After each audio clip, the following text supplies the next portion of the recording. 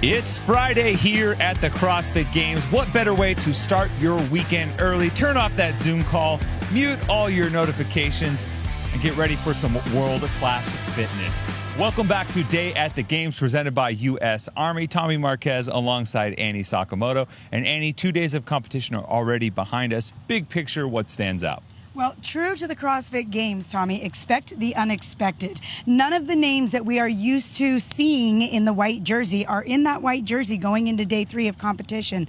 There's a lot of unknowns for today, so there's a lot of unknowns. Oh, yeah. Almost like it's part of our ethos a little bit, right? Yeah. Taking a look at the overall standings after 2 days of competition. Remember, these are unofficial as of last night, and through 4 events, it is Oslo Navy Blue with a 12-point lead over CrossFit Mayhem Freedom. Invictus rounds out the top 3 in the race for the podium. Mayhem Independence behind them in 4th, and Reykjavik made a big move to close out day number 2. But you can't ignore the new name at the top in Oslo Navy Blue. Yeah, CrossFit Oslo Navy Blue picks up their 2nd event win in the run event. They also got 5th place in the strong event. So this means that they move 12 points ahead of CrossFit Mayhem Freedom going into today, into day 3, which means they are the ones wearing that white leader jersey this morning, Tommy. Love to see a little bit of parity in the team competition, especially from the crew from Norway that got a medal last year as well. Switching gears now over to the men's competition and your unofficial results after day number 2. Again, these are unofficial as of last night. And your day 1 leader is your day 2 leader in Ricky Garrard. He expands his lead to 62 points over Justin Medeiros. And look who is in 3rd. Roman Krennikov rounds out the top 3. Pat Vellner slips a little bit down to 5th. But once again, Ricky Garrard, strong comeback tour so far, holding strong in 1st. Yeah, Ricky does not have one finish outside of 7th so far, whereas all the other males have at least one finish 15th or lower. And if you look at the tests that we've seen so far, Tommy, across these 4/5 events, 5 scored events, it's a very well varied test of fitness. So to say that he doesn't deserve to have that jersey on this at this point would be a misstatement. He has simply been phenomenal. It seems like every other athlete has at least had a slip up, but Ricky Garrard hasn't. Your unofficial standings as of last night for the women after 4 events. And again, your day 1 leader is also your day 2 leader, with Mallory O'Brien leading the way over Emma Lawson. Ariel Lowe and Danielle Brandon holding strong inside the top 5 overall. But down in 3rd, Tia Claire Toomey made up some significant ground yesterday, thanks in part to that 1-2 punch of events with the running and the lifting. And Annie, it's good enough for your O2 recovery of the event. Definitely, Tommy. Of 200 possible points yesterday, Toomey picked up 7 of them. While she still won't be in that white jersey coming into today's event, she moved herself a little bit closer. And when we look at today's first event, it tees up really well for her to make her final move to get back in that white jersey. An impressive showing from Tia for sure. She came out like a woman possessed. But the adaptive divisions kicked off competition yesterday, and we had a pair of perfect performances from 2 athletes, Casey Akery and Valerie Cohen. I mean, look at that. Just ones all over the place there. Well, actually, it shouldn't come as too much of a surprise, Tommy. Casey Akery won the men's upper division extremity last year, and he won 8 of 9 events, where his only other finish was a 3rd. And the same can be said for Valerie Cohen. She won 8 of 9 events. Her only finish outside of 1st was a 3rd place. So no surprise that both of these athletes are dominating their respective divisions. 2 returning champs looking like they're in a good position to go back to back. Moving over to the Masters division and the women, specifically the 45 to 49 one I know that you're familiar with. You're still the reigning champ. Jen Dieter had an amazing performance on day 1. Well, and I couldn't be happier for Jen Dieter. She's 48 years old, so she's kind of at the tail end of that division. She is the only female to finish the skills portion of this event, and that included, it was very similar to the individual skills test, where there was pegboard, there was handstand push-ups, there was handstand walking up the ramp, there was pistols, double unders. So congratulations to you, Jen, on being the only lady to finish. And on the men's side, Shannon Aiken, he took care of business on event number 1.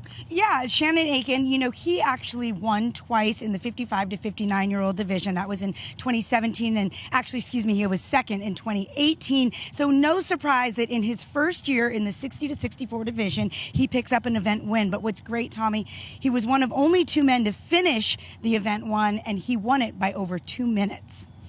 Ton of action in store for you guys on day 3 here at the CrossFit Games. And here's a rundown of everything that you can watch and enjoy. Individuals will start and end the day. All divisions are scheduled to compete today.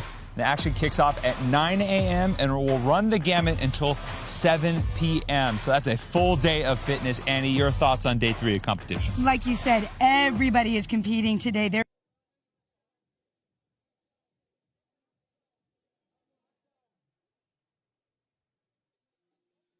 Here at the venue, make sure you either call in sick or, like you said, silence all notifications, because it is all day long fitness. Well, the first event to kick off today is individual event number 5, and man, it is a doozy. We're going to start with 20 pig flips and then a 3.5-mile run to that big, beautiful Capitol building here in Madison, and then we're going to get outside the box a little bit with some object movements, finishing up the Capitol steps. And Annie, your thoughts on this event, because I am super stoked to see this one play out. Well, I love it because it's actually very reminiscent of the Friday event in 2013, the Burden Run. Again, we have pig flips, we have a longer run, we have some odd object stuff. What I love, though, about this one is we finish at the Capitol building, which is such an iconic part of Madison. So the footage, I mean, I have goosebumps right now just thinking about that finish. This is bound to be a marquee event for the weekend. But Annie, looking at the entire day in totality and what's in store for these athletes,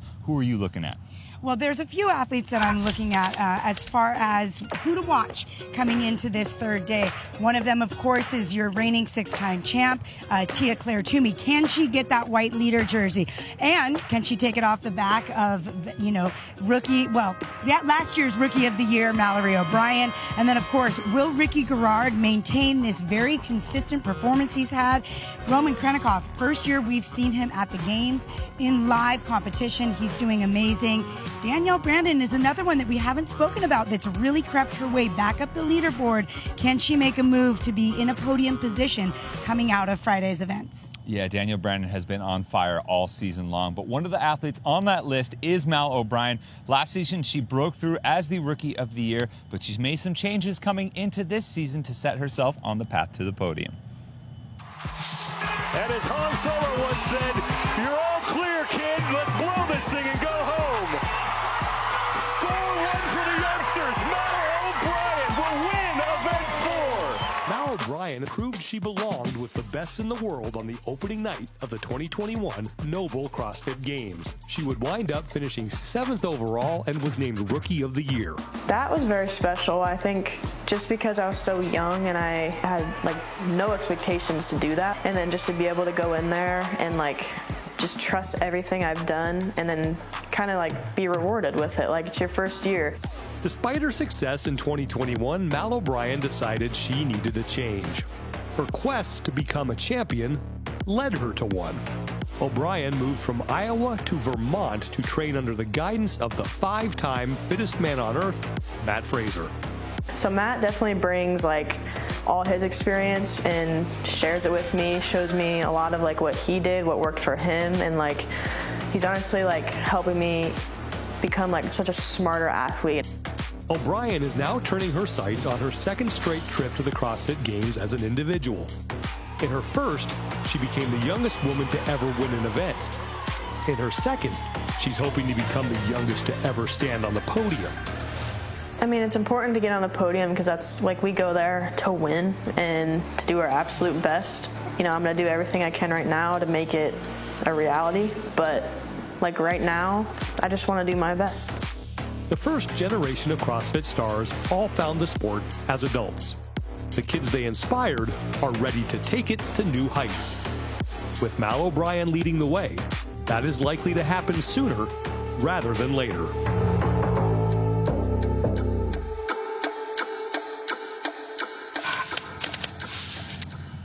Expectations are sky high for the young phenom in Mal O'Brien, but with the white leaders jersey, I think it's safe to say there's a target on her back. Definitely, Tommy. And in my opinion, it's always a little easier to be the hunter than the hunted. So, like you said, there is a target on her back, and I want to see how Mallory handles wearing the white jersey 2 days in a row. Yeah, it's going to be an exciting day 3. And our coverage today for Day at the Games is brought to you by the U.S. Army. To learn more about the U.S. Army Warrior Fitness Team, let's send things over to Caleb Banfield.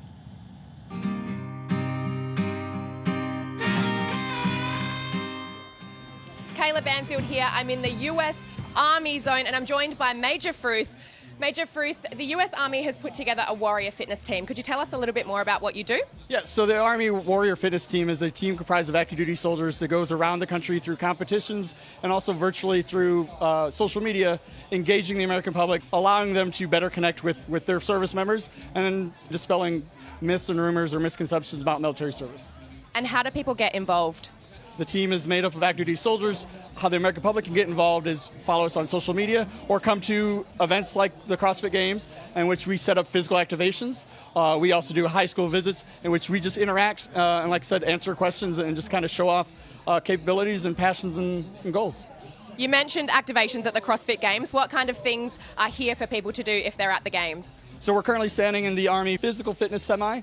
It's a 53-foot semi that goes around the country doing events like this or even just high school visits. Across from us right now, we've got a workout going on. That's our second one of the week. And then throughout the week also at this activation, we're doing some seminars, some lifting seminars, aerobic capacity and mobility. And then inside Vendor Village, we also have a booth in there which we're doing a challenge in which you can register to win a barbell. Sounds like there's so much to see and do here. Thank you for your time, Major Fruth. If you want to get a workout in, guys, this is the place to be. Thanks, Kayla, and thanks to Major Fruth as well. Our coverage today is brought to you by the U.S. Army. What's your warrior? Discover the career for you and opportunities you never knew existed within the U.S. Army.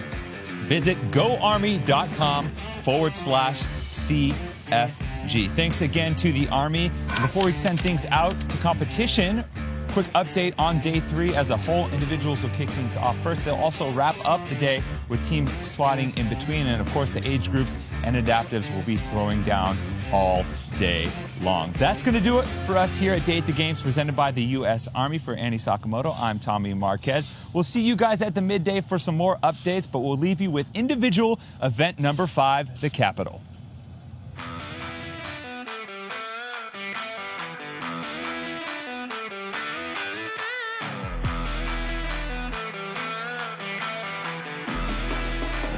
There is a 6-word phrase that we say. What is CrossFit? CrossFit is constantly varied functional movements that are executed at high intensity. It's a strength and conditioning program that mixes weightlifting, calisthenics, powerlifting, running, rowing, biking, and a whole bunch of different ways. It's family, it's community, it's a no BS approach to bettering your life, not only inside the walls of the gym, but also outside the walls of the gym. Todos não como pode, como devem, né? If I looked at each individual person that walks in every single day here, it's like everybody's absolutely different. It could look like my 80-year-old dad. It could look like my kids. I can honestly say, hand on heart, that it will change their life. Not because it's just a fitness program, not because of the community, but because the greatest adaptation that occurs in CrossFit happens right here.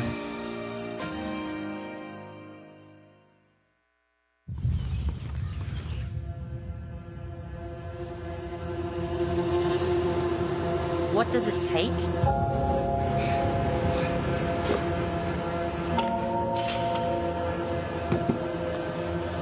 How do I train? What do I eat? How do I recover? How much do I sleep? How do I react? What if this happens? What if that happens? Am I prepared? It all adds up.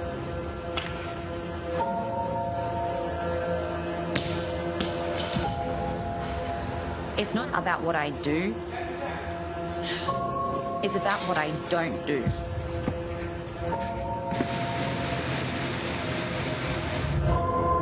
No excuses, no shortcuts, no gimmicks, no tomorrows. Where I am is exactly where I'm supposed to be.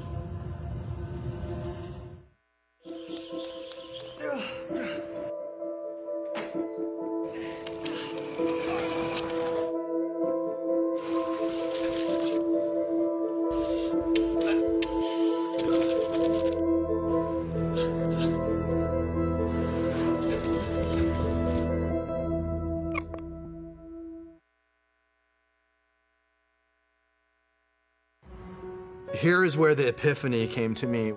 I'm part of the most prestigious, most decorated SEAL team in the history of modern warfare. We never, ever skimp on body armor. We never skimped on weapon systems, the demolitions. We never skimped on any of that. We're gonna work hard, but we need to recover, we need to repair better, we need to train better, we need to train smarter. Thorne has really become my one-stop shop. Look at a population of our military or our athletes. We have a multitude of different issues from individual to individual. The goal is to educate them.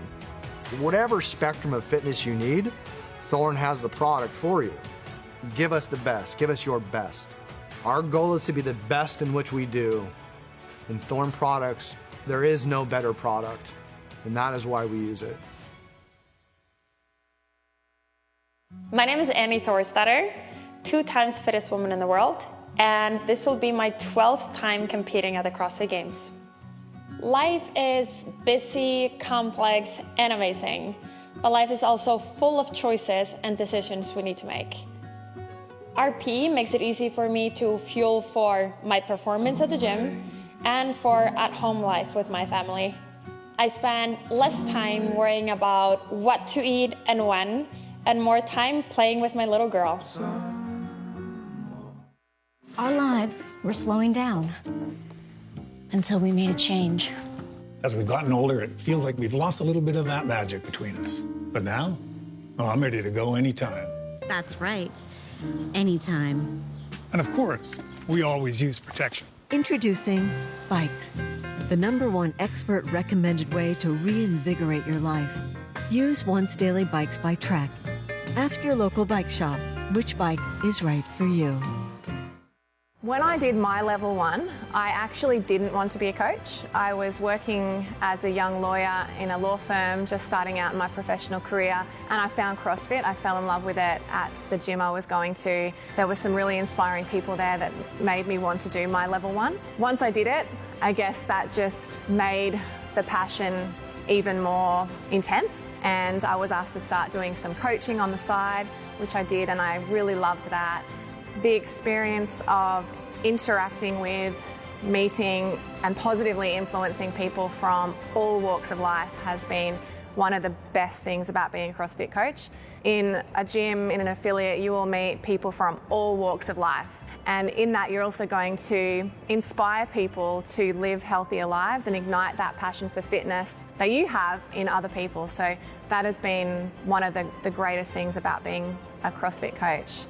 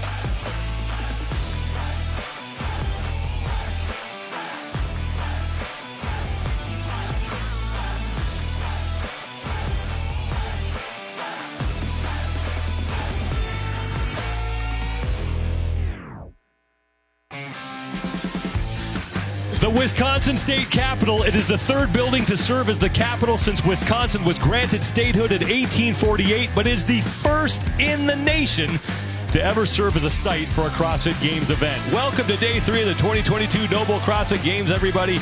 I'm Sean Woodland with Chase Ingram. Nikki Brazier and Mike Arsenault will be with us in just a little bit. And we are also joined by CrossFit's subject matter expert in aerobic capacity and just a generally good human being, Chris Hinshaw, here in the booth. Overall standings for the women after 4 events. It's Mal O'Brien, who has a 12-point lead over rookie Emma Lawson. But Tia Toomey is lurking. She is only 16 points out of first place. Mal O'Brien has yet to win an event, but she has only had one finish outside the top 10. 3 of those being inside the top 4, 2/3 and a 4th. And what I love to see from Mal O'Brien is that she is taking advantage of the opportunities and the doors being opened for her by Tia Toomey. However, Tia had herself quite a day yesterday and made up a very big point gap coming into this today, so there's not a lot of room for Mal. Overall standings for the men, Ricky Garrard has been your overall leader since the opening event, and he is starting to pull away. Justin Madera sits in second place, followed by Roman Krennikov and Lazar Jukic. Pat Vellner was in third yesterday, but had a bit of a stumble in event number 2 and is now in 5th. But Ricky Garrard has been consistent throughout so far. Which is really checking a big box for Ricky coming in, is managing the nerves and the pressure that comes with being back at the games for the first time since 2017. But all I see for Ricky is like Hela on Asgard. He's just getting stronger event to event. The Capitol is event number 5, presented by Kalo, and it's a throwback to one of the most popular events in CrossFit Games history. Do you think Bird and Run 2013, where they explored the space of the StubHub Center almost 10 years ago, now we're exploring Madison. We have pig flips, a 3.5-mile run to the Capitol, as well as the carries with the bags. And you mentioned 2013, and that is when we had the Bird and Run in Carson, California. It started with a 2.1-mile run. We had the first appearance of the first version of the pig. There was the log carry, and then finally the sled pull. Kalina Ladaris was the winner for the women, and it was Jason Kalipa who won for the men. And the reason why Kalipa got there is the man to my right in the booth, because the work that Hinshaw did with Jason to resurge his CrossFit Games career is how we got here today. Living on the edge, not to get that song stuck in your head, but that's the line you're going to have to ride from start to finish. It is going to be a long, grinded out event, and that's when you need to get gritty towards the end. The carries, both the farmer carries and the bear hug carry up the steps, is going to take a lot of grit. That is the recipe for success presented by Trifecta. Let's go down to Mike Arsenault, who is in the North Park where this event will begin. And this will be the first time the competition has taken over a portion of downtown Madison. Before we get there, we had the pig flips, the same implement that was used at the games last year, 510 pounds for the men, 350 pounds for the women. Once they complete the pig flips, they'll do another 1-mile loop of the bike course from Wednesday before heading to the Capitol. And the Capitol has loomed large over the competition since this event was first announced, because you can actually see the Capitol Dome from the Alliant Energy Center. That is 2.5 miles to my north, and that's where we find fellow reporter Nikki Brazier. Nikki, set the stage for us of what these athletes will face after the run. Thanks, Mike. You can already feel the anticipation in the air here at the finish line. Now, the athletes will have to pick up their Husafels at the base of the staircase. They'll have to bear hug carry it up these 49 steps behind me. Counted them myself this morning, and then they'll cross the finish line right here in the heart of the capital of Madison. Now, the spectators are already lining up, so there's proving to be an exciting finish here to kick off Friday morning. Men and women will be competing together here. The bottom 20 women in the overall standings and the bottom 20 men in lanes 1 through 10. Sarah Kaya, keep an eye on her. She did very well in the run portion of event 2 yesterday. Danny Spiegel will be starting in lane 13. She's an athlete who's really going to have to make some money on the heavier implements in this event. And the implements will make a big difference. Say you can get a minute to 2 minutes on the pig flip itself. You can also gain some of that time on the back end as well. On the men's side, in lane number 10 is Travis Mayer. He actually competed in the Bird and Run in 2013, finished 21st in that event. Brent Fikowski in lane 14. really needs to score some points here to get himself inside the top 20. It's really hard to say this on day 3 of a 5-day event or competition, but this is do or die for Brent Fikowski. We start with the pig flip, up and back, 10 flips down, 10 flips back. Let's bring in Chris Hinshaw now. Chris, thanks so much for being here. And we were talking about this earlier as we were just sort of chatting about this event, but this pig flip can either help or hurt you depending on what kind of runner you are. That's absolutely correct. This pig flip is a very heavy implement, and ultimately that fatigue is going to carry you into the run. And so these strength athletes that are really going to dominate on flipping this pig, unfortunately, they're going to be at the disadvantage when it comes to this run. I actually had an opportunity to speak with Jason Khalipa last night. He was in Africa talking about this event and this new format, and he said this completely changes the game. By putting this pig first, it's completely different than what it was done before. And I asked him, I said, who do you think this event favors? A strength-based athlete or the endurance runner-based athlete? And he said that it's going to feature the runner. The runner really has an opportunity because it's 3.5 miles. And in 2013, it was only 2.1 miles. And he knows the difference between 2.1 and 3.5. That's a lot of time. Danny Spiegel for the women has already made the turn on her pig flip. She's in the upper left-hand part of the screen, just left the view there. Brent Fikowski, who's in the middle of your screen, is also towards the front for the men. The dimensions on the pig in the bottom left-hand part of your screen, 510 pounds for the men and 350 pounds for the women. You know, Brent has success out here with more long endurance events. Obviously, his performance in run, swim, run back in 2017. But for Brent, sitting in this position on the leaderboard at 28th after 4 events in the last 2 days, like we said before, Brent has to start getting top 5 at minimum finishes if he wants to get himself back into contention. Brent Fikowski is out there in the front along with Tudor Magda is there as well.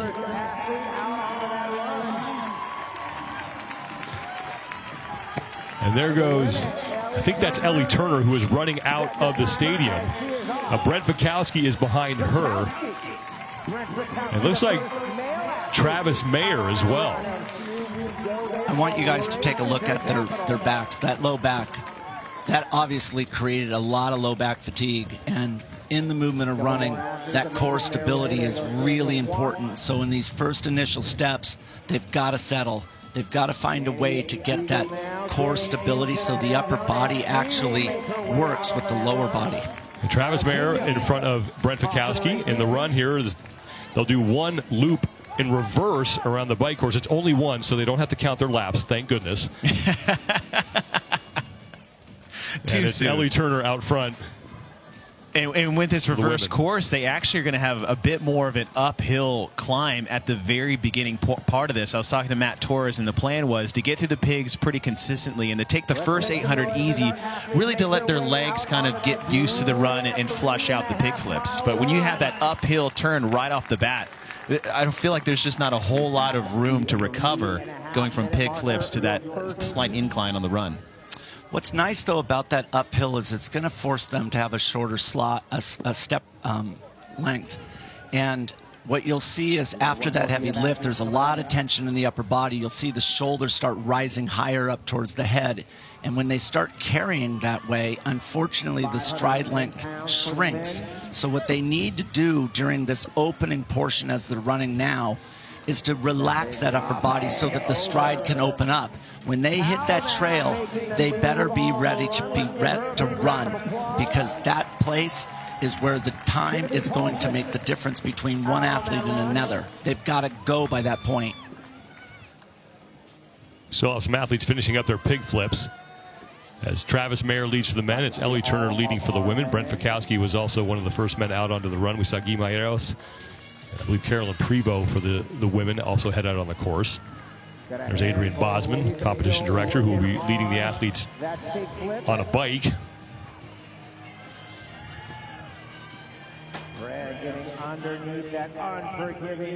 Brent Fikowski just coming into the view.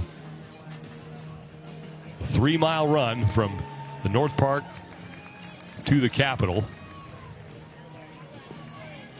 It looks hot out there, but just a few minutes ago it was 68 degrees, and in the running community, the ideal running temperature is really close to 60. So we're not looking at really heavy temperatures at this moment. This event's no joke. Way to kick things off here on a Friday.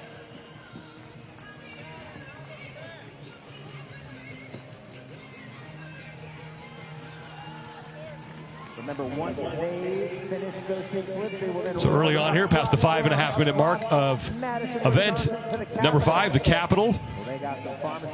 We are through the pig flip. We are in the opening stages of the 3.5 mile run to the state capitol, and that's where things are going to get interesting with the Jerry bag carry and the Husafeld bag carry to close things out. There's Travis Mayer, 21st overall after 4 events. Mentioned earlier, he did the Burden Run in 2013 and finished 21st. Yes, yeah, 21's the magic number for Travis at the moment, but you know he's definitely want to get above that. And, you know, Travis is one of those athletes, he's just so underrated with his consistency over the years. A lot like Turi Helgadottir, right? You don't realize how many times they have been to the CrossFit Games.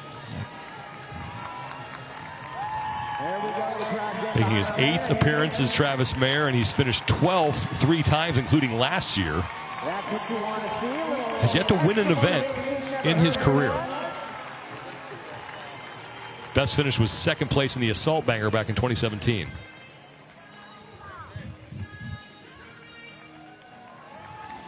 I was speaking to a lot. I was speaking to a lot of athletes today and yesterday about this event, and what they're excited about is the fans. That fan experience is going to be big for them. That's going to take away some of the pain, some of the anguish that they experience. And one thing I saw this morning is a lot of fans, either at the hotel we were staying at, is they were all talking about going to the Capitol, trying to get there early. So the fans that we have out here is one thing, which is exciting through the RV park and the dog park. But what I'm anticipating awaiting them once they get to the Capitol, that, you know, that 400-meter straightaway to the finish line, I think, Chris, as you said, is there should be just a resurgence of energy when they get to the crowd. Ellie Turner is your leader for the women. Behind her, Alex Vigneault and Guillaume Briand have now passed Brent Fikowski. So I want you to look at Ellie Turner. I mean, she's really looking solid here. She's very relaxed. A lot of people ask me, like, what do you mean by settling? Settling, what are you talking about? And what you're really trying to do is settle the rhythm that you run at. What is your natural rhythm? And part of that rhythm is the cadence of your breath. You've got to develop a reliable, predictable, consistent breathing rhythm. And that's what you're trying to do. That's the whole objective. Once you get control of the breath, meaning it's stable, the rest of the body can lock it in. Top 3 for the men, Travis Mayer, Alex Vigneault, and Guillaume Briand. And for the women, it's Ellie Turner all by herself right now. So look at that nice little V in his shoulders. It drops down, right? His shoulders are relaxed, like he's now, his upper body. And look at that, shaking it out. Like he's very aware of keeping that tension out of his upper body, because as soon as you see tension in that upper body, that is a sign that athlete is suffering. And suffering, their stride length is not going to become natural. It's going to be something that they've never run at before, and their performance will continue to decline. So you've got to keep that upper body relaxed. So that nice V dropping from the neck is what we're looking for. She's going to make her way out onto the run. In the meantime, I'm going to pass it on to our award-winning broadcast team. Well, they will take us Travis Mayer is almost done with that loop around the bike course. Now he's going to make the turn to head towards the Capitol. There's a guy that's in control. He just passed. And Chase, you mentioned this a couple of times the other day. You always want to be strategic in your look back. You always want to do it on the turn, because the person behind you sees you look back. And if you do it on a straight, that means you're failing, you're weak. You want to do it strategically on a turn. He's so confident he's not even looking. That one, I see just a little bit of a change in just where his foot striking is from the first 800 coming off the pig flip, where I feel like he was a bit more heavy-footed in the heel going up the hill, but I feel like it looks like he's shifted his weight more towards that mid-foot position, and I just see that as like someone's legs that got to recover a little bit. Now he's in a more comfortable position to open up his stride. That's a great observation. I agree with you. So that pig flip, let's face it, it's posterior chain. You're going to create a lot of damage in your hamstrings. They're going to be fatigued. Well, when you land on that heel, the first muscle group that's going to be activated is your hamstring. Likewise, if you switch to the landing on the ball of the foot, then you're going to do more quad activation. So in this event, you've got to be aware. You've got to be aware of how you're manipulating your foot strike because of what's coming. You saw the lead that Travis Mayer has started to build here as he heads out towards the Capitol. A lifestyle that pushes you forward requires a ring that won't hold you back. Shop Kalo, the official ring of the 2022 NOBULL CrossFit Games.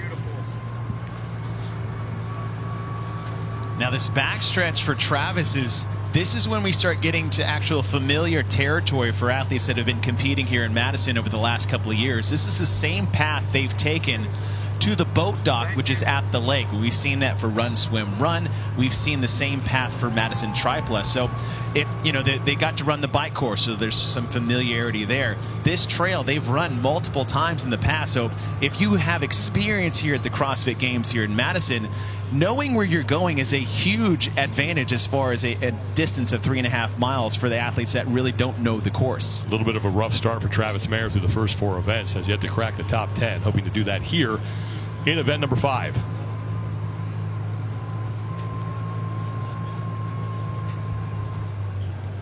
So I'm looking at how many steps is he taking per minute. Right now he's somewhere around 160 steps. For Travis, he's a good runner.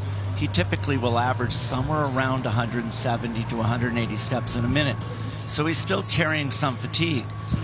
The question is, what's going to happen as he progresses towards the Capitol? Does he settle into his natural running cadence? Or maybe the damage from all the events that he's done in the past 2 days is actually what he's feeling now. And you think about what they went through is 10 miles of hard biking for 5-mile clips at a time. Yesterday's event that was really supposed to be on day 1 with the 4, 6, and 800 meter shuttle runs.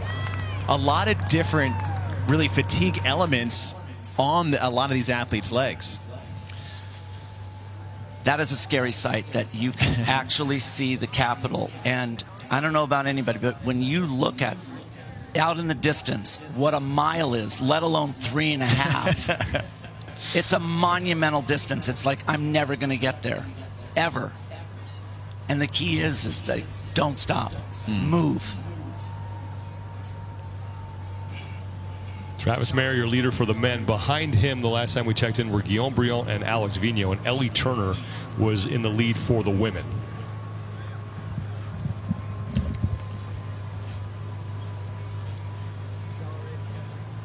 See Travis shaking his arms out intermittently, and a lot of that fatigue is really coming from the pig.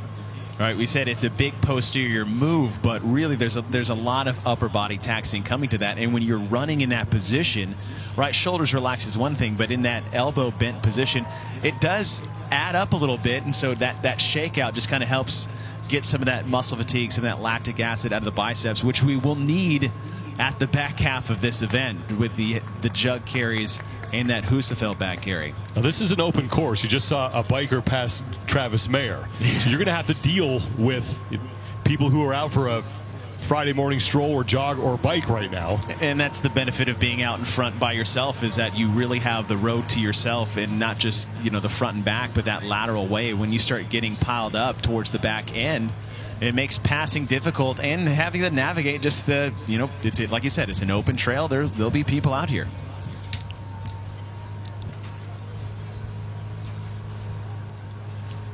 The best part about CrossFit is that you have to worry about who's in front of you as well as who's behind you. And what he's doing is he's separating himself so far that, look, you can't even tell who's behind him. Meaning the person who is in second place right now is not even thinking about him because he's not in sight. It's not a person who I can go after and chase, which means that's going to give him a huge opportunity to even create a greater gap. That's an advantage.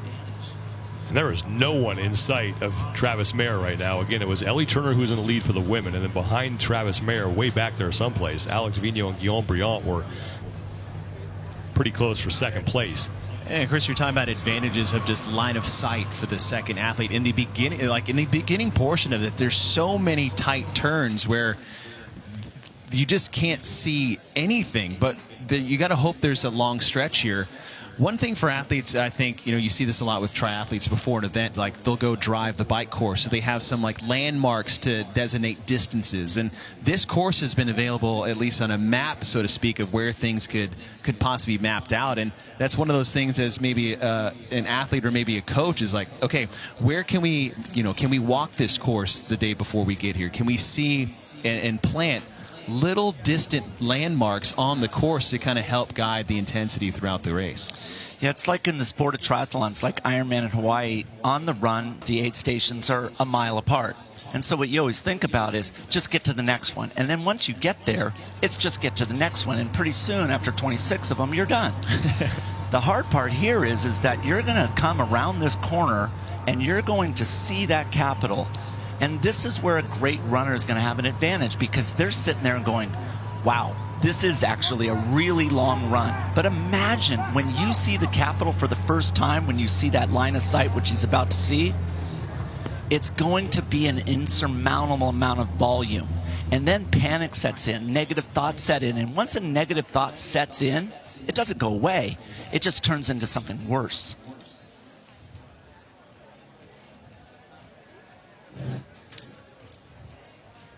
I got to hand it to Boz in this event. This event is a really creative event. I loved the Burden Run in 2013. Loved it. This, completely different, completely new and improved. What's the biggest difference between the two events in your opinion, Chris?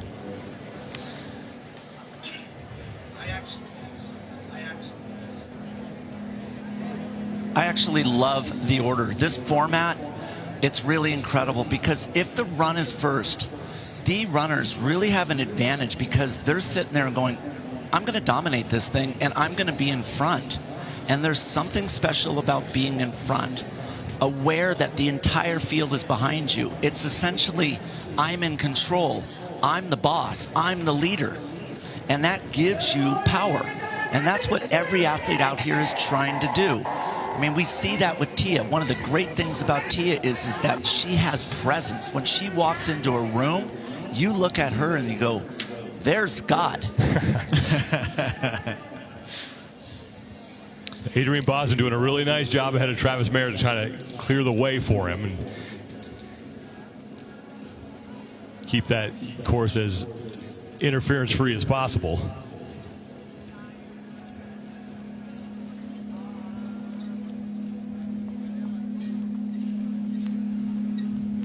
And this is really just an experience that you can only get at the CrossFit Games with an event like this. Starting in the North Park Stadium, using implements like the Pig.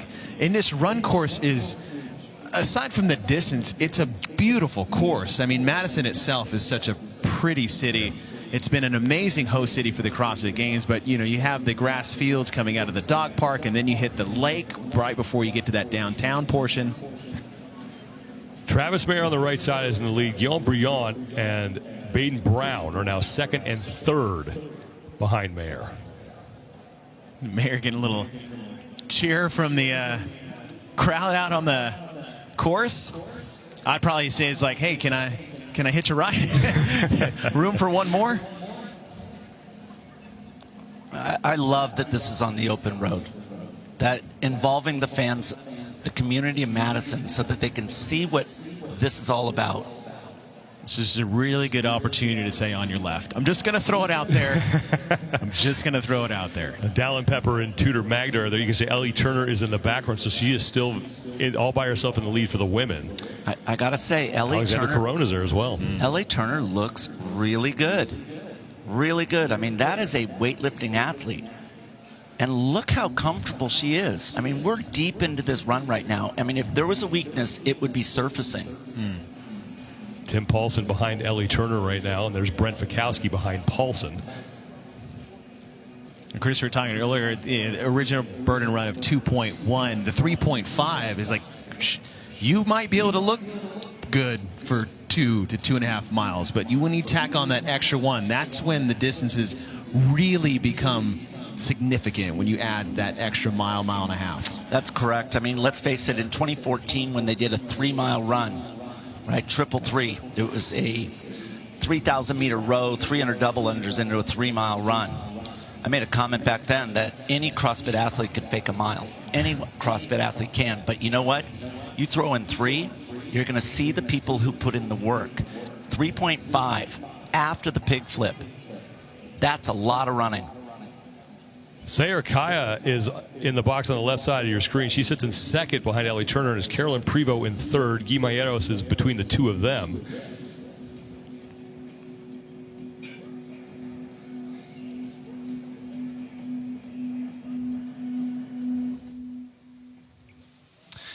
Look at the heaviness when they land. It's almost like they're running, and they're running in sand. They're running in mud, something heavy. That's a sign that an athlete right now feels flat. They don't have that spring, that jump, that hop. And that means that that athlete, actually, their whole entire posterior chain is collapsing on them, that they can't even support the body weight. And at this point where they are, I mean, we're not even remotely close to halfway on this run. There's some challenges there. And you think about that, it's almost the complete opposite of what you think you should be doing when you're under fatigue. It feels like, okay, I'll slow my cadence down, I'll slow that pace up. But that's more, like you said, that is more power or load in each stride you take when it's slower and longer. And really the opposite of what you want to do is shorten it up. Yep. Have less time under tension with every strike of your foot. That's right. And there's always a tendency when you're fatigued. And unfortunately, kids learn this as they get older. Like kids, real young kids, beautiful running form. But somewhere along the way as they age, they think that speed is associated with length. And it's not. So one of the things you could look at when I talk about like the heaviness, especially some of the women where you can see the waistband, is that waistband when their foot is directly under their body, where they're bearing all the weight, is that waistband dropping on one side, and then when they switch legs, is it dropping on the other side? That's a sign that that athlete is collapsing under their body weight, that their glutes can't support them. And that is the first sign that fatigue is beginning to build in that individual. Paige Powers on the left for the women. We haven't seen Alex Vigneault, who was up there with Guillaume Briand in the fight for second. So we're going to assume that Vigneault is still up there, along with Briand fighting for second place right now, behind Travis Mayer, who's on the right side of your screen, who has led since the very beginning of this event, past the 23-minute mark, and Travis Mayer is getting closer now to the capital. Yeah, he is. So Alex Vigneault, so for the people that want to know, like, how fast are they? Alex Vigneault, he could run a 5:10 mile. He's a legit runner. The level of which these athletes have come in the last decade, as far as the size and the speed at which they can do for mile times, is unbelievable.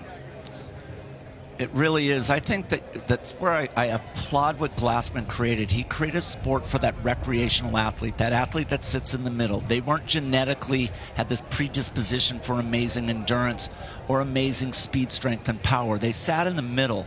And then these anomaly athletes come along, like a Rich Froning. A Rich Froning could put 400 pounds over his head. But for the people that are in the running community, just so you know, Rich Froning, he's 198 pounds, and in the movement of running, his VO2 max, which is aerobic capacity, is 72 milliliters per kilogram of body weight per minute. And I want you to recognize that there are elite marathon runners that can run 2:06 that don't have that kind of aerobic capacity. And that's what this sport's about.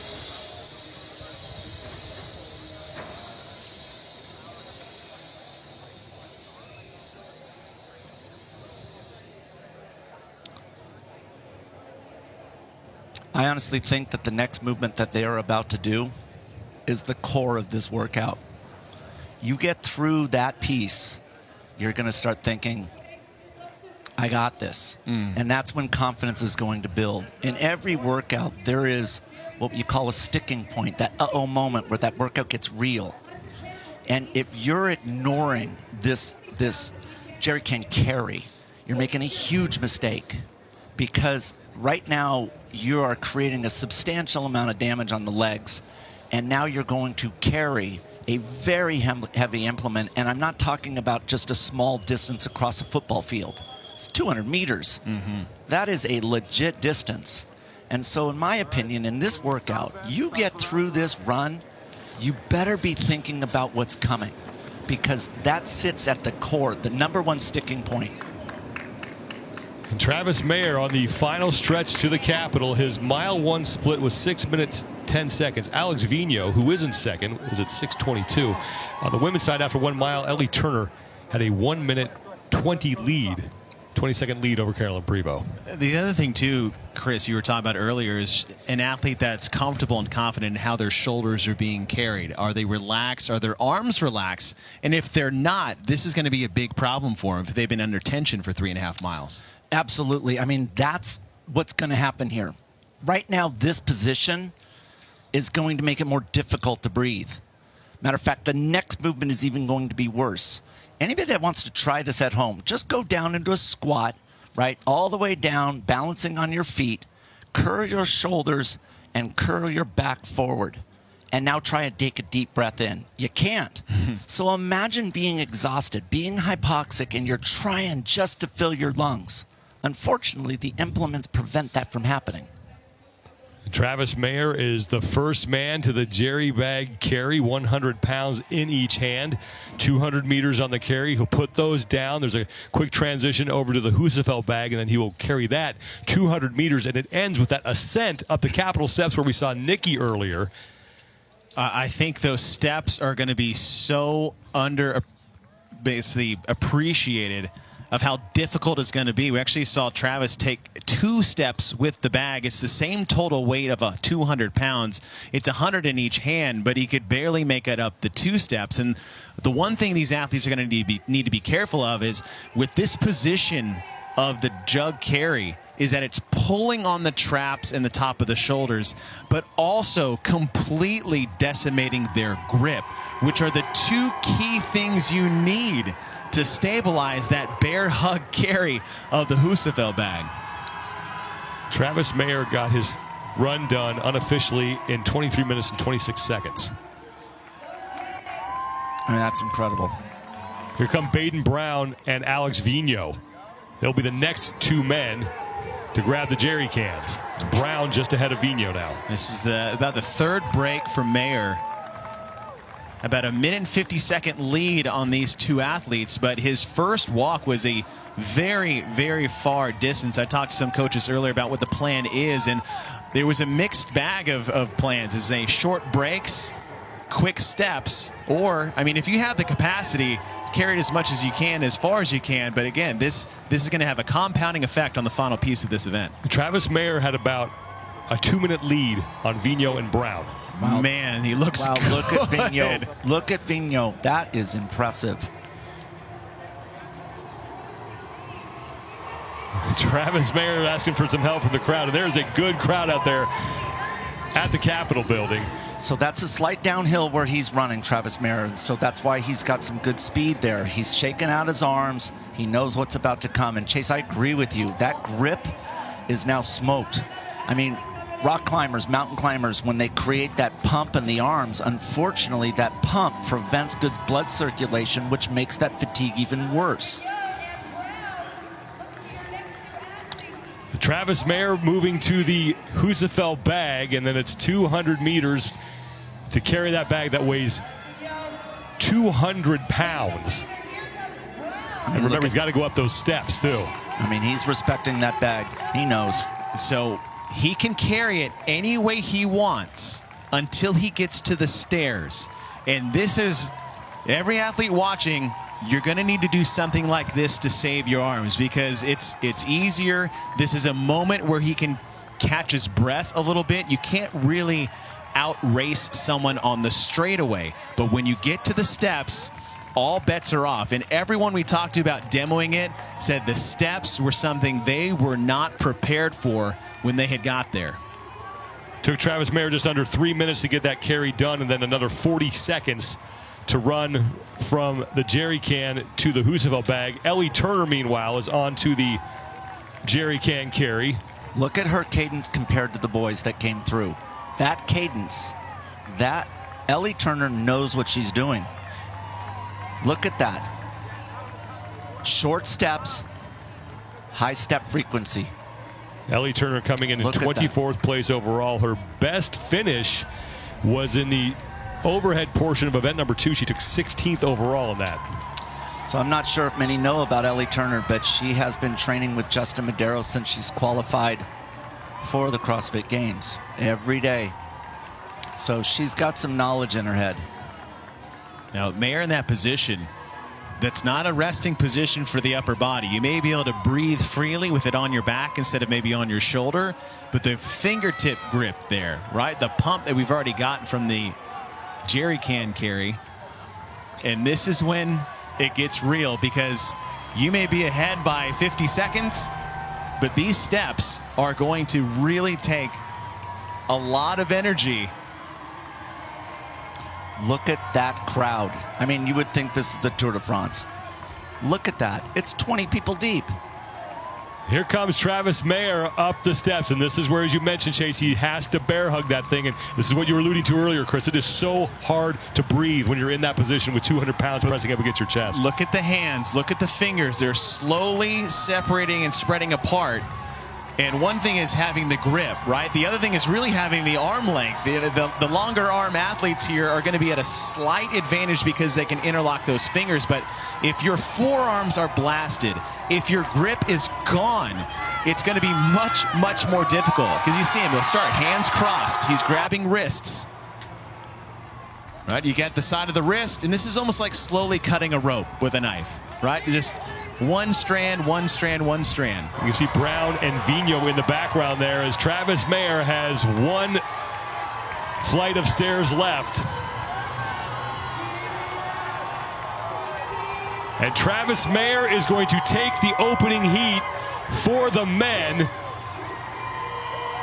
as he comes across, ditches the bag, and Travis Mayer in 32 minutes, 16.22 seconds. What I really like for Travis is that on his first carry, his hands were a bit smoked walking the bag to the steps, but he got a much better grip on the second one with that wrist grab as opposed to interlocking the fingers. And that was able, or that made it able for him to carry it all the way up to the final stretch. Took a little more than 3 minutes for Travis Mayer to complete that carry. Here comes Ellie Turner. Behind her is Brent Fikowski. Brent Fikowski finding himself yet another runoff against one of the female competitors to the finish of an endurance event. He just cannot get away from it. Tim Paulson, you saw him. He has the Husafeld bag on his shoulder. Ellie Turner, one of the rising stars out of Australia. It's clear that every one of these athletes watched the Burden Run from 2013 and how did Jason Khalipa carry that log. And this way is how he did it. Here comes Alex Vigno ahead of Baden Brown.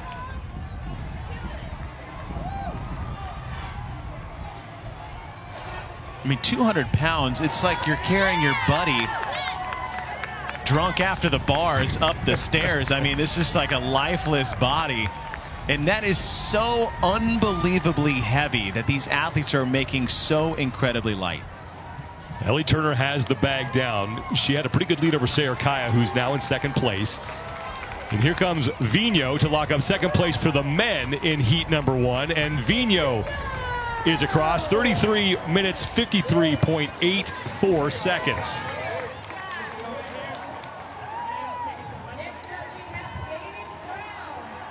Baden Brown will be the next man to finish as Ellie Turner looks to set the time to beat for the women. Well, Sayre Kaya is gaining on her. Yeah, Ellie actually had to take a break with the walk. She hadn't even gotten to the stairs yet. Baden Brown up the final flight of stairs as Sayre Kaya and Ellie Turner are fighting for first place for the women. Now Brown is in 34 minutes, 27.50 seconds. So Turner still has a decent sized lead over Kaya, but she does not have a lot of time to take another sizable break. And that's exactly right, Sean, is that these breaks you're going to take here at the end is going to be the deciding factor. You could have a minute lead on the person behind you and lose that entirely on a break on this Husafell bag carry. Alexander Caron lugging that Husafell bag up the stairs. Behind him is Guillaume Briand, who has his hands on his knees. Now here comes Brent Fikowski, who's going to take a break as well. So Sarah Kaya has now passed Ellie Turner. Here comes Tudor Magda. It's neck and neck for Turner and Kaya as they approach the steps. And that's when they'll have to transition to the bear hug. Alexander Caron on the right side of the screen, looking to get across the finish line and take 4th in heat number 1.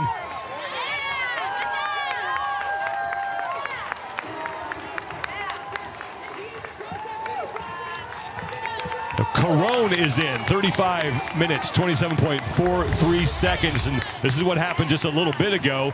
Sarah Kaya passing Ellie Turner while Turner was taking a break on that Husafell bag. And the one thing we're not even talking about is that you're taking breaks, but it's not a break because you have to pick the bag back up. 200-pound half sandbag clean, 150-pound half sandbag clean. Ooh. Wow, that was smart. Sarah Kaya, that was very smart. Resting it on the edge of that planter as Turner is back in front now. Not sure if it's legal, but I would try until someone tells me not to. That was very, very clever. The Tudor Magda is hoisting that bag back up and having trouble with it. I call it, it's what I do when I drive, Sean. If there's a sign that doesn't say I can't, it means I can. Here comes Sarah Kaya behind Ellie Turner. Turner has herself situated with that Husafell bag and up the second flight of stairs. Kaya's gaining ground, but her grip is faltering. And that's one thing is the grip. What did she do on the jerry can just to make up that ground before her and Turner? And the other thing is really just anthropometrics. The length of these athletes' arms. See, Kaya puts it again on the side step. And here comes the judge. It's going to say, yeah, I don't think that's going to be allowed. It's like, oh, sorry, I didn't know. There wasn't a sign. I said no parking. But the big thing here is like the ability to interlock your fingers around this bag. It just cannot be stated enough how advantageous this is. And most of the women, the bags aren't really a different size than the men. They're just a little bit lighter. So if they don't have the arm length to get around, this is a much more difficult movement for the women than it is the men, just for the fact that they can't interlock their fingers around the bag. Sarah Kaya has the bag up again. Ellie Turner has it resting on the stairs. Tudor Magda is in the back there. He's been laboring with that thing. Now here comes Carolyn Prevost on the left side of your screen. Austin Spencer making his way up the stairs. And just look at hand position on the bag. The bag is shaped that it gets wider at the top. Now that also means it's heavier at the top. But for these athletes, somehow you're going to have to find a way to get it a little bit higher in the lap and grab lower than comfortable and lean back. You're almost going to have to lean back and lay the heavier weight on your chest just to get a better grip. So there's a little give and take here, but if you can't hold on to the bag, it's your only option once the arms go. Here comes Ellie Turner just trying to finish the final few steps and has the bag down again, and that Husafell bag is modeled to mimic the shape of the famous Husafell stone in Iceland. You often see that stone used in strongman competitions. And what you're looking at is, you know, they have two strengths with the Husafell bag, half strong and full strong. If you can get it to the lap and walk, you're half strong. If you can go unbroken the whole way, you're full strong. And here comes Moritz Fiebig on the right side of your screen as Ellie Turner's so close to the finish. Austin Spencer is going to come across after. And there's just Moritz Fiebig. And there's just nothing left in the arms for Ellie Turner. Both Griesabers in. Wow. And this is where he said, anything can happen on the stairs. Wow. Anything can happen. You had a huge lead on the run. And here comes Kaya, and Kaya's going to put on a charge at the end, and she's going to beat Ellie Turner across the finish. What a performance from Kaya late in that heat. to take the heat win. Ellie Turner will take second. 39:17.62 for Kaya Turner, 39:28.34. I thought Boz was smiling after the skills event that Nick Matthew could actually do the crisscross unders. There may be a bigger one for Boz after seeing the finish here on the stairs, which is really exactly what he wanted to see. Carolyn Prevost and Danny Spiegel coming across. That is a great result for Danny Spiegel. Yes, it is, and it comes down, like we said, it is a run-heavy event, but if you don't have your boxes checked on the odd object strongman implements, you can lose minutes here. One more look at just how close the finish was between Kaya and Turner. Kaya was able to hang on to that thing after she got up that final flight of steps. That was the difference. And Sayre Kaya wins heat number 1. And that is the reaction that we expected to see after this event.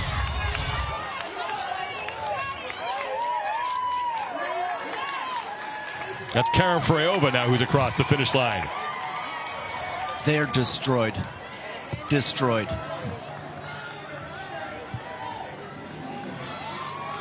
The 5 women have finished. For the men,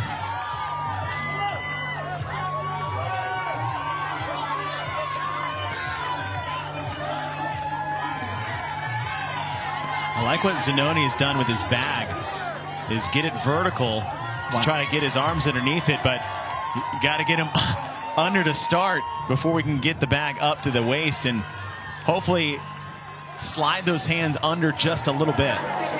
But I mean, look at the wreckage on these steps. Here comes Sydney Mikulishin as 13 men have come across the finish line. Mikulishin is in.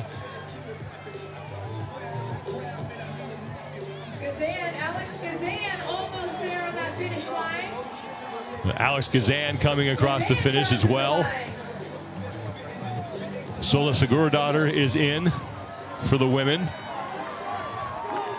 With Travis Mayer for the men, who had the fastest time at 32:16.22 seconds. And Sayre Kaya at the last second, passing Ellie Turner for the win for the women with a time of 39 minutes, 17.62 seconds. When you see a finish like that between Turner and Kaya, a lot of times you can allude it to, say, a handstand walk to the finish, when there's elements of unbroken distances, and say you fail and you have to come back, and the panic of knowing you have to rest and recover and feeling the pack start to catch you. The same thing here on the back carry. If you're at a point of failure and fatigue, you're going to have to try to sit there and wait longer than you want to because of the race around you. You can pick up a bag too soon and it have disastrous effects for you on the back half. And that's what fatigue does. Fatigue actually messes with your mental acuity, your strategic thinking. You think you're making sound choices, but your fatigue gets in the way. And that's why athletes make bad mistakes under fatigue. They're just not in the right frame of mind. And I think they're so used to using like barbells, kettlebells, and dumbbells where it's like, if it's towards the end I'm getting tired, I can still gut it out. I can still outrace someone if I have the desire to. Not with failure movements. And a back carry is one of those failure movements, like handstand walks, handstand push-ups, even ring muscle-ups to a certain extent. That's correct. I mean, once the wheels fall off, you're just trying to wrap your head around it and going, what am I doing wrong? How do I fix this problem? Unfortunately, the damage has created this level of misjudgment. Colton Mertens is making his way across the finish line. We've seen Tudor Magda, Guy Majeros, and Andre Uday, Georgios Karavis, and now Mertens finish for the men. And for the women, Freya Moosbrugger finished after Alex Gazan. Michelle Moran and Victoria Campos coming in as we are getting set for the start of heat number 2. And here is your starting list for heat number 2 for the women. Again, 20 women and 20 men on the field at the same time. Cara Saunders in lane 2 did this event, the Burden Run, in 2013. She finished in 9th.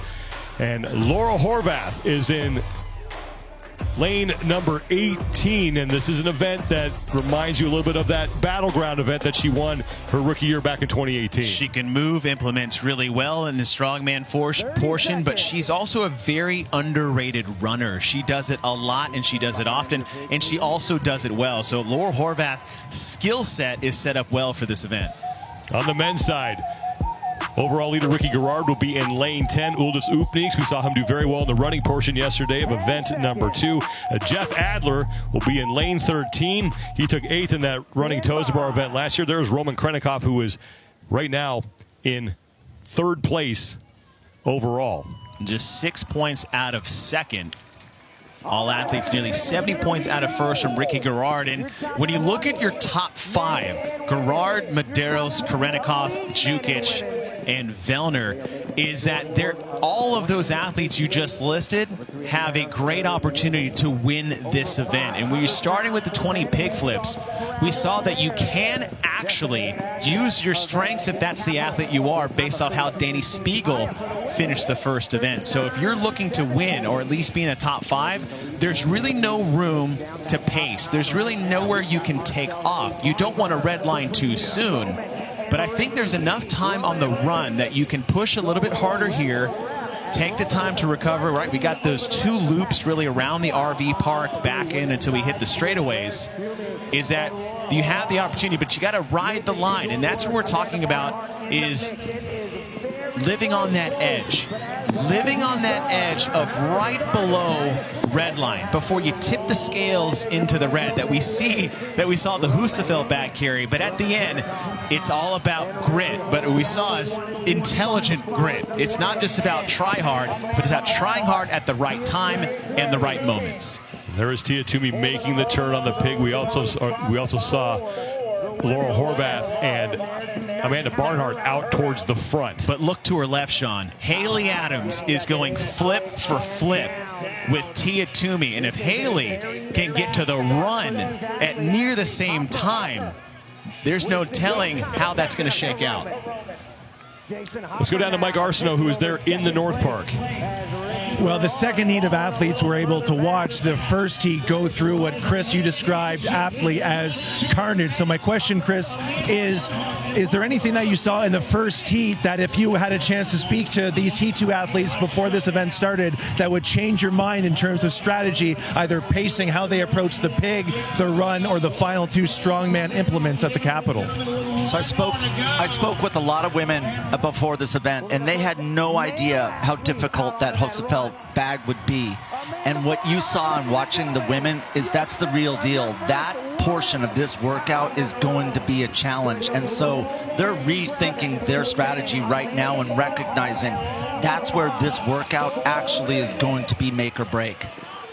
Roman Krennikov and Jason Hopper, the first 2 men out onto the run, and Amanda Barnhart is first for the women. Oh boy, poor Jason, he thought he was in front. Next thing you know, what do you see? Roman Krennikov, boy, making his first in-person appearance here at the CrossFit Games. He's qualified every year since 2018. He was able to compete in stage 1 in 2020, but this year he finally gets to the United States to compete in person. He is not disappointed, and bonus for him, and we've mentioned this a couple times already, got to meet his newborn son for the first time this past week. That's a different kind of motivation that you can't really put into words. So if Jason can sit off of Roman's shoulder and stay there, eventually they'll start working like what we saw with Jonikoski and Justin Medeiros in pulling pace line on the bike event. There is a significant advantage by them running as a pair versus individually.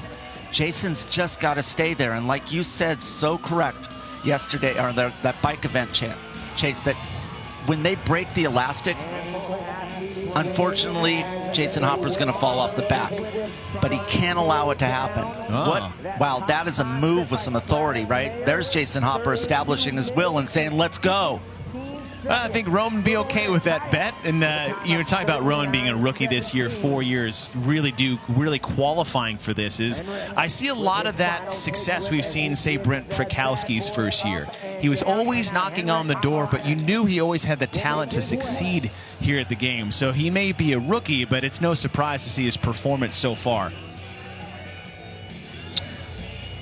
Tia Toomey was about 40 seconds behind Amanda Barnhart and 25 seconds behind Laura Horvath off of the pig and onto the run.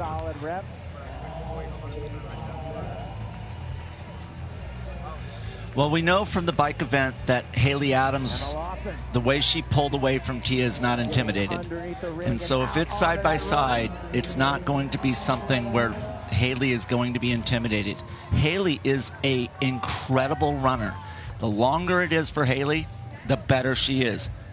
For most of the people watching, Haley, for fun, will go out and do a 10-mile run. And I don't know of many people in this field that voluntarily, when they can't come up with a better run workout, I'm just going to go put in 10. Yeah, I love what you said about confidence, is that, you know, if I'm running side by side with someone that I know is a better runner than me, I have no confidence in trying to keep pace with them. So Lazar Jukic was back there behind the leaders. Ricky Garrard was up there as well. So it's Krenikov, Hopper, Garrard, Jukic. For the women right now, it's Barnhart, Adams, Laura Horvath. There's Gabby McGowa, and Brooke Wells is in front of her. Tia Toomey right back there, with I believe that is Saxon Panchik. And I just saw Justin Medeiros. He's probably 100 meters behind Tia. Justin's a good runner. And Emma Lawson is now just leaving the stadium. She's about 90 seconds behind Toomey, and Toomey's trying to track her down for second place, only 4 points behind Lawson. There is Justin Medeiros, and overall leader Mal O'Brien. Emma McQuaid there on the left as well. And Willie George is next to Justin Medeiros. Noah Olson with the hat, and Danielle Brandon.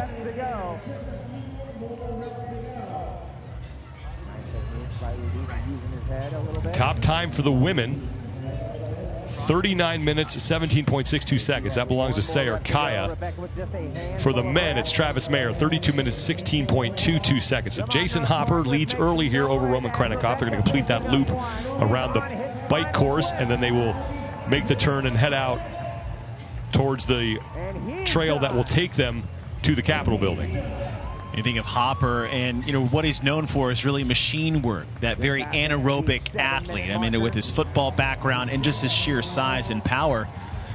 Guy's a decent runner. One of the events we had last year, we've actually referenced this a few times already, was the 3 miles of run mixed with the toes to bar, and he actually ended up getting a 7th place finish in that event. So the guy can run. Ricky Garrard, your overall leader, behind Lazar Jukic. They're only 8 seconds back, and they are actually running faster. They're going to catch them. The question is what are they going to do when they catch them? And we said there's so much that can happen at the tail end of this, and what we saw with those bag carries at the end. And as far as time that can be made up coming off the pig flip, Kaya, who won it for the women, was 2 minutes behind Ellie Turner off the pig flips alone.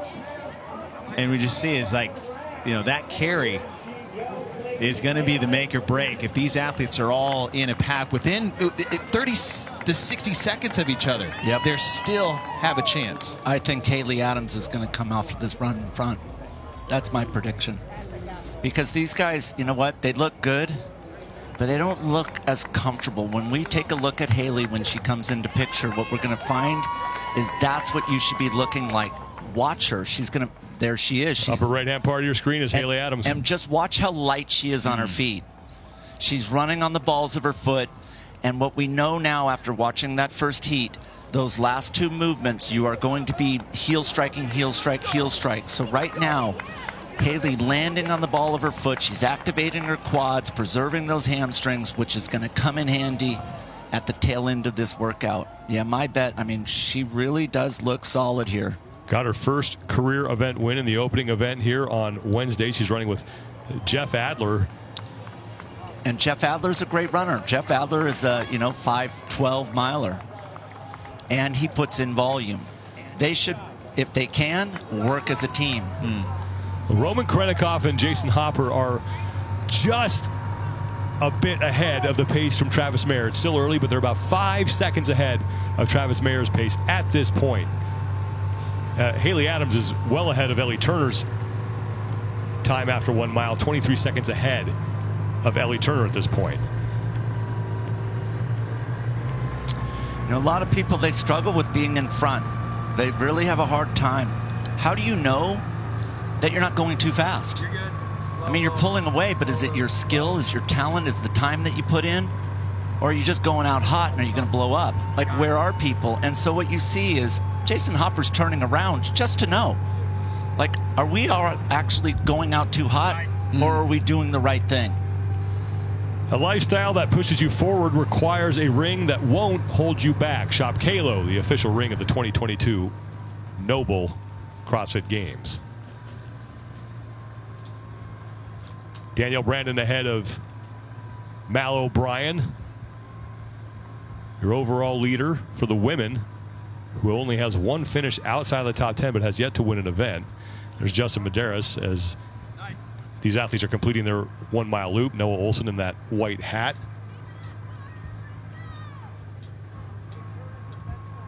Danielle Brandon, that's beautiful. She looks good. Nice running form, very relaxed.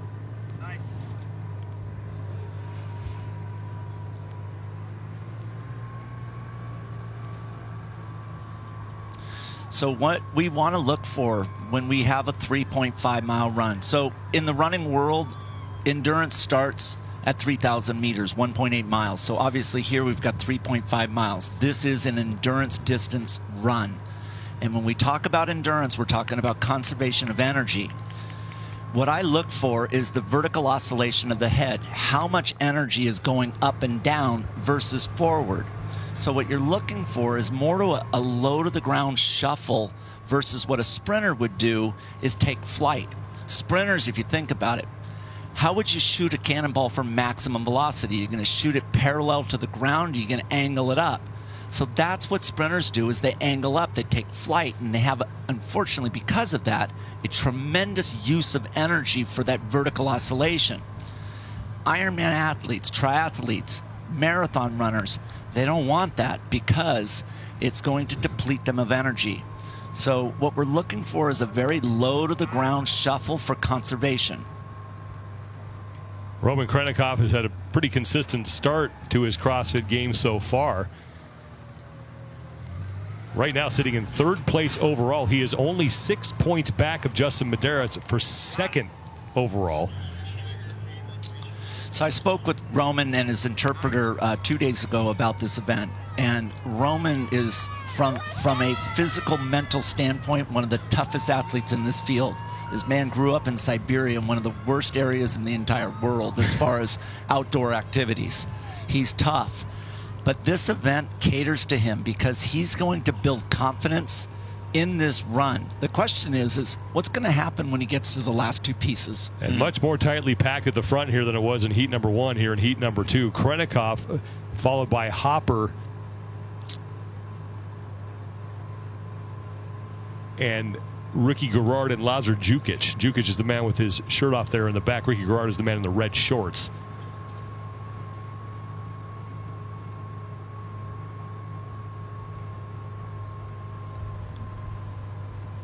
So this could get really interesting if this split holds as we get closer to the Capitol.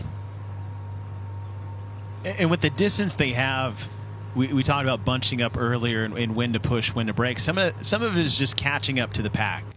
If I'm the Ricky Garrard and Lazar, we were behind a distance, we've caught up. Now there's a moment of, okay, we've been going at a faster pace to get here. Now we can actually slow our pace down to stay here. So there is an element of almost being able to relax just a little bit and not have to have that chase down pace as you had just to get in this position. There's enough distance in this 3.5 miles that you can actually afford to just kind of settle in for a little bit, maybe catch your breath, get your bearings, try to see how you feel for a couple hundred meters, and then decide, do I push a pace and win? That's correct. I mean, we have all kinds of stress, right? We have that emotional stress that you feel, you have the mental anxiety, but then you also have the physical stress here. And you're right. When we look at a long run like this at 3.5 miles, what you eventually have to do is settle into your maximum sustainable pace, meaning just below lactate threshold. And that's all that you can do. You just stay there, because that is why they call it maximum sustainable pace. By this point right here, that's all they're trying to do. And so when someone has more speed at that particular maximum sustainable pace, you're going to unfortunately have to let them go. Lazar Jukic is starting to creep up on Roman Krennikov. He is right behind him. So Jukic has moved himself into second place. And Roman, as he got under that bridge, still slightly ahead of Travis Mayer's pace, about 7 seconds right now. So I had a chance to run with Jukic a couple of weeks ago. And you know what he told me? I like to lead. I don't want to sit off of someone's shoulder. I want to get in front, and I want to establish my dominance. I want to set the will of the pace. How common is that for a lot of athletes? So a lot of athletes like to sit off the back of the shoulder and not do any work. Let's face it, if you're in front, you're unfortunately having to do all of the work. The person behind just follows. And so they can essentially turn their mind off and just stay up. And that's important. It's about conservation here. But some athletes like to dictate the direction of where you're going. They like to go apex to apex and making sure that they're cutting and making the route as small as it's short, or as short as possible. And that's what he's going to want to do. That's what he told me. So I would fully expect him to take lead. Last check for the women, it was Haley Adams in first, Amanda Barnhart in second, Laura Horvath in third, Gabby Magawa, and then Tia Toomey. Top four for the men: Roman Krennikov, Lazar Jukic, Jason Hopper. Now Ricky Garrard looks like he is passing Hopper. So Garrard moving into third. And Chris, you're talking about as those that like to lead out in the front or just hold on to the back. If you're a great runner and just a confident one, getting out in front, you can also do things like play games in a sense. Really, it's you can, okay, the next time I feel an uphill, I'm actually push the pace and make you come with me. And either I'm going to pull you out of your pace, in which that'll be a benefit for me, or, as we said before, is like I'm going to break your pace. I'm going to make sure you don't have any desire to catch me, and that you know that I'm a much better, more confident runner than you are. And that's the head game as well as the physical test. That's correct. That's correct. The one disadvantage if you're a naive runner, when someone's behind you, how do you know how well they're doing? But this is where all of these athletes that you're looking at right now are fully aware of the condition of the person behind them without even looking. What they're listening for is their breathing rate. Are they hyperventilating, or are they in control? And as soon as you hear any form of hyperventilation, you'll see that lead person push the pace and break that elastic that you mentioned. And you just saw Lazar Jukic with his right hand waved Ricky up. So now this is kind of the same thing that we saw with the bike portion. Athletes starting to work together as they realize they've opened up a pretty significant lead here. Now behind them, here's Haley Adams, who leads for the women. Jeff Adler and Sam Quant are behind her. Let's face it, you're running men and women. It doesn't matter if you're a man or a woman, you're going to work together if you're smart. And on the left side of your screen, that's Caroline Lambre. That is Jeff Adler's coach. Isn't this interesting? Because it's an open course. There's nothing against a coach, a family member being out there. And Ben Bergeron's on the left as well, counting athletes, getting split times, and dictating to his athletes on the course. You're 15 seconds behind. Meters don't matter. Meters are not, I can't compute distance. Tell me time. How many seconds am I behind the athlete that I know I need to get to? Yep, or what's the condition of the person in front of me? There's Will Morad behind him. Wow. Tia Toomey, Gabby Magawa. Look at Spencer. Spencer Panchek on the right, that looks great, like he's making time.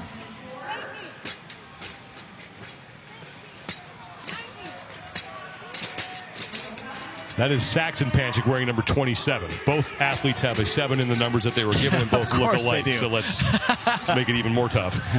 A Panchik. S. Panchik. There's Christy O'Connell and Brooke Wells. O'Connell was late coming off the pig flip, and as far as cadence is concerned, she has the lightest of the field that we've seen run by so far. Pat Vellner, Noah Olson, and there is Justin Medeiros.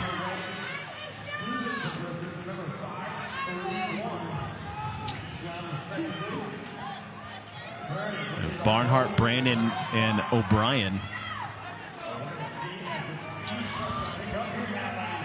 So I'm often asked, like, if you're following somebody, like what we see with the leaders there, that is the exact perfect position to be in. What you're trying to do is tuck right up into that shoulder, and all you're doing is looking right over that shoulder, and you just follow that person in front. Everything else you're just turning it off. Just allow them to lead. And there is Laura Horvath on the right side. On the left side of your screen, Ricky Garrard, Lazar Jukic, and Roman Krennikov are all bunched up. It's Garrard in the lead, but they have separated themselves now from Jason Hopper.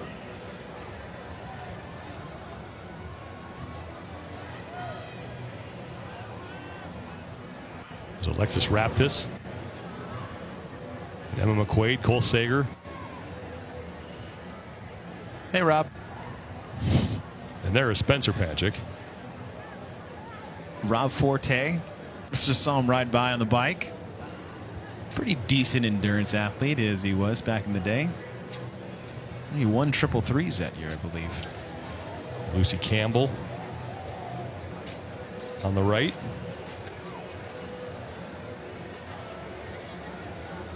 And there's Emma Lawson, followed by Cara Saunders. Emma Lawson coming in second place overall. She only had a 4-point lead on Tia Toomey for second.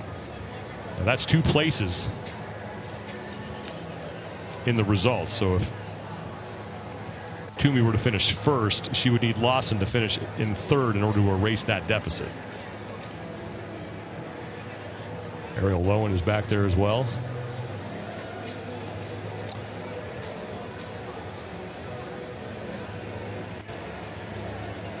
See Ricky on the left side still leading the 3.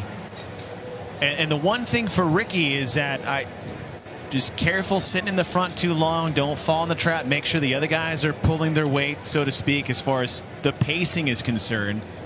But if these 3 come to the carries and the bags together, someone physically suited for the task, especially that Husafel carry, I'm looking more towards Roman, as he may have the physical advantage just by size and length for the bag itself. On the right, we saw Jacqueline Dahlstrom just leave view, and then there is Turi Helgadottir. This pace is fast. Those leaders are moving. They're moving. Ricky Garrard is actually setting such a high tempo that the other 2 just, you know what, unfortunately, they're just having to take a step back. They're trying to hang on. They're trying to prove to him that you're not hurting me. But he's actually breaking them. He surges a little bit ahead and tests them, softens them up a little bit.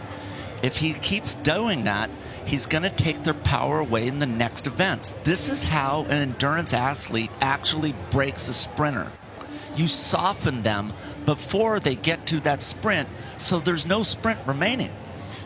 Chris, we're talking about the triple threes, and when you're specifically speaking to CrossFitters in mile times versus CrossFitters in a 3-mile time, and where they were at back in 2014 in that event. The games athletes that we have now, they're not distance specialists for as like 5K, 10K runner that you see at the Olympic distance, but where do you see that they have come since that time in 2014, and where do you see the future of training, or where these athletes can go going forward? Back in 2013, there was no doubt that Garrett Fisher was the most dominant runner in the field, without question. This man can run 5:05 mile, and when he had a chance to run 2.1 miles in the burden run, that was, I mean, he was beyond himself. He loved that concept, and we saw that in his performance. Today, 5:05 mile, there's so many athletes that are between 5:05 and 5:15. It's without question over 50% of the men's field. Haley Adams in here, she's sub 5:20 miler, which is incredible. But Haley Adams also can run sub 19 minutes for a 5K. That's the difference. Can you take that speed in a mile and carry it into longer time domains? And that's where we see a dramatic fall off in their performance. That's why this is a true test. This workout actually created some fear in those 5:05, 5:15 milers because they know they didn't put in the time. It's clear these 3 put in the time. And they are still slightly ahead of Travis Mayer's pace, about 5 seconds ahead of Mayer at this point of the 3.5-mile run to the Capitol. Ricky Garrard, Lazar Djukic, and Roman Krennikov, your top three. I think Mayer's disadvantage was that he was all by himself, and the fact that his time is still holding up when you have three guys battling it out in heat number 2. Yeah, and they're not going to do what they did in the bike where it's going to come down to a certain point and then be a free-for-all. They're going to carry this and work. Let's work together until we get to those heavy elements. And look at Haley Adams in the back. Yeah, she's coming. Way right? out front for the women. The question is, will that strength hurt her? Now, Haley's tall. She's got long arms. Maybe, like you said, Chase, that she's going to be able to actually lock her hands together and not be in the position that we saw in the last heat. And you think of just on object work that they traditionally do at Mayhem is they, if I think of the perfect event that Rich would program is GHD sit-ups and sandbag cleans. I mean, how often do you see that get thrown on Instagram? Now Lazar Djukic is starting to pull away. So this is a solid hill. This is a solid hill. And so it just goes to show that he cracked Roman and Ricky behind him.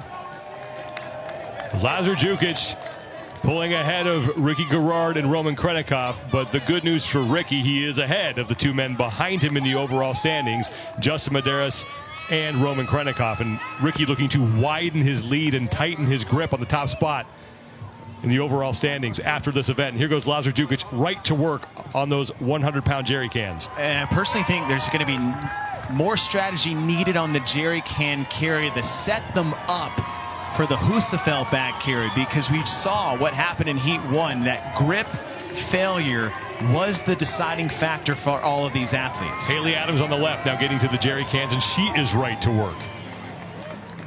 100 pounds for the men, 70 pounds for the women. Haley Adams already has one event win here. Did that on Wednesday morning in the opening event, looking for her second and the second of her career. Top time for the women, 39 minutes, 17.62 seconds. For the men, it's Travis Mayer at 32 minutes, 16.22 seconds. And Haley Adams looking good so far on these jerry can bags. And what's good here is that on the run differently, can I look behind me? Is that going to throw myself off? But on these carries, you can put them down and have the rest to look back. Wow.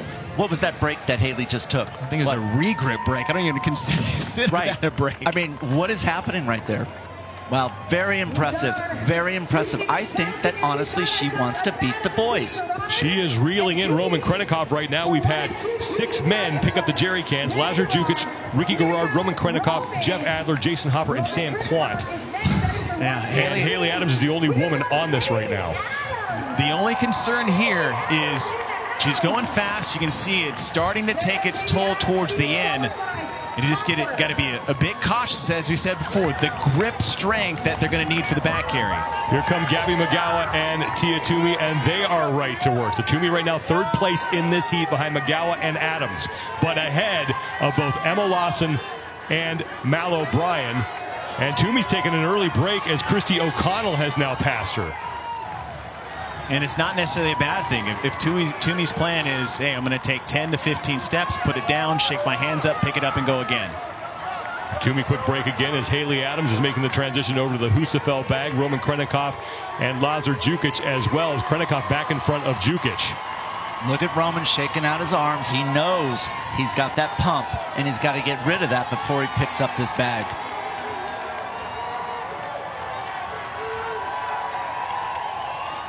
This is really incredible.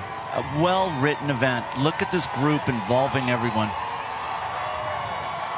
Here comes Ricky Garrard. Right behind Djukic and Krennikov, and in the background, Haley Adams.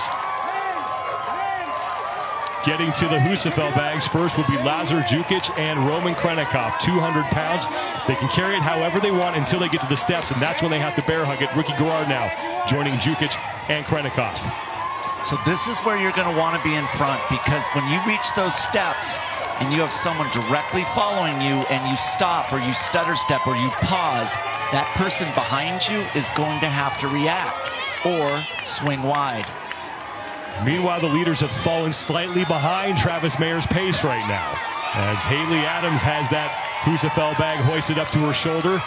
and looking to lock up her second event win here at the CrossFit Games. These three athletes are 5 seconds behind the pace from Travis Mayer in heat number 1. As I said, getting to the stairs is one thing. Getting up to the stairs is almost an entirely different event altogether. They were able to make up some time on that transition, though, as here comes Gabby McGowan on the left side, making her way towards the bag, and the stairs are looming as Krennikov, Jukic, and Gerard approach that final ascent to the finish. Getting close to the 30-minute mark now. Again, Travis Mayer with a top time, 32 minutes, 16.22 seconds. Krennikov to the bear hug. He has yet to put that Husafel bag down. Both Jukic and Gerard are going to dump it. And Krennikov, as I said, be able to interlock those fingers a little bit. I haven't seen anybody make that transition from walk to carry. First time he's put it down. Here comes Ricky Gerard.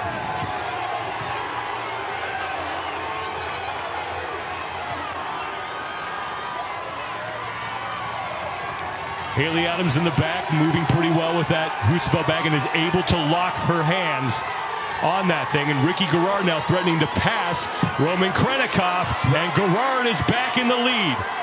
But Haley is doing the carry much earlier than she needed to. And Haley is going to do the same thing as Sarah Kaya, and here comes the judge right away. Got to put that thing on the ground. Gerard and Krennikov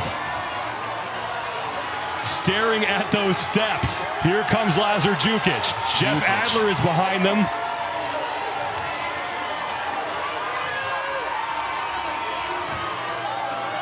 There's a term in horse racing, I think that's Tia, called mudders. And they're not the fastest horse, they're not the most conditioned horse, but when the conditions are at their worst, those are the horses that win the races. And when I look at Ricky Gerard specifically, I see a mudder, an athlete that performs in the most inopportunity positions, the conditions that aren't perfect, an athlete that likes it when it gets dirty, an athlete that excels when the chips are down, and Ricky Gerard is that mudder between these athletes. Final ascent for Ricky Gerard, looking to win another one, and there will be no doubt this time. Ricky Gerard, his second event win here at the 2022 NOBULL CrossFit Games.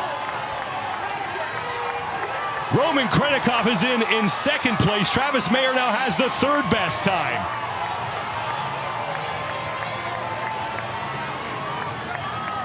Lazar Jukic is even with Jeff Adler. There's Gabby McGowan, who is now past Haley Adams. Tia Toomey is lurking in the background there. And Haley's arms are gone. And here comes Sam Quant.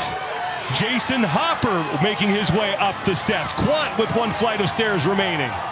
I want to look back and see where Haley went from the overhead carry to the bear hug carry much earlier than she needed to. And here comes Sam Quant across the finish line. And welcome back to the CrossFit Games, Mr. Quant. Gabby McGowan now in the lead for the women and looking to lock up the event win here. Here comes Jason Hopper lumbering up the steps. He has passed Jeff Adler. Haley Adams had to take a huge break. You can see her in the back. And it's just the complete arm fatigue in that carry. Adams is back to work. McGowan with one flight of stairs remaining. 49 steps in total here. But Gabby McGowan is going to win event 5. McGowan 11th overall, desperately needed a finish like that with a 27th and 30th already. And Haley's going to have to worry about the other athletes behind her. Here comes Justin Medeiros alongside Haley Adams. So Medeiros is just trying to do damage control now and not surrender too many points to Ricky Gerard. Bjorn Carl Gudmundsson is back there Lazar Jukic is just collapsing on this as Bjorn Carl Gudmundsson comes across. Jukic is now just trying to inch that bag up the steps, as is Haley Adams. Haley Adams needs to look behind her and see how close the other girls are, because she still doesn't necessarily need to pick it up too soon. Second place in the event for the women is still very much up for grabs, because Sayar Kaya's top time is now second, and that's 39:17, 0.62 seconds. Look behind you. T is coming, as well as a couple other athletes, but it's unlikely they can carry it the entire way. Oh, Haley's done. Wow. Her muscles are just shutting down. Willie George is across now. Here comes Laura Horvath. Wow. Laura Horvath is in, and she's going to take second place in the event. 97 points for Horvath. Jukic is at the finish line. Toomey is across. Wells got in there. So Toomey has finished third. Brooke Wells is across. Toomey is going to pick up 94 points, and now we got to wait and see what O'Brien and Lawson do. Haley can't even pick the bag up anymore. That's how shot the grip is. But I like what she's doing. This is exactly what you would want to do. Third place is still available.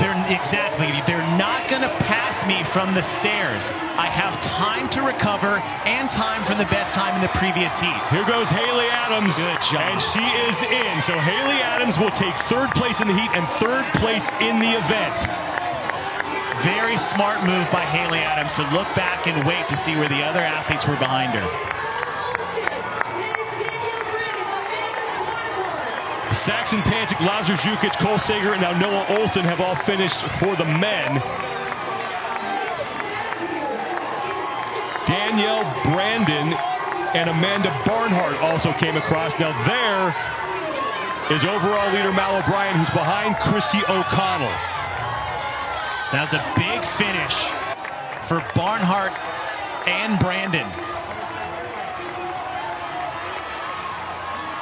So Danielle Brandon finished sixth. That will be worth 85 points. So it is likely that Tia Toomey could find herself in the overall lead after this event. She has to pick up 16 points on Mal O'Brien. Here comes Pat Vellner. Christy O'Connell with the bag back to her chest. Mal O'Brien behind her in the red pants.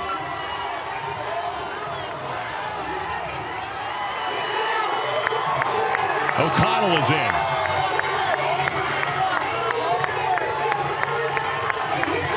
And here comes Mal O'Brien.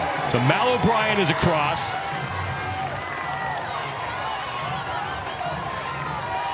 O'Brien's going to take ninth. That's 76 points.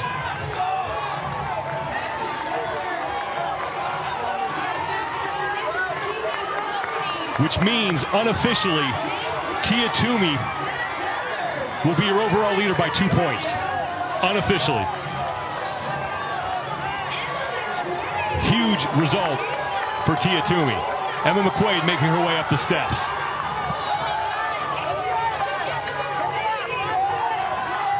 Emma Lawson looked like she was back there as well.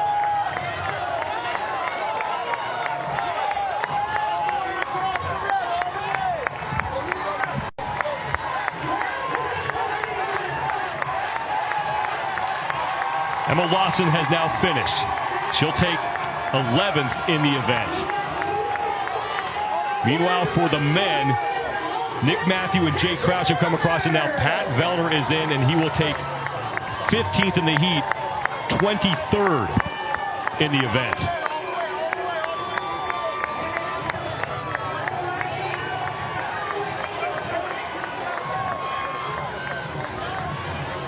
That is Heinrich Happelainen, who just came across. There is Alexis Raptis.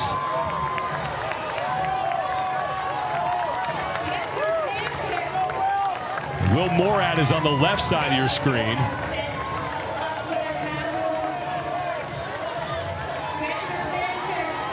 There's Spencer Panchik. And he is in. 39 minutes, 5.99 seconds. Now Will Morad trying to finish up.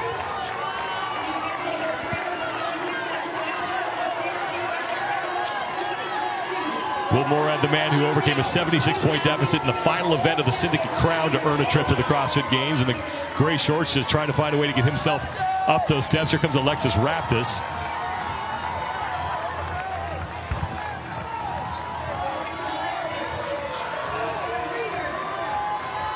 There's Ariel Lowen.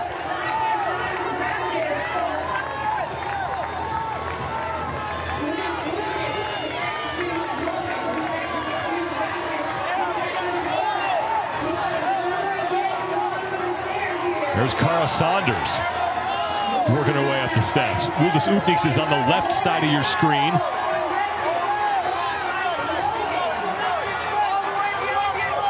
Will Morad clinging to that bag, and he's going to get across.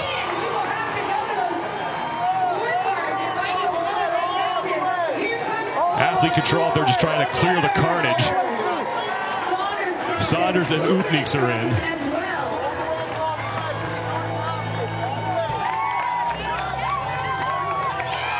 There's Turi Helgadottir and Matilda Garns.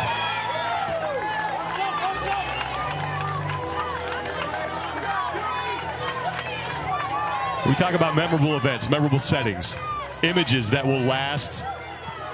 There is no doubt that this event is going to go down as one of the most memorable in CrossFit Games history. Climbing the steps of the Capitol is, you're right. I mean, this will be one of those things we see for replays to come for the next decade. It is an incredibly iconic moment. You know, Jason Khalipa said, when I spoke to him, he said one of the best moments of his entire career was in the Burden Run when he came in through the stadium and the stadium was filled with people and it erupted when he walked in. That feeling here on the Capitol, I got to tell you, this is more inspiring, more chill setting than that would be. These athletes, to experience this, they'll never forget.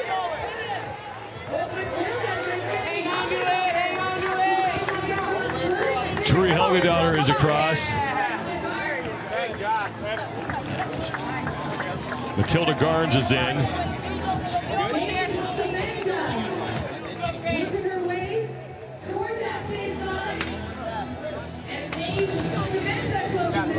There's Paige Semenza.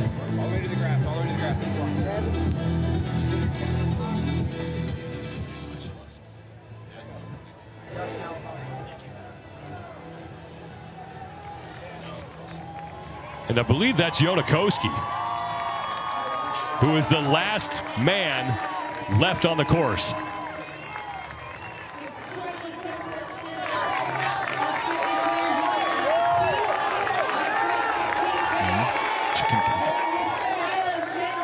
And we still have one woman who has yet to finish, and that's Rebecca Fuselier.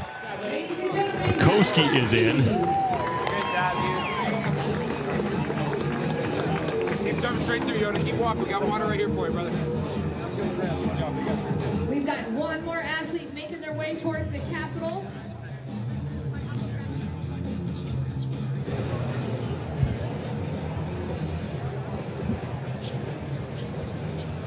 Just one woman left out there on the course again. That's rookie Rebecca Fuselier, who have yet to see pick up the Husafell bag.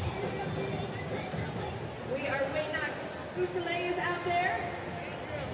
You see her. And there she is. She's walking with the bear hug way earlier than she needs to.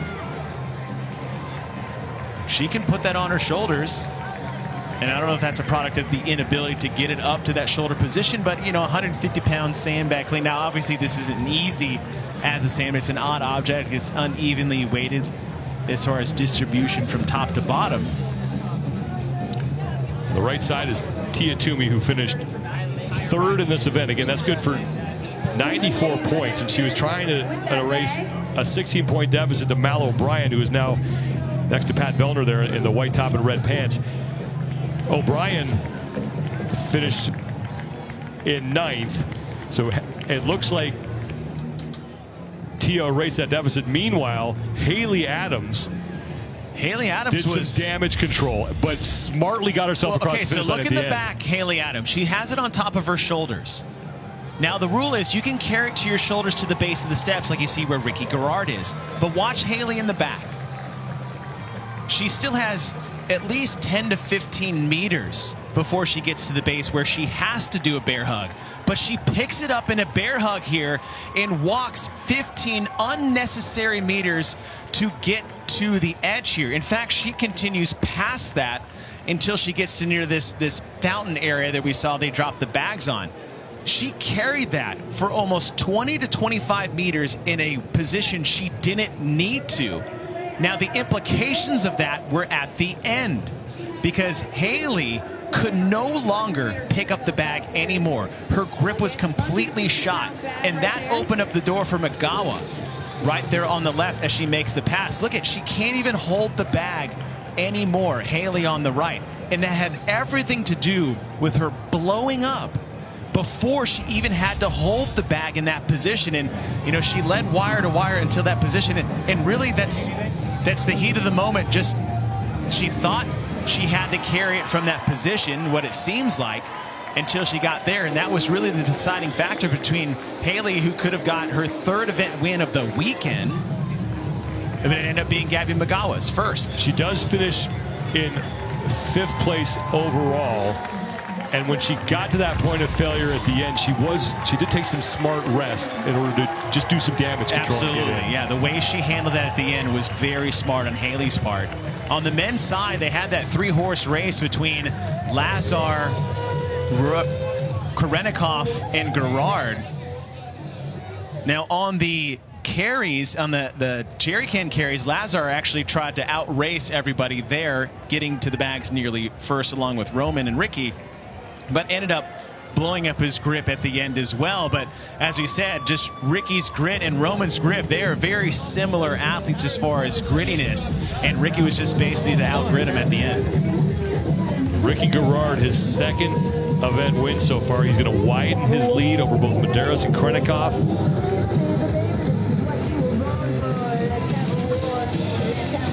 He will continue to wear the leader's jersey as we head into the rest of day number 3 here. Rebecca Fuselier continuing to just try to find a way to get herself across the finish line. There is no time cap here. And the reason for that is the totality of the event and the toll that it takes on these athletes is part of the thing that every athlete should experience going through. How detrimental that sandbag carry is up the stairs, and what was coming in the North Park Stadium coming up, ring muscle-ups. And if you don't have to go through this, you are at a massive physical advantage going into that event. So having no time cap and forcing them to complete this is part of the test that every athlete needs to take. Let's go to Nikki Brazier, who is with Gabby Magawa and Ricky Garrard. Just go down to the neck.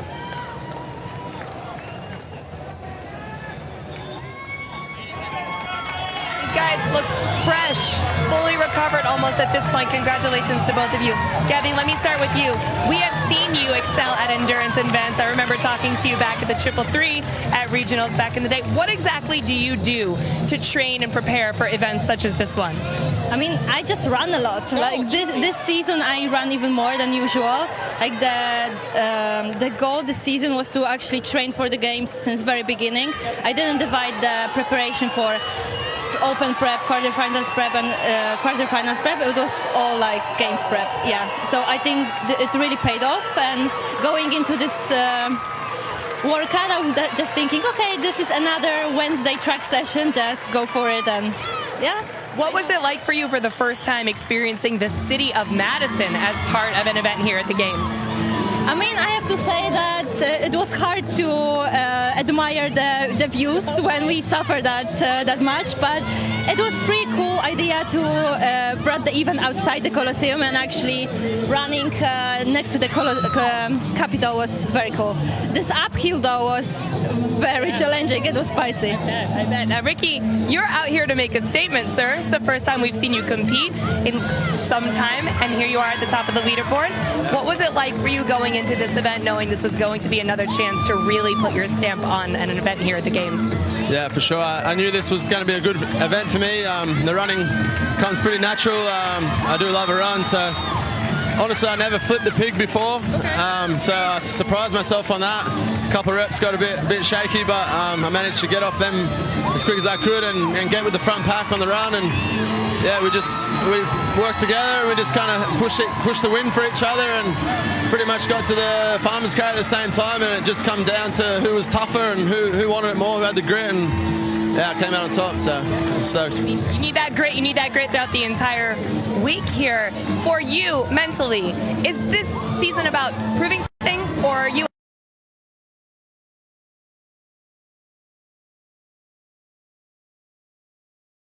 level? So it's really tested my patience to finally get that opportunity again, and I've only got myself to blame. So I'm out here to prove it to myself, and I'm just going to put my best effort forward every event, and so far so good.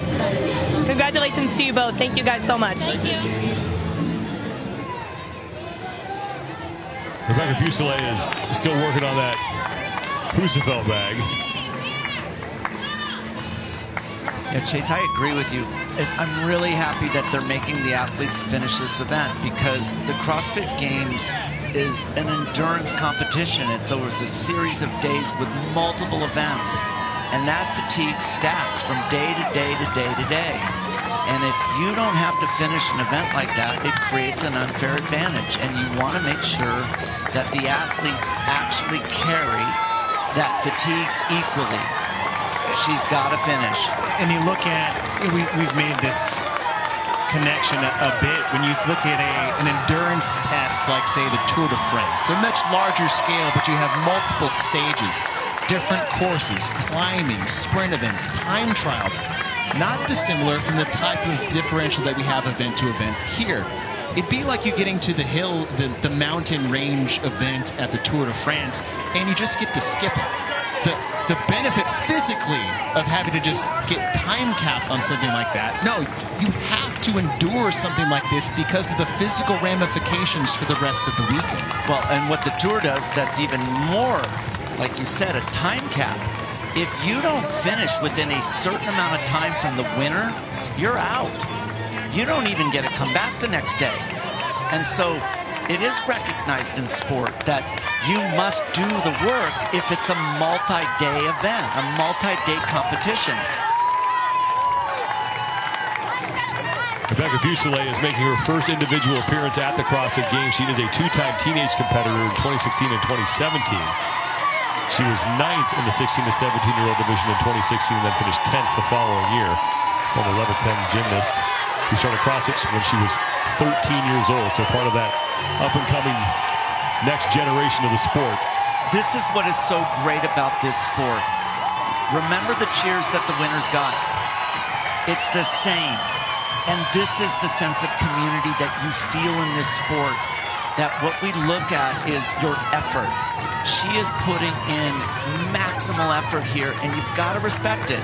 She's really, really pushing that.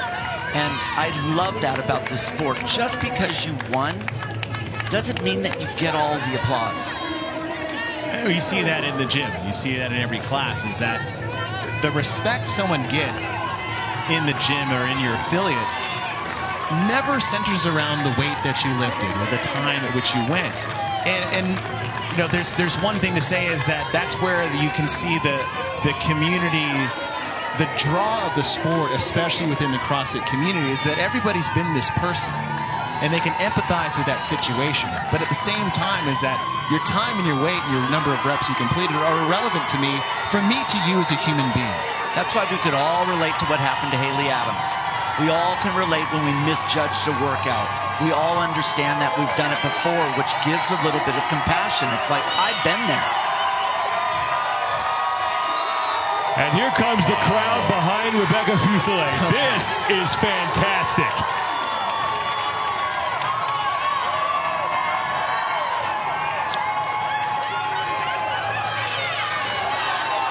I don't think she realized what was behind her.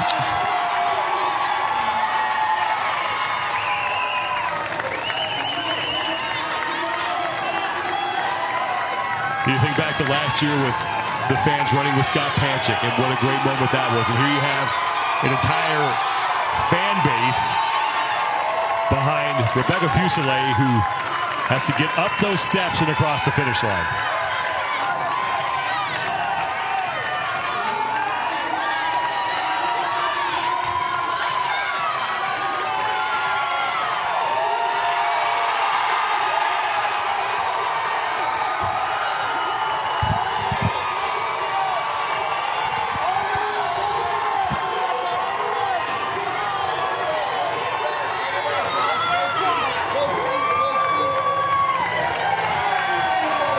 And with that,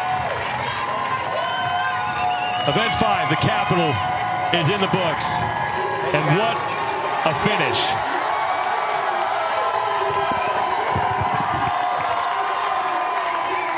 If you want a reason to walk into a CrossFit affiliate, I can think of no better example than that moment right there. Because you get that every day you walk into the gym. In any gym. Any gym. Any CrossFit gym, you get that. And whether it's you're coming in with, you're coming in the gym and you're last because you're of the workout of the day, or you're coming in with your own personal baggage that maybe people don't know about, and you're going to get that. You're going to get this camaraderie inside your affiliate. You're going to get this camaraderie inside your gym. You're going to get that in every class. You're going to have coaches there. You're going to have people that want the best for you as a person. It goes well beyond the sport at this point. It goes well beyond you as an athlete. That's correct. And you as a human being being celebrated by other human beings is the most beautiful part of this community. And even the athletes still hanging around. Noah Olson was there to cheer everybody across the finish line. Gabby McGowan picks up the event win, followed by Laura Horvath. Tia Toomey looks to overtake Mal O'Brien for the overall lead after this event, and that margin could be very slim between the two of them. Brooke Wells and then Haley Adams rounding out the top 5. On the men's side, Ricky Garrard picks up his second win of the competition, 31 minutes, 54.47 seconds. Roman Krenikov will finish in second. Travis Mayer's top time from heat number 1 is good enough for third. Sam Quant and Jason Hopper finishing 4th and 5th. What an incredible start to day number 3 here in Madison, Wisconsin. A memorable event to kick things off. Plenty more action to come today. Want to thank Chris Hinshaw for joining us in the booth. Always a pleasure, my friend. Thank you so much. You can head to games.crossfit.com for official results, standings, and more. We're just getting started here on day number 3 of competition at the 2022 NOBULL CrossFit Games. Team action coming up next.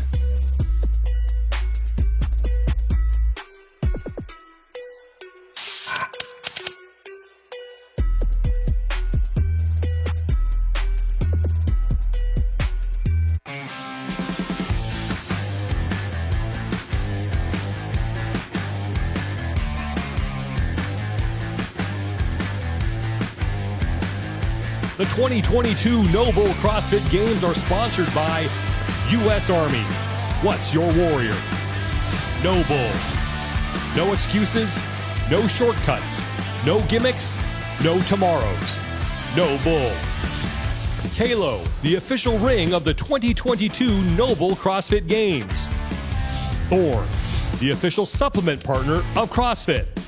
And Guaranteed Rate, the official mortgage company of the NOBULL CrossFit Games.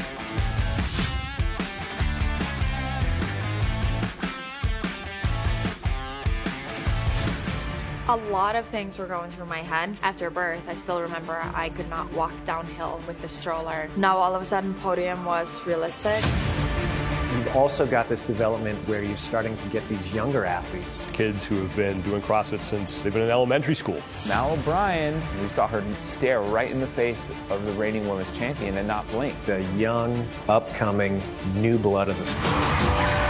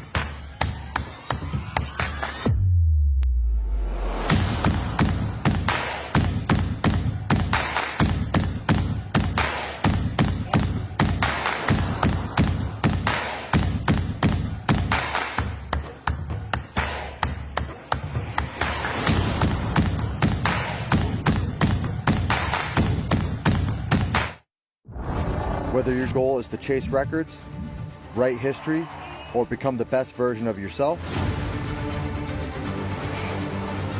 the intention put into the process is the same. To push your body to give its best every single day. For your body to give you what you want, you have to give it what it needs.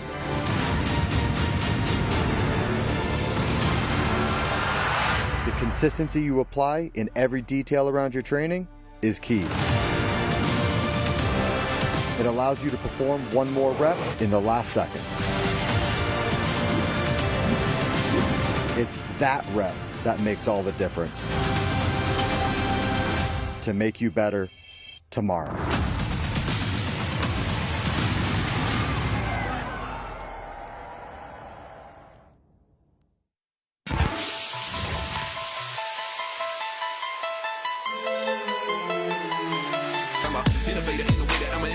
Entertaining all the player hating imitators who imitate the simulators, but they can't debate us. Why even losing? You can see it, I'm a winner, baby. Y'all just don't know the places I go. I've got my flow, my gut, my soul, my whole inside's alive with that glow. Y'all just don't know the places I go. I've got my flow, my gut, my soul, my whole inside's alive with that glow. Y'all just don't know.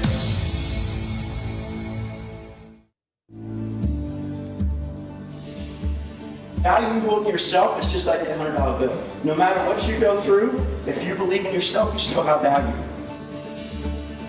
The cool part about Expanding Horizons is there's no other program out there that bridges the gap between youth on probation and life after probation. So it's a court-order program where they come to CrossFit 4 days a week for an hour and participate in CrossFit. And the success of that program over the course of the last 4 years has been phenomenal. We all talk about this, right? CrossFit's developing friendships through thrusters and pull-ups. Truly, that means community, and we surround the youth with community. What these kids need is they need a positive community that really rallies around them and supports them to be the best person that they can be. You can make it. Remember the values you have in yourselves. That's the lesson I got for you today.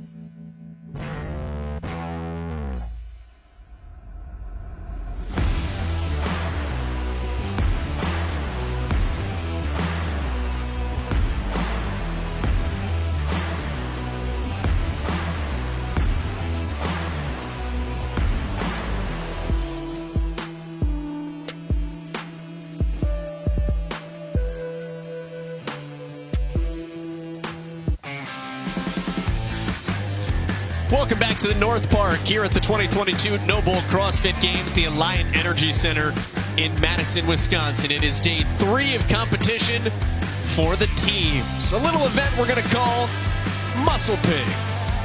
Alongside Tanya Wagner, Jamie Hagia is down on the floor. 2009 women's champion. We now also have the 2017 team champion with us. Adrian Conway joins us. My name is Joel Gadet. Take a look at how we got to this point. Oslo Navy Blue is in first place after 2 days of competition. Just a 12-point lead, not over Mayhem Freedom, but a 12-point lead over CrossFit Invictus. The near 4-year streak of a white leader's jersey run for Mayhem Freedom was broken on day 1. It was broken again on day 2. How did Oslo Navy Blue do it? Well, they finished 5th on the lift. They then won the run. That's your way to stamp your foot down on the gas pedal. They annihilated that run. 18 minutes, but 6-minute miles for consecutive pairs. Unbelievable that they all could do that run so well. 2 ladies finishing things off here for Oslo Navy Blue. The sprint to the finish line. They will wear the white leaders jersey for the start of competition here on day 3. And that all starts with team event 5. It's what we call the Muscle Pig. It's a nice little chipper of 4 rounds of 10 synchronized muscle-ups that all 4 teammates will have to complete, and then 10 pig flips on the female pig and the male pig. Ladies will alternate their flips, as will the men. Men's pig weighs 510 pounds, and the ladies 350. And coming out of that, we got event keys, which are going to be extremely important when we think about what teams are going to do to have success in this workout.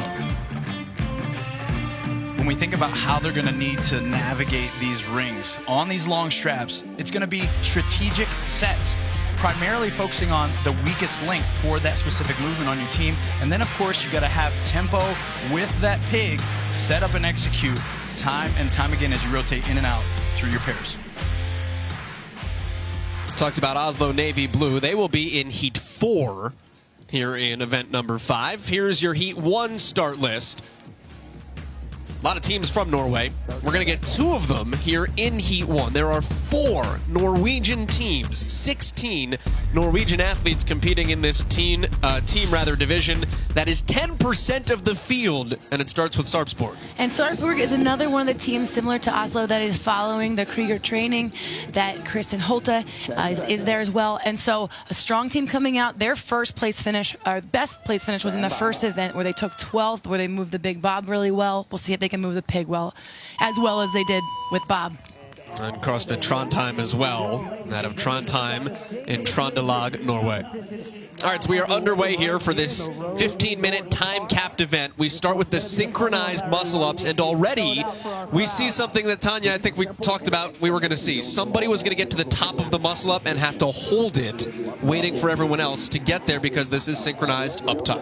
That is where it's synchronized, and there are some movements that as a team they're just easier to synchronize, like burpees, where you're not under fatigue while you're waiting, you're just hanging out there on the ground. But the muscle up is a completely different story. So if you know you're faster to get up there and your cadence, your tempo is quicker up there, you don't have to be the first one up there if you know where everybody's at. This takes time, and you have to practice these to know. Adrian, we're looking at singles from a lot of these teams. Does that surprise you? You know, when I consider the difficulty of being outside under the sun and with the long straps, then you add on the synchronicity that is needed for this particular thing. I'm not. I will say that a lot of these teams don't have the opportunity to just face each other like this in training and actually apply this unusual skill of synchronizing this style of ring muscle up. How many affiliates have 4 sets of rings put in this kind of close proximity that you can even do it? Well, like Adrian said too, the long straps make a big difference for fatigue, and we know that number of 10 doesn't sound like it should be much. A lot of these teams can do 10 unbroken, but the biggest thing is it's about the longer straps, the fatigue, and the compounding effects of this pig and what it's going to do for them. Team 2150 in lane 5, the first one out to the pig flip here. These pigs weigh about what a pig weighs. On the men's side, 5'10", on the women's side, 350. Maybe coincidental, maybe not. It's a lot of bacon. Prefer not to think about it that way, Adrian. I do. Makes me sad.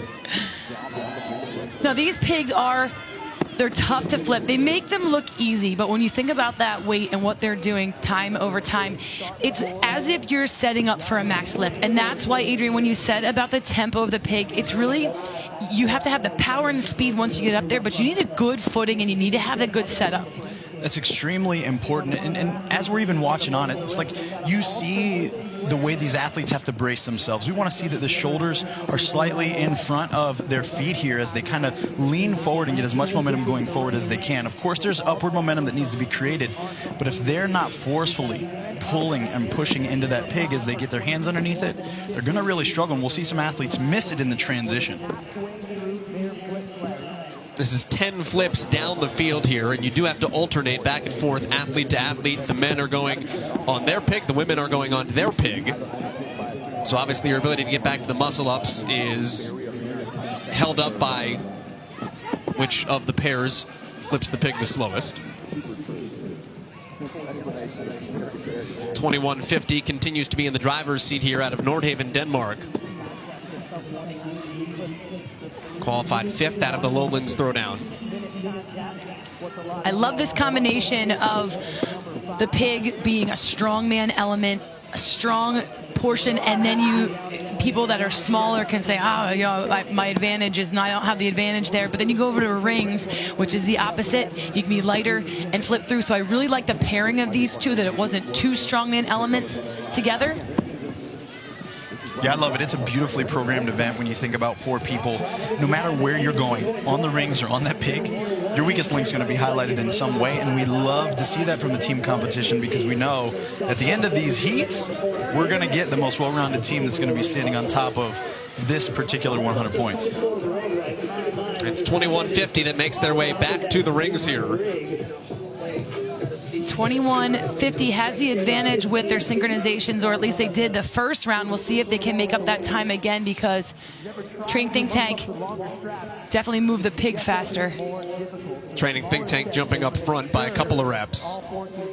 Basically a dead heat at this juncture. And this isn't where it matters. It's really going to be the compounding effects. Their forearms, Adrian, their forearms, their biceps, the pulling and holding onto the pig. The last thing you want to do is fatigue your arms like that going into synchronized muscle-ups. If it was by yourself, you could do your own thing. But because you have to wait the extra second at the top and have that control with the long straps, that's what makes a difference. Now we're talking about the secret power of being a successful team. Your fittest individuals have to be some of the most empathetic and aware people on your squad, because it's not about what you can do, Tanya. It's about how much I'm struggling on the rings, perhaps, and you got to be able to see that in me. Well, and that's where I love when we bring the super teams together and you have all these incredible individual athletes. Team Reykjavik, individually, they have fantastic abilities, but it's being able to put yourself in somewhere else, in somebody else's shoes, and see where they're at and adjust yourself. Bear Complex is the official grip of the NOBULL CrossFit Games. This is a fitting time to talk about Bear Complex. Head to bearcomplex.com to shop the best grips on the planet, up to 15% off. And if you run to the Bear Complex tent, they do have some leftovers of the grips that all the athletes were given here at the Games this year as well. Got myself a pair. Wise choice. I rarely am doing ring muscle-ups without them. Back to 2150 here. Frederick Studa, Victor Munter are the men on the far side of your screen. Mia Furu and Astrid Tind are the 2 ladies in the foreground. That was a no rep. They need to wait now. And this is only round 2. And the waiting is important, right? You would think, hey, you're in a race, hurry up. But every failed rep is another failed rep piling on top of each other. And right there, you jump up, you miss the rings, it slows you down even more. Yeah, and even as we see Yaz right here getting set for their next rep, it's hard to make these considerations when you're not used to playing with rings outdoors. And Gemma Rader's now got to leave her whole team hanging, and that is a very taxing one rep. The communication there, and then not knowing the next one. This is what we expected to see, where some teams would fall apart with that communication there, and that's wasted effort. And Yaz is a team of individuals. Gemma Rader did the work to put them together and say, hey, let's combine our forces. But they were 4 individuals who were trying to get to the Games. This is the ultimate teamwork situation. And that's where, again, the beauty of it all is that it's going to come together and get tested here. We know the test will rely potentially on individual fitness capacity, but you're on a team for a reason. You're competing for that affiliate cup for a reason, and we want to see how well can you do as a unit. Well, that is Training Think Tank in the gray right now, leading the pack. Mike McGoldrick and Chris Konjeski at the top of your screen. Brandy McGoldrick, Mike's wife, working at the bottom with Mia Ginelli. That's Mike, who just flipped over the pig. Mike is an OG. Been competing against that guy since at least 2012, so he's been around for a minute.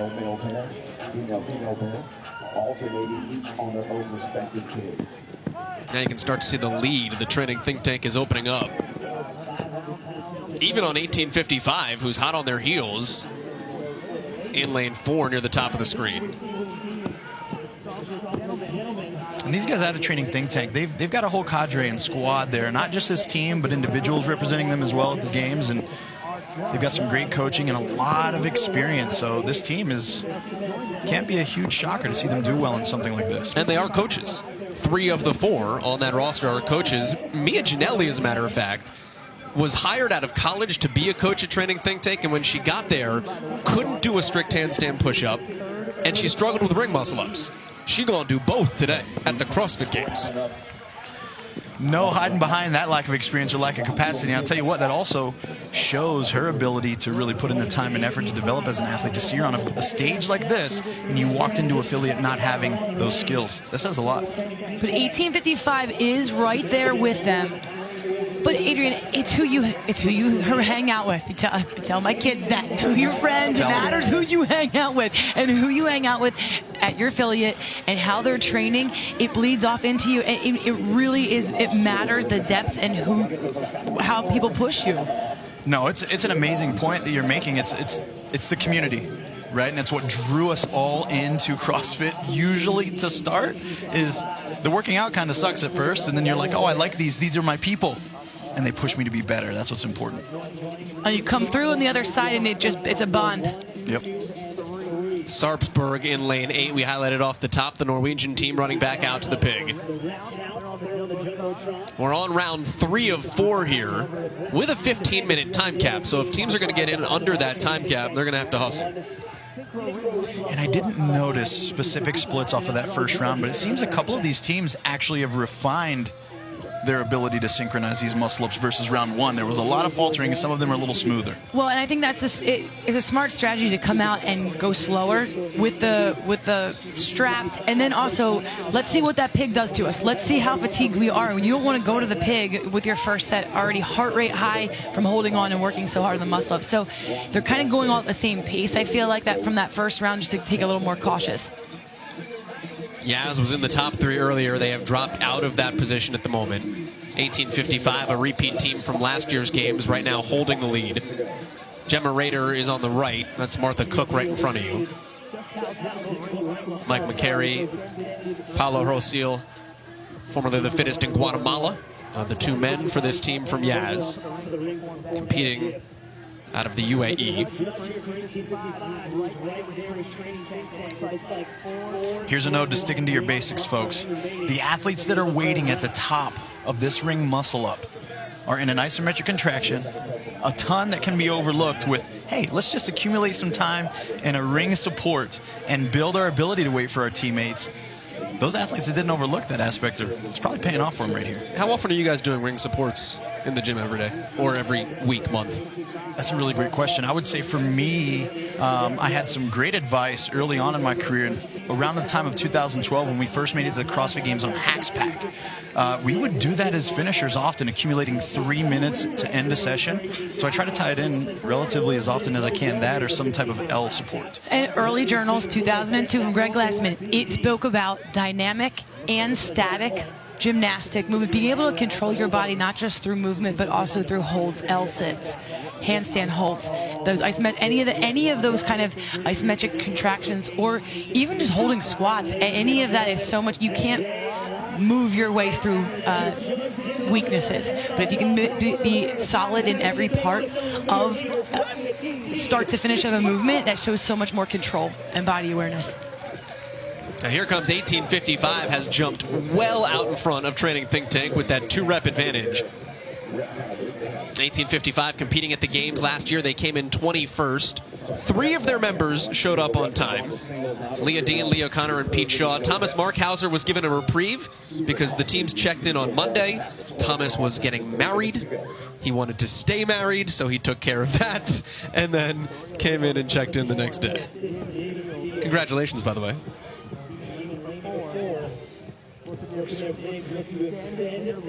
Just about 3 minutes until the cap here.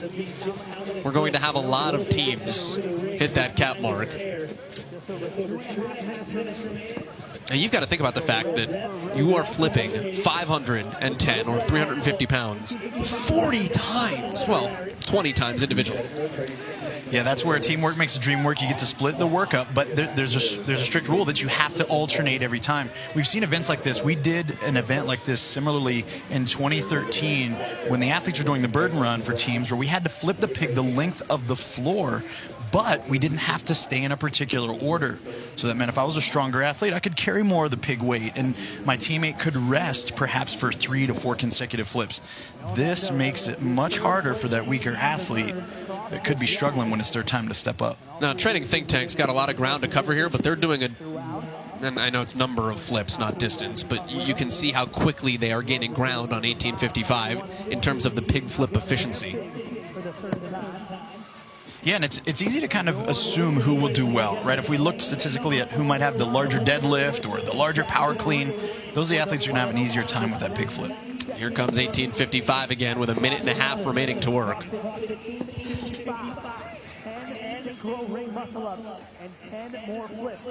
It's just taking them so much longer probably than expected on the rings. It's chewing up a lot of time, and so I'm surprised we're probably aren't going to get the team to finish here in this first heat. That surprised you? That the rings were that much of a stumbling block? I did. I really thought teams would come out and just do small sets, 3s, 2s, maybe possibly a set of 5 in the first, 5 and 5 on the first round. But yeah, I am a little surprised. It is still though the first heat. So, but yeah, singles and that route, taking this much time, it is compounding effects and the effects of this movement for all 4 of them having to be synchronized. Yeah, communication, and trust, because it's very easy to panic when you're the person who feels the pressure. If you're the woman or the male that's struggling with the ring muscle-ups, it's so easy to say, I can do it, guys. I'll do another one, or let's go. And if you rush really a second, second too fast, and then it's costly. 20 seconds remaining here in the first of 4 heats. The time to beat will be cap plus something. What will that something be? 1855 in the driver's seat, Training Think Tank just on the heels here. Final 5 seconds of heat number 1. See if you can get another one in the bank. And that will be a no rep for 1855. But it is 1855 that leads the way through heat 1 and establishes that early time to beat. Good effort though for Training Think Tank as well. Back for their 2nd consecutive season at the games.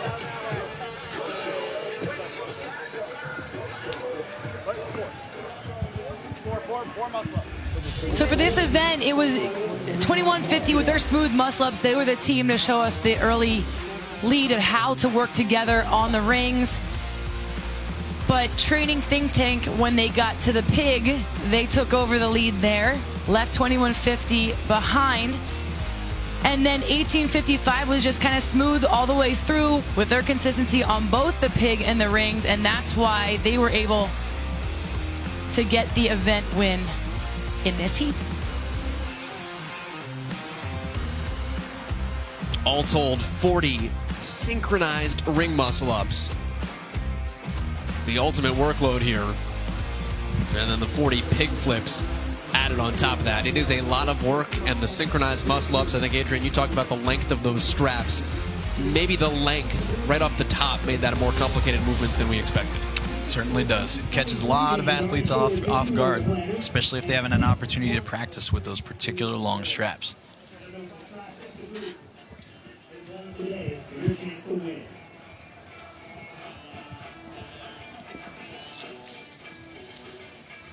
Take a look at the full results from that first heat.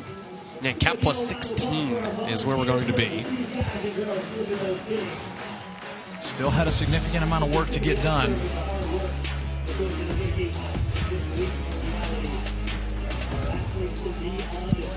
On to Heat 2 here at the North Park on the third day of competition for the teams at the 2022 NOBULL CrossFit Games. The Alliant Energy Center, the site here in Madison, Wisconsin. Crowd starting to flow back in after they spent this morning at the Capitol. Tip of the cap, by the way, to Adrian Bosman for the programming on the individual side, both from the actual programming itself and the location. It's been a great start of day 3. Jeremy Austin shuffling into the booth. Adrian Conway, 2017 team champion, last team to knock off Mayhem Freedom. Jamie Hagia is our reporter down on the field. My name is Joel Godet. Standings at this juncture. Said last team to knock off Mayhem Freedom. Adrian, you were on it. Oh, look at that. 2 teams right now ahead of Rich Froning and company. We'll talk about how they can finish the job with Adrian as we go through the course of the day here. But Oslo Navy Blue is your leader right now. 12 points the advantage over the Sea of Green from San Diego and CrossFit Invictus. Muscle Pig is the test in hand. Event number 5, we're going to flip stuff and we're going to flip ourselves onto rings. Tough old event 5 to kick things off. Some struggles in the first heat, but 4 rounds for time. 10 synchronized muscle-ups with the 4 team members. 10 pig flips per pair, alternating for the male and female pairs. 510 pounds for that pig and 350 for the females as well. 232 kilos for the men and 160 kilo for our conversion. Talk about the straps on the ring muscle-ups here, but this is also the first time, Adrian, we've ever seen the teams use the pig, so it's a new implement for them. It's new, and there are specific keys that they need to focus on to have success in this event. And one is that they need to be strategic with their sets on those long-strapped ring muscle-ups. And second, they've got to have a steady tempo on the pig. They should not rush when they know their backup teammate might not be quite ready. Just be steady. Talked about Oslo Navy Blue being in the lead right now, the team that is trying to knock off CrossFit Mayhem Freedom to stop the mayhem. Well, they have their training partners here in heat number 2. Oslo Purple Red will be in lane 1 as we get set. Greater Heights Ascend, keep an eye on them. Did really well in the strength event yesterday. Open Box Athletics, CrossFit OBA had a ton of hype coming into the games. Mayhem Justice, one of the 3 teams out of the Cookeville affiliate competing here in Madison this year. And there is Oslo Purple Red, trying to be the nice second piece to that Oslo puzzle here in Madison. They did well in the run yesterday and really set the time to beat in that first heat, and Navy Blue saw that as a red flag and went straight to it. And Greater Heights, 5th in the strong event. And that was exceptional lifting from all team members. Jordan Cook, massive squat. So we utilised that to best efforts for the team, Greater Heights. They already start off with a little bit of a slip, though. And it's those little things that matter. Like, is it a huge deal? No. But we've already seen no team finish. So seconds could become really important after just one heat. Yeah, and those slip-ups early, what they can do is create second guessing as the workout develops. One of the most important things on a team is to have everyone composed and calm. So as you begin something such as a high-skill movement like this, you're on the same page. You make the first few reps count. Seeing something we didn't see too much of in heat number 1 is that consecutive muscle-up movements, but great synchronization. Absolute key to this, and we saw some communication really falter some teams in that first heat. Greater Heights, not just shifting heavy weight externally, but body weight, keeping them in front. And it is Greater Heights Ascend that makes their way out to the pig first. Being led by Emily Tanner out there getting first to the pig. I can remember when she was pursuing the individual side of this sport, her and Jordan Cook both. A great history as a regional, back in the day, regional athlete. And Emily's returning from becoming a mother. Her daughter's birthday was on the first day of the games. Happy first birthday, Delilah. August 3rd. Emily was actually the last piece of that team really to fall back together. Just had a child. Didn't really know if she would be able to get back to competing. And it was around January when things started to click for her. And she was all in on the team. That's Tanner right now, who's approaching the pig. 350 pounds on the left side of screen, 5'10" for the men. As we said in Heat 1, that is about the weight of an adult grown male and female pig. Probably a little bit easier to move. Absolutely. Getting underneath. Now, we worked the event strong yesterday, and a lot of the team members went for a split jerk.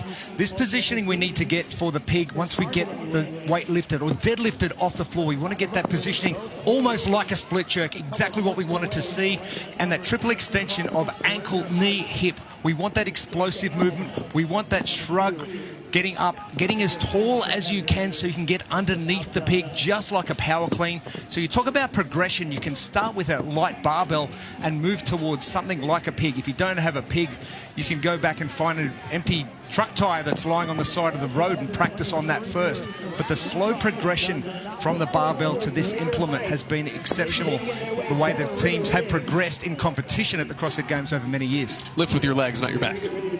Oh, true. Absolutely. True. We want that back nice and static. The hips are going to be dynamic, and they're going to get after it. The thing that I like the cue with the pig is slow to, fast through.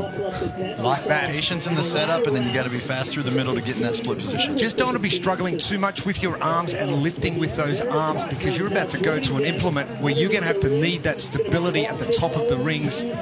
We've seen in heat number 1, a lot of teams did struggle with that time under tension on top of the rings. That's Kelly Baker on the left. You've got Kelsey Keel on the right, CrossFit OBA. Those two are actually former teammates at the games. They both competed on CrossFit Parallax's team back in 2016. OBA is in second place right now on the right. Greater Heights is in your lead on the left. And we've talked a lot about the long straps. To be real specific, folks, if you're watching this at home and you train on a traditional rig where those straps are a little shorter, when you execute the beginning kip of your swing, the leverage your body creates underneath the rings to pull you over top of them and then to lock out the dip is much more responsive to your body weight. Here, because the straps are longer, they've got to stabilize more at the top. Bear Complex is the official grip of the NOBULL CrossFit Games. Make sure you head online, bearcomplex.com, to shop for the best grips on the planet, up to 15% off.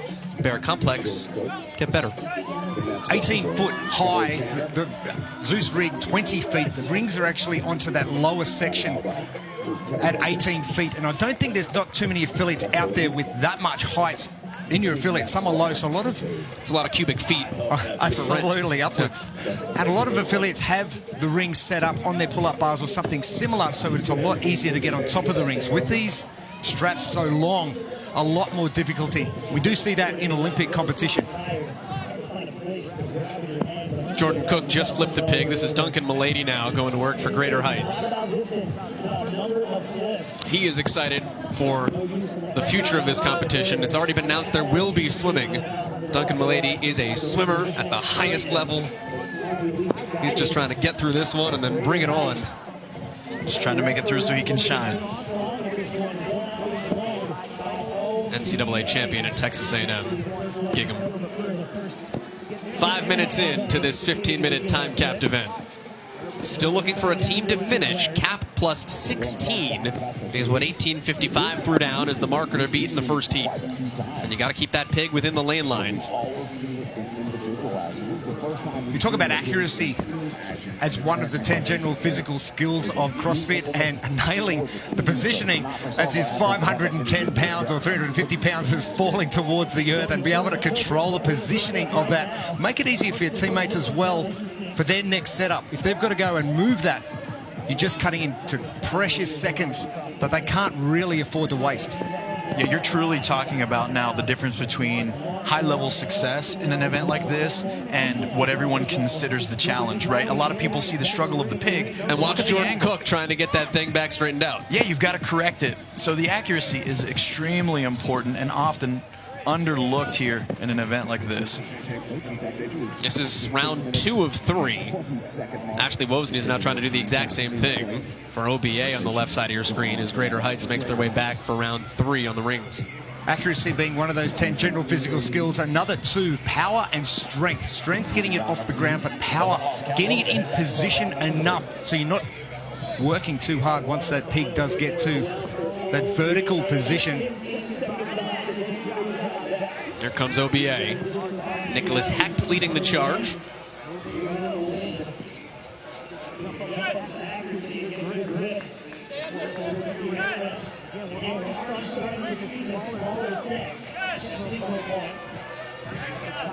It's interesting, Adrian, watching the time off in between muscle-ups.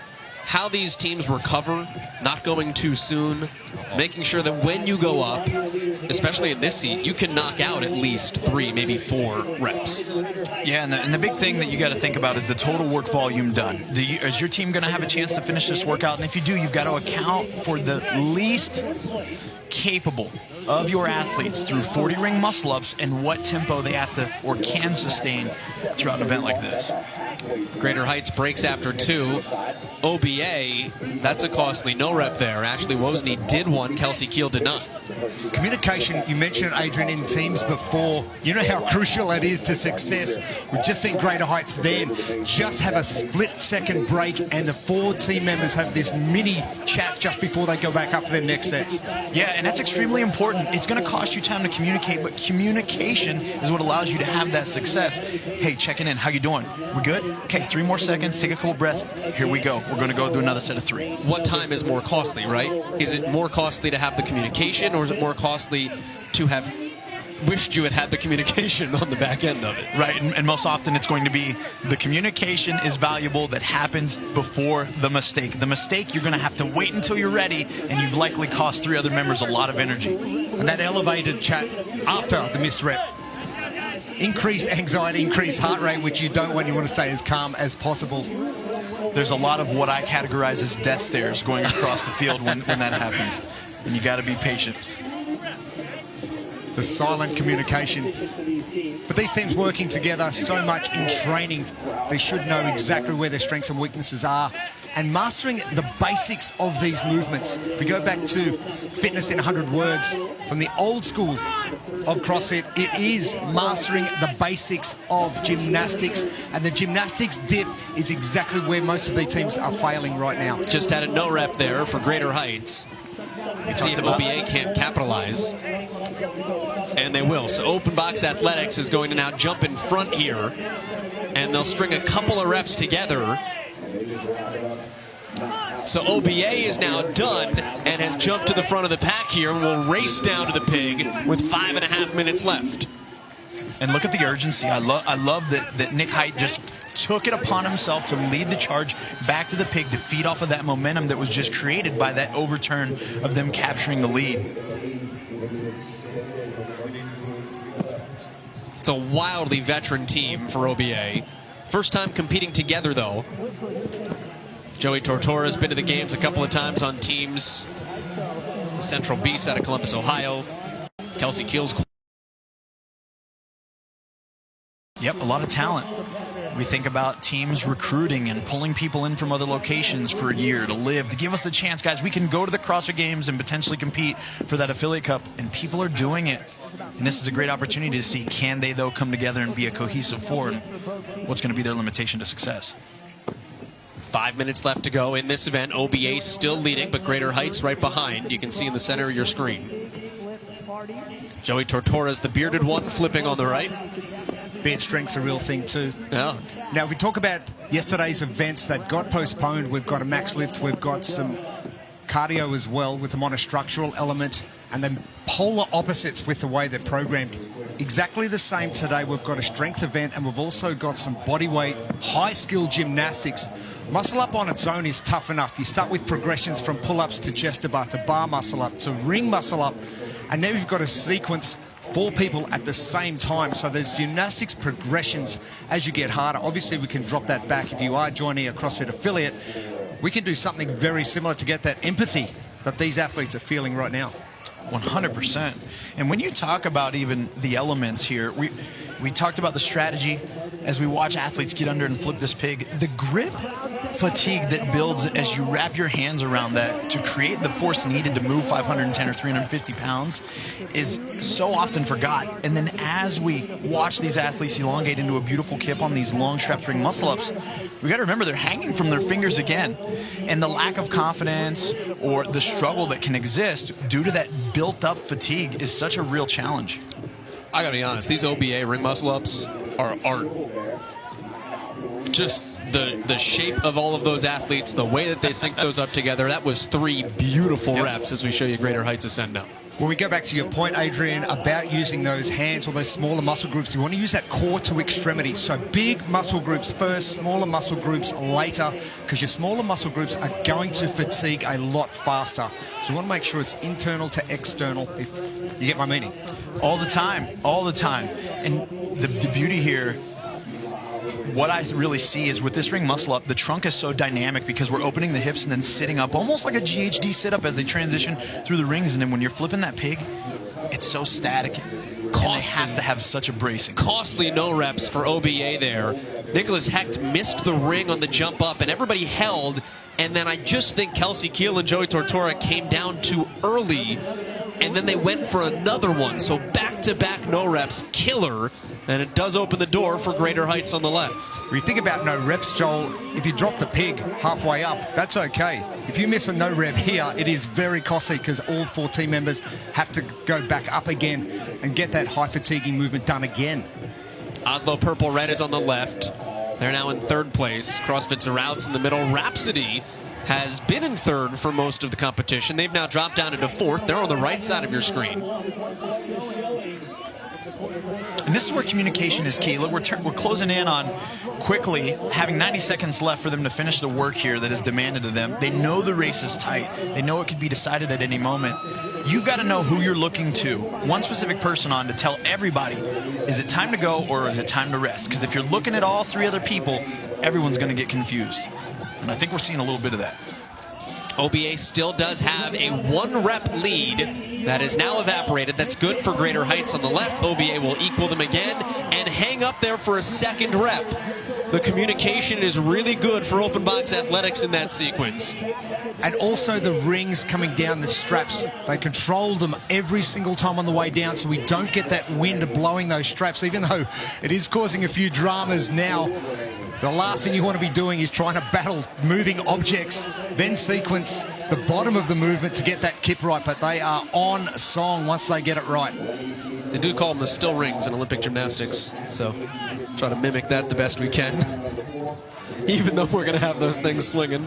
We've got 40 seconds left here. Well, gymnasts use this to get onto their apparatus to do their event. It's not actually a movement, it's something to start the movement.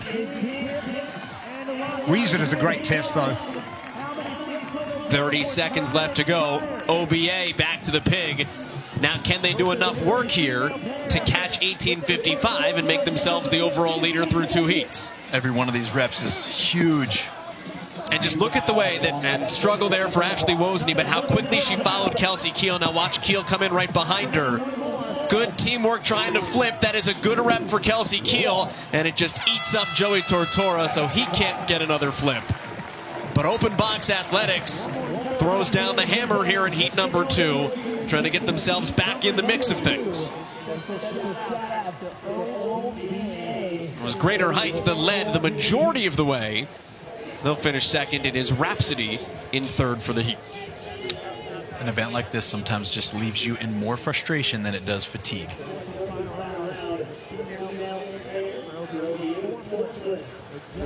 OBA doing very well, but it was all about Greater Heights getting those muscle ups done very early. Their sequencing was very good and some great control. Some great positioning as well on the underneath that pig to ensure they're not fatiguing too much, and big explosion of that body and those hips. OBA, few falters on the muscle ups, but the back end, they nailed it to take back that lead. They will wind up at cap +7, so they will actually have the lead here, besting 18:55's first heat performance.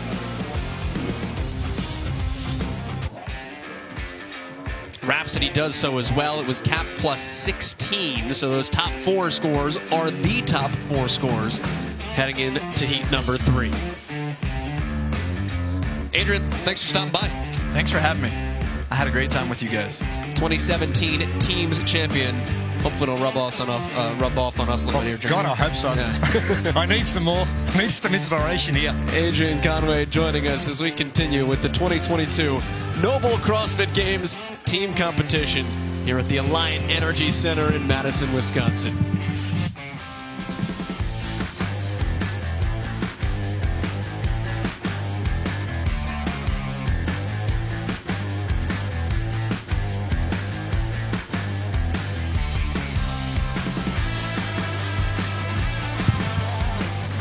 Time for heat number 3 of event number 5 on the teams side of things. Some teams looking to make a move into the final heat. Try to put themselves in the best position possible.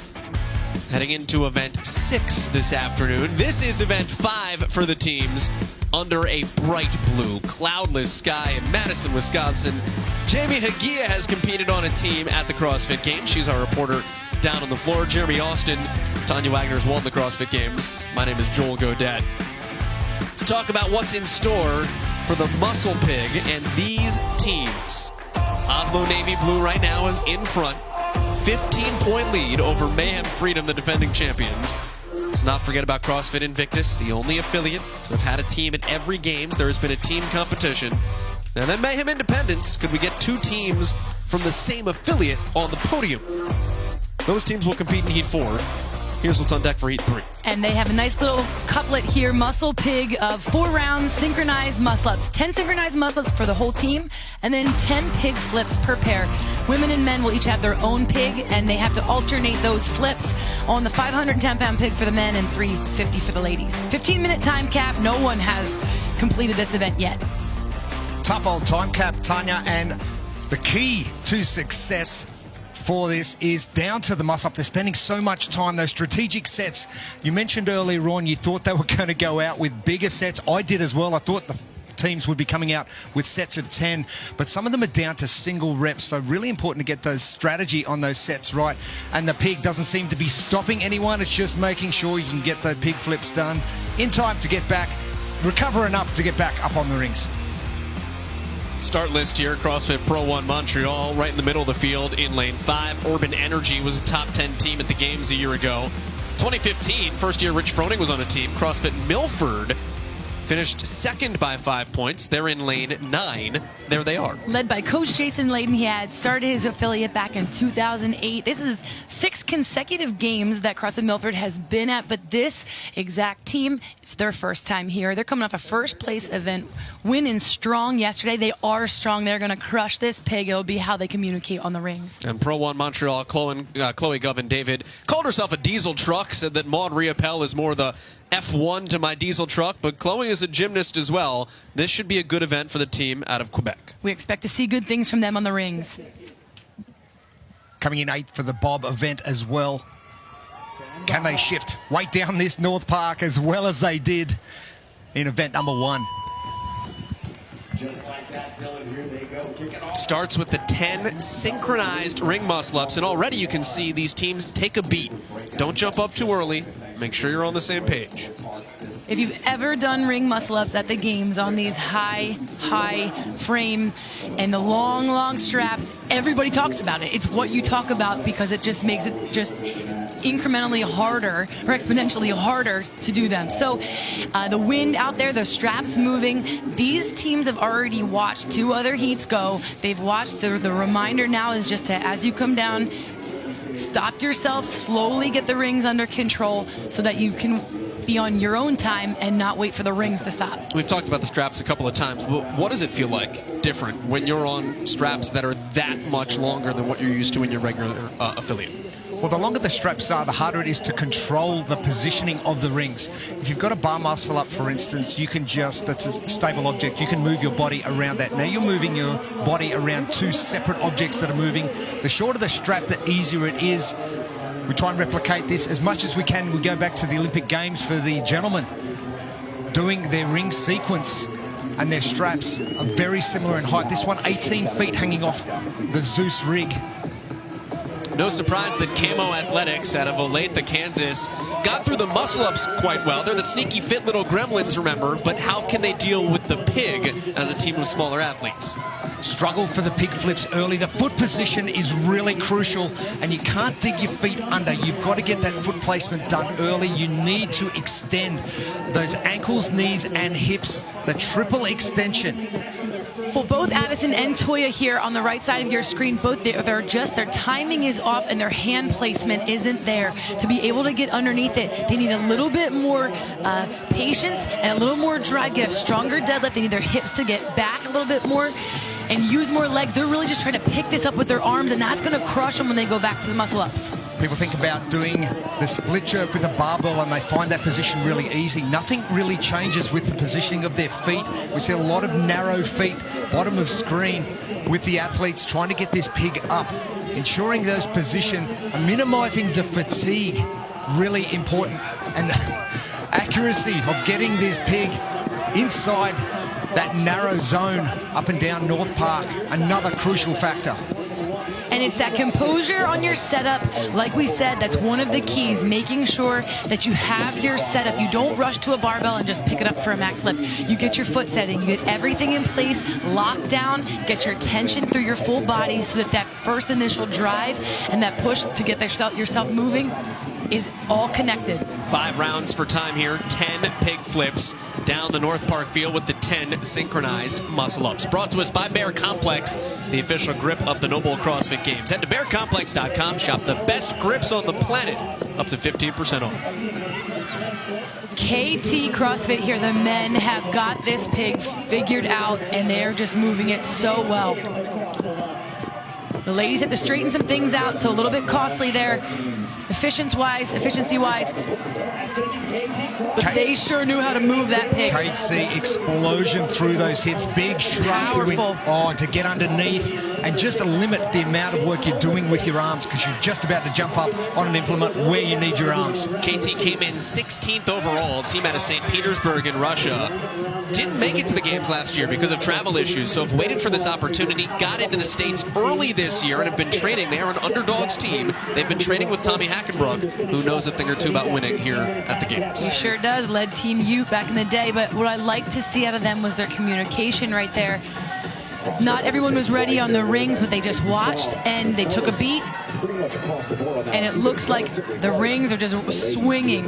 I love the descent of the athletes, some athletes having to drop straight down. But also, the other athletes who do have a little bit more control can make sure those straps and the rings are not moving around too much. We see the same thing here in the latter round with less than 5 reps to go for KT CrossFit. Ksenia Trubetskaya is the captain for this team. Alexander Plyoshkin is in the black shirt, standing on top of the riser to your right. Ivan Kakartsev is on the left. That's Ivan right there. 23 years old. He is a strength athlete.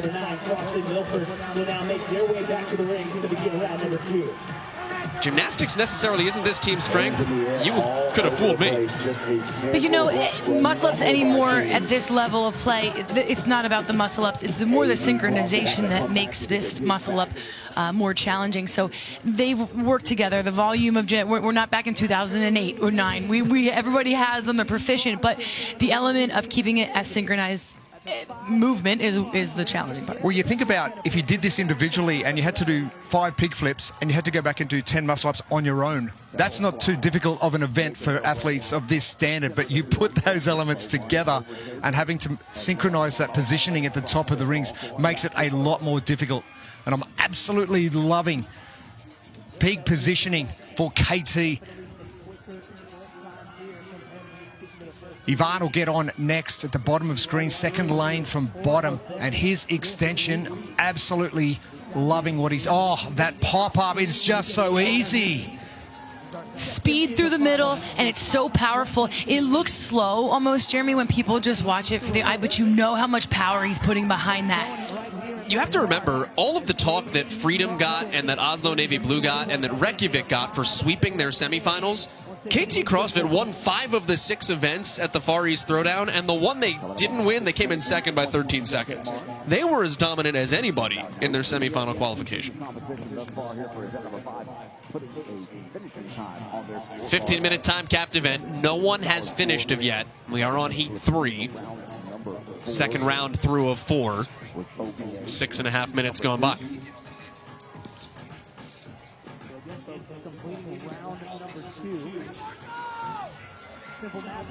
Good push there by Plyoshkin. Ivan now, this extension pop straight underneath, and it's just like that power clean. So the progression of barbell to either tie flip or pig flip and getting underneath. You mentioned speed through the middle, Tanya. It's just so important to make this as easy as possible. It translates so well to everyday life if you need to pick something up, and that's where if you move well and you're moving appropriately with the barbell and you have good technique and good form, you'll see that bleed over into other areas. So Ivan really clued in from KT, getting that ankle, knee, hip extension into that big shrug, ensuring he can get underneath. Some of the other teams are really struggling with the pushover. Even look at the way that Ayjan Zarazova got under that. A smaller athlete, but it's that hip pop, right? And then she's so quick, like a barbell. It's fast under the bar. Move your body around the object. If you talk about long levers as well, Ivan's very tall. Makes it a lot easier for him to get under the weight. Although it is a 510-pound or 350-pound pig, they're not actually shifting the entire weight because it is still resting on the ground, but still a heavy implement to move.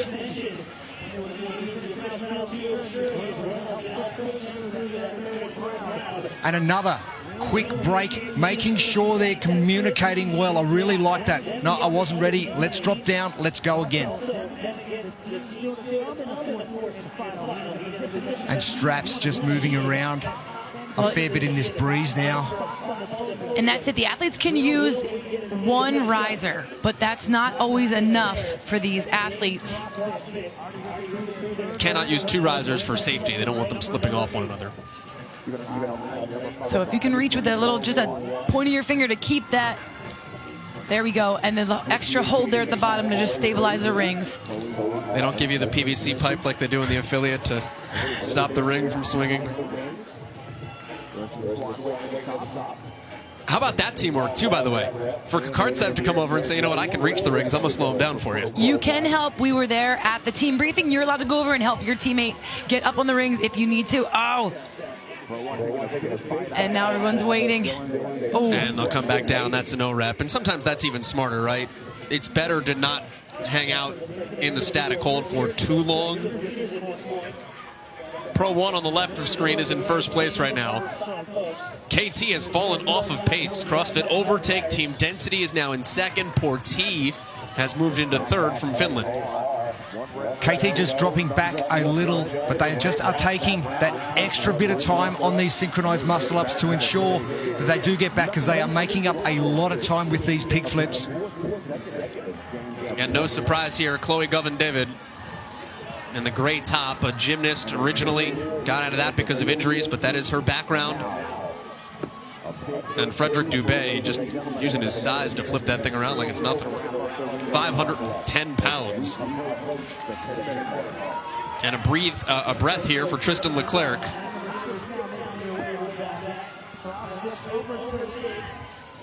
Overtake has now passed KT off of the rings. Second team to the pig flip here at the end of round 3. We have 5 minutes left to go in this 15-minute time-capped event.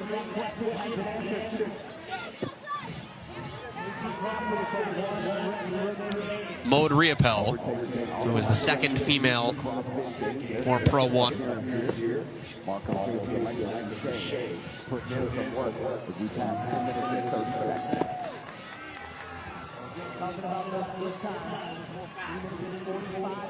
Final 5 flips for Pro 1. And again, it's Leclerc and Riopel, the 2 rookies on that team, giving way to Govan-David and Dubé, who were on the 5th place team a year ago at the games.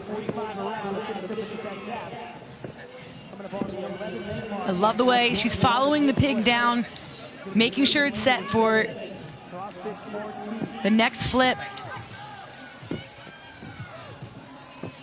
Leclerc really following that forward. think also stabilizing themselves there just to breathe. I don't want it to fall back Get on a breather. me. Don't want that refrigerator falling back on me. And a quick pop. Interesting technique. That little pop with that knee. Enough hip extension to just drive the knee up to ensure that it's moving forward enough to just push and drop it down, ensuring that you're just not using your arms too much. Well, if you know if you're familiar with the strongman movements, it is a little bit different with that barbell. You use your knee like that, use your legs to hinge at the waist to kind of get that position. It's a strong plant position. You're stable, and you could just allows for a little support and like a regrip.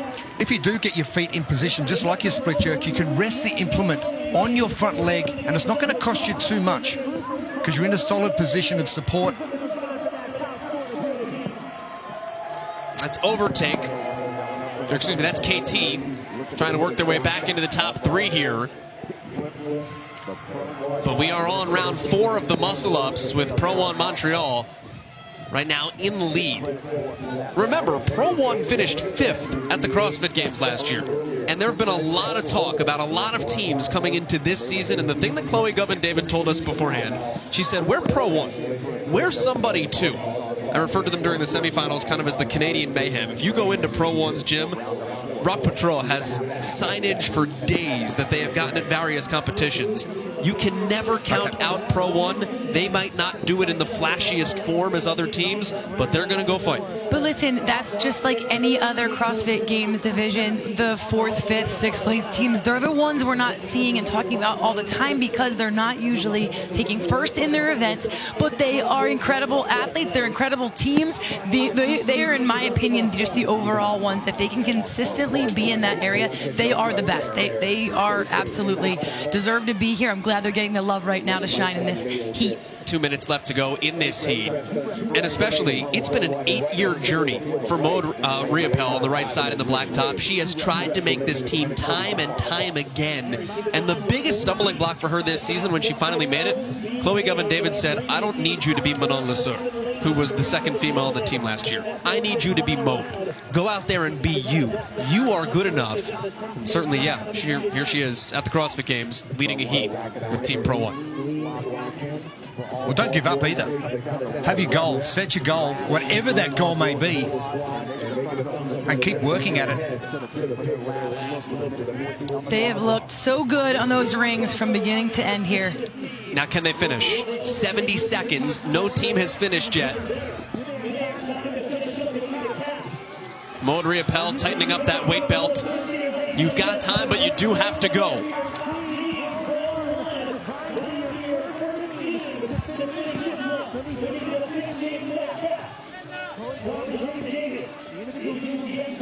Good pop. Chloe just gave the thumbs up to the camera. The confidence and the ease from the veteran. 30 seconds to go. Pro 1 has to move here. Time is there, but it's fleeting. They've got company as well. Overtake, trying to do just that.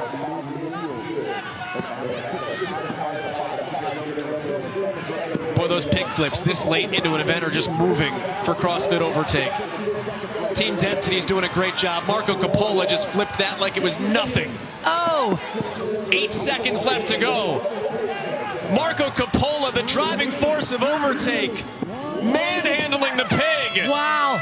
That's an amazing finish. Ooh. It'll wind up being Pro 1, but I tell you what, Overtake also came to play. What a final charge by Overtake. Out of nowhere, did everything they could through the men's pig to get every rep, and every repetition of that pig flip does count. But Pro 1 showing how to do it on the rings. I think their patience throughout the 15 minutes got them there. They didn't rush the first part of it. They got their sequencing right. Really good discipline. That just shows what a disciplined team they are, to know their patience, execute where they are, where they're dominant, and where they can just, excel. And they really stayed that for all 4 rounds. They did it. But just knowing each other that well. Cap +3. Pro 1 finishes. Overtake at cap +6 right now. Puts themselves in 2nd position because Open Box Athletics was at cap +7 from Heat 2. Still yet, no one has finished, although at +3 being the marker, I think we're going to see some teams cross that finish line heading into Heat 4. Well, Pro 1 already has a top 10 finish. They took an 8th in Biker Bob. It could be, but there are 10 more teams to take this one on. KT out of the blocks very quick and maybe a little bit too fast. Van, those massive pig flips, that massive extension, so much power. And a little bit of rest time for him as well. And a great battle between KT and Pro 1. And it all came down to the strategy of the muscle-up sets, as we mentioned earlier, making sure we sequence correctly, minimizing that fatigue on top of the rings. And what a great finish. Overtake coming in very late. The females for overtake, just one pig flip behind. But Pro 1 Montreal in sync both with muscle-ups and pig flips. And what a great finish we had. They gave themselves enough of a cushion there from the rings to keep the lead.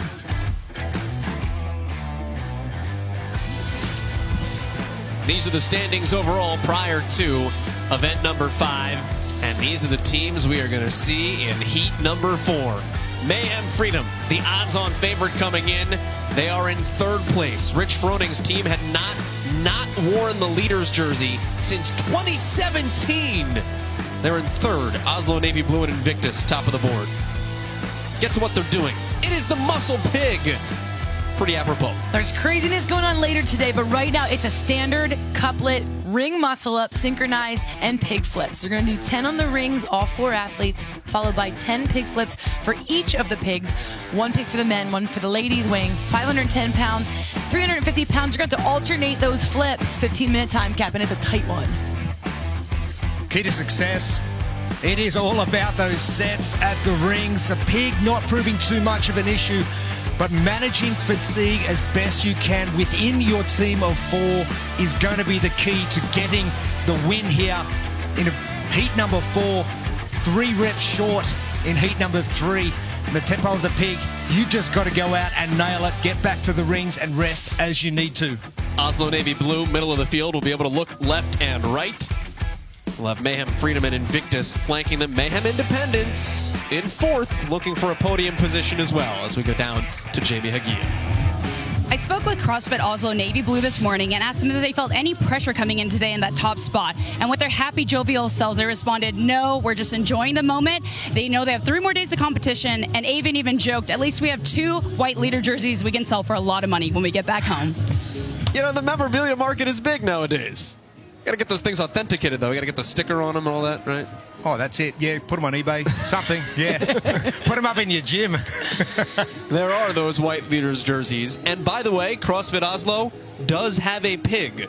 They made it themselves. It's made out of wood, but it's an implement that they may have had a chance to use in training before. 3rd day of competition, they have come in so strong, just physically, but also mentally. I love seeing their confidence this year. And here is CrossFit Invictus, Devin Kim, Brittany Weiss in the front there, trying to reestablish as a podium affiliate as they were in 2019. And 12 points behind Oslo. That's it. I mean, their lowest place finish to this point was 7th. Invictus has been around forever. Sent teams here. They are just another strong affiliate, and I'm so glad they're sitting in 2nd place right now. And has the bear been poked again? We're about to find out. Starts off with 10 synchronized ring muscle-ups. Honestly, you talk about poking the bear, Jeremy. The biggest thing for CrossFit Oslo Navy Blue right now, they cannot have a slip-up on this event. You took the leader's jersey off of Mayhem last night. You need to come back out here and stomp on a throat. You've got to assert yourself. We've seen that before in other teams. They come in, they get a lead, and they just rest on their laurels. If I can use a massive cliche like that, and they just let Mayhem sneak back in and take over, and they just continue on right throughout the weekend. Start to Friday, there's a lot of work still to be done over the next 3 days, but they really need to assert their ascendancy right now. Wow. I was just about to compliment how well Mayhem was doing with the synchronization. And Mayhem is the first to come off like it was absolutely nothing. Listen, these movements for them, it is nothing. They work together. They are the best at working together. They know their timing, and really they just need the points. They need the first place. They need they haven't had a first place finish yet. So they need that one. Tonight is a crapshoot with the event. We were there. There's a million questions going on. But this is the one today they know they can get. Well, if they can, we spoke about strategic sets. If they can do that for every round, they are going to take a massive lead coming into every round of pig flips. Other teams we've noticed throughout the previous 3 heats, they've really struggled with their sets and going down to sets of 1. If Mayhem can keep doing that, this is going to be an absolute walkover. Volume. When you think of Mayhem, you think of volume. So 10 for them. I want to know, do they ever train with just 10 muscle-ups? They've all practiced on those high straps. To them, a lot of teams don't have that depth of just practice here at this level with the high straps together like that. So I would say they would see the 10 and say, that's no big deal. Absolutely not. Now, Rich just could probably get a little bit more explosive in his hips, and we talk about how much you're using your hips and your core and your trunk when you are getting into your muscle-up position. I have noticed when doing muscle-ups, my abs are sore for days, even though I haven't done any specific sit-up work, but that's probably my poor... Sounds like a you problem. Absolutely my problem. I just want to recognize something. Sorry, Jeremy. I'm ignoring your ab comment. Here's the thing. I want you to recognize Mayhem is walking back to the rings.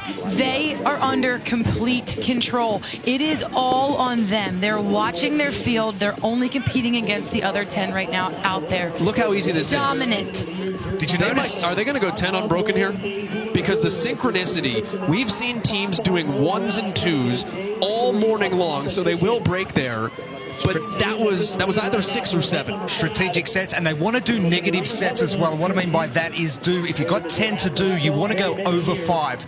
Easier for the brain to calculate, and also a smaller set to finish with. So if you can do a 6-4 or a 7-3 for your set of 10, it's going to make it a lot easier. Rich Froning on the previous set that he did, looking left and right, eyeballing everyone in the team because he's got so much time. Even Oslo on the right of screen in the leaders' jerseys, they're pretty good in the synchronization.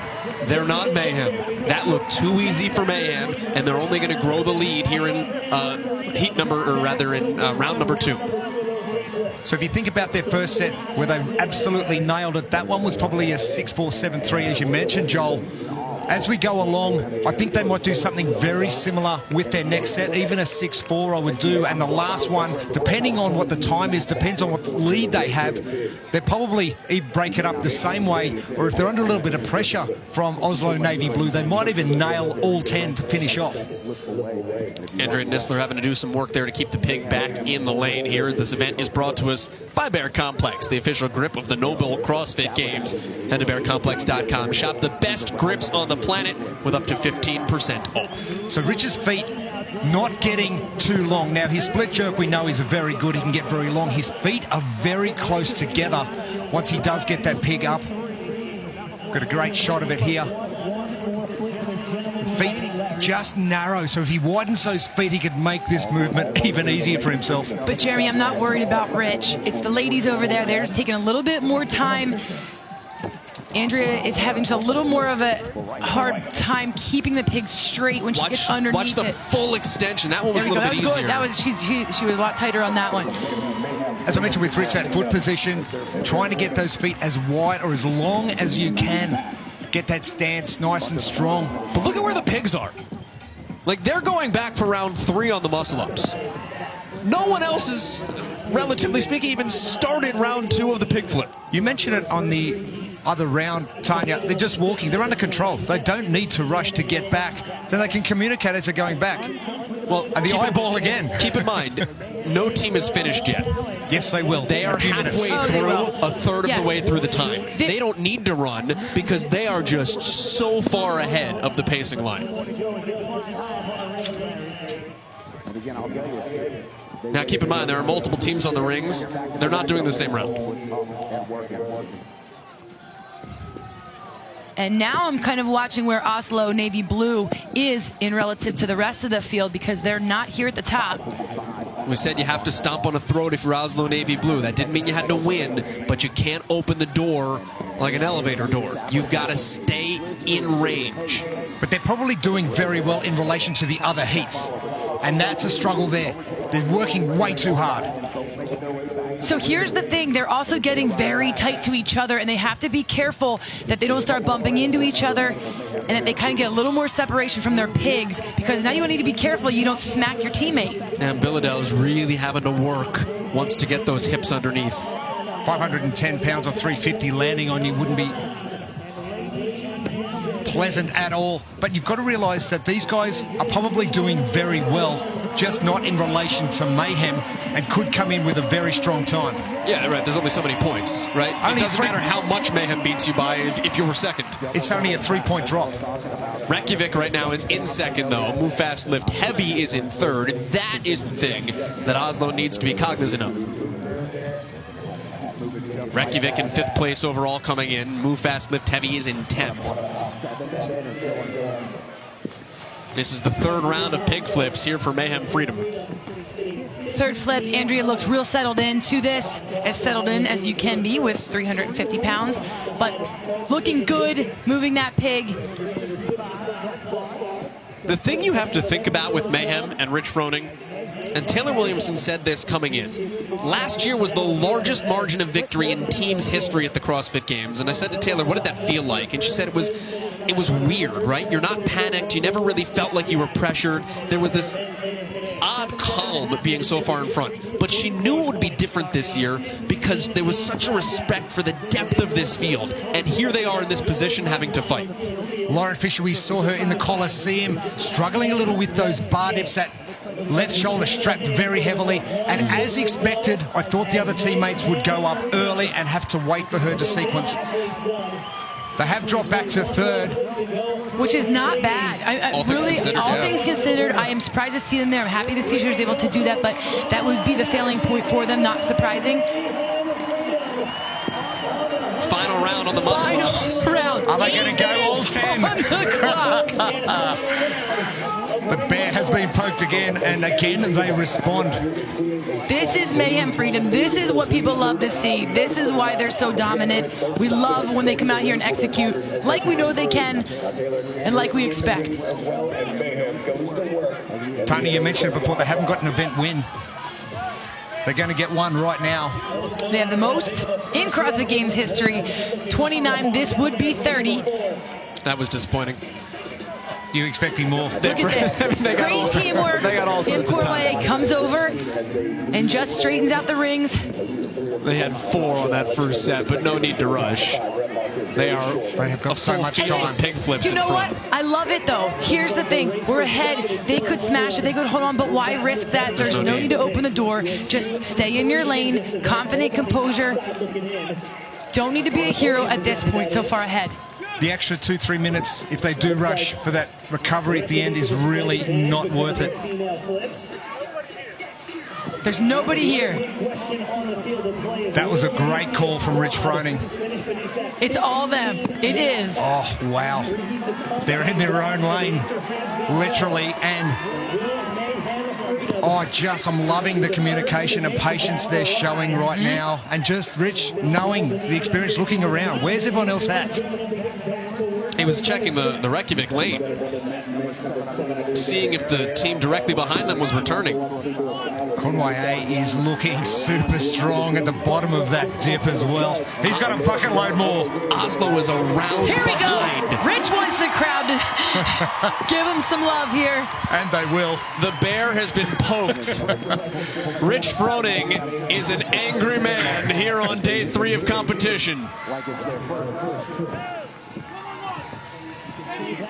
We knew someone was going to finish, but not by this much, I don't think. I mean, and this heat is the best. We've been seeing the best teams, so for them to be so far ahead is just incredible.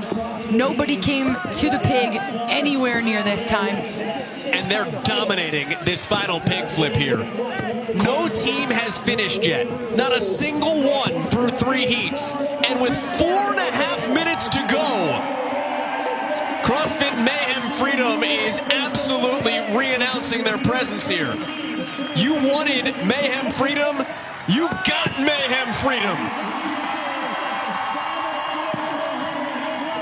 The bear is poked, Froning is back, and an absolute statement from the 4 from Cookeville, Tennessee. Walk to the finish line. It's yours. Stroll right across that line, boys and girls. Oh, what a statement. What a start to Friday. They absolutely demolished that event. Incredible. Mayhem, then specifically a lot of daylight. Anytime you get the guy that programmed the games to come over and say, yeah, that was a good job. Well, listen, You've got to think about tests, and the test is out there, and they struggled in the Coliseum with all the teams, and 3 teams finish. Here's another one. Like, that's what just happened. Yes. They turned in their test, and the teacher just looked at them and went, well, you just screwed up the curve there. Well done, man. Yeah, good. Left skewed. Reykjavik is still in second place, and they have 3 minutes until anybody else comes into the equation. Honestly, kudos to Lauren Fisher. We know about the shoulder, and she has absolutely fought through here like a champion. To not be able to hold on to the big sets like Mayhem did, that is incredible for Reykjavik to be in this position right now. But Oslo, Navy Blue, a lot of waiting. This is a problem. Navy Blue only had a 12-point lead over Invictus overall, 15 points over Mayhem Freedom. I'm loving the way that Lauren Fisher is catching at the bottom to protect the shoulder. We obviously know there is an issue there. The tighter those elbows are to her body, the easier it's going to be. Tola just fixing up those rings and straps. If you can see the catch now, the really fast turnover is really helping. Here comes Reykjavik. Rings. Look at this. This was the battle people expected in preseason. Second place here, only 3 points back from Mayhem. They may jump. Jumping from 17th to 5th. And don't leave out, Independence is here in the race too, right next to it's a different Mayhem team. They're racing. They've actually overtaken Reykjavik by a rep. Alexis Johnson, a good push to Sasha Nieves, big-time strength athlete. Angelo DeChico and Luke Parker are bulls. They're coming into this event in 4th place. We haven't got a chance to talk about them too much, but they are absolutely having a fantastic game so far. 3rd in Biker Bob, 14th in Strong, 8th in Fast, and then the P-Bars and Pegboard 6th. So fantastic start to Independence's games. It's a race for critical points. This is a podium race right here. Team in 5th, team in 4th. The teams in 2nd and 3rd, rather in 2nd and 1st, are nowhere to be found. And they have to move. Meanwhile, Lauren Fisher struggling to get that pig up. As you mentioned, every rep's going to count, so Tola and Khan need to get finished. And it's Independence that races across in 2nd. All mayhem, all day. Here to start Friday at the games. Freedom, Independence, 1 and 2. Now here comes Reykjavik. Solid finish for them. 94 points for Reykjavik coming through, minimizing the damage. They have done well. Wow. Mayhem, incredible. Iceland and his team bouncing back from a 30th place finish in the Coliseum, and now this is disaster for Oslo Navy Blue. Well, you mentioned it before, Joel. You need to put your foot on the throat. This is not the way to go about it on day number 3, even though it is second day. No, the team you wanted to put your foot on the throat of turned around and put their foot on yours. Booted you into next week. Invictus is done, so they'll remain in contention. And now here comes Oslo. They're not going to finish. And there are massive amounts of teams from earlier heats that will put themselves between Oslo Navy Blue and that finish line. Invictus with 91 points as well, so they are going to stay up in that top 3. Seems like an eternity since they finished. It was, yeah. I'm blown away with how fast they were. They moved just incredible the entire time. It is the Mayhem Freedom team everybody wanted to see, expected to see. They were able to shine. They walked away with this thing. They killed the muscle-ups every single round. This event came down to all about how your team executed the synchronized muscle-ups. They smashed the pig. No problem here for any of them. They always had a long enough lead or a far enough lead ahead that they could just walk. They kept their Hari under control. That was their recovery so they could come back to the rings and really stay tight. They were together the entire time, all the way through. They literally walked across the finish line. They were so far ahead. Absolutely dominant. Not only this Mayhem team, but then Mayhem Independence just a bit later crosses in second place. This is what they're used to doing every day. Just like Cookville, ladies and gentlemen. DeChico told us they wanted 2 Mayhem teams at the top of the podium, and at least in one event, they got it. Heat results, not the overall event results. Keep that in mind. The top 5 teams, though, are the top 5 teams, the only ones to finish. Move fast, lift heavy. Got in under the cap as well. Tip of the cap there. Down to Jamie with freedom. Rich, in a couplet like that with high skill gymnastics and a heavy odd object, you guys took a commanding lead from the start and were able to hold on to that and even further that as the event went on. What was the key to that win? CrossFit. We've been doing a lot of CrossFit, so we actually got to do some CrossFit there. It was fun. With the muscle ups, we haven't seen synchro all 4 since 2018. What was the communication like during the muscle ups? Well, I was the leak wink for most of the muscle ups, so everyone just watched me, and then I just tried to hold on. And Taylor, you had mentioned that last year was a little weird and not feeling panicked and pressure, but this year you knew it would be a little bit different with stiffer competition. How does it feel to be in it now? Amazing. Let's go. 100 points for you guys to start the day, your first event win. Congratulations. Thank you. Thank you, guys. At least she kept that one clean. That's right. Event number 5 in the books for the teams. There are your mixed results from all the heats. Again, the top 5 teams are the top 5 teams, but Oslo Navy Blue winds up in 9th. That's not good when you're chasing Mayhem Freedom, who we know, for the most part, they're going to pull off top 5s. Well, Reykjavik moving their way up again. Invictus, important result for them. Mayhem Independence. This top 5 is going to juggle around. OBA doing well, coming in that 10th spot as well. It's going to be a battle for the next 3 days. Big shake-up on the leaderboard. This is a turning point, definitely, and tonight will be as well. Oh, here they are.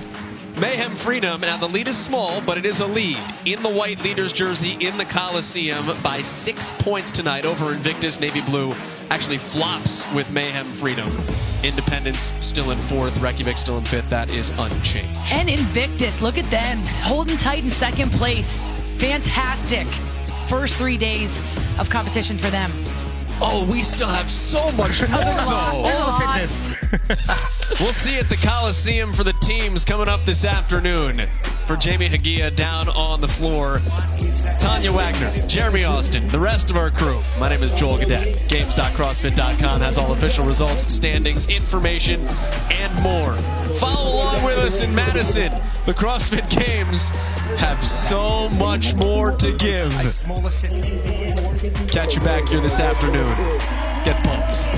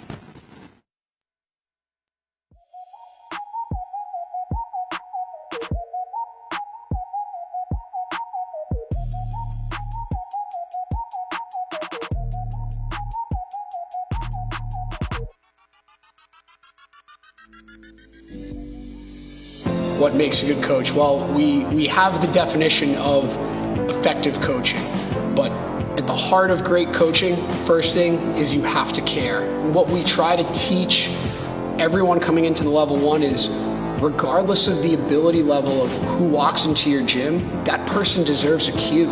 Whether that be someone who is coming to their first CrossFit class or a games athlete like Chandler Smith. Our ability as coaches and our effectiveness is directly impacted by our ability to have someone leaving our class better and have learned something new than when they walked in the door.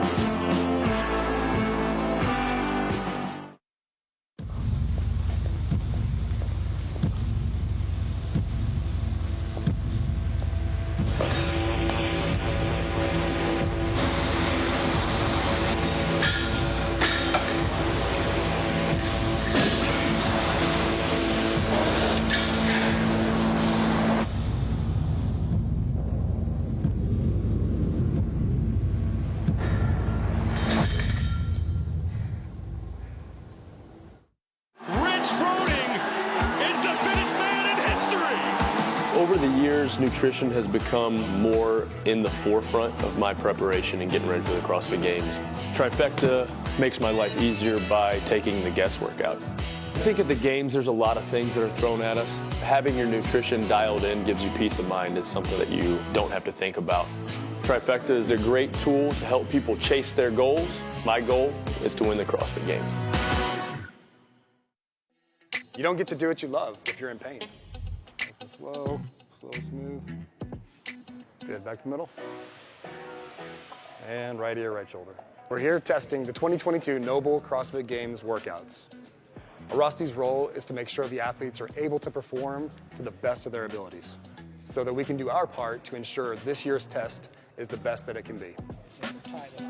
That's great. You know, if it's one-sided, your spine is super straight, there's a feels like play off once it gets older. That's what happens with the tendons. Here at Rusty, what we do is we find things that are holding you back, things that are causing you pain, that limits your ability to not only work out really well, but to just live pain-free, do things you love to do. We find what's wrong with you, we get you out of pain, and then we show you ways to keep yourself healthy so you don't have to keep coming back to us. Thank you. Appreciate it.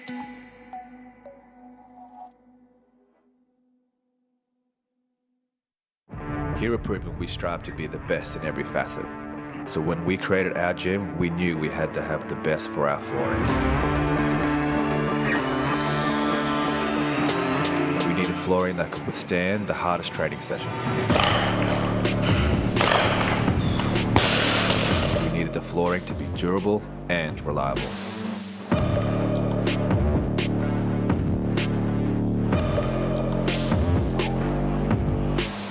Time and time again, Surface Co finds themselves being used at the highest levels of competition. So Proven had no doubt that Surface Co was the floor for us. Ooh, here we are again. I've always wanted to do that. Are you ready to get the party started? We're back, baby! While the games are fun and exciting to open, is the reason that I started doing this whole thing. It's my birthday. I feel like I should be able to choose the workout. 4 reps remaining for Justin Medeiros. I want to win the games and the team as well. We know they're the best. They know they're the best. They can be beat. This is what all the work is for. All she does is eat, sleep, train. Everything I do is with intensity and purpose. It's kind of a coach's dream. That's it, D. I Come on, am baby. constantly in pursuit of helping people reach their maximum potential. Us together, working together and pushing each other, it's going to be scary, really scary. I want to make it back to the games. I want to have my best year yet. I'm ready to run through a wall, man. Let's do it. Are y'all ready? Let the games begin.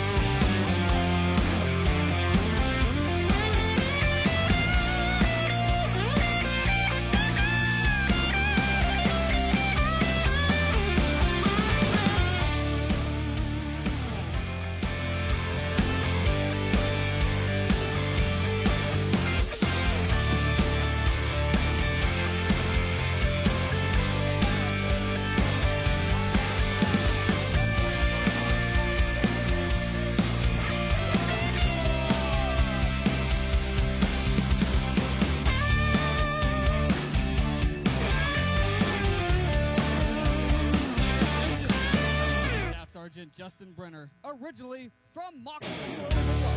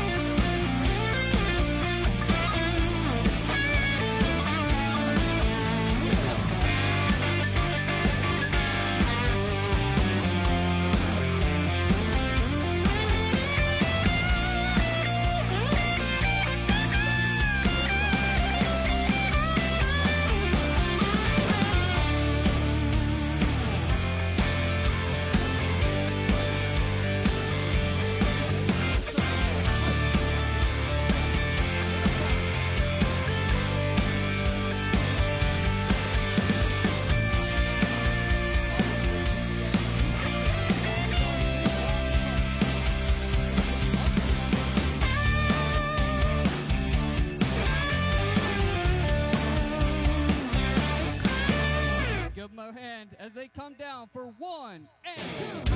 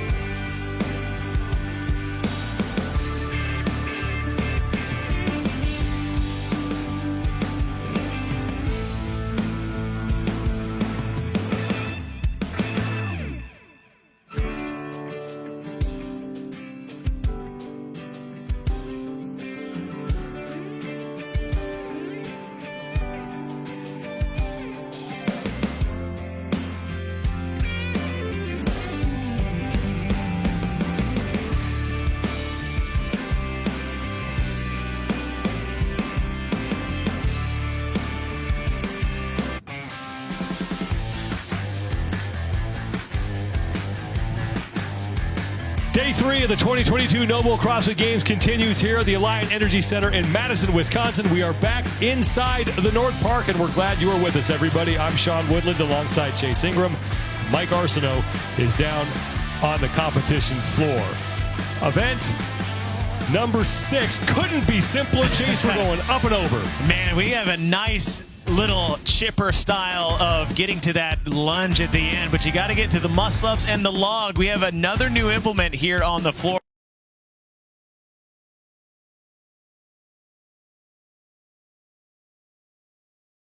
You see those tarps over them to keep the heat up, but what we're looking at here, when I see these movements, and I've heard this from a lot of coaches looking at this, is the hips are going to take a hit because what we've already done today, 3.5 miles of running, Husafel carries, pig flips, and then at the end with that front rack lunge, it's going to come down to who wants it more. And those are your keys to success presented by Bear Complex. Let's send it down to Mike Arsenault on the field. Well, the jump over portion of this event is all about showcasing agility and athleticism, and that will start with the log here, 50 inches off the ground. All the athletes will be able to navigate the 25 reps up and over. The separator will be the athletes that are more athletic and more agile will be able to do this portion of the event that much quicker, and that will also set them up well for the box jumps and the jump over the pigs here at event number 6. 2 heats of 20 men here at event number 6. Brent Fikowski's a man that needs to start making a move here to get himself up the overall standings. And then lanes 11 through 19 have a handful of rookies: Dallin Pepper, Enrico Zanoni, and Tudor Magda. But Guy Majeros, not where we expected him to be at this point in the competition. Not at all. This is a guy who had, his name was in the conversation of maybe podium or at minimum top 5. But when you look at this event specifically, this is very similar to what we saw in the quarterfinals. In quarterfinals event number 2, that was 3 rounds of muscle ups, pistols, and GHD sit-ups of 30, 30, and 10. A few more muscle ups, same GHDs, but the middle portion is changed with these different jumping implements, whether it's over the log, onto a box, or clearing the pig. And he actually tied for first overall with the men's field that he's competing against. So this could be a big bounce back event for him. Guy Majeros, as Chase said, coming off a career best finish at the CrossFit Games last year, 7th overall. There's Arthur Semenov. Dallin Pepper, one of the promising young rookies. And there's Baden Brown.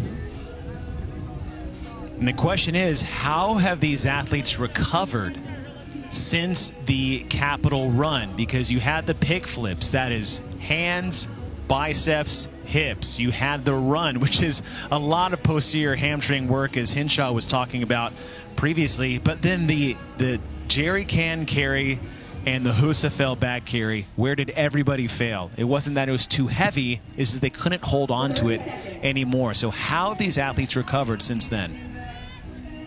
Guillaume Briand out of France. And Brent Fikowski, who comes in 25th place overall. He was able to move up 5 spots after taking 15th in the Capitol. With the field, if you look at quarterfinal 2 as any type of predictor, Fikowski was in the bottom 10 of the field based off that quarterfinals event.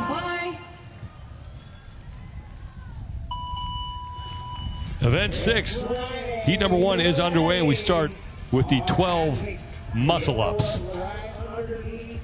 Talking to Adrian Bosman about this rep scheme, they've tinkered with that quite a bit, in the range being around 10 to 15. Landed on 12 because 12 is, he specifically quoted, that number that is going to dare the athletes to go unbroken. In their training, no problem. A lot of these athletes are 20-plus unbroken ring muscle-ups. Sets of unbroken 12 is nothing new. However, after everything they've gone through up until this point, knowing what's coming, and the fact that, look, we say this every time we see it on the Zeus rig, the ring strap length has a massive impact on your ability to do these muscle-ups. Just about every athlete finishes those up at the same time. It's just up and over that log 25 times, however you can do it. 67 total scored repetitions in each round. And remember, we have the lunge after the 3 rounds of the muscle-ups. The up and overs and the GHDs. Now, there's one specific piece to this movement that has to happen, or can't happen per se. The athletes cannot lay their torso on top of the log, so you can't just lay an arm around and swing a leg over. So you have to actively clear. And look at the movement pattern. Look at Guy. He's doing a wonderful job. It's almost a pommel horse style. But look, press out to come over. Press out to come over. Where is that going to come into play after 25 of these? The lockout of the ring muscle up. Guy Majeros right now through 33 of his 67 reps here in round number 1. At the 37 mark, he will move on to the GHDs. Guy Majeros in the early lead here. On to the GHDs. Guillaume Briand, Tudor Magda, Brent Fikowski, Augustin Riquelme, and Alex Vigneault all done with their up and overs as well. Magda at the bottom of your screen. Vigneault is in the middle.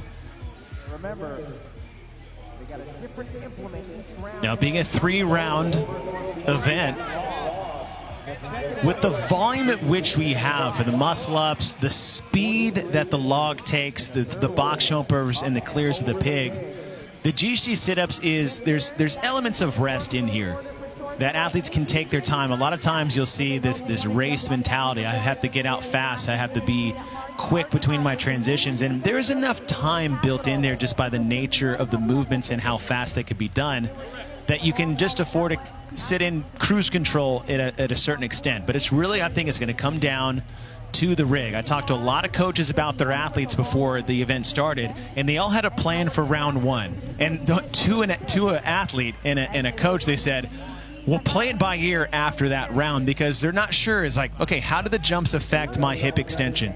How did the GHD affect my ability to turn over at the top of the muscle-ups? And we'll find out that in round number 2. Augustin Riquelme is the first man done with round number 1 through 67 of the 205 scored repetitions in this event. And Tudor Magda working his way back to the rings as well. Another 12 muscle-ups. Then it is on to the 42-inch box. They can use their feet to land on it, but that's the only part of their bodies that can touch it as they work their way over that piece of equipment. And Augustin Riquelme, relative to the field, looking at quarterfinal 2 as a bit of a guide on who will do well. Second in the field to this. And one of his strengths really is high volume gymnastics. So as far as a skill set, this is a very decent event for Riquelme. Riquelme with a couple rep lead over Majeros, Magda, Zanoni, and Vigneault right now. Riquelme making his 3rd career appearance at the games. Last year was his best career finish. He was 32nd. There's Guy Majeros. As Riquelme now gets set for the 42-inch box jumps. And again, they can, if you know rep, you can only get your feet on there. And I was just about to say, I don't think people truly understand how high this box is. 42 inches, 3.5 feet, just over a meter in height. And there's a lot of stipulations here, is that, you know, it's a big jump. We've already taxed your ability to really extend your hips because of the GHDs and the muscle-ups twice.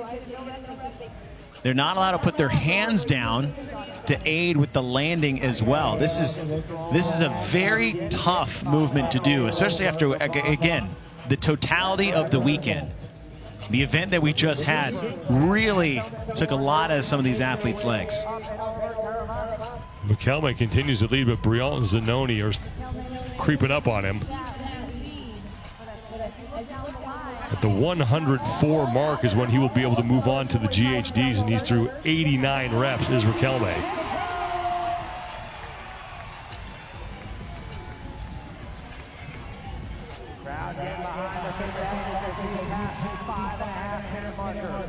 Remember,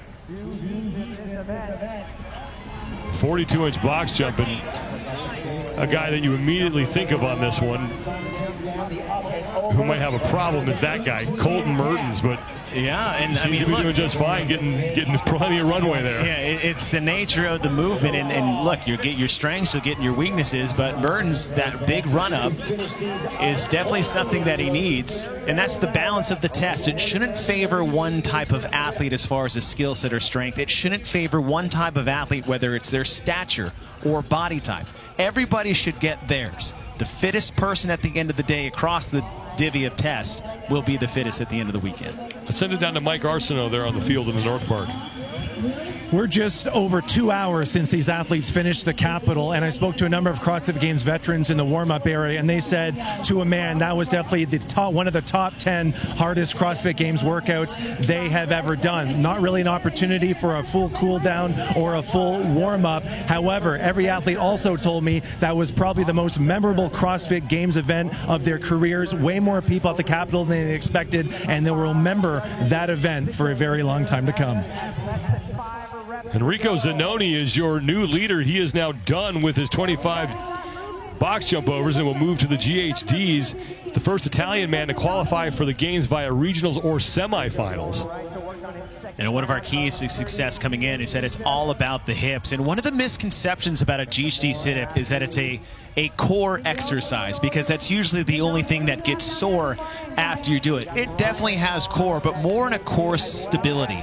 What's bringing you up is not the abdominals. It's not the interior part of your core. The abdominals' job in this movement is to make sure nothing gets out of place as far as flexion and extension. But watch his legs. As he goes back, he has a bent knee. To drive him up, he'll drive that leg straight. And that's when we say hips. That movement is activating and utilizing his hip flexors. And that's it to the little muscle group. If you're just watching at home, sitting down, take your thumbs outside your belly button and put your middle fingers down. That's really the span of their hip flexors themselves. And that is what's getting taxed and smashed during these GHD sit-ups. Couple it with the jumps, the logs, and that carryover into the rings. There's so much unseen interference in this event. It's really beautiful. Zanoni is done with round number 2, and he will work his way back to the muscle-ups. Bear Complex, the official grip of the NOBULL CrossFit Games. You can head to bearcomplex.com to shop the best grips on the planet. Get up to 15% off. Now starting round number 3, 12 ring muscle-ups, normally in your gym, not after doing 6 events coming into this time.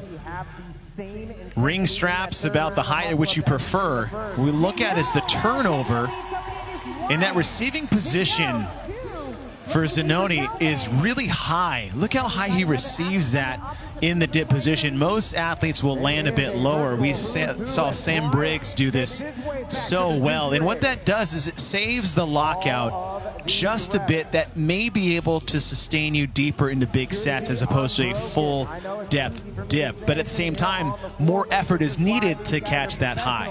And this is why, if you want to climb that leaderboard going... Zanoni has 4 reps remaining on his final set of 12 muscle-ups. Alex Vigno and Dallin Pepper are back on the rings as well. See Vigno on just to the left. Again, that deep receiving position for the dips, what you normally see. Dallin Pepper on the left needs to be careful, because that lockout out to the side and that push back, that's a lockout that we're trying to steer away from. And he just got a no rep. So good for the judge keeping an eye on that. But you got to really be careful. And that's something you see a lot of athletes default to when they're really struggling to finish out those reps. Zanoni is now onto the box jump overs. You have to clear that pig. It's 2 feet wide, 20 inches high with every jump. So he got a no rep. So he has to land with his back to the pig. Yep, so you have to clear it front facing the entire time. You can't twist in air. You got to land in the same position that you take off from. Now this is probably the quickest, I don't want to say easiest, of the 3 implements so far in the middle portion of these rounds. This is actually where you can gain a little speed on somebody. But those box jumps themselves, that's probably the toughest part of the entirety of this event, until we get to the front rack lunge, and that will be the leader in the clubhouse as far as most difficult portion of this. 2 Europeans lead here. Enrico Zanoni is through 162 of the 205 total scored reps. Guillaume Briand is right behind him. He's about 7 reps back. Augustin Riquelme sits in third, followed by Alex Vigneault and Brent Fikowski in fifth place in this first of two heats for the men here in event number 6. The second of 3 events they will face here on Friday in Madison. I talked about the interference of the movements between themselves, how the jump affects the hip extension that you need to have an effective and quick GHD sit-up, how that affects the turnover in the ring muscle-up. We have still yet to mention the compounding effect of all 3 of these going into the front rack lunge at the end. The amount of core stability these athletes are going to need, the amount of front rack stamina and strength they're going to need with an axle bar nonetheless, is something we actually haven't touched on. I talked to Dan Bailey earlier, who actually tested this event, and he had a plan. He's like, okay, they got lines on the field. He's like, all right, I'll walk to the first line. He got about 4 steps in before that bar came down. So he said these athletes may have a rude awakening once that bar gets in the rack position. Guillaume Briand, far side of the field, is in second place. Enrico Zanoni is in first. No shirt with the green shorts. And now Alex Vigneault is on to his final set of 30 GHDs. At the 201 mark is when they will take off on that weighted front rack lunge with the axle bar. It's the same weight we had last year at the finale, where we had 3 different walking lunges to the finish line. But with the axle bar, it presents a much different challenge. It doesn't sit on the front rack as cleanly. In fact, just getting it to the front rack is a challenge in and of itself. Bar's not spinning. You have to have a pretty big pull and turnover just to get it into position. Here goes Zanoni on his 185-pound front rack lunge. He'll get a rep for every line he passes.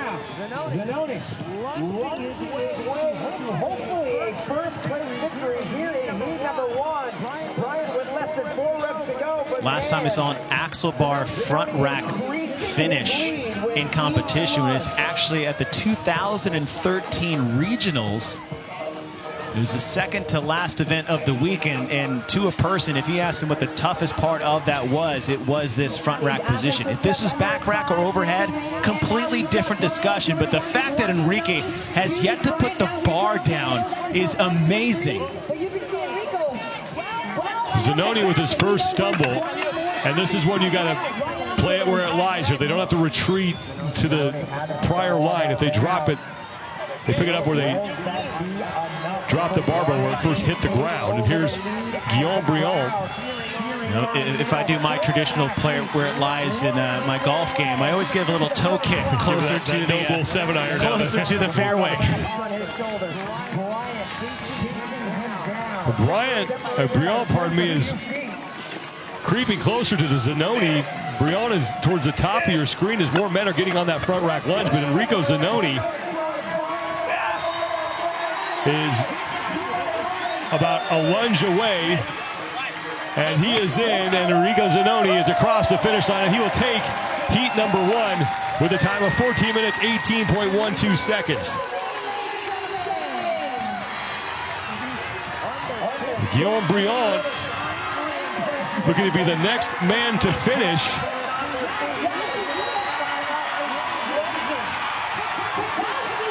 But Brent Fikowski is putting the pressure on him. Fikowski gets his left foot in first, and here comes Brent Fikowski to take second place ahead of Briand.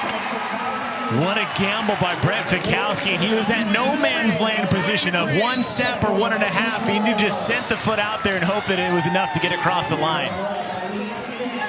Here comes Dallin Pepper. He is in. Alex Vigneault is across. Pepper at 15:04.08 seconds. Vigneault 2 seconds back at him. And now Jay Crouch has finished up. 7 men have completed this event so far.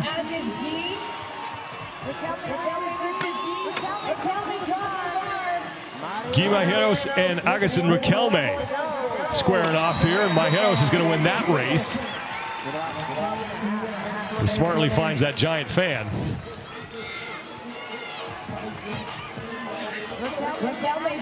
Here's Riquelme, who had an early lead in this heat. And he's going to wind up taking 9th place.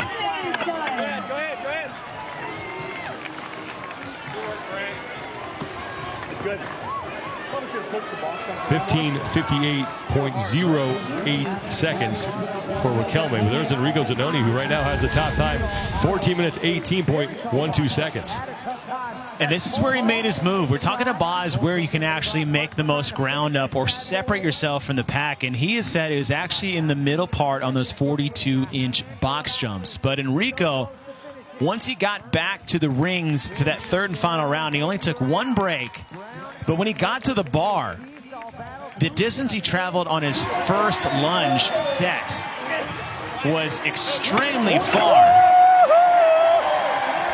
But his ability to stabilize through that entire thing, very impressive performance by Zanoni. Heinrich Happelin, Tim Paulson, Colton Mertens, and Baden Brown have all come across the finish line. That's Andre Uday on the left and Tudor Magda on the right. Uday is in just ahead of Magda.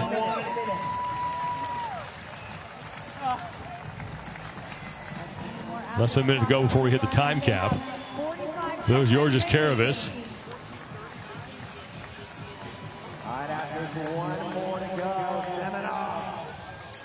That's Arthur Semenov. And if you haven't been following since day one, Semenov came in with a double hamstring injury and has still been gritting it out event to event. Hoping to get across the finish line inside that 18-minute time cap.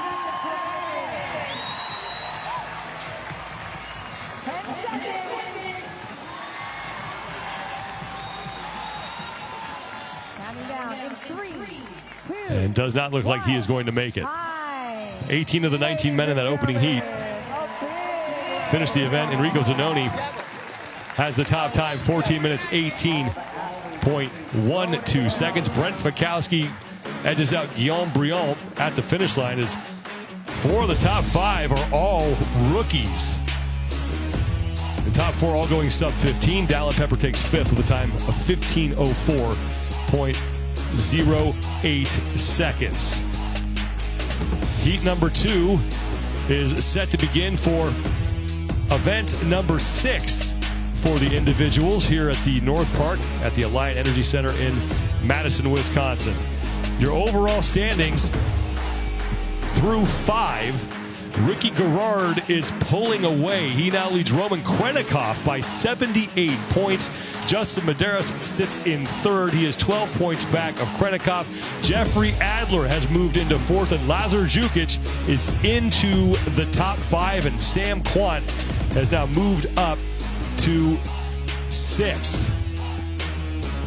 Up and over is event number 6. 3 rounds for time, muscle-ups, jump overs, 25 reps. That changes every round, followed by 30 GHD sit-ups. And when that's all completed, taking it right into an 84-foot front rack lunge, 185 on the bar with that axle bar. And these logs that these athletes are going to have to jump over again, their torso can't touch it. And you look at the things that are getting taxed the most, it's like Chubb said, it's all in the hips, Sean.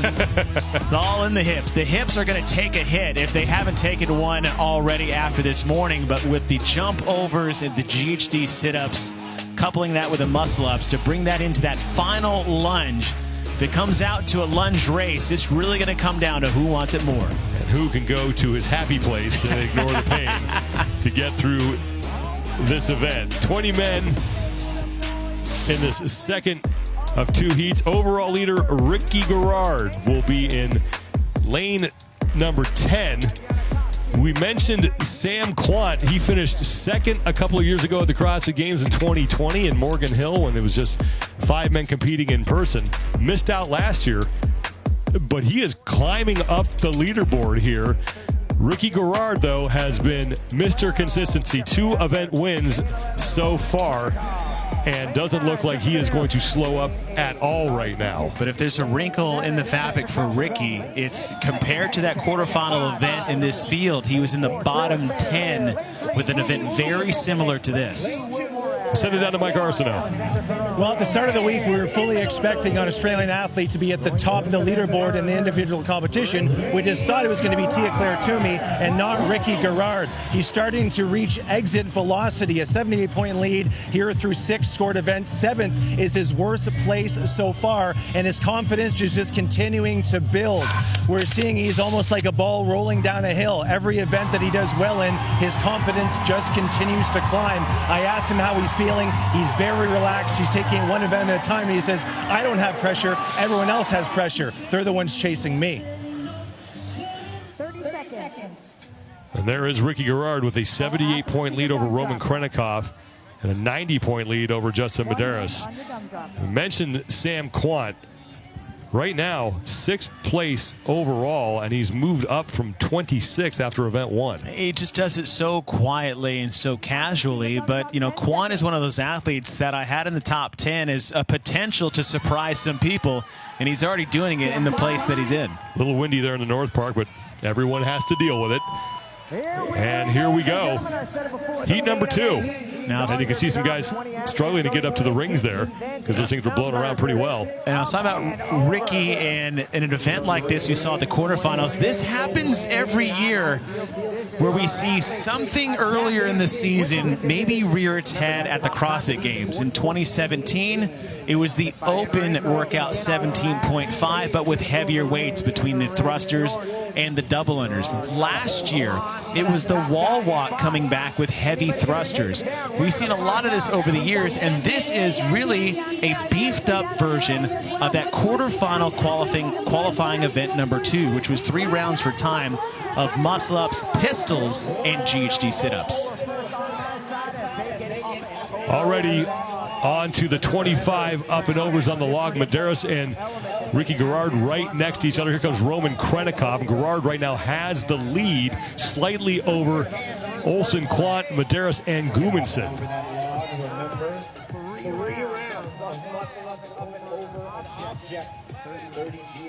Talk about where you can make your move.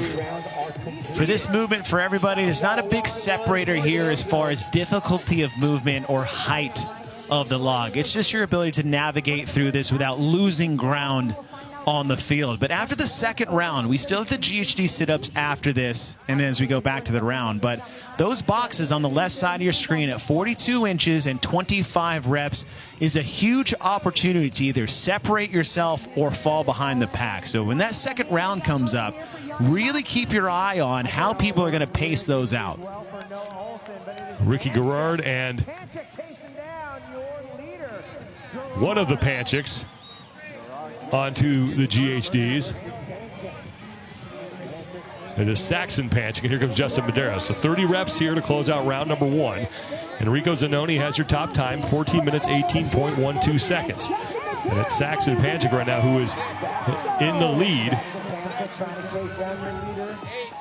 You can see in the background at the Zeus rig, those rings swaying everywhere. And, you know, to talk to some coaches is that their game plans on the muscle-ups might change, obviously based off their athlete's ability to maybe handle 12 reps. But the other is it almost worth coming off the rings and have them swing around even more, the time lost versus the effort gained between taking a break or going unbroken?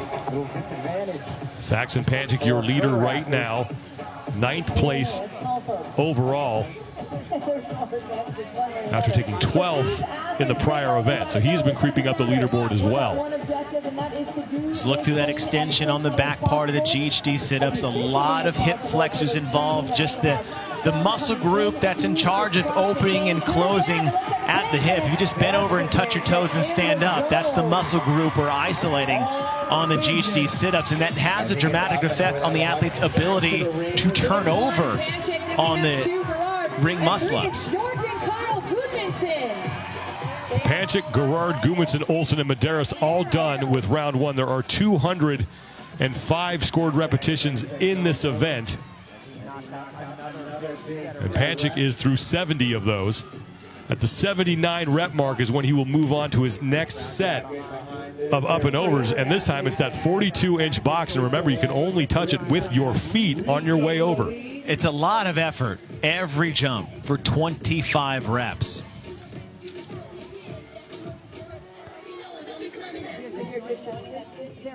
Hey, Ricky on the right side, looks like he took a break right around 7 where Panchik went unbroken. Medeiros took a break as well. Saxon Panchik now to the 42-inch box, 25 reps here. The 104 rep mark is when he will move on to the GHDs. Bjorn Carl Gudmundsson has moved into second. Here comes Ricky Garrard and Noah Olsen.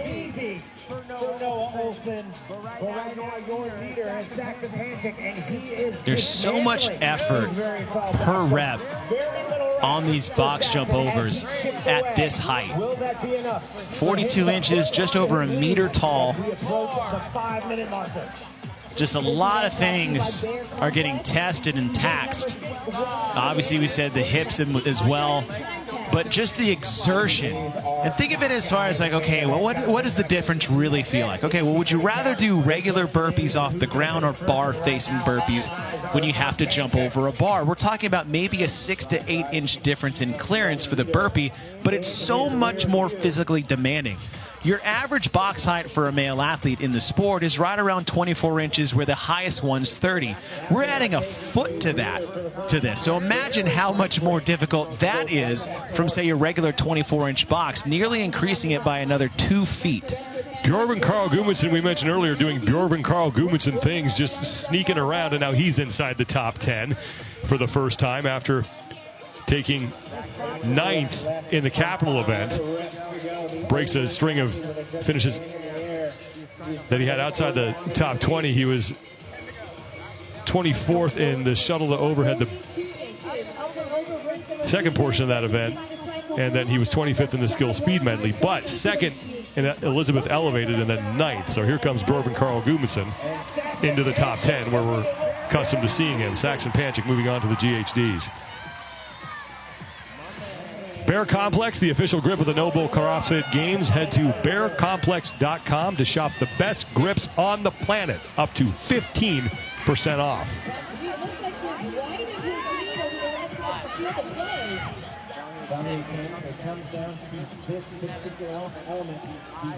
Saxon Panchik, the only man on his second set of GHD sit-ups. As we said before, and just like Boz had predicted, is that where you can gain some ground on the rest of the field, and he has put a substantial gap between him and the field. And here comes Pat Vellner, who has moved towards the front with Ricky Garrard and Sam Quant. BKG is in the mix as well, so Vellner made a very big move on those box jump overs. And if you want to think about where does Vellner tend to always succeed the most, and it's events out here in the North Park with really classic CrossFit movements. We have gymnastics with the GHD and the ring muscle ups, as well as the box jump overs. It's a very good event for Pat Vellner's skill set, but Saxon Panchik is not backing down as he moves into his third round. 12 more ring muscle-ups for Saxon Panchik, trying to chase down Enrico Zanone's top time of 14:18.12 seconds. Bjorn Carl Gudmundsson and Sam Quant, Noah Olsen, and Ricky Garrard have all caught and passed Pat Vellner on the GHD portion of round 2 as Panchik is into round 3, third and final round.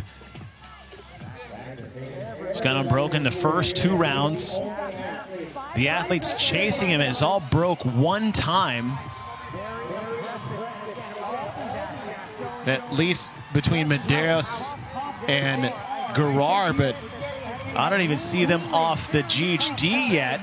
Well, here comes Garrard, Quant, and Gudmundsson, as well as Pat Vellner back to the rings, as Saxon Panchik only has 3 reps remaining before he moves on to his final set of up and overs, and it's a jump up and over the pig without touching it.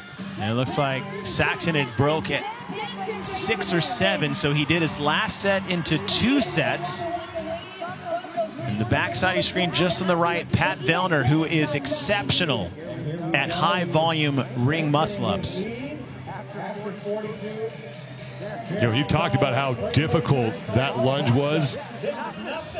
The compounding effect of what these athletes are doing here in the middle portion of this event is making that movement even more difficult. Absolutely, and think of one thing that we didn't talk about. We talk about the movement itself as being a detriment or an interference of the movement. Look at Saxon's body when he lands.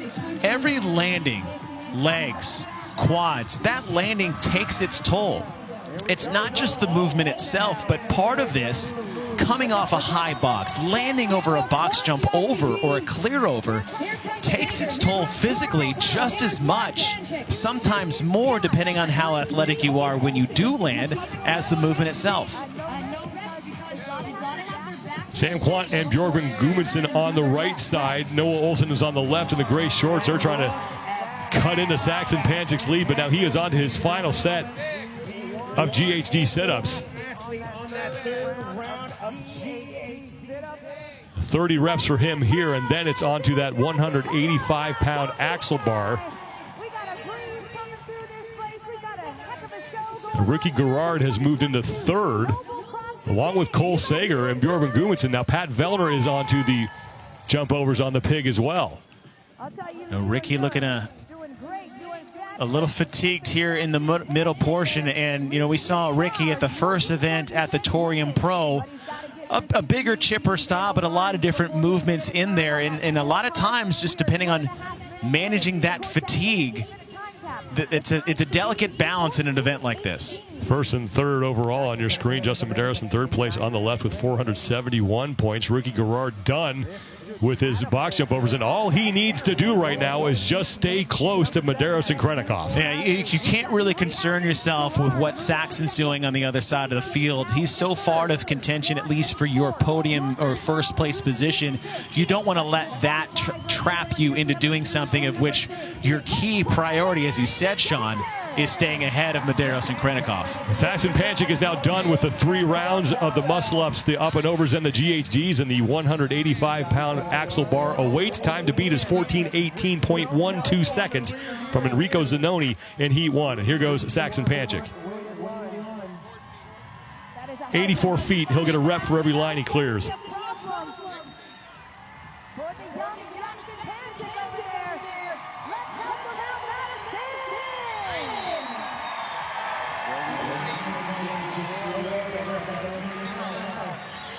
Saxon Panchik right now the only man onto the axle bar.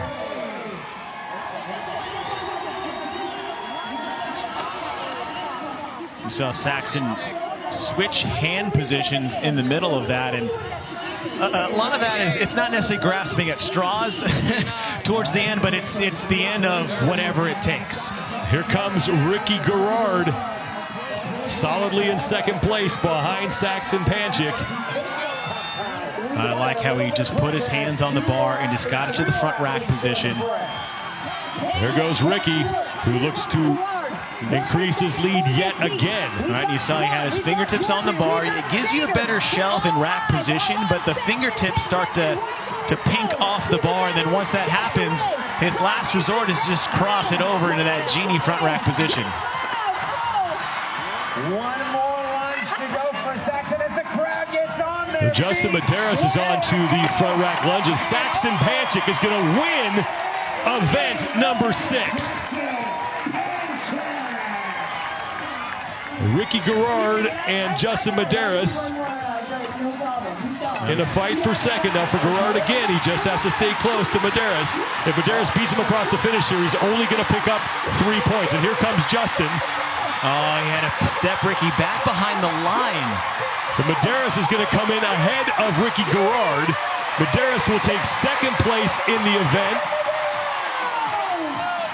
Ricky Garrard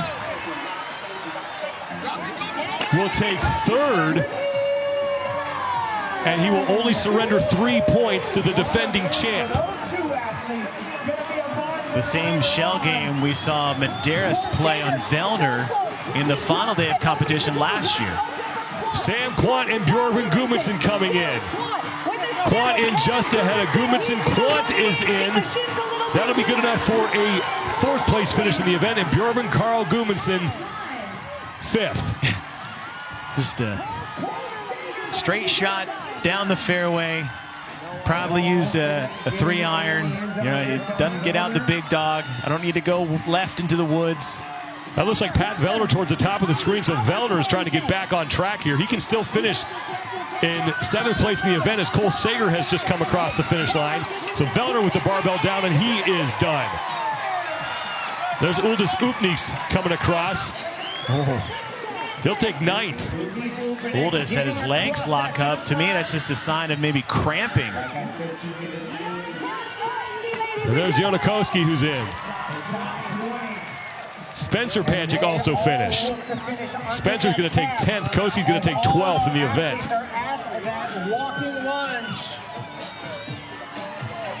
There's Jeff Adler and Roman Krennikov. So Justin Medeiros was only 12 points back of Krennikov, and it's likely that Medeiros is going to erase that deficit and move into 2nd place overall. There's Jason Hopper.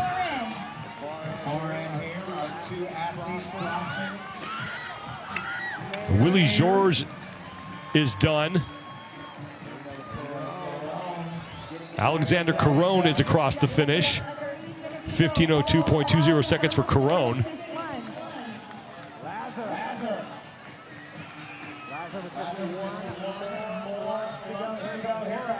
And Lazar Jukic is in.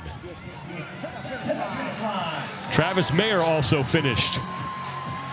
Leaves Nick Matthew, Jason Hopper, and Will Morat left on the field. And Matthew will be the next man to be done, just ahead of Will Morat. So Jason Hopper has plenty of time to finish.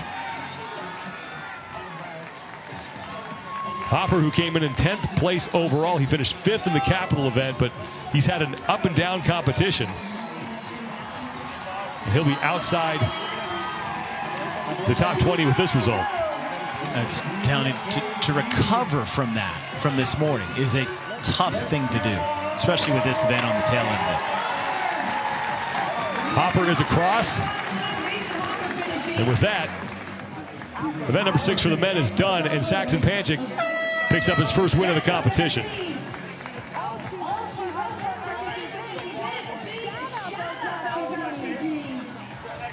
(12 minutes, 40 seconds flat for Saxon Panchik, the only man to go sub-13. Justin Medeiros is going to pick up 3 points on Ricky Garrard. Sam Quant will finish 4th, and Bjorn Carl Gudmundsson, right where we used to seeing him, 5th place. Mr. Consistency. Saxon Panchik, we didn't talk about it after the first round, but in the second round, when he got to the box, I think someone told him where the key to the event is to get ahead of everybody. He got ahead on the box jump overs, but he really made a big push after these GHD sit-ups. Had enough time at the end to actually take 1 break on the ring muscle-ups in the 3rd round, but once he got to the end, only had to take 1 or 2 breaks. In fact, he got right to the end, dropped the bar, had to reset and pick it back up. But he had enough distance and enough work done between then and the finish line that Saxon Panchik doing what we thought we'd see more of across the weekend here in this event. And he is with Mike Arsenault. Saxon, a dominating performance here in event number 6, 100 points added to your total. I noticed in the final lunge there, you're switching between the front rack and the crossover. Why? Just trying to get comfortable. I felt like just from the muscles, my biceps were a little blown, so just to switch that up a little bit, felt good. You've had an inconsistent performance thus far in the competition. You have 3 finishes inside the top 3, 2 outside of the top 30. What is your message to yourself to bounce back after maybe disappointing finishes in events? Yeah, the big thing was just not knowing those 2 events. Tell me where my fitness is. There's 14 events for a reason, and just keep my head up and keep grinding. Thank you very much. Congratulations, 100 points on event 6. We'll see you later today. Thank you. Saxon Panchik's first win of these 2022 NOBULL CrossFit Games and the 2nd event win of his career. The men are done with up and over. Women coming up next. Stay with us here at the 2022 NOBULL CrossFit Games. Yeah, Brian. Wellman's hand is up in the air.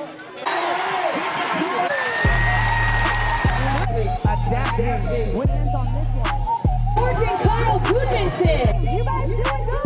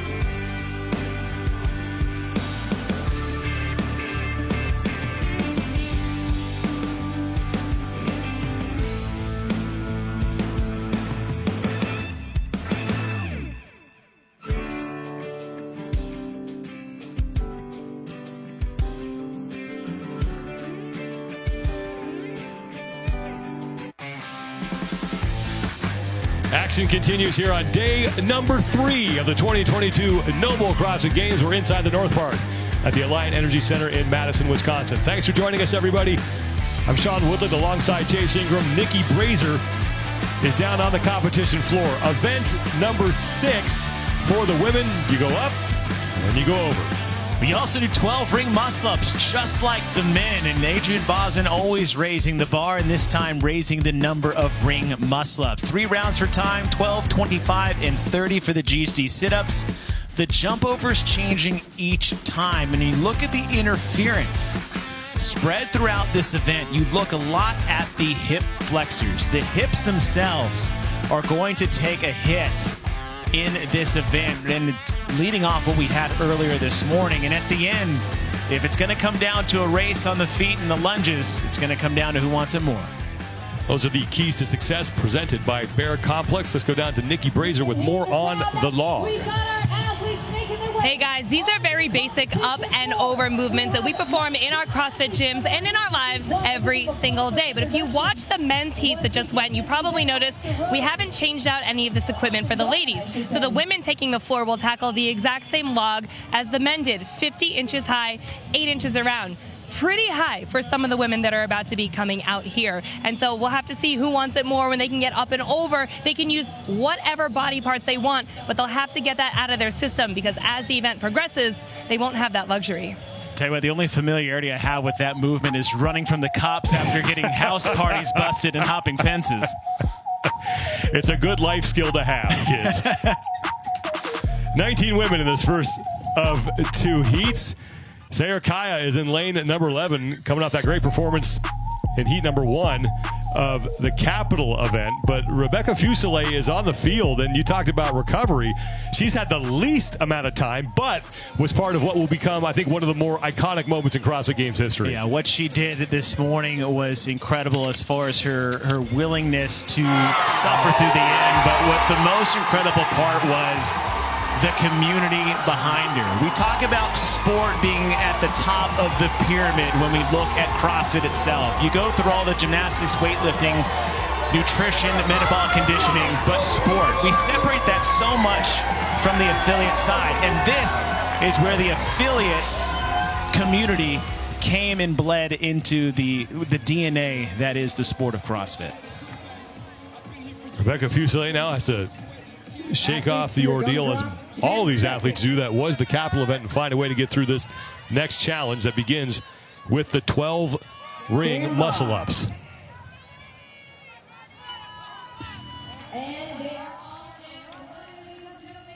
We are underway. Opening heat for the women here in event number 6, the second of 3 events that they will face here on Friday, and they still do not know what the challenge that awaits them tonight is.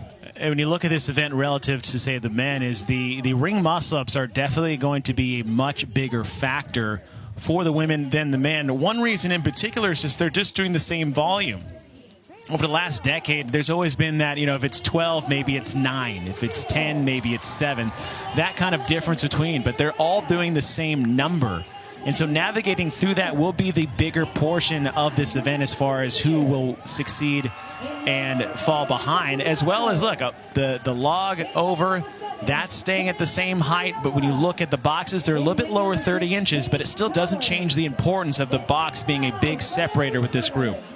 Freyova, Mikulishin, Gazan, Kohlenbrander, Moosbrugger, and Karatala Sanahuyu are all onto their up and overs. Danny Spiegel there as well. Freyova leads. She's through 19 reps. At the 37 mark is when she'll be able to move on to the GHDs. Now, one thing to consider, if you look back at the semifinals, when one of the standardized events across all of them was the legless rope climb event. So all of these athletes have been vetted as far as having pull-up endurance, or at least upper body pulling endurance and upper body pulling stamina. So this is a field that appropriately has been tested and vetted to fare somewhat better on the ring muscle-ups than not. Caroline Spencer on the right. She and her husband, Austin, competing here at the CrossFit Games together. The 5th married couple to be competing together at the games in the same year. Now, we mentioned that the box height is different for the women, 42 inches for the men, 30 for the women, but has not changed is the height of this log. So it was a mere formality for the men. They can just kind of pummel horse clear over. But for this one, this is a much different physical test for the women than it was for the men, being the same height log that they're working on. Karin Freyova is the first woman done with those up and overs. Rebecca Fuselier in second place right now. She's on the GHD in the background, and Bailey Rail moving to the GHDs as well.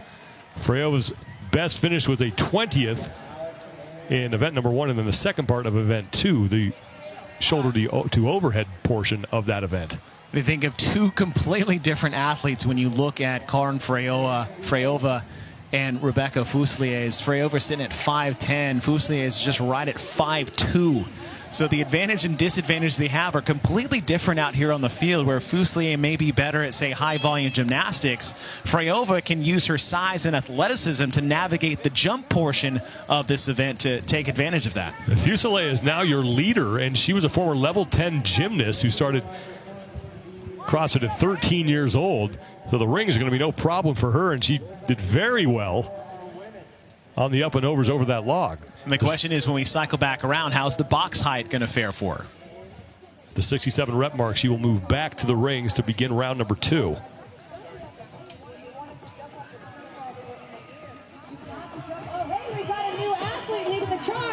Fuselier is done with round 1. Bailey Rail has now finished up her GHDs and has moved into second place. And Karin Freyova will be done with one more rep.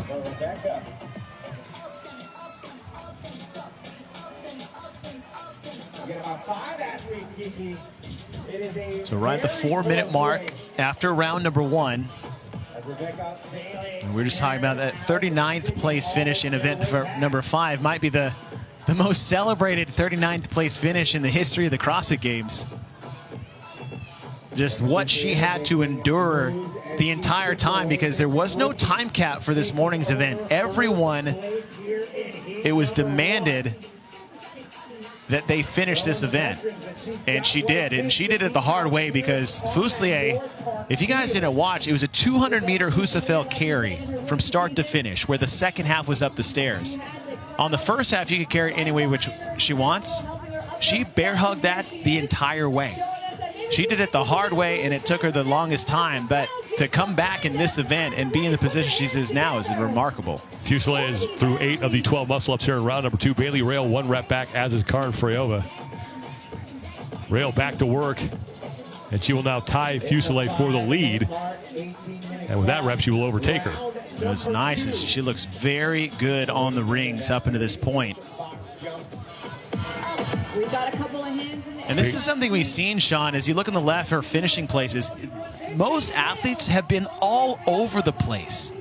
There's not really been the most consistent athletes, except for the ones that you see at the top, but it seems like almost like everybody has one event just right outside the skis. Bailey Rail is a former collegiate golfer. She played at Drury University. And in high school, she qualified for the Class 4A state championships in 3 of her 4 years, and she was 16th at the state tournament in 2013 and was 3rd at sectionals, 2nd at district, and was 2nd at the Central Ozark Conference tournament. So better than us. That's essentially what I'm saying.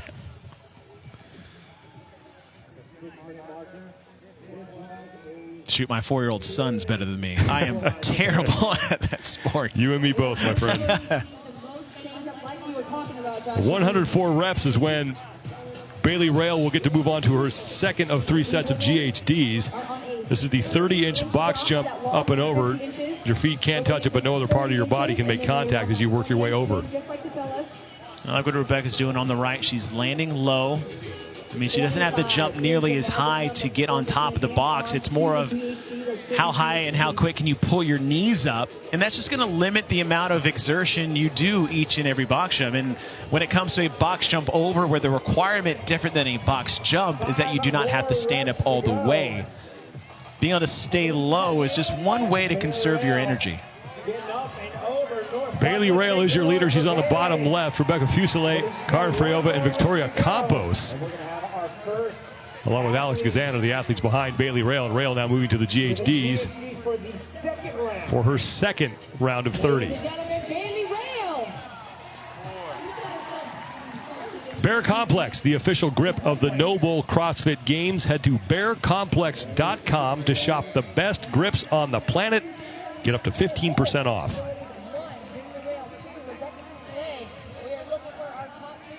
Bailey Rail and Rebecca Fuselier continuing to lead the pack here in the opening heat of event number 6 for the women. Here comes Karin Freyova.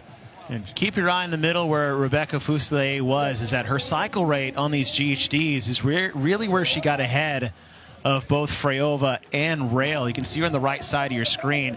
Being a smaller athlete at 5'2" versus Freyova and Rail, who are both at 5'7", is that she's using that size and quickness to her advantage on a GHD sit-up where really cycle rate is your biggest asset as far as getting off this before other people.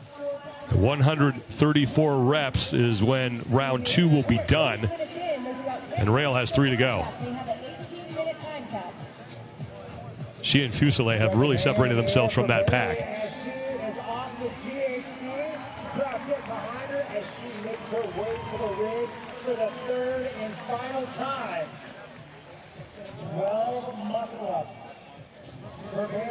Bailey Rail is done, and she is heading back to the rig, and here comes Rebecca Fuselier.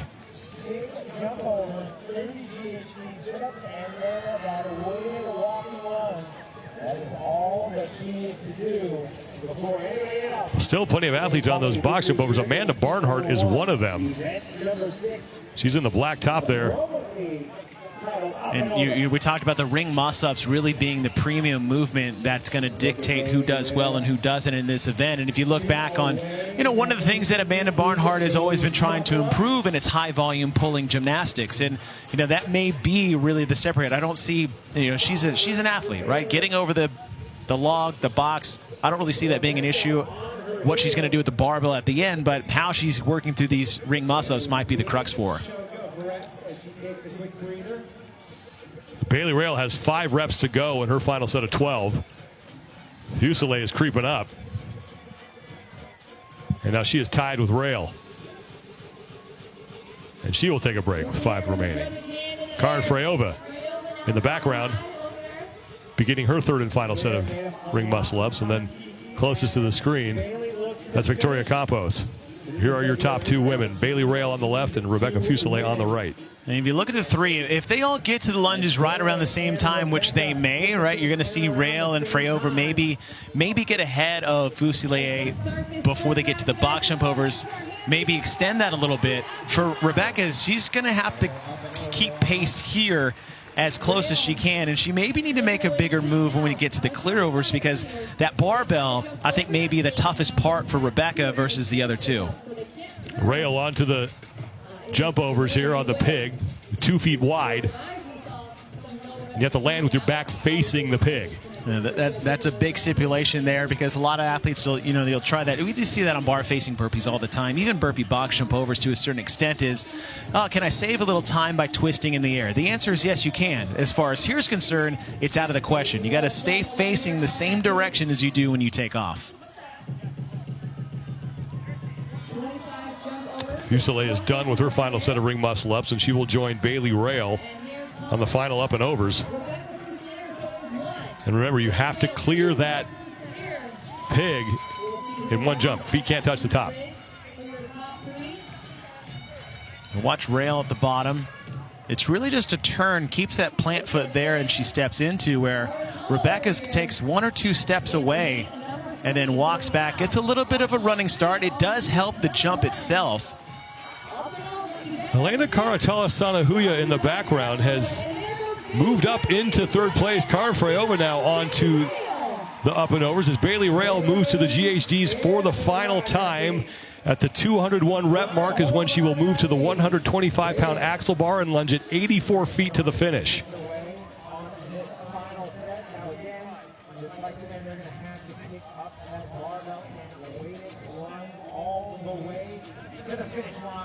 Rail, one of those mayhem athletes, and this is a movement they just fall out of bed doing.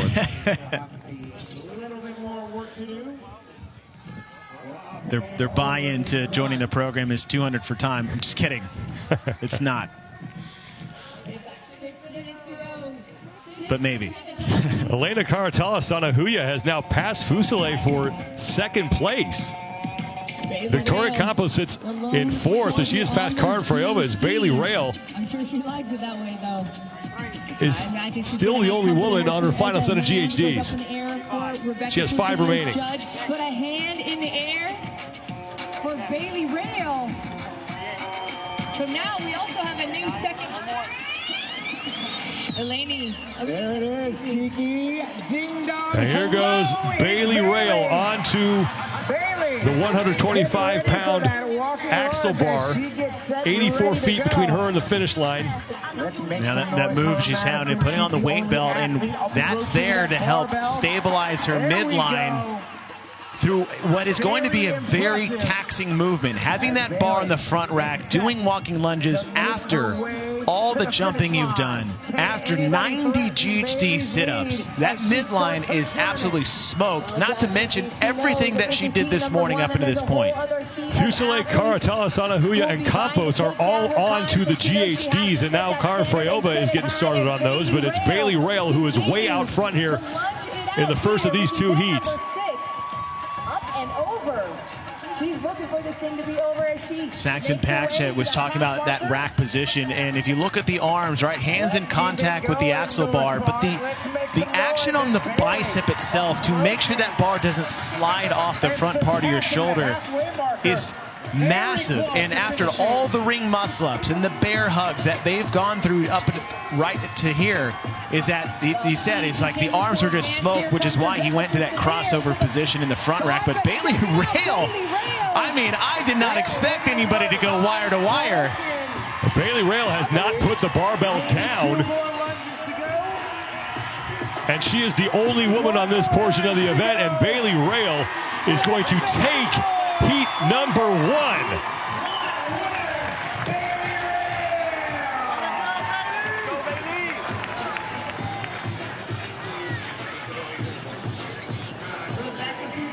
Impressive performance from Bailey Rail, 14 minutes, 15.70 seconds. Rebecca Fusile and Elena Karatala-Sanahuya are on to the lunge. Sanahuya just put the barbell down.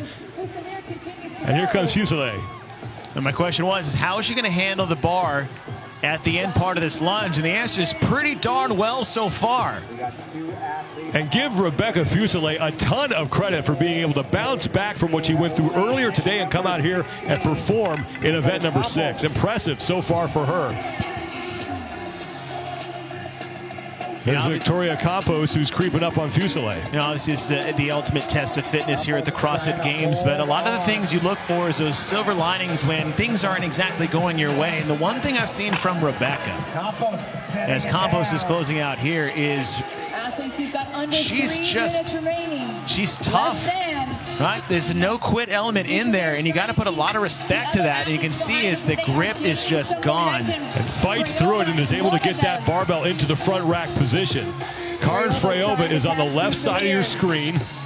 She is starting to put some pressure on Fusile, but Fusile is doing everything she can to hold on to this thing because getting it up to her shoulders has been a problem. And the problem is she can't see anybody behind her, so she's just got to do everything she can to get across the line. Fusile is in. Wow.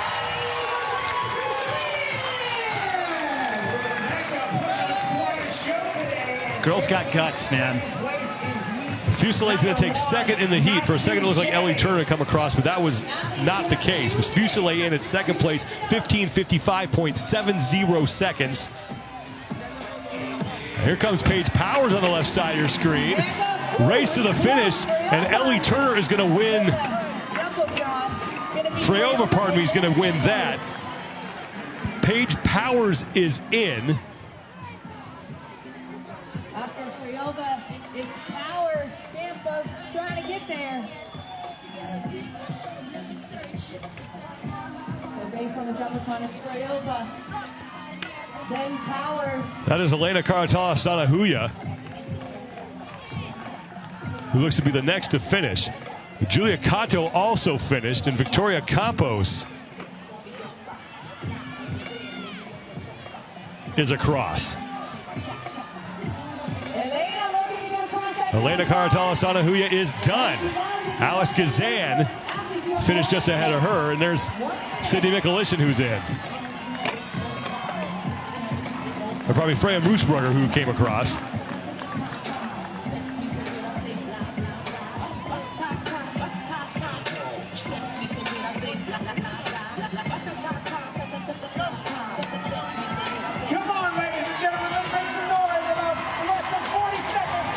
Sayer Kaya, and now here comes Danielle Spiegel.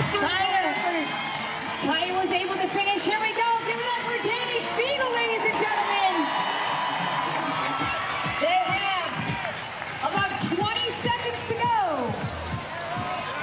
Ellie Turner, I think, is already across the finish line. We just don't have a final score for her yet. I think Amanda Barnhart also finished up as well.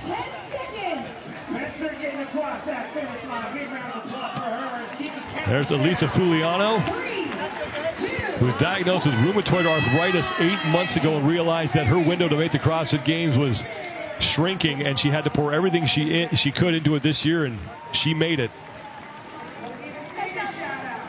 But it's Bailey Rail, 4:15.70 seconds, who's your heat winner. And it was a battle between Rail and Fuselier for the majority of that event. At the beginning, Freo was in the factor there at the beginning, but after that, Rail took over on the third set of ring muscle-ups and then really extended her lead after these pig clear overs. And then Rail, once she picked up the bar, she went end to end on the front rack walking lunges, and that's got to be in the back of some of the athletes' mind in heat number 2 of what it may take to get a top time in this event. Bailey Rail, 14:15.70 seconds, the only woman to go sub-15. Rebecca Fuselier, 15:55.70 seconds. Freyova, Powers, and Kato rounding out the top 5.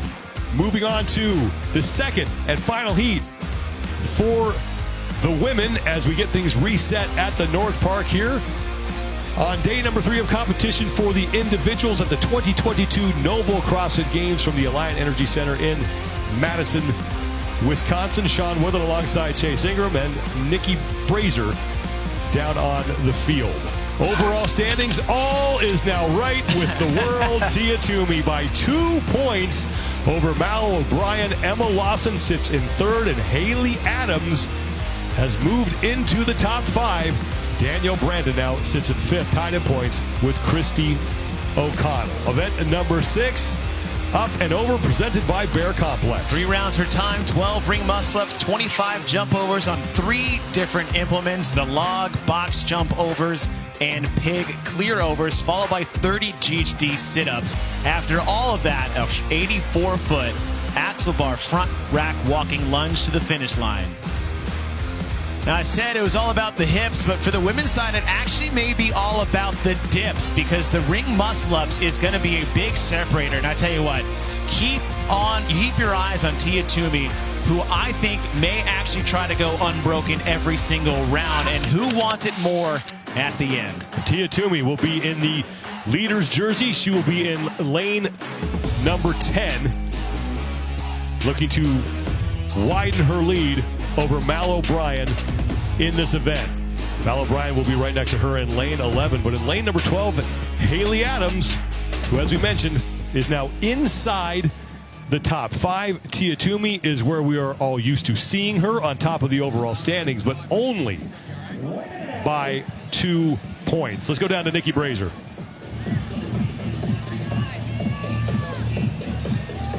Now, you mentioned that Haley is now inside of that top 5, and the real question is, she's in a precarious situation. Is she, and how is she going to be able to come back from what we saw earlier this morning at the Capitol? If you remember, she came out looking really strong in that run and was one of the first female athletes to get into downtown. But when it came to some of those heavier elements, started out strong, but ended up losing losing her grip a little bit. And we have all been there in the gym when your arms give out, your shoulders give out, and you need to grit through that mental toughness just to get to the end of a workout. But a couple things we do know about Haley: she trains with Mayhem, she trains with Rich Froning, which means she trains not only her physical strength, but her mental strength as well. We'll see if it works.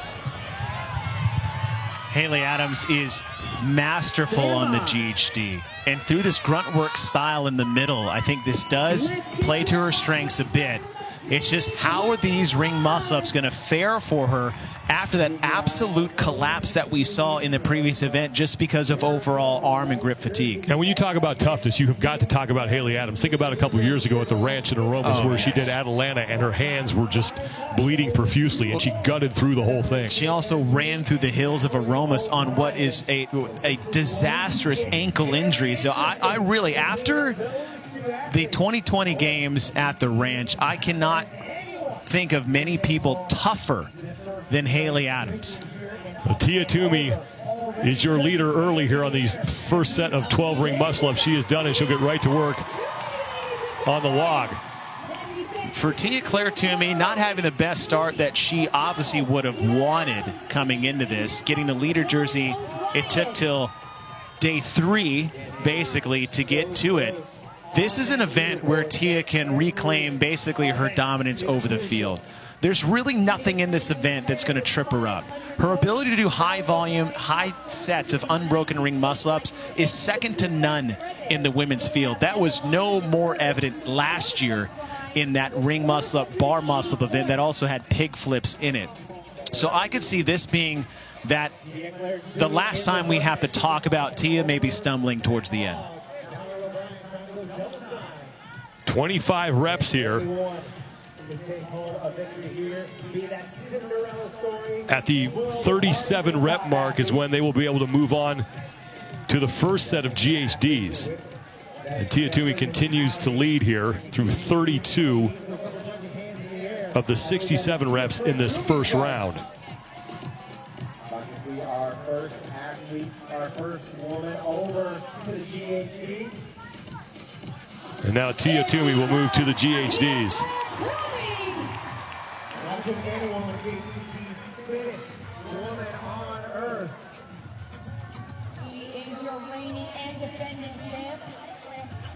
Toomey's only stumble was in the skill speed medley. That's event 3 when she finished 23rd, did not even make it into the second round. And it is such an odd stumble when you think of the one movement that gave her that place finishing, and it was single unders. But the amount of points that she lost because of that, I almost liken it back to 2018 where a sandbag fell out of Matt Fraser's backpack and he lost 45 points because of it. It wasn't a measure of him not having the ability to do well in a certain event. It was something as simple as a single under. 75 single unders unbroken is the reason why she was in the hole at which she was. Tia Toomey cranking through these 30 GHDs at the 67 rep mark is when she will be done with round number 1, and she will make her way back to the rig. Mal O'Brien sits in second, followed by Emma Lawson, the two women immediately behind Tia in the overall standings. And there is Haley Adams as Tia Toomey is out front. Back to the rings, second set of 12. Tia went unbroken on the first set. Now, last year, there were 48 ring muscle-ups in the middle of the chipper on day number 1, and it was a split between ring muscle-ups, double and bar muscle-ups, and back to the rings.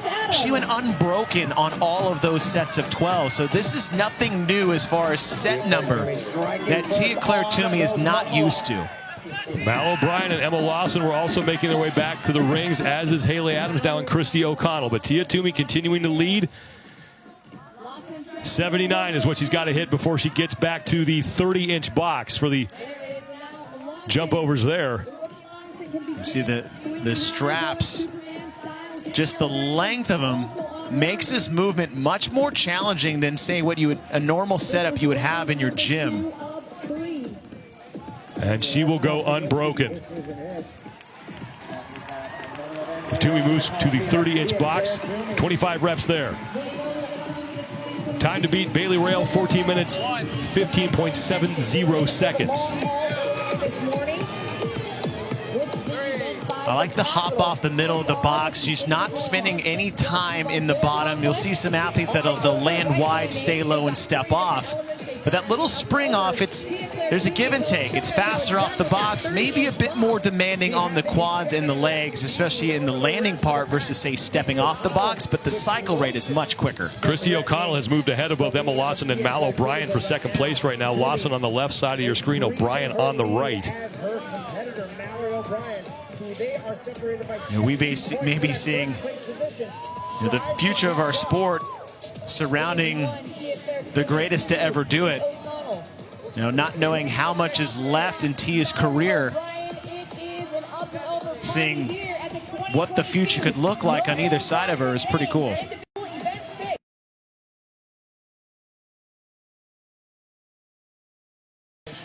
Toomey gets to the 104 mark. That's when she'll move on for her second set of GHDs. Look at the cycle between, on the left side of your screen, with Emma, Mal, and Tia, and what the difference you see on the right side with Chrissy O'Connell taking a bit more time in between reps. And as you said before, you can really extend the gap on everybody.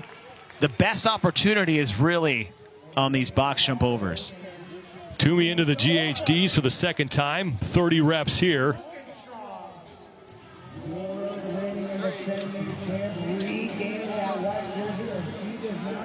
Bear Complex is the official grip of the NOBULL CrossFit Games. Head to bearcomplex.com to shop the best grips on the planet and get up to 15% off.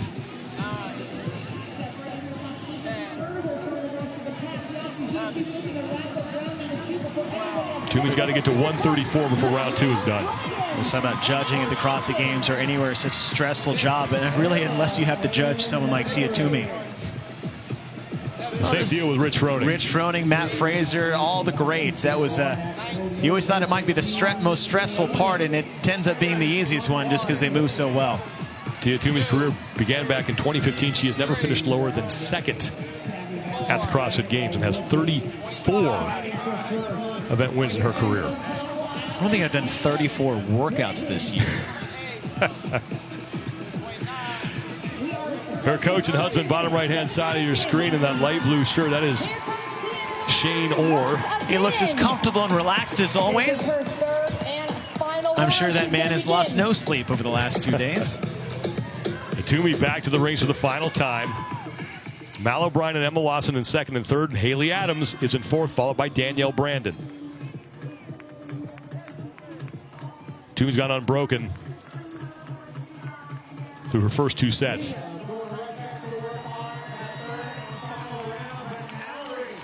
A trick when you're using long straps is what Tia's doing very well, and watch her gather herself at the base of the ring dip where she squeezes in really tight. A lot of times when you have smaller straps and that's not an issue, you can kind of land and press out immediately, but watch her turnover. She'll land, secure, and then separate the dip portion, where if it was shorter straps and less length on the straps themselves, is that she'd be a lot quicker out of that dip. But if you're too fast, you can fall through. It can slip out much easier on these long straps. Tia Toomey got through 8 reps before she took a break, and now 4 reps remain for her. She was 30 seconds ahead of Mal O'Brien getting back to the rings. Emma Lawson is now back, as is Mal O'Brien, on the right side. And Tia Toomey moves on to the jump over the pigs.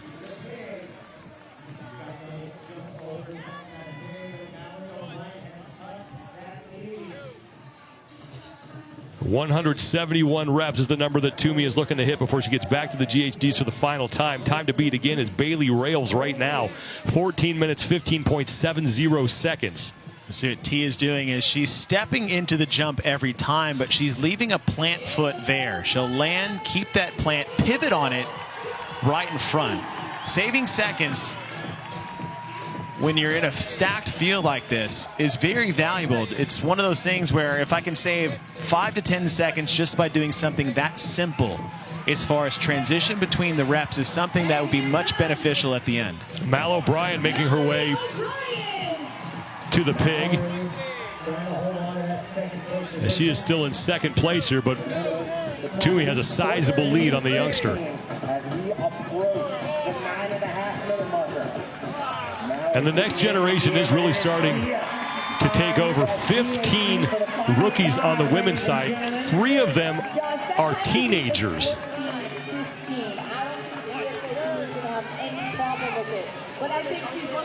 Toomey onto the GHDs for the 3rd and final time.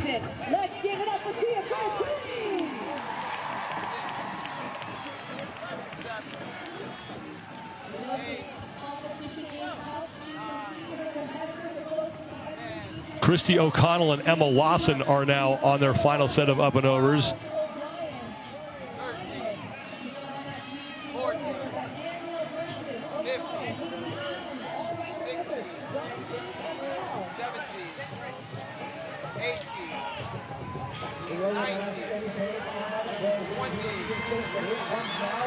Toomey with 10 to go. Mal O'Brien now into the GHDs for the last time. 4, 5, 6, 7, 28, 29, 30. Tia Toomey is done. Onto the 125-pound axle bar. 15:15.70 seconds is the time to beat, and Toomey's got plenty of time to get in inside of that. As now Emma Lawson is now approaching the GHDs. Nobody else is there, but here we go. She is lunging it out, Joshua G. We are looking to go unbroken. Bailey Rail did not put the barbell down, and I don't think Tia Toomey's going to either. No, when you've been sitting behind the pack and having everyone, including us, asking, you know, what's wrong with Tia? Is this it for Tia? Are they going to beat it? And the one really easy way to quiet the noise, other than putting on that red and white, is to come out here and do this to the field in the next event once you got back in the top of the leaderboard. Taking a second to adjust that barbell. And here comes Tia Toomey.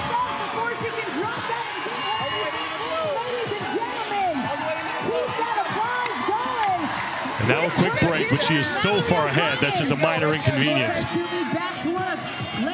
Kids, mom's home, and I think playtime is over.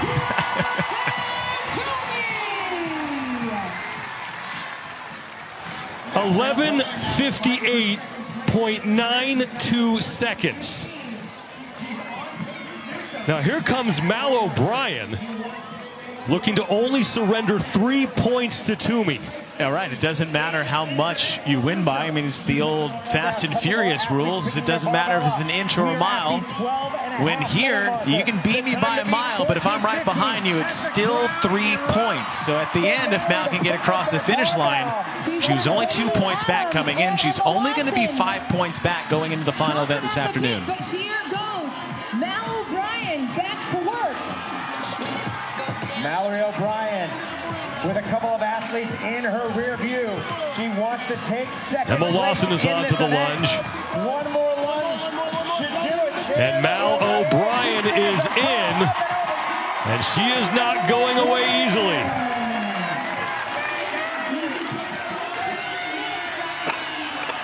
Now, Haley Adams is on the lunge, and she was getting close to Emma Lawson.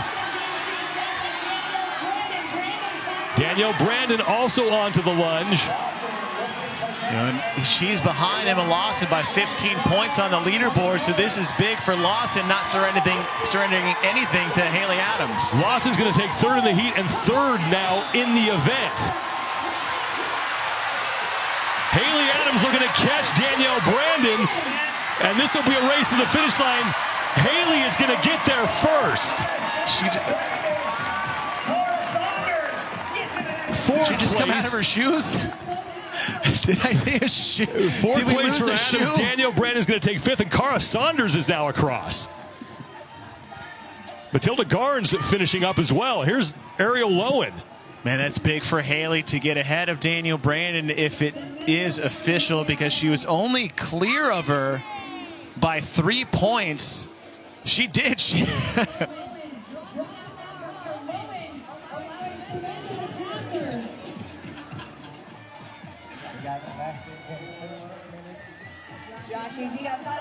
Here comes Paige Semenza. Give it up for Paige. Semenza is now done. And Ariel Lowen has finished up.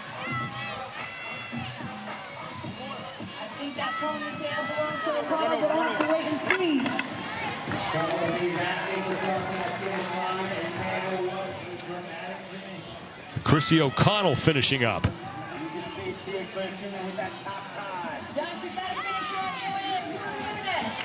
And Lucy Campbell in a race with Laura Horvath, and Horvath is going to edge her out. Lucy Campbell. Campbell getting it done right behind Horvath. Jacqueline Dahlstrom is done. Emma McQuaid across the finish line, as is Alexis Raptis. The Magala, Helgadottir, Prevost, Wells, There it is for Magala. and Barnhart, now as Magala comes in, are the only women left.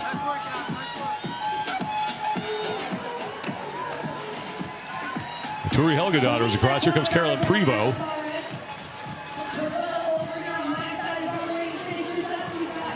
A few more big lunges to go.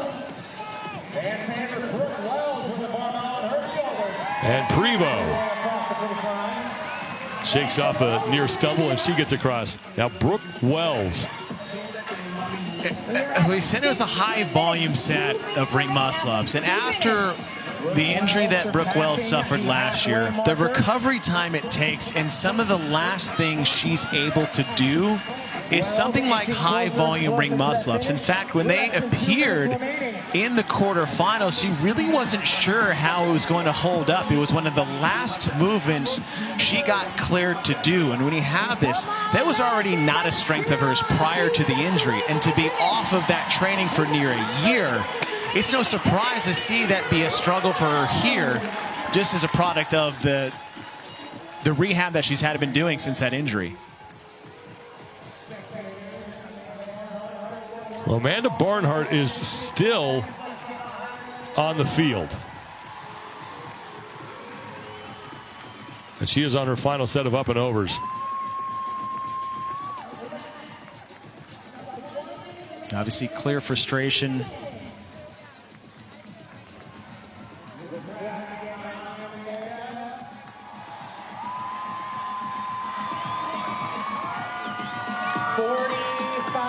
Barnhart in 16th place overall. She was 7th in the last event. And you wonder how big of an effect that had on her. Well, traditionally, when you have that amount of running in an event, it's not necessarily in her wheelhouse. I mean, she has that swimming background, so obviously metabolic conditioning has never really been a problem. But the toll that event this morning, I mean, the carnage that we saw on the front steps of the Capitol with those Husafell bags, and the totality of that event and the ability to recover. And we said the fatigue level of the arms, the grip, the forearms, the biceps to navigate through the end of that event. And for Amanda, as we said earlier, is that high volume pulling, especially ring muscle-ups, isn't a strong suit for her. This might have been a bad combination back-to-back for her. Now, Tia Toomey from the get-go making a statement. Yeah, and that's exactly what she set out to do. And the statement she made, as well as how it looked on the field, however, how it looks on the leaderboard, not much of a difference because she only got 3 points on Mel, in which she'll only have a 5-point lead going in, and Daniel Brandon in the back dropped the bar at the line, had to take an extra step, and Haley Adam comes out of her shoe. Get that thing off me and get me across the finish line. So a huge finish for Haley Adams to keep herself within distance of that elusive podium position for Haley Adams. Tia Toomey a minute faster than Mal O'Brien, but like you said, she's only going to pick up 3 points. The Rookie of the Year from 2021, Emma Lawson, finishes in 3rd. Let's send it down to Nikki Brazier. Tia, you were able to pull ahead early in that event, but you were flanked by the Young Bucks on your left and right who are coming for your title. How does that affect your strategy? Oh, it's great for the sport, and it's awesome to see that we've got some hungry competitors. And yeah, it's just makes for a good competition. Definitely. Now, earlier this morning, we saw arguably one of the most iconic events that we've ever had here at the Games. You were in downtown Madison on that run. In the context of your career, how does that event rank? You know, every year there's a special event. Last year, I think paddling across the lake was really special. And then obviously going up to the Capitol today, it just creates memories for the sport, for your athletes, and it's just great to be a part of. Well, congratulations. Thank you. Thanks, guys.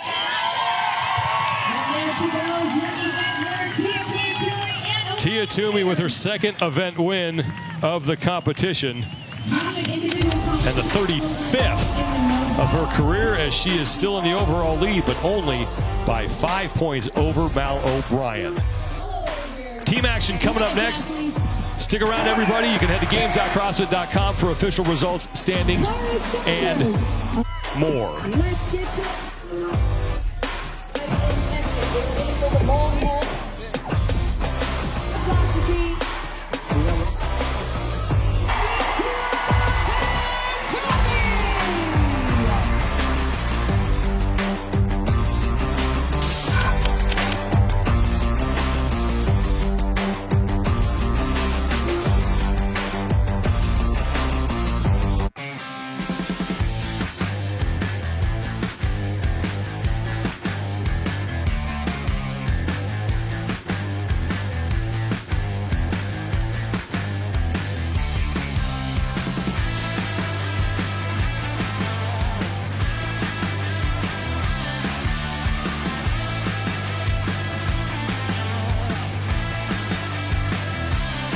The 2022 NOBULL CrossFit Games are sponsored by Rogue, the official equipment supplier of the NOBULL CrossFit Games. Arasti, the official rapid recovery provider of CrossFit. Monster Hydro, the official energy drink of the NOBULL CrossFit Games. GoWad, the official mobility partner of the NOBULL CrossFit Games. And NOBULL. No excuses, no shortcuts, no gimmicks, no tomorrows. No bull.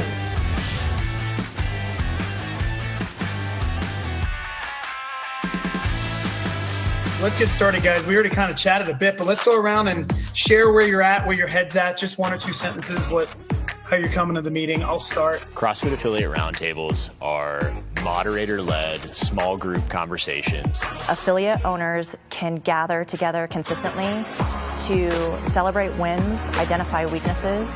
In that time, we share all sorts of things that affiliate owners would talk about. Oh, my gym and your gym sound surprisingly similar. So yeah. You get back what you put in. So if you're really looking for advice on business and business only, there's a roundtable that will do that.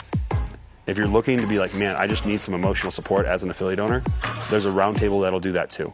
We get into this business because we love exercise, and what we discover is that we need support. There's so many conversations to be had. And we're just trying to open that door so they can connect.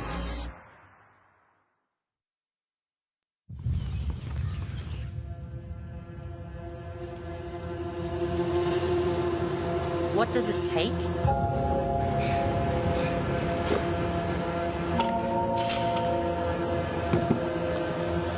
How do I train? What do I eat? How do I recover? How much do I sleep? How do I react? What if this happens? What if that happens? Am I prepared? It all adds up.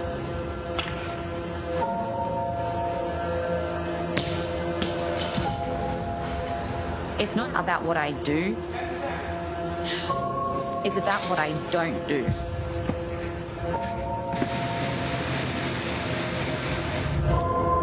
No excuses, no shortcuts, no gimmicks, no tomorrows. Where I am is exactly where I'm supposed to be.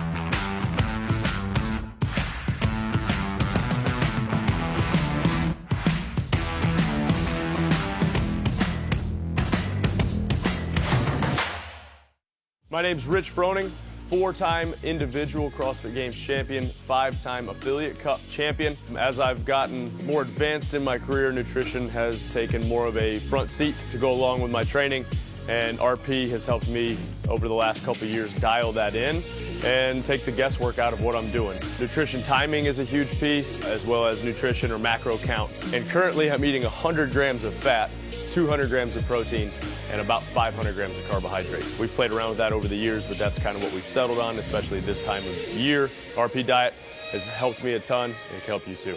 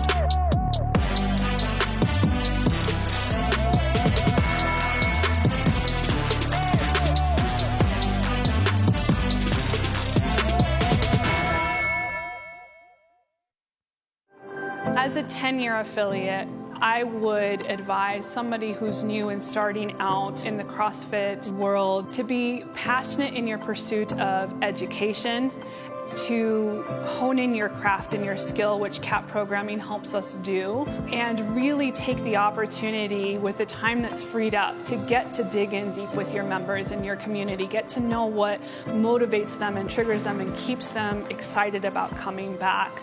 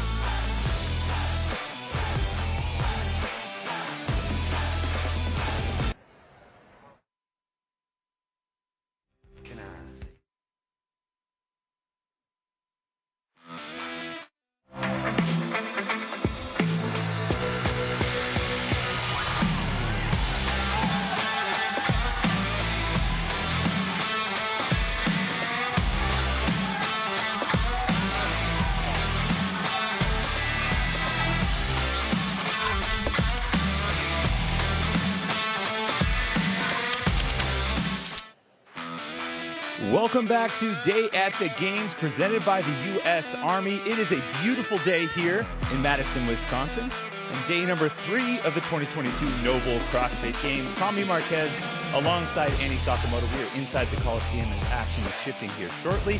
But Annie, thoughts on the competition so far? There has been action everywhere today, Tommy. We've been off campus. We've been in North Park. We're in the Coliseum now. There's been masters. There's been teens, adaptive, individuals, teams, and we're only halfway through the day of competition. And we kick things off in dramatic fashion with an event that really spanned the totality of Madison, the Capital event. And we had some amazing finishes down at the end. On the men's side of things, it was Roman Krennikov, Ricky Garrard battling the entire way. And on the final steps, Garrard holds onto his bag. He passes Krennikov, and it was just enough for Ricky, your leader, to get another event win. And then on the women's side, it looked like Haley Adams was maybe going to go running away with the event, but she started to struggle on that final set of stairs and opened the door for Gabby Magawa. Magawa charged that final Husafeld bag, walks away with 100 points as she continues her climb up the leaderboard. And man, Annie, what a phenomenal way to start the day. We talked about the iconic finish of being at the Capitol when it came to this event. Talk about iconic CrossFit moment. Rebecca Fuselier had been struggling with that bag. At that point, the entire crowd that was at the Capitol got behind her and saw her up the stairs. This is what our sport is all about. Yeah, if you had to summarize CrossFit in a picture there, it was that last little finish for Rebecca. Taking a look at your overall standings now on the men's side coming into the next event. Ricky Garrard, still your overall leader. He leads by 87 points over Justin Medeiros. Roman Krennikov slides back into third. And then look at Saxon Panchik, Samuel Kwan, and Jeffrey Adler slowly creeping up inside the top 10. Some strong performances from them today. But Annie, what really stands out for you based on where we're at today in the competition? Well, going into this 5th event, Justin Medeiros, last year's champion, was in 3rd place, 12 points back from Roman Krennikov. This 2nd place finish moved him into 2nd place overall, and now Medeiros has 27 points over Roman, so he's slowly inching his way back to the leader jersey. The question is, does he have enough events to make up all those points? Medeiros got a small win by passing Ricky at the finish line there in that last event to maybe pick up some momentum heading into the evening. But switching over to the women's competition right now and everything that's been going on, we were surprised at where Tia Toomey was entering the day. She's starting to get some momentum behind her. Yeah, first 2 days of competition, this is not where we expected to see Tia-Clair Toomey, the 5-time champ. Today's performances are definitely what we expected. Now, having said that, I can't lie, Tommy. It's been kind of fun to, wonder what was going to happen. Is Tia-Clair Toomey human? She said it herself. This makes for a fun competition. Thank you, Tia, for this fun competition. Yeah, she's really starting to gain steam as we come into the Coliseum again. Switching over to team competition now and your overall standings coming into today. And Mayhem Freedom making a push again. I think this is the race we all were hoping to see. They are 6 points clear of CrossFit Invictus continuing to charge. Your leader coming into today, Oslo Navy Blue, has slid down to 3rd. They are 12 points back of the overall lead. But you have to give credit to Mayhem Freedom. Came into the day in 2nd. They made a statement. Yeah, they were 15 points back from Oslo Navy Blue. We knew that they were going to have to come out and make a statement. They absolutely crushed Event 5. Previous to their heat, no team had even been able to finish this event. Not only did they finish the event in 11 minutes, but they beat the next place team by almost 3 entire minutes. And switching things over to the age group and adaptive divisions, here are your overall leaders for the teenage divisions after 4 events, and some familiar names that we've been talking about all weekend long. RJ Mestre, Caleb McClure, Olivia Kerstetter taking care of business in the 16-7. Riley Beebe, we haven't talked about her much, but she leads the girls 14-15 division. But RJ Mestre, he has just been nearly perfect all weekend long. Well, and like you said, Tommy, this is a team that we had talked about, we had our eyes on. He has 3 first-place finishes and 1 second-place finish. In this event in the Coliseum earlier today, he was almost 40 seconds ahead of the next finisher. And one of my favorite things about RJ in this event, he finishes it, he gets up on that finish mat, and look how solid he looks. He gets up on the finish mat. I don't know if you're a Golden State Warriors fan, but I'm a Steph Curry fan, and he put those players to sleep with that one. I think a ton of fans out in California were celebrating that one in particular. Switching over to the adapted division, and your leaders throughout all the divisions, Casey Ackery remains perfect so far. Valerie Cohn, we've talked about her a bunch. Brett Horcher holding down the men's neuromuscular division, and in the women's neuromuscular division, Morgan Johnson, impressive so far. Very impressive, Tommy. This is her first appearance at the games. She has a pair of first place finishes and a pair of second place finishes. So great job through 4 events for Morgan Johnson. And switching over to the Masters competition, and on the men's side of things, these are your leaders as it stands right now. Alexander Jolivet in the 40 to 44 division. Jason Grubb, we talked about him coming in. He's looking good in the 45 to 49. Al Charrington holding things down, teaching the young guns a little thing or two in the 65 plus. But then the guy that caught your eye, Annie, we've maybe heard of him a few times. He was here, but maybe in a different capacity last year in Roy Gamboa. Exactly. Pretty seamless transition for Rogelio Gamboa. Last year, like you said, Tommy, he competed as an individual at the games. In fact, he's a 4-time individual competitor. He's also a 1-time team games competitor. He made the transition quite nicely into Masters, especially without Sam Dancer in this division. Unfortunately, he is in first place. No surprise there. It would be hard to imagine somebody else winning this division. Roy, just an awesome athlete through and through, but your overall leaders on the women's side of things, and Annetta Tucker, a surprise performance in the 35 to 39, kind of staking her claim there. Jen Ryan holds on in the 40 to 44, and then Mary Beth Pedramide is in the 60 to 64 division looking strong. But I know one athlete you were excited to watch coming into the weekend was Cheryl Brost. Definitely, and that's because we haven't seen Cheryl Brost compete in a couple of years, but she is a 2-time Masters champion. She's a 5-time Masters competitor, and she actually competed in the individuals division in both 2011 and 2012. Right now, with the great 4 performances that Cheryl's had so far, she sits 10 points ahead of Kim Purdy, and much like athletes like Jason Grubb, Brost is a games athlete. You know, she thrives best in the games with the higher skill, the heavier weights, and I think she'll do just fine. Well, one of the big topics of discussion anytime we come to the games is what the programming will be. We usually save a few announcements for here on site, and up next we just learned what the individuals will be tackling here inside the Coliseum, and this is an individual event 7, and man, if you were wondering if we were going to get back to some basics, maybe some gymnastic movements, you have it here. You have 30 calories on the Echo Bike. It'll go 30, 20, 20, 30, and then between each movement, you will have 10 block deficit handstand push-ups facing the wall. For the women, they will have 25, 15, 15, 25 on the Echo Bike, a 2-inch deficit for them, a 3.5-inch deficit for the men. I mean, if you thought Adrian Bosman was going to put his stamp on the program, you can definitely see it here. I love this event. The way it's going to require athletes to be much more virtuous in that handstand push-up, not being able to arch out of it and have to keep the belly facing the wall is going to be a beautiful sight. And considering the level of skill here and what these athletes have to do in the standard, who are some athletes that you're excited to see take part in this? On the men's side, I'm going to say it's going to be BKG and Patrick Vellner. I think both of these gentlemen will do quite well on this event.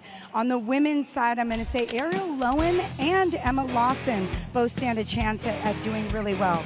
Unfortunately, well, I'm not going to say unfortunately, Laura Horvath is another athlete that I definitely have my eyes on because deficit strict handstand push-ups have always been her kryptonite. So the question is, what happens when the belly faces the wall for Laura? Yeah, I think this could be a big turning point workout for her as we enter the Coliseum. Going to get you guys caught up on what's left in store for these athletes the rest of the day. And here is your schedule to close out Friday. The age groups and adaptives, they will still be outside. Teams are up next. And then the individuals will close things out again once we get through competition here. Want to say a special thanks to our sponsor for today, the U.S. Army. What's your warrior? Discover the career for you and opportunities you never knew existed within the U.S. Army. Visit goarmy.com/CFG.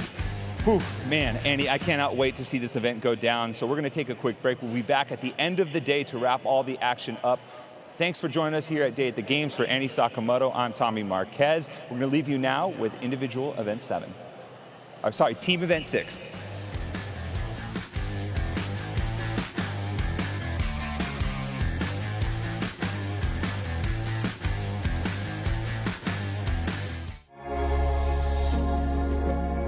CrossFit Affiliate is a place. It could be in a park, it could be in a brick and mortar. What they would find is a community that they can instantly bond with, great people, great coaches, people who really want to see them succeed through their hard work.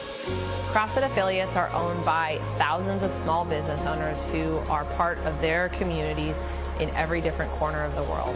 It's literally the ownership are the people that are in the community. So they're people that might have started, lost 100 pounds, recognize that, hey, there are other people that need this and I want to be the providing source for that.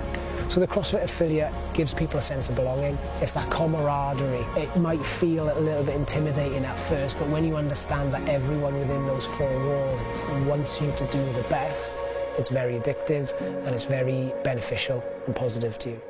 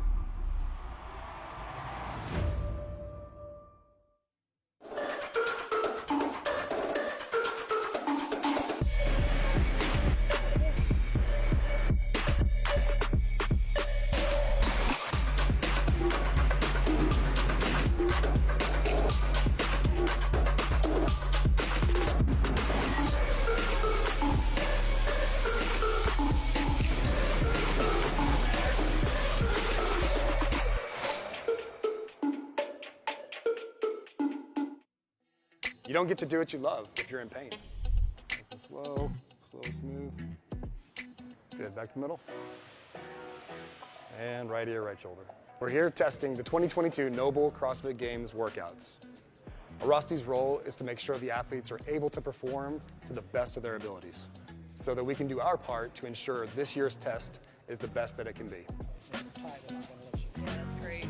You notice that it's one side, your spine is super straight, it feels like play off once it gets older, like what happens with the tendons. Here at Rusty, what we do is we find things that are holding you back, things that are causing you pain, that limits your ability to not only work out really well, but to just live pain-free, do things you love to do.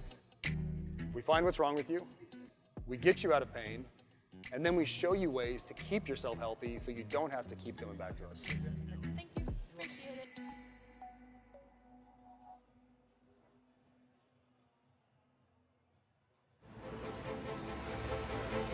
Before you were a beast, life was boring. And so were your sunglasses.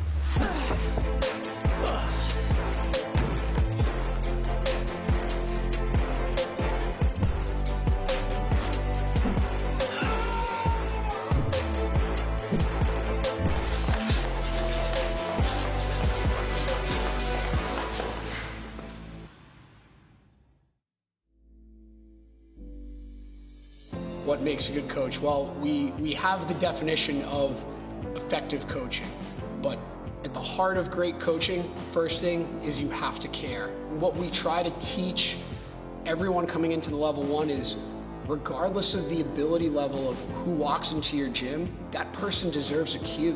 Whether that be someone who is coming to their first CrossFit class or a games athlete like Chandler Smith. Our ability as coaches and our effectiveness is directly impacted by our ability to have someone leaving our class better and have learned something new than when they walked in the door.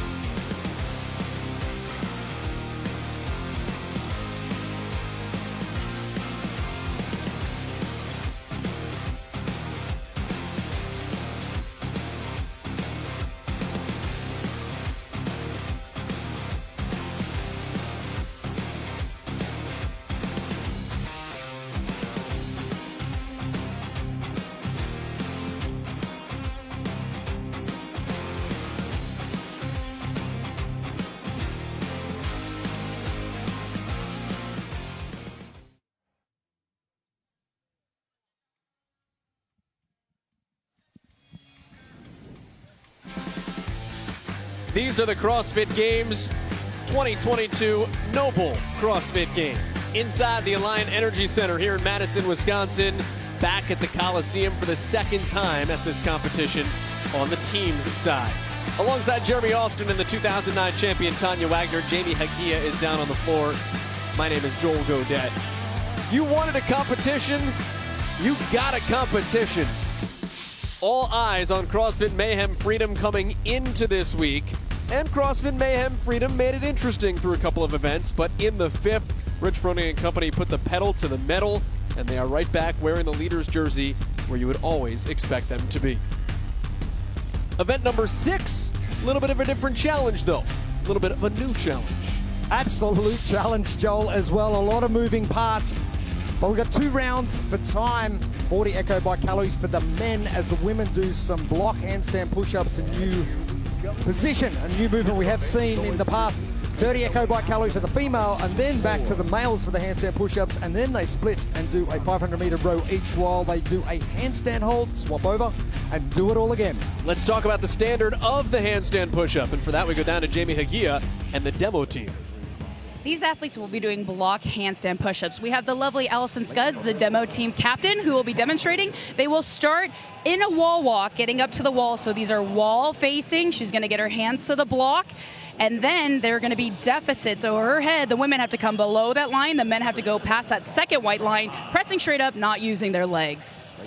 It is a much different standard, thank you, Jamie, and it makes it a whole lot interesting in terms of the strategy. It sure does. With any new element, you have to be cautious, but you need confidence in a handstand push-up like that being so challenging. So you need to have cautious confidence on your handstand push-up, and then awareness and timing in the rest of the event, especially when you're on the back half of the event where the athletes are going to be in their box doing that static handstand hold. You have to know when it's your turn to kick up on the handstand. Take a look at Orlando Simons here for the first of 4 heats. Teams right now that are playing with the cut line. That is what starts to creep its head in here. We will cut the teams almost in half after competition tomorrow. So these teams need to move their way up into heat 2 if they want to have a chance of staying alive on Sunday.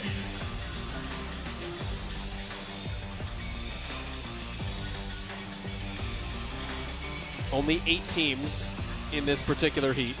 Started with 36 at the beginning of competition. Here is CrossFit Trondheim. This maybe falls right into the wheelhouse. Well, this is the team that Ingrid Twandal, with her strict handstand push-ups, that's the movement that got her into this competition, winning out of strength and depth, or just squeaking by to get into the qualifying position. So I don't expect her to have a problem with the handstand push-ups. And because you can share the load with these handstand push-ups, it doesn't have to be, like we saw earlier today, synchronized. Everybody does not have to do the same amount of work. So you rely on your strengths in this one. Absolutely, you need strength for this, and head not being able to go anywhere near the ground once they do pass that white line. The rep is good. The closer you get your head through to that locked out position, the easier these reps are going to be. What makes this handstand push-up so challenging is not just the difficulty of it being wall facing and the how much demand there is on your shoulders and your core, but getting into that position and doing that wall walk and step up and step back, it's very demanding on the shoulders. One more thing to keep in mind, there's no rules to how these have to be divvied up. If one person wants to knock out all of them, she or he can. That's the split and the strategy. And no specifics on where you put your hands either. Wherever you can get a good position and meet the requirements of the movement, and fatigue already starting to kick in. With the Echo Bike, this is going to be nice and paced, and if they're communicating well and with a little bit of vision, seeing exactly where their team members are, and left of screen signaling how many there are to go, even though they will have a judge to tell them there's 5 to go. With a ton of moving parts, it's really important to know how many handstand push-ups, because you don't want the bike to be what's holding you up here. And I gotta be honest, when you watch Mia Furu for 2150 mount the blocks there, I think the mount is one of the hardest spots, and you can see it right here. It's the trust of making that big of a step backwards on your hands. Well, with a wall walk, you can actually step your hands in however close you want to the wall. With this, you've got that big jump up to that height, and that 2-inch deficit for the females already proving difficult, but head position is going to be the winner today. Trondheim, as expected right now, is your leader. And as you talked about qualifying out of strength and depth, they actually came from a non-qualifying position heading into the final, the 6th event at strength and depth. And it was really because of Ingrid Twandl's proficiency in handstand push-ups, strict handstand push-ups, that the team was able to make the jump they did with a 2nd place finish in that event. The women are now on the bike, however, with Trondheim being in front. So it's 30 calories for the women and now 20 of these block strict handstand push-ups for the men. I know we spoke about timing, so trying to minimize the work to 2 minutes or less to make sure the transitions are quick. And Trondheim at the moment, getting through those first set of handstands and those echo bike calories, 126, so well in front, but with a little bit more fatigue, we may see that blowout. This event presented by Monster Energy Hydro, the official energy drink of the NOBULL CrossFit Games. Now, this event is really tricky, though, because even if they can get through this portion of the event, it's a 2-round deal here. So they get through it once, they come back. How much more fatigued will they be at the 2nd round through? Because the back half of this event is the handstand holds. So there is so much demand in the static hold coming up and the fatigue that will just compound. 18 minutes of a time cap here, 3:41 in. And head judge Todd Whitman, the only requirement for the handstand was no cartwheels. So no cartwheeling into position and making sure they're in a nice, strong position, getting close to the wall, as there's a lot of people on the floor. With their block handstand push-ups, now waiting for the female competitors to finish up their bike ride. But it's going to be the team in lane number 3, CrossFit 80-20. 80-20 right now. Getting ready to get into position, but they will getting into position for the 2nd piece of this event, and that is the other interesting movement, and that is that the rowers are on sliders. You'll see that the women will get into their handstand hold now. Someone must be holding a handstand in order for you to row, and that's what just happened there. 80-20 is women's kick down out of a handstand. You've got to rack the rowing paddle and then get back into movement. But these 2 rowers are linked. It makes it very difficult because you must row in sync. Trying to get your communication is getting pretty loud in here right now. And trying to communicate with your partner, ensuring that all 4 feet are off the ground at one particular point to get a smooth transition and the split hold and stacked position of that shoulder girdle. And that is exactly what the boys on the rower are wanting. What you've got to do is talk and communicate. You need to say, and in the demo this morning, James Sprague from the demo team would count out loud as he did the description with Griffin Raleigh, and you would hear 3, 2, 1, I'm coming down, because if someone can kick up while you're kicking down, your partners can continue to row uninhibited. And Trondheim is doing a great job with that. They are communicating, they're timing that well. For the 2nd event of the day, event number 6.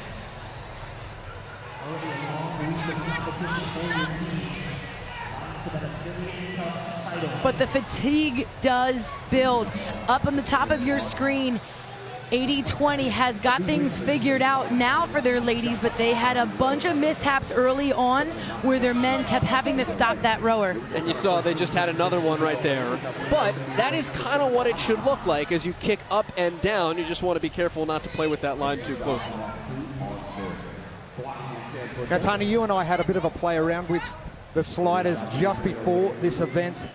It was a lot easier for me at the back to see the stroke you were doing and the position and timing of your stroke. So it must be a lot harder for the person in front because they're going to take a full brunt of the load if their timing is off. And these sliders are a great representation for what it feels like out on the water, and we're using those. We spoke to some of the guys from Concept 2 earlier, and this is where on land training, if you can't get on the water, to help people with their timing so that you can be doing the work and sharing the workload, because that tempo and timing is so important in the row world. Well, Greg Hammond did mention these have been around for about 20 years, and it's the first time we've seen them in an event here, so people just haven't taken the opportunity to use them. It was awesome. It was really awesome rowing with you. We can get some sliders back at CrossFit Apex, everybody, so head over to Concept 2's website. It was way more awesome for me, let me tell you. Got 11 minutes left in the event. 80-20 still leads the way. And the biggest thing, like we said, is that awareness. For the rowers, you're not really paying attention so much to your other athletes doing the handstand holds. It's about just making sure you're staying in sync, like Jeremy and I were just talking about, and just listening to your judge. When they say stop or when they say row, that's what you're listening for. But the athletes are doing the handstand holds here. That non-verbal communication is really important. I like how some of the guys are kicking up, almost being like dictating, I'm ready to go, you can come down. Keep in mind this is a 500-meter row. The quicker you row, the less time you're holding the handstand. So everything here is predicated on your rowing speed and efficiency to relieve those doing the handstand. Joel, you mentioned it before with James Sprague from the demo team trying to communicate. Now, you think about your head position while you're upside down, trying to hold that stable position and breathe at the same time, and then communicate on how you're traveling. That's really difficult. Some athletes having no trouble with this handstand hold whatsoever. The handstand hold came into play in competition back in 2020 on one of the divisions, or one of the stages to the CrossFit Games when we were online, and that was the first time we saw that. So a lot of people have been practicing, have been able to do that, but having your partner so close and someone else kicking up like that, makes a big difference. As you look across the field right here, for those teams that are on the rowers, the teams that have their women rowing are in front. If your men are rowing, you are still behind. But we'll start to see some people going back to the bikes, because this is 2 complete rounds of what you're watching on the floor, from the right all the way to the left. So those teams that are now onto the bikes are on to round 2, with about half of the time remaining before the cap hits.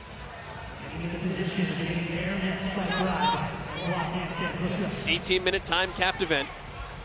The men here will bike 40 Echo Cows, while the women are going through these 15 block deficit handstand push-ups. They will then switch. New standard of handstand push-up, and really challenging these athletes. We've seen a number of different events. Strength, speed, power. Now we need some finesse and positioning for 2 rounds. I don't think the Echo Bike calories are going to be that much of a drama for the guys, but it's going to come down to the handstand push-ups and then back for the row, and trying to finish fast when you're trying to synchronize as well. Talked to Adrian Bosman, who programmed the CrossFit Games this year, and when he detailed this standard to us, said, Adrian, where did you come up with this? And you've got to remember that Adrian Bosman has a heavy gymnastics background, and he said, I have been wanting to program these for such a long time. Came across them in his travels in Asia. And he said, this is something that I've seen done, I've seen it part of people's exercise regimens, and it's an advancement of the test and a continued test of the skills for all of these athletes at now this level. Handstand push-ups have been around forever, and there's only so much we can do with them, so people have gotten so strong and proficient in them. So taking it to the next level, it is time, strict deficit. We brought in the wall walks the other year, and now add them together. Even in that discussion we had with Boz, it was, we're going to test these athletes, and some of these teams may not finish these events because they are testing the water to see what capabilities these athletes have and see how quickly they can adapt. Not everyone finishes the L1. Not everyone finishes the SAT. The test is a test. The bar even. It's opportunities to get stuck and refine where you're going to train and how hard, where you need to work for the following year. I'm anxious to just see this second half, the speed difference on these handstand push-ups for Trondheim. This is Sarpsborg right here that we're looking at. One of the other Norwegian teams, Trondheim, Oslo Purple Red, Oslo Navy Blue, 4 teams from that country represent 10% of the teams in the field, actually more. She's gripping over the ballistic block there, squeezing on with your fingertips, which is a little bit of a different position, similar to parallettes where you can squeeze around. It's a little different than that flat position of your hands. Core stability, another factor that goes into this handstand push-up position. And the girls actually waiting for the guys on the Echo bike, so the boys going to have to pick up their game a little. Back to 80-20 here. That's Lewis Pearson, and then doing the handstands is Jim Neal. 80-20 is a cool gym. With that team qualifying to the games, they have now had somebody qualify to the CrossFit Games out of 80-20 in Portadown, Northern Ireland, in every single division.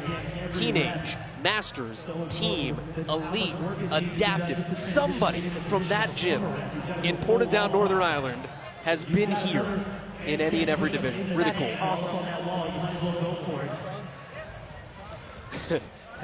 Lewis is feeling the brunt here. Tap back in Jim Neal, who are competing with Emma Willis and Kerry Hewitt. Kerry's a doctor. Jim is also a medical professional. And you can see the tape on his left leg there as he was doing those handstand push-ups. He's competing with a grade 2 tear of his ankle. He is fighting through this. Good news, he told us, he's a PT. They've got a doctor. Anything goes wrong, he's good.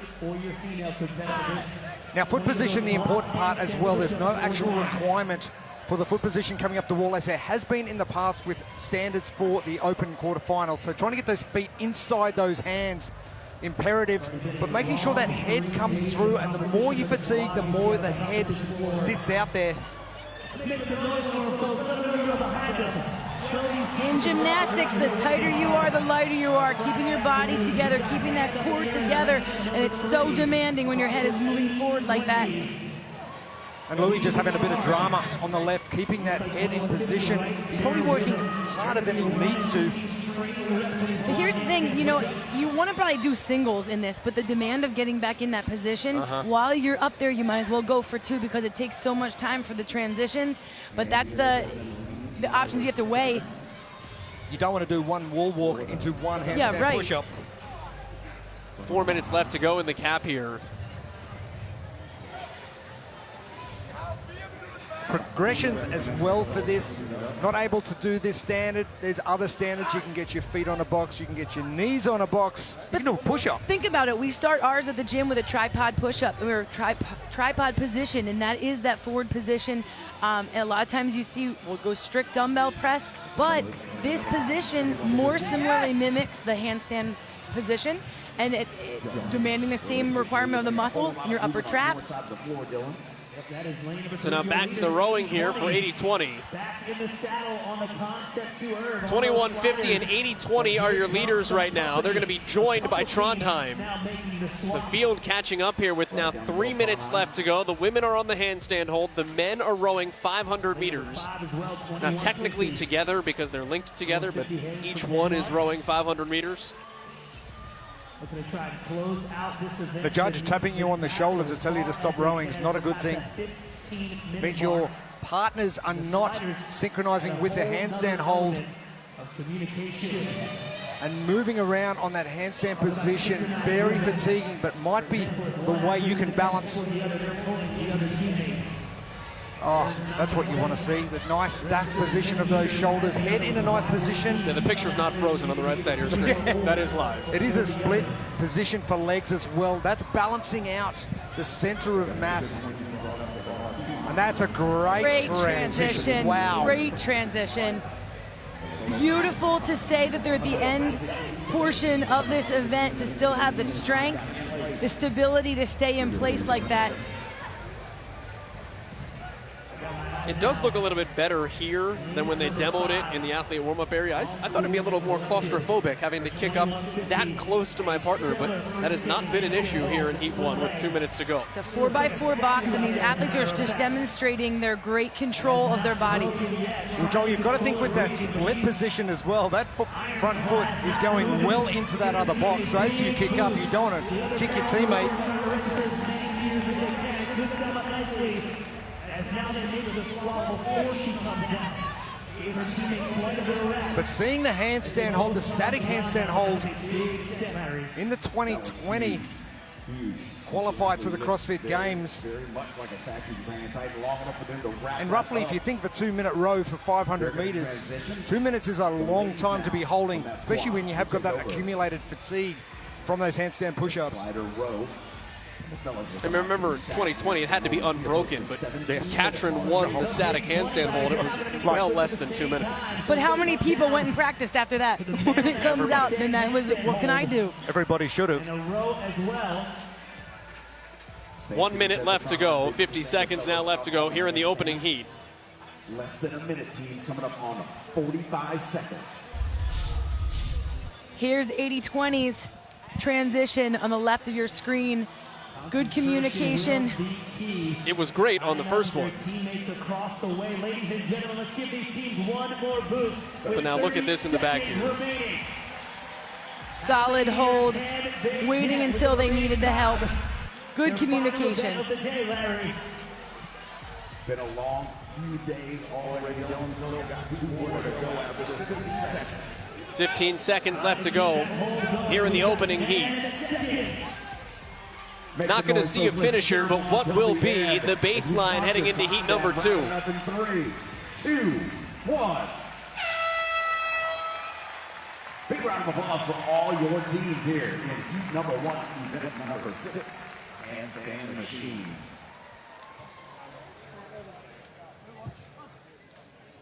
Good work by the Europeans here in heat number 1. The Irish team from 80-20, the Scandinavians, also performing well. Looks like 21:50. Now urged 303 meters on one. And it's going to be Trondheim that comes away with that heat 1 victory. Sometimes we know what we're talking about here. Only a couple hundred meters left to go. Cap +1. Oh, so 2 close. rep difference. Yeah, so close close. to finishing. Well, we talked about Ingrid Twandl and her strict handstand push-up prowess. She, Eric Vadal, Var Thurman, Mo, Lars Rudy, able to pick up a heat victory, which are hard to come by at the CrossFit Games. When you think about a 2-minute transition for each movement, they were very close to getting that spot on. Talk about the event again as we reset here for heat number 2. This is handstand machine, Jeremy. 2 rounds for time, 40 echo bike calories for the men to start things off, while the females do the new block handstand push-ups. Then they'll switch in. The females will do 30 echo bike calories and 20. The gentlemen will do 20 block handstand push-ups. Then they'll split. They'll go and do a handstand hold and a 500-meter row each. And the new Concept 2 sliders we've seen for the first time. And your recipe for success for this is going to be cautiously confident on those handstand push-ups, because we have the handstand holds in the back half of the event, as well as your awareness and timing, good communication, all the good things you need for any team event. A couple of veteran teams here in this heat. CrossFit West Chase competed at these CrossFit Games just a year ago. So did CrossFit Rhapsody. Those two teams are right next to each other in lanes 4 and 5. Oslo Purple Red had a heat victory yesterday in the run, the fast event that was complemented by the strong event outside yesterday. But our eyes are in lane 1. The team from Spain, CrossFit Zerouts. Dinka van Overveld competed on a different team at the games last year, and the guy that he calls himself Mr. Weak, Alex Anasagasti, strength not his strong suit. He's stronger than he gives himself credit for, but body weight movements, that's where he shines. He wants to go hit that handstand push-up block. Absolutely, and the number 1 seeds out of the European qualifiers 2021 and weren't able to progress due to COVID issues, so excited to see what Zerouts can do. Anasagasti on the left there also competed at these games as an individual in 2019. And there they go, folks. A lot of veteran experience as we get underway here in heat number 2 with an 18-minute time cap. Event 6 for the teams here at the 2022 NOBULL CrossFit Games. The men start on the Echo Bike, 40 cows, while the women go through 15 of these deficit block handstand push-ups. It is a 2-inch deficit, and you can see that white line. The top of your head must break the top of the white tape. Now for the men, it must break the bottom of the white tape. And watch the cranking of the necks, because if you crank your neck, that takes away from the depth of your push-up. If you keep your neck straight, that adds to the depth of your push-up. And that is all about your core stability, being able to maintain that body position. The tighter you are, the stronger you are in your midline, the more you can keep that head neutral. Taking a look at Mayhem Justice here. One of the 3 Mayhem teams competing out of Cookeville, Tennessee. That head position really important. The quicker you get your head position right underneath your torso, the easier this movement is going to be. Once fatigue kicks in, that neck and that head position just seems to stick out just that little bit more.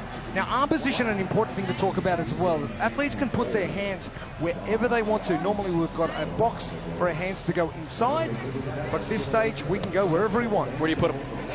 For me, I'm going probably a little bit wider than I'd normally do a handstand push-up, but maybe grip the side of the block to be able to propel myself up the wall. I like to go corners. I'd probably go corners just to be able to have more torque in my shoulders as well when I come up.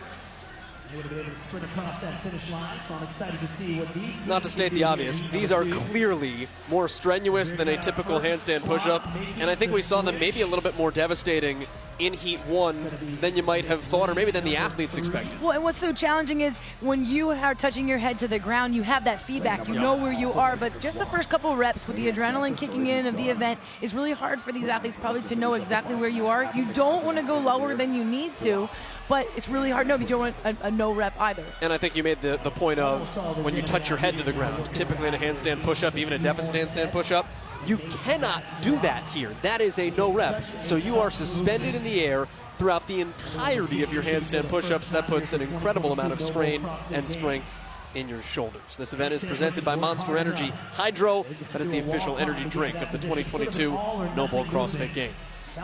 Zerouts doing a magnificent job right now and getting stacked. Now we talk about stack position. We go back to our level 1 for our 9 foundational movements.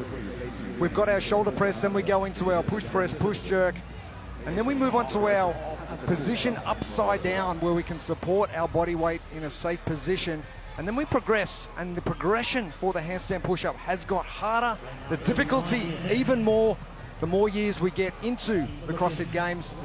Can't see what Adrian Bosman has in store next for these teams, but that is just magnificent. Solid body position. He's keeping his legs together. He has complete control of his body.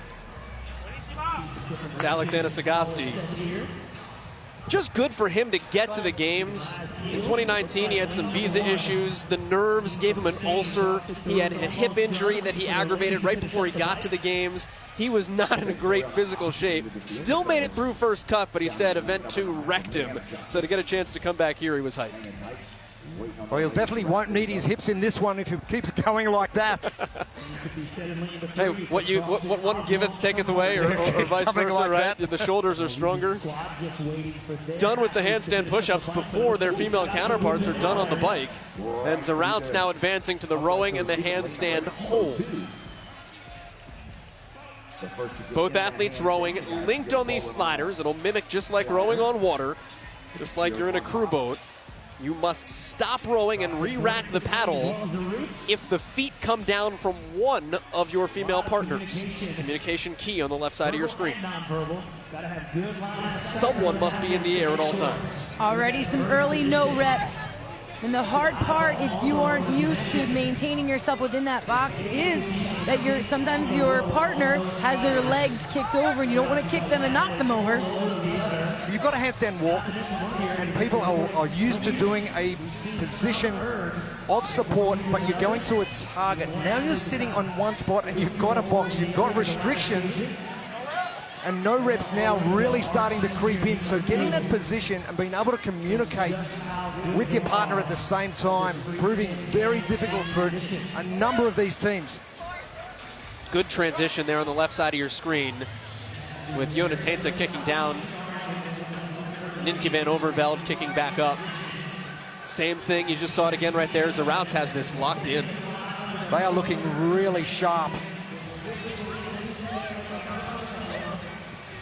Nienke van Overveld was an addition to that team late. Oihana Moya was actually competing with them in the offseason. They needed a replacement. They DM'd everyone in Europe. They found Nienke van Overveld. She came with them to the Madrid CrossFit Championship. They loved the chemistry. Only one on the team that doesn't speak Spanish.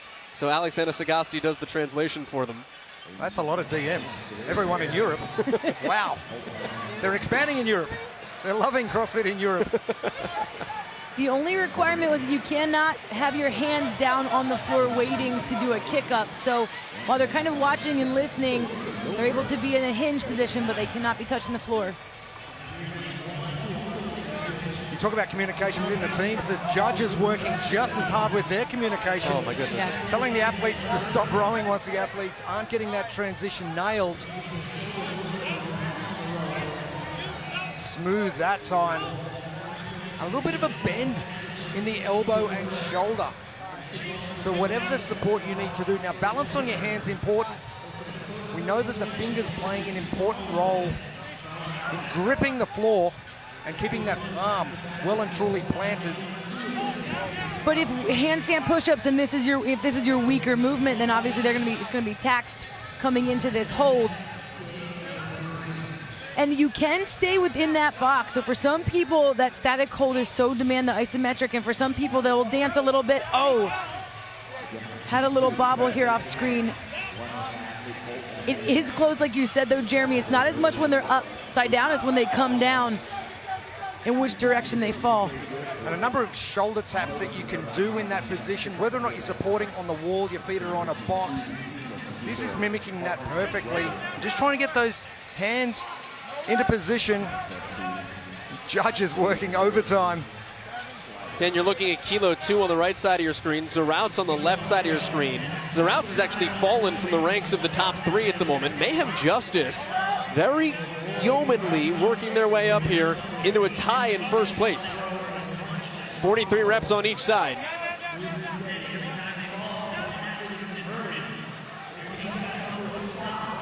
We spoke about this before with the slider, Tanya, and you and I jumping on. You were up the front, I was at the back.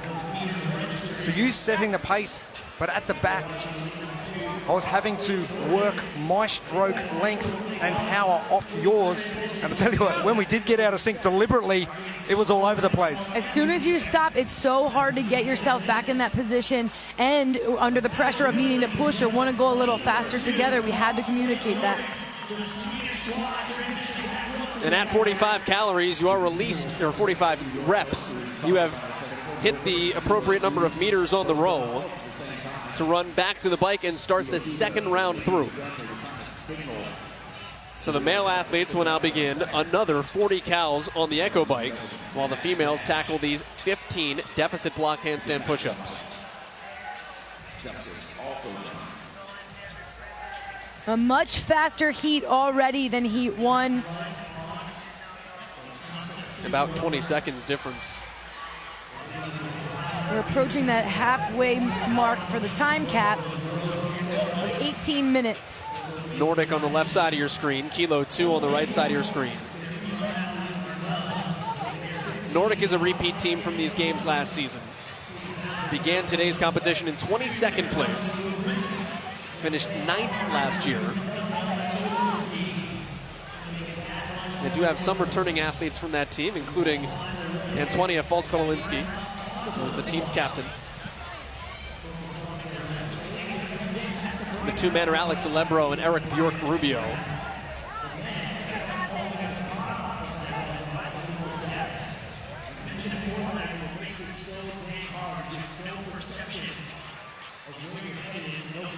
Mayhem Justice now in first place for the first time. Second time through here. We're at the top of the list with the 40 cals and the 15 push-ups. Event number 6 for the team's handstand machine. You're not kidding. So 1 round complete already, but 40 Echo Bike cals for the men. 15 block handstand push-ups, the new standard for the females. And they will go back and swap The females will do 30 echo bike calories, the men 20 block handstand push-ups, and then head on to the Concept 2 slide rowers, while your other gender pairing is doing a handstand hold. So 500 meters required from both pairs. And it's also 40 cows, so those don't necessarily happen in sync. But our time to beat is that cap +1 set by CrossFit Trondheim. And the way the cap works is for, if you get time cap, every 50 meters completed on the rower by the pair equals 1 rep. I know the sliders are linked together. Can you imagine the echo bikes linked together? So if you're struggling, your partner has to take over and do more work. I'm trying to figure out how that would work. I would love that. Sounds horrible. I don't like them when they're separate.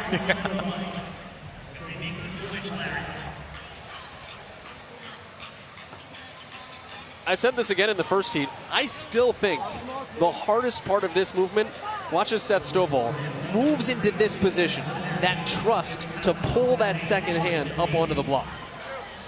Having the shoulder strength, having your body awareness. I like the fact how they're not rushing to get into position. The demo team in the briefing earlier and on the floor here, taking plenty of time. So hopefully these teams have taken notice. And as that fatigue kicks in, oh, that's a great position. Ben Davidson there. That one not so good, just because that head started to tilt down towards the end of the arena and away from his body. The quicker you can get that position of your head or your face close to that plexiglass. Beautiful position now. Mayhem Justice doing very well, getting that head below that line, 3.5 inches. It's smart. He did, Seth Stovall did a 6 rep the first time there, about 3. And all he needs is Ben Davidson to come in and just give a little breather. Did you see the save? Ben Davidson's left leg came off the plexiglass, and he did a great job to recover. He's a great individual athlete.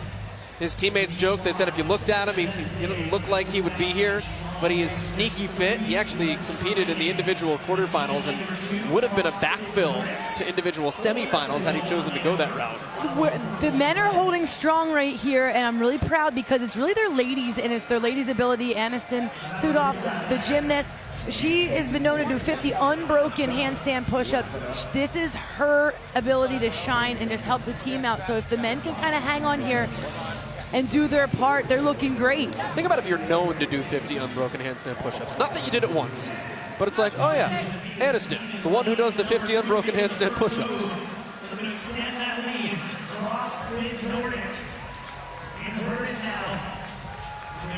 Nordic on the move, all by them lonesome. Top of the screen.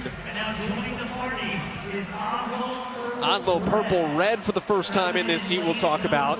They've joined in lane 3. Mayhem Justice bottom of screen. They are now on to their second round of rowing. This is 500 meters for the men. They can only row while one of their women has their feet up in the air for a freestanding handstand hold. Nordic, top of your screen, holding tight. Aniston Sudoff, the bottom of your screen, orange shoes. For Mayhem Justice, here they are. This is the communication. This is the awareness. Teammates need to take over before it's too late. Good job by Jessica Kalasian nice transition there. Time cap's coming up in about 4 minutes time. We're gonna get some finishers here in Heat 2. We sure are, and synchronization of this row. Nordic doing a wonderful job. And a position that you couldn't see, Tanya, when we were on the slide rower. If you watch the scapulas, back of the shoulders of the athlete in front, you can actually pace the strength of your pull and your timing of your row. Greg Hammond said if you can watch the scapulas there and you can see when they stay tight and they start to engage, that's when the back athlete needs to start their pull.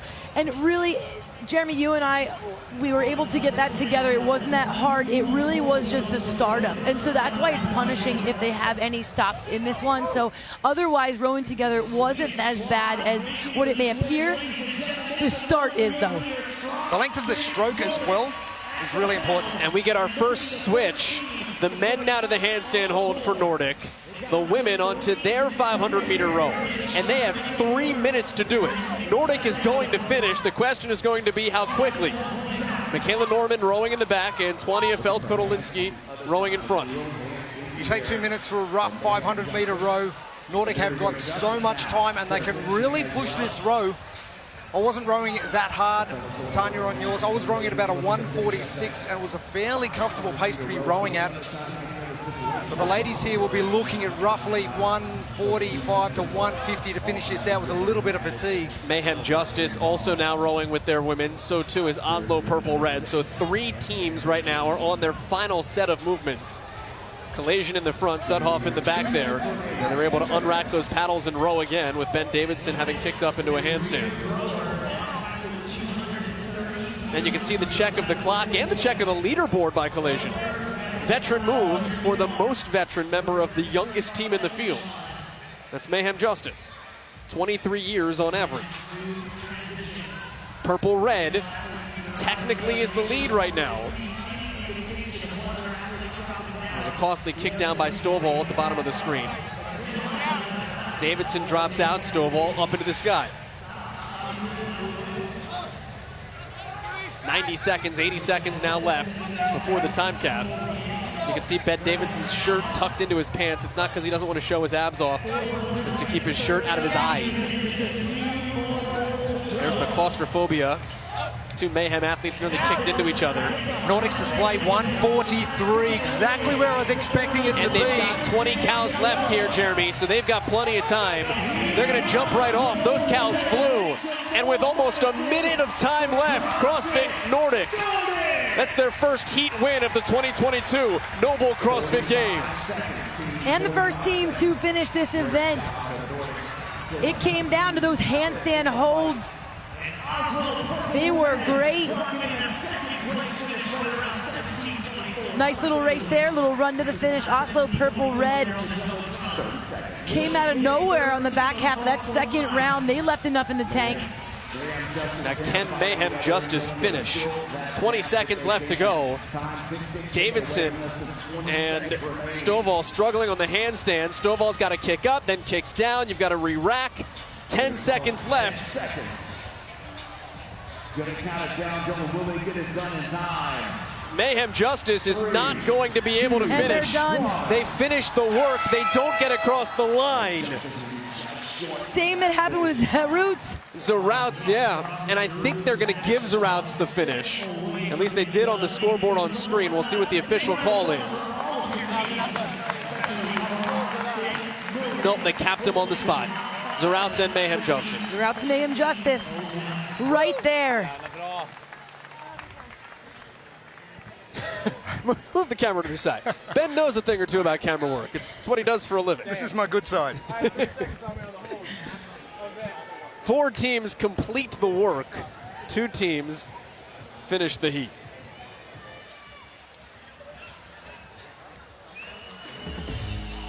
Overall standings on the team side coming into event number 6. Kind of where you thought they'd be, right?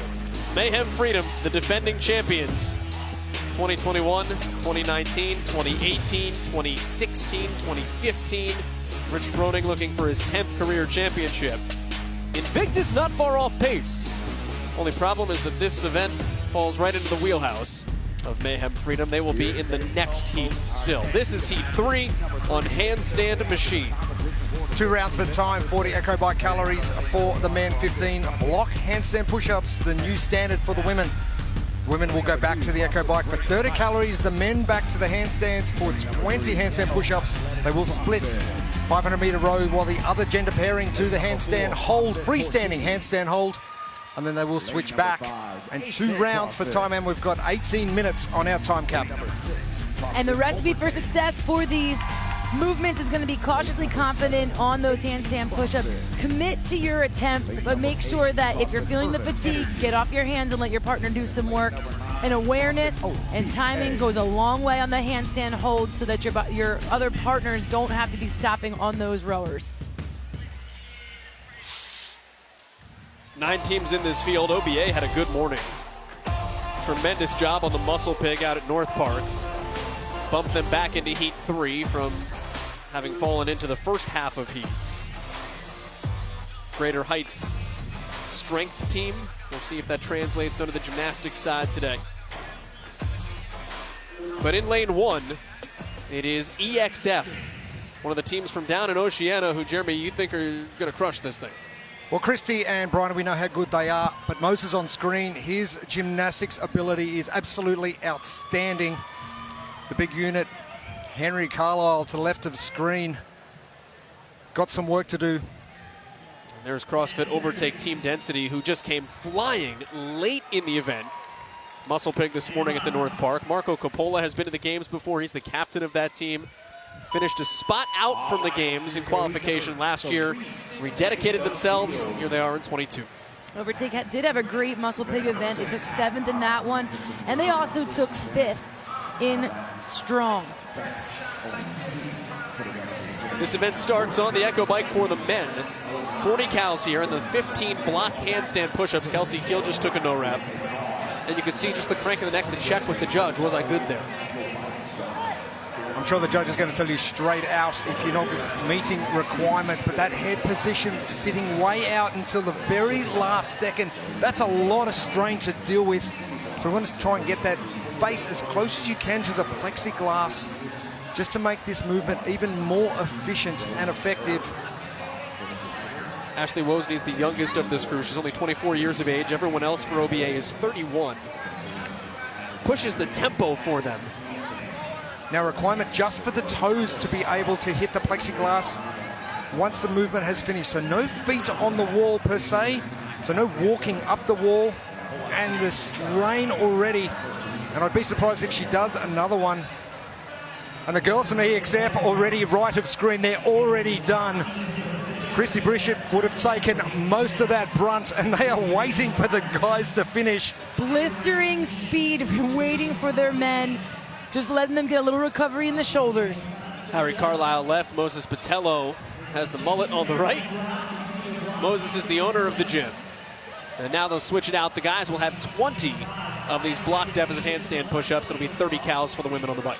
At the Torian Pro, the EXF guys would have probably stayed at home because most of them are very close to Brisbane. So one of the benefits, but way on the other side of the world now, and proving just why they were one of the qualifiers. This event presented by Monster Energy Hydro, the official energy drink of the 2022 NOBULL CrossFit Games. Greater Heights is your leader right now. I'll give you another look at OBA with Nicholas Hecht on the push-ups. The team from Philadelphia is a rep off pace. Strong team, looking to make a name out here. A lot of experience on their team. Nick's first time at the games, though. And for Joey Tortora, he's back at the games. He actually quit CrossFit doing this movement in the middle of 20.3 in the open. He was just burned out. He kicked down off the wall. His judge said, you can keep going. He said, I'm done. She said, with the workout? He said, with CrossFit. Back at it, back at the games, pushing EXF here in event 6. Henry Carlisle struggling a little to get that big frame upside down. He has got a good lockout position. That head sticking out just a little bit too far. And that pause at the top, crucial seconds ticking away. That some of that form you're going to give up a little bit, Jeremy. Just like we said, you don't want to come down and do singles here. Too much effort to come down after one rep, but you want to hold on a little bit longer. You're going to sacrifice some of that form, unfortunately, and efficiency. Moses Patello getting through his sets pretty easily. He's getting way more depth than he needs to.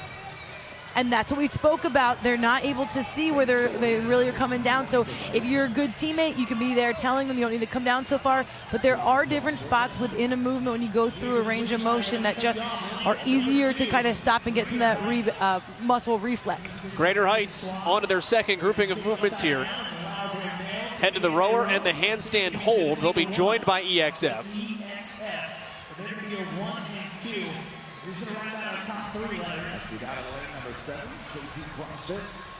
Transition. The gentleman on the row is the ladies moving into position for their handstand.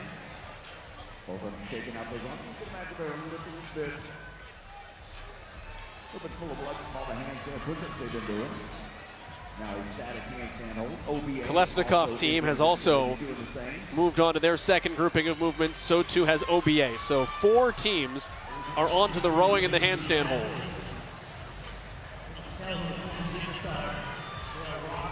Greater Heights doing very well in the lift event number 2 yesterday. And the power and strength required, not just to pull this rower, but be able to hold a handstand position. Jordan Cook in the back, Duncan Mulady in the front. So much strength, so much power. And just a quick look over the shoulder. The transitions for the ladies has been very good so far. Just ensuring that one of your team members has got hands on the floor and feet are in the air before the other one kicks down. Another great transition. I would hope that's the case for Greater Heights. Emily Tanner was a collegiate acro. The row very strong, so he may be doing a little bit more work and easing it off for Moses at the front. Moses getting through those reps of the handstands a lot easier.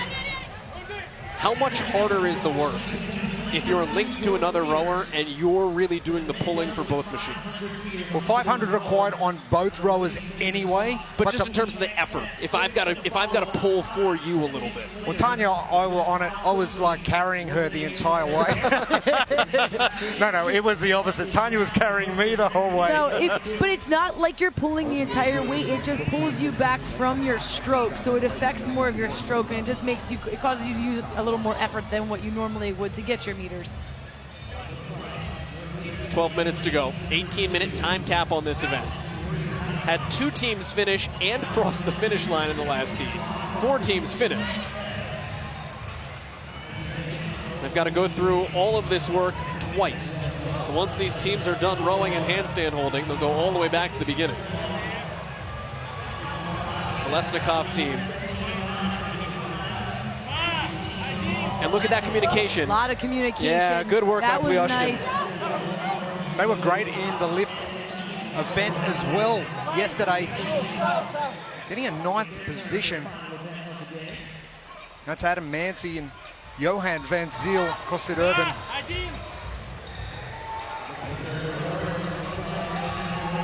Ivan Kakartsev, hands on knees. Plyoshkin is the one trying to hold the handstand, and now they'll have to rack their paddles on the rower back of screen. Joel, that's a big frame to be holding up to. I wouldn't know.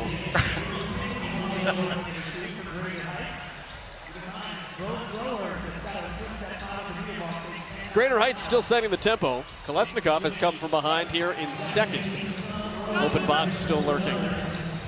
And remember, this is only round 1. They do have to go through this again. There already looks to be, though, some fatigue from some of these guys. This is a much faster pace than the other heats as well. So they're rushing, but I hope they're not going too fast that they get caught up when they come back to the handstand push-ups. You mentioned it in the previous couple of the heats. It's important to get that row done as quick as you can so the handstand hold isn't as fatiguing on your other partners. That's almost a minute faster than the previous heat, which was 30 seconds faster than the first heat. That at least one team has gotten back to the bikes here to begin their second round. It's Greater Heights Ascend, the first ones to keep going. They're also joined by EXF, lanes 1 and 2. Quite prophetic there. Open box all the way at the bottom of the screen. They're back at it. Kelsey Keel will hit the handstand push-ups off the block. OBA round matches 1, 2, and 3. Urban. Easy position for EXF. Girls doing exceptionally well and resting just a little bit longer. Such great control. Christy Hollard. Now Bryony Chalice. Bryony Chalice, her prowess with a barbell is exceptional, but her gymnastics almost as good. You know what's interesting is you guys talked earlier about you would want wider hand positioning, and it's really up to the athletes here. But both Bryony and Christy have gone with a much more narrow stance than we've seen from many of the athletes. Well, if you think about one of the 10 general physical skills of CrossFit, is that flexibility. If you've got that flexibility in your shoulders to get closer to a stronger position of support, you're going to go to it every time. And look how narrow that is. I do not have that amount of flexibility. Christie looking great upside down. And again, finishing early. Just waiting for the guys to finish their 40 cals. Same thing for Greater Heights on the right.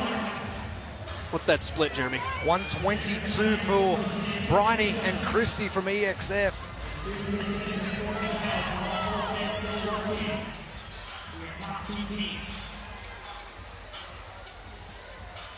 Fastest handstand push-up split the first round was in 1:03 for EXF. That's not a bad split at all for round 2. Absolutely not. Handstand machine is team event number 6 into the second round of our 40 Echo Bike calories for the men, 15 block handstand push-ups for the women. The swap, women back to the Echo Bike for 30 cals, the men for 20 handstand push-up, and then back for the final 500-meter row each, while the other gender pairing is holding a handstand position and freestanding at that. And it was Nordic from the previous heat 2 that set this time to beat at 17 minutes and 9 seconds. The guys have 20 of these block handstand push-ups. Head must break the entirety of the white line. The women just had to break the top of it. The guys have to break the bottom line. It's a 3.5-inch deficit. Henry going way deeper than he needs to. If I was Moses, I'd be yelling at him going, buddy, calm your farm a little, not too deep. I would have said the same thing, calm your farm. So here's the thing. You can be talking with your female athletes on the bikes because you don't need to be crushing it. You don't need to do more reps than you have to for time-wise. Some of these men were waiting for their ladies the last time. Doesn't look like the ladies are going that much faster. On those bikes, you're not going to make up all this ground time-wise. So they really should keep that communication up. Check in and see where they're at. I'm so excited for you to go back to CrossFit Apex and coach a class and tell the entire group to calm their farm. In that accent.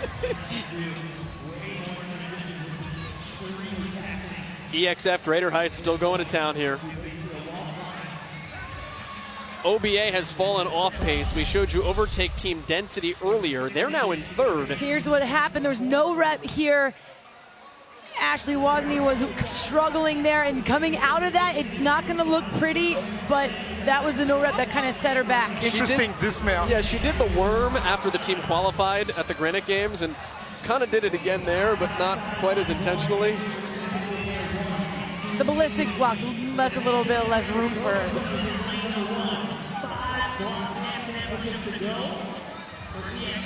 Now they're checking in and seeing what time they have. There's 5 to go for EXF. Hands in the air.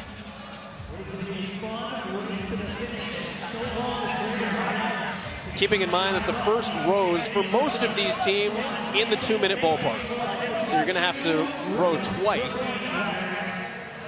And that's typical, you figure, for a 500-meter row. Typically, that would be a little bit faster in competition, but those sliders are just causing a little bit more pacing. You're going to slow down just a little bit to keep yourself together. The fastest row was 1:51 from OBA. The slowest was 2:42 from KT. EXF is the first to advance back to their round of rowing in round 2.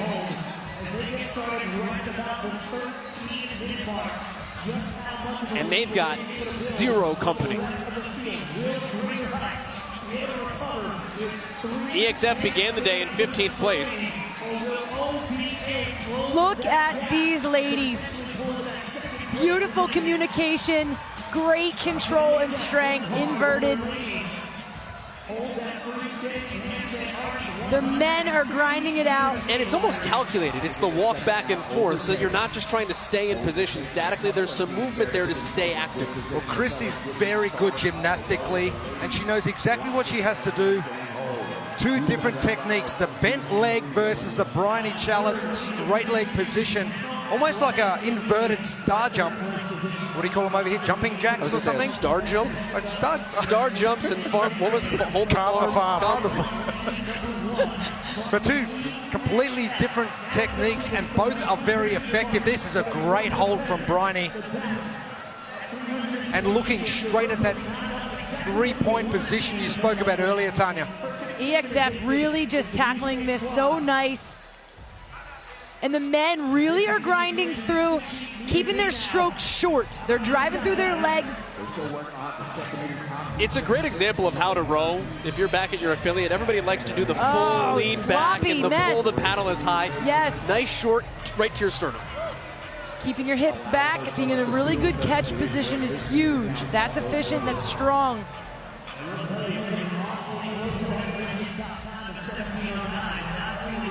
Moses taking a short break, but he's done. So is Henry. Taking a longer break, actually. And the girls now swapping in, and they've got a little bit of time, but not much to that time gap. 17:09. Our time to beat. I mean, you've got to... Oh, girls have got to go. You're at the end of an event here, but you can hold a 2:05 pace here and get yourself across that line and have the new time to beat. And with EXF, the girls are much better handstand hold than Moses and Henry, so they want to be rowing a lot faster to minimize the fatigue on the arms. Henry getting those steps with those hands a little bit bigger, and they just don't want to come down. And you have to stay not only in the box, but off the blue tape. So a couple of really good saves in that hold. Jeremy, I thought where the women were fantastic as well, as the time to beat again is 17:09, was kicking down before they needed to. The transition points of before you hit that failure, kick up so that you can maintain the rowing pace going on the other side. The quick transitions now, fatigue really starting to kick in for EXF. And Henry, as you mentioned, Joel, another couple of saves, and he's got a big frame, 151. We're going to 500 on that counter. It looked like they came down there. The ladies had to stop momentarily on the row. But then changes now between Moses and Henry are very quick and not really what... Now his feet came down. That should have been a stop again there. It should have been. There have been a couple. The ladies should have been re-racking, hooking in their handles right and there pausing. Too. And there. Time to beat is 17:09 though. EXF still in front. Let's see if they can do it. We're at 16:50. As they hit the 500-meter mark, can they get across? We get the switch for greater heights as EXF finishes 17:09, the time to beat. It has been beaten. Chip timers on the women, so 17:03 for EXF now out in front. It's been beaten. They worked hard, but I don't know about that standard there. That was not how it was supposed to be for the penalty for the row. We'll have to see what happens with that. Now we still have time before the cap comes in. 32 seconds remain. We're going to get another finish. Overtake, team density, great Friday. I'm sure they're the two teams we highlighted coming into this too. I think we're doing pretty well with that today. Overtake really did, just like we saw earlier today, calm, composed. They know how to execute these workouts, these events. Only four teams crossed the finish line through the first three heats of event number 6 inside the Coliseum. What a great test they've had. A lot of moving parts in this one, again in the Coliseum. But teamwork and communication, absolute key. Relying on your strengths. If you have some people that can take some more of the brunt of the calorie or of the handstand push-ups or the holds, you just do where you can, what you can, and work together. Very proud to see that Aussie flag as a heat winner as well. 2 of them in that heat. Urban Energy finishes 8th. Not to be confused with 8th Day CrossFit, they finished 9th. OBA did run into some struggles. They wind up, because of tiebreakers, in 5th, but completing the 3rd most work of the event. Overall standings in the team event, right where Mayhem Freedom would have told you they'd be. CrossFit Mayhem Freedom, first place, 452 points, and for the second time in this competition, Froning and friends will be wearing the white leaders jersey with the red bottoms. Invictus We've said it once, we'll say it again. The only affiliate with a team in every team competition, just off pace by 6 points. Mayhem earlier today. Boy, this was domination. Number 5, Oslo, Navy Blue. I tell you what, we spoke about this earlier with poking the bear. And Froning had that look in his eye coming into today. And they left no doubts. And that walk to the finish, the struts. Mayhem, Freedom, they are back and back with a vengeance. It was their first event win so far, and they're gonna roll in with that momentum. Handstand machine, team event number 6. 2 rounds for time, 40 echo bike calories for the men, 15 block handstand push-ups for the women, 30 for the women back on the echo bike, and the men will move to 20 handstand push-ups, then 500 meters each on the road while the other gender pairing holds a handstand hold. We have 2 rounds for time and an 18-minute time cap. Gals on the bike, and for the ladies, 15 of these block handstand push-ups. The new element that we've seen, these athletes have all had a chance to watch 3 previous heats to kind of get an idea. They play with these ballistic blocks back in the warm-up area. And so now it's just executing your strategy. How many are you gonna do? How many am I gonna do? They'll have about 2 minutes to do that while the men are working on their calories on the echo bike.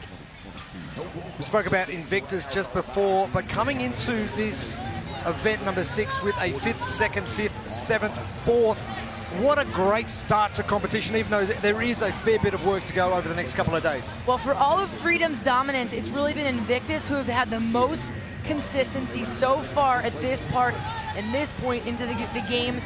2nd place, they actually won the CrossFit Games back in 2014. That was the last time they took the Affiliate Cup. And so no strangers, they have been here every single year. The only affiliate to send a team every single year. Actually, if you look at the guys' jerseys, you can see it really distinctly against Joshua Alshama's black jersey top. That little gold number above CrossFit, that is the winning tag from that championship. There aren't a whole lot of teams that have that on their jersey. Mayhem's is littered with it, but it's that stark reminder of, hey, we're Invictus, don't forget about us. Absolutely not. And I remember back a couple of years ago, Joel, in 2018, when we were both commentating in the teen division, and Devin Kim was in that division as well. Great to see the progression. And Kim is just one of 2 teams that compete in all 4 of those games as a teenager. So a lot of competition experience on Invictus's side. CJ Martin, the owner and their coach, he has trained many teams to get here. Oh, by the way, look who's in first place. The bear was poked in event 5. Mayhem Freedom woke up, but let's not count out Oslo Navy Blue. They are in first place. They would like that white shirt back from Rich Froning. Well, are they the polar bears? Back and forth, it's been a great battle. Oslo Navy Blue and Mayhem Freedom swapping the white jersey in and out. Well, don't leave out CrossFit Reykjavik coming into this event in 5th place. We wondered how Lauren's shoulder was going to hold up with the handstand push-ups, knowing Annie's strength, knowing the other teammates' strength. That'll be the question here once we switch. Lauren Fisher on the right does not have any kinetic tape on her shoulder, which she did wear during the ring muscle-ups this morning. If they're in first place right now, they were able to make it quickly through there. And now look at Tullamore and Kenya would like more weight on the deficit handstand push-ups. Why don't you slap a weight vest on him to just even things out for the rest of the field? This event is presented by Monster Energy Hydro, the official energy drink of the NOBULL CrossFit Games. I was excited to see Khan and Tola hit the echo bike, but how about those handstands from Tola? That was dumb. you gotta be so strong. Oh. Make the transition.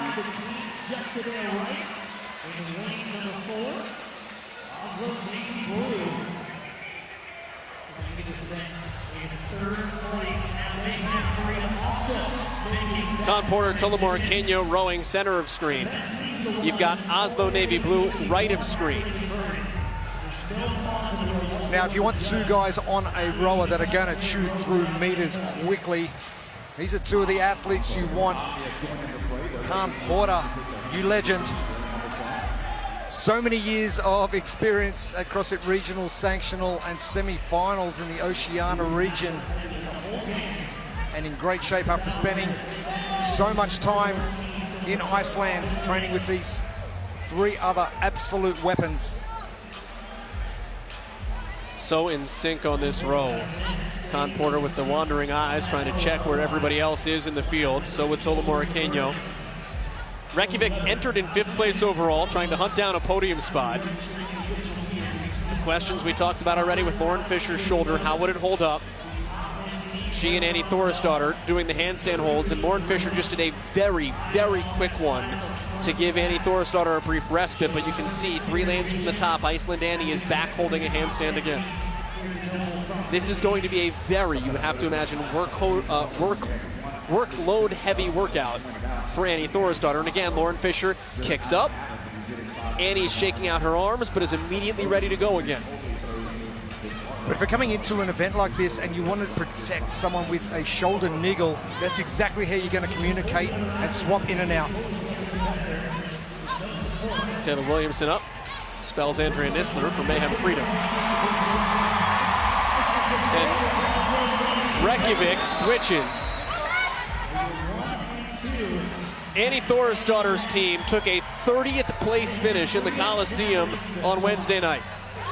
And they have bounced back with fury.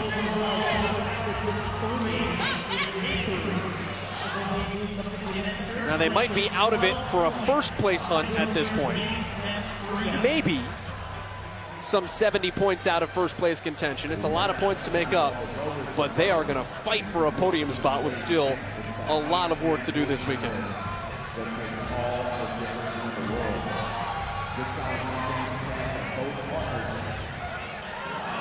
If you're just joining us, these rowers are connected on sliders, so it mimics what it would be like to row on water, just like you run a crew team. And they've been around for about 20 years. We talked to some of the guys down at Concept 2. This is a great way to train so that you, when you get back on water, are in sync and your timing is perfect so they can work with some of their crew members that may not be doing as well and trying to kind of get that timing together with your teammates.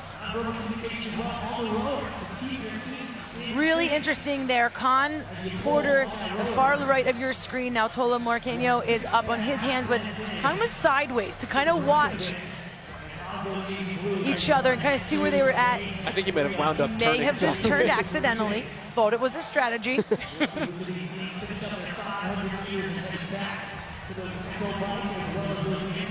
Could Sam Cornoyer be any stoic, more stoic? Freedom is now back out in front. Rich Froning will kick up, Cornoyer down. Well, it is very common to see Freedom come back.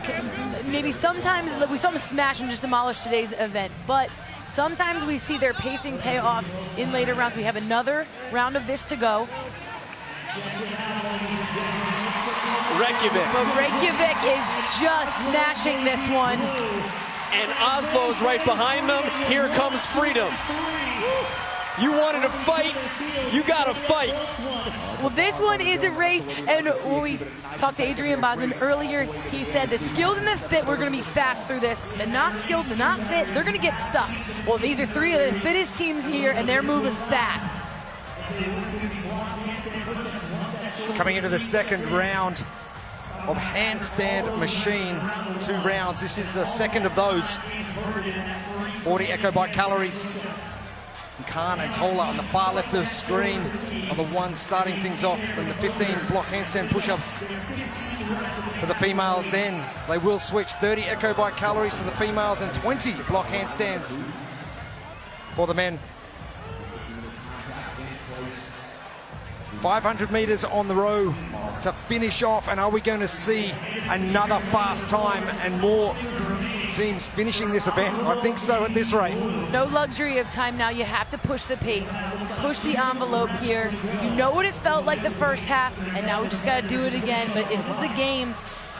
This is the top 3 teams. Actually, we have to check where Invictus is. They're the only one of 6th place right now in the heat. This heat here that we're missing out of the top teams in this race.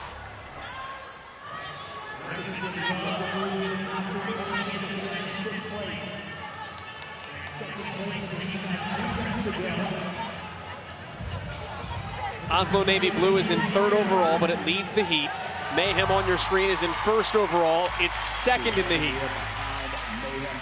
Invictus is dead center in the black tops. The women in the black bottoms. The fellas, and there they go. Transition. The women for Mayhem Freedom on the left of screen hitting the bike. 30 cows for both Andrea Nisler and Taylor Williamson. The round of applause was for Reykjavik, now also making the switch. At this juncture, guys, you're tired, you're on round 2. What's the pace that these men and women are pushing on this bike? I mean, if you're giving it all that you have, you are crushing it. The Echo bike is really, it's a very common element for all of the athletes. They know how to push and how to grind on this. They have to just close their eyes and know this is like the training, this is the training they train for, and just dig in. I think that's what Ingrid Hodenmeer's doing. She was just looking down, putting her head down for Oslo, gritting it out. This one, Joe, is more about making sure you're with your partner. You have to get done at the same time. You don't want to be the one holding up your team. Lane 3 is Reykjavik. Lane 4 is Oslo. Lane 5 is Mayhem Freedom. Lane 2 is Selwyn,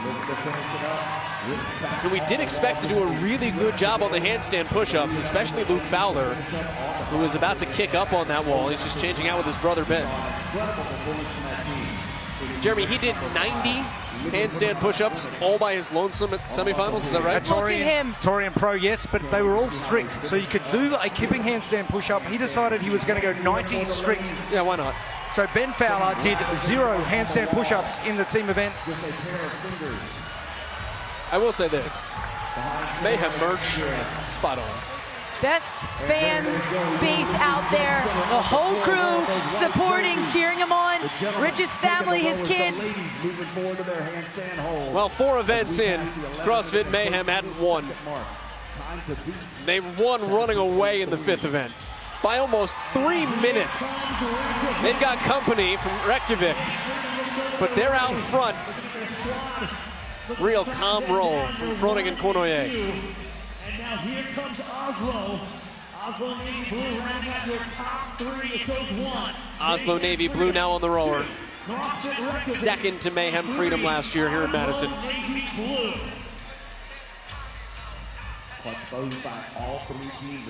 Coming up on the 12-minute mark, 6 minutes left to go. Only 4 teams have finished through 3 heats. We're going to get 4 teams at least that finish in this heat. Love the curious eyes of Froning. Trying to read the monitor next to him. Scoping, always looking. What's everyone else doing?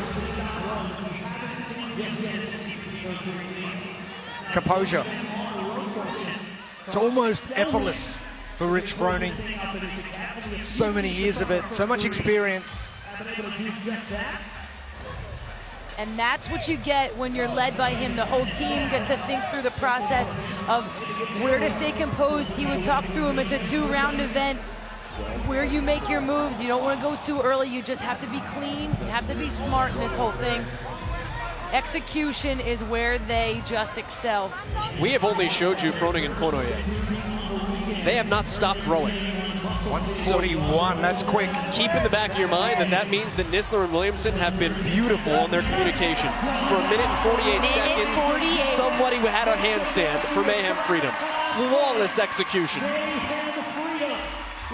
And the ladies wasted no time. They got right on.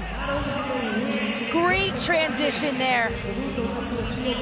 2 women that used to compete against Mayhem Freedom. Andrea Nisler, Taylor Williamson were on OC3 out of Iowa. Couldn't get over the hump. Couldn't beat Mayhem Freedom. Nisler joked last year she felt like she was joining the dark side. They won their first affiliate cup and CrossFit Games championship between the 2 of them. 136, now 137. That is a ridiculous speed to be going for this 500. They are trashing this final row. When you are Rich Froning, you go get the best. He found it here. He said it earlier this season, I have the best 2 women in the field. I have the best on my team. They're showing it right here. This is also another thing that you can replicate in your affiliate. 80% effort for 80% of the workout. We are in the last 20%. All out. Expectation from Rich Froning. He sets the standard, but his expectations are so high from his teammates, and they are absolutely delivering right now. Oh, look at the handstand hold position. Rich wanting a little bit of love too, and he's getting it.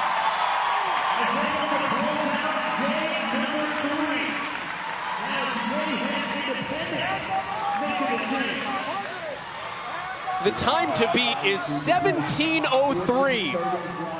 You gotta be kidding me.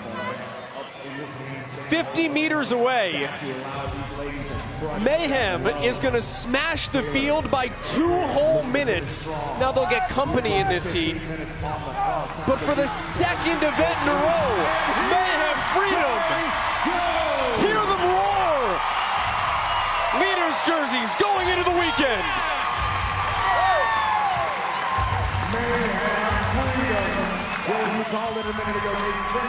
And now the smiles. Now their teammates, their community can smile that sigh of relief. And they crushed that time. Now we've got a race. Reykjavik, Oslo. The women have the chip timers. Oslo got ahead first. I believe Porter and Moricano were the first to the finish line, but Hodenmere and Richter got across first for Oslo. A female had to have the chip timer, and Oslo with critical points in this race for the podium. So 3 points in that split second finish. Oslo Navy Blue and Reykjavik. Great results for Reykjavik. They'll move up again. That's a 25-second win, though, for Mayhem. That's been outstanding. Their last 2 events have been out of control. They are on a mission on Friday. By the way, there's still 2 minutes left, so feel free to continue working if you're out there. Look at this race again. Little replay here just to show you the foot chip. Looks like Liana Richter has it for Oslo, and Thorisdottir had it for Reykjavik. She reached, Annie made the reach as far as she could. She tried, she just couldn't get it in. And that's one of those little things, right? Be aware of where the chip timer is on your closest competition. Annie did the best she could there. Mayhem Independence. Flying under the radar. Look at these guys. Selwyn, Independence. Independence has been there, right on the heels where Freedom finishes. They're right behind them. Shall we say mustache mayhem? We could say that. Not Between surprised. Parker and Chico.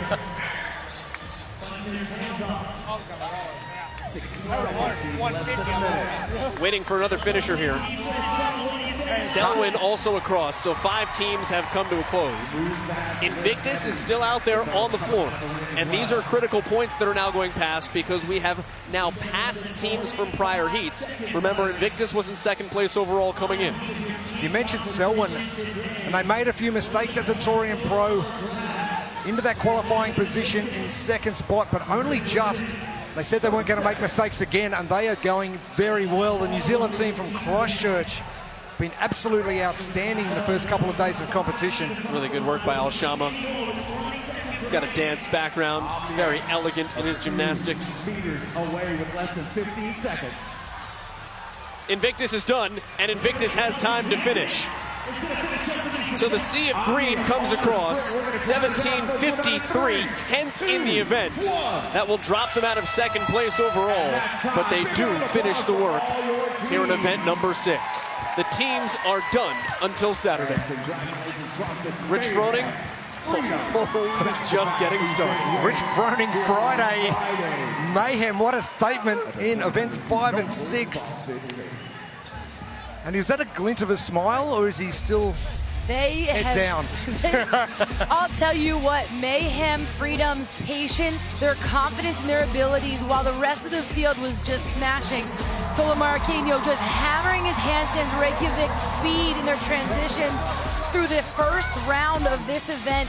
It didn't fluster Freedom. Freedom made their move on the back half of this event in round 2.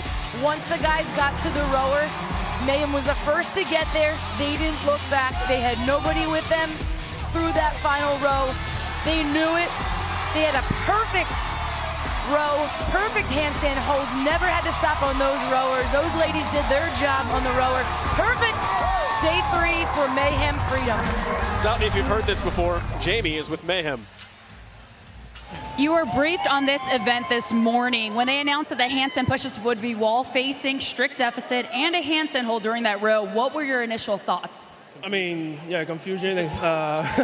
I think everyone was surprised, but turns out pretty well for us. It was a nice workout, actually, even if the handstand sucked a little bit. Sorry. The rowing is something we're not typically used to seeing. How is that different being on slides versus a static rower? We both kind of had to change our cadences to match each other, so that was a little weird. Basically, we just gripped it and ripped it. In such a close race, does that change your strategy at all when you see how tight of a race it is between the other teams? Yeah, absolutely. You just think, man, I can't mess up. There's no room for error. No room for error. And Rich, a perfect day, 200 points, 2 event wins. We saw how pumped you guys were crossing that line. What does that say about this team? Oh, this team's awesome. It's fun. They all like to hurt and they all like to win. So what more could you want? Congratulations. Thank you. Well, Rich Froning literally couldn't have done any better here on Friday. Mayhem Freedom wins both events, 5 and 6. Navy Blue did the best it could. Finishes second. It beats Reykjavik by 2 tenths. Right? Tenths? That's the first decimal? First decimal. Reykjavik comes in third. Those are the overall team standings now. The lead grows for Mayhem Freedom. They were up by 6. We'll go down onto the floor now for the introduction of our next event.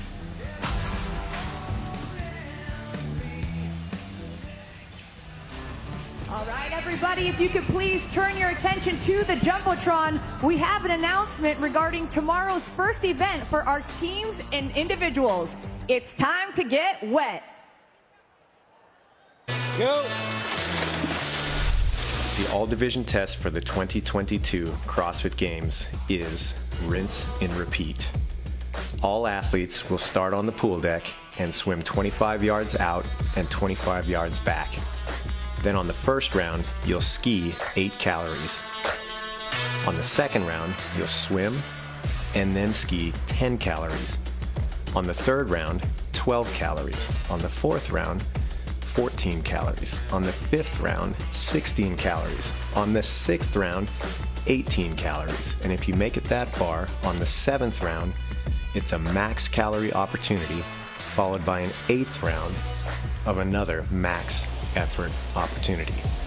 Each round has a 2-minute time cap. If you do not complete the work inside the 2-minute time cap, you do not advance to the next round. Max calories wins.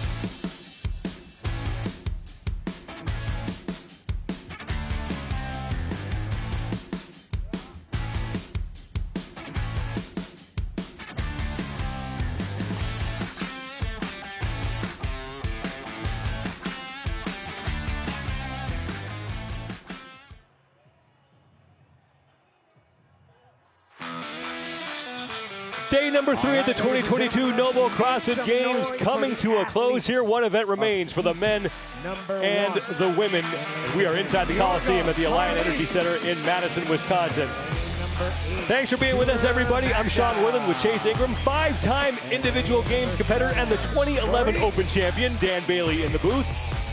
And Mike Arsenault is down on the competition floor. Chase, for this event, we're going to get inverted because Adrian Bosman has decided that the data on the handstand push-up is inaccurate. Pause while hurt feelings are loading because we are getting inverted, as you said. We are facing the wall instead of having our back to the wall. Don't worry about the bike. You got 30 reps of block deficit handstand push-ups in between all of those. But at the end, if it comes down to a race, it's going to be a nasty finish. Back to basics. If you look at the old school journal, there is a 2-part series by Carl Paoli, and it inverted is the way you should have started when you learned this back in the day. And if you got it, great. If not, you're going to be standing looking at that plexiglass wall for quite a while. And for more on that wall-facing handstand push-up, let's go down to Mike Arsenault. Well, this is the latest iteration of the handstand push-up to appear in CrossFit Games programming, and according to Adrian Bosman, this is the pinnacle of the movement because it basically forces the athletes into an upside-down reverse strict press position, and the athletes are unable to rest their head on the ground at the bottom of each rep. He first saw this version, learned it from an instructor at an acrobat school who would do this version of the movement daily off the edge of a set of bleachers. That was back in 2003. So this test for the athletes is literally 2 decades in the making. First of 4 heats for the men. Lane number 4, rookie Cole Griesaber comes in 33rd place overall. And he had a decent showing night 1 in Elizabeth Plus Plus when we had the traverse dips on the parallel bar. Now, something that can tie into today's movement is every time you get up to the wall, you have to do a wall walk essentially in that position. So every set you do has its own inverted traverse, and that was one of the most underestimated parts that disrupted everybody in Elizabeth. And there is Colton Mertens, 32nd overall after 6 events. You think of the 2 different movements we have, the Echo Bike, as far as Mertens' size, definitely not his friend, but his ability to do high volume, high skilled gymnastics. This is one of those athletes that can benefit from actually having success on the wall relative to some of the other athletes. Stand by.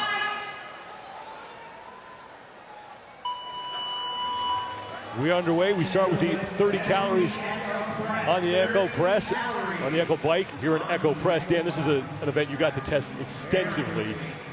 When you first kicked up into that wall-facing handstand, what kind of adjustments did you have to make sure that you could get that movement done? Handstand push-ups have always been one of my best movements in any competition. So, I mean, I was excited to see this come out, but also a little nervous in how it was going to affect it. And so I was kind of paying attention to how wide did I want to put my hands? Where was I comfortable? And you nailed it with that wall walk, getting up into the handstand push-up. It takes a lot out of you. So if you get up there and you're like, oh my goodness, like I'm already too tired to even do one, you might have to pause and wait. And that definitely played a factor into the latter rounds of 10. But as soon as I kind of figured out, what worked out for me was keeping my hands a little bit narrower, and it almost felt like bouncing out of the bottom of a squat. So my bicep would basically touch off my forearm and give me a little extra push out the bottom. So I stayed more narrow. I'll be interested to see what the athletes choose to do in terms of where their hand placement is. Lawrence Fiebig's judge's hand is in the air as he is done with his first 30 calories, and now there's 10 wall-facing handstand push-ups. And as you said, one of the hardest parts is just getting into position before the hardest part of the entire movement. You almost have to take a little jump with your hands and kind of push yourself off the floor to get that big step up. Andre Uday is also onto the wall. Now, one thing to note, these athletes did have an opportunity to practice this in the back. Unlike some other implements we've seen so far, the parallel bars with the dips during Elizabeth, the strict pegboards for the skills test, they didn't have an opportunity to do that. They had to set up with these specific blocks to allow them an opportunity to work on this. And Colton Mertens and Andre Uday will be the first 2 men back to the bike. Now 20 calories, and Tudor Magda on the bottom of your screen in the black shorts, is in third. I don't want to say that the Echo Bike calories are inconsequential, but you could definitely ruin your workout on the Echo Bike here. If you press too hard on these calories and it costs you on the handstand push-ups, you're going to end up wasting a lot more time staring at that wall if you tire yourself out on the bike. Andre Uday at the 60 rep mark will be able to move on. And this is where we were talking to Adrian Bosman. He said, the bigger athletes who don't like the handstand push-up are going to be able to make up some ground on the smaller guys like Colton Mertens who do like that movement. I think in the middle part, to your point, Sean, is really where Mertens can make his move with the smaller sets of cals on the Echo Bike, but his proficiency in these handstand push-ups. Correct. If you're doing the handstand push-ups unbroken, it's going to be hard for a bigger athlete to come in behind you and waste himself on the Echo Bike to catch up with you, because you can make up a lot of time by not making any breaks on the handstand push-ups. Andre Uday is the first man back to the wall for his second set of 10 handstand push-ups, and here comes Colton Mertens. The 70 rep mark is when the two of them will move on. And Uday right now with a 3-rep lead on Mertens.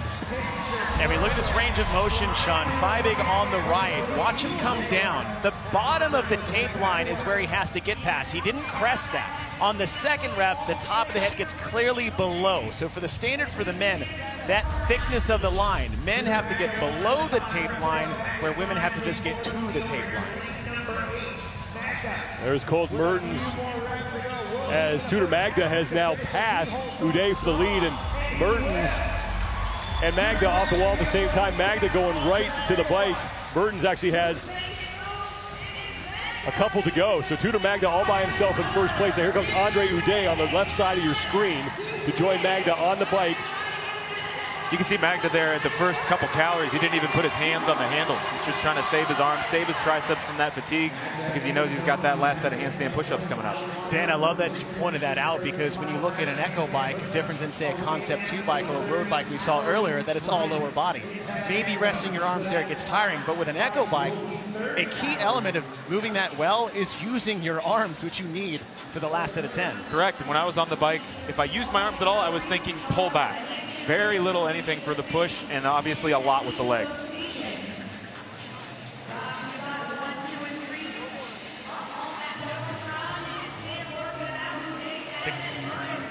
The tricky part, especially if the athletes aren't used to the volume of these reps for the inverted handstand push-ups, is, like we said, the wall walk itself, taking away really from your lockout, getting through the top and messing with that shoulder stability and stamina.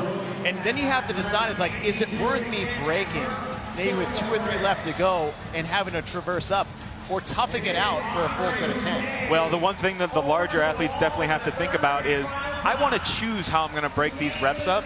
I don't want my body to choose it for me in failing, because once you fail that rep, again, that rep doesn't count. All of the time that you're taking to wait to recover, and then all the time it takes you to get back on the wall is the amount of time that rep costs you. It's incredibly costly in a workout like this when you're with the top 1% of the 1% athletes in the world.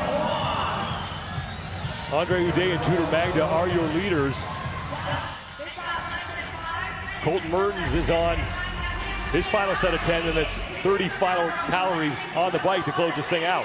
And you think about coming down to a bike race between Uday, Magda, and Mertens almost doesn't really have a choice to put himself into a red line to get off the wall ahead of these athletes. Yeah, he's got to get ahead, because 30 calories is going to go very, very quick here for these athletes at the finish. There's nothing after that, so there's no excuse to pace. I want to see it. I want to see all these guys get on that bike at about the same time. It'll be a super exciting finish.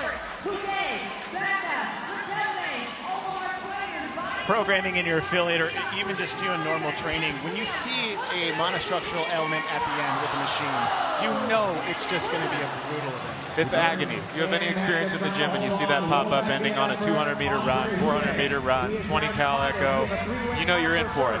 We just saw Tudor Magda fail a rep as Andre Uday is trying to get through this set of 10, and he is done, and he will move on. Actually, he has a couple left now. He has a handful of reps left. Let's go down to Mike Arsenault.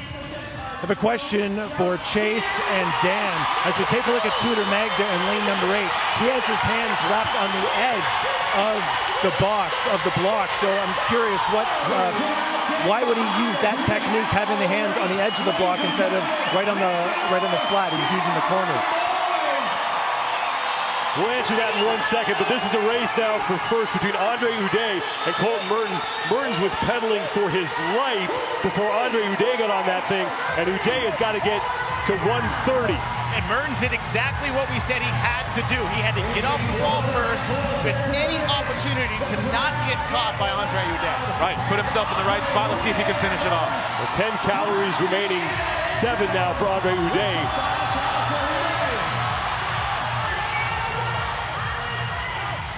Hand in the air for Mertens, and it's going to be Andre Uday who wins heat number 1. 7:44.44 seconds. Mertens getting set to finish up. And here's Colton Mertens across. Now if you want to deal with Mike Arsenault's question. I think a lot of it just comes down to comfort. What are you most comfortable with putting your hands over the edge? And also, I know that I had my hands kind of over the edge, and it felt like a more stable position for my wrist. I don't know really how to explain that. I just know as an athlete, that's where I wanted him to go. And once I was there, I was like, yes, this is where I need to be. And when you think about that, if you have your hands flat, you're going to get a bit more flexion in the wrist. And fingers over the edge mimics really kind of what a barbell press should feel like. Correct. Tudor Magda slides across. 8:28.21 seconds for Magda. Agassi Riquelme is your leader on the floor.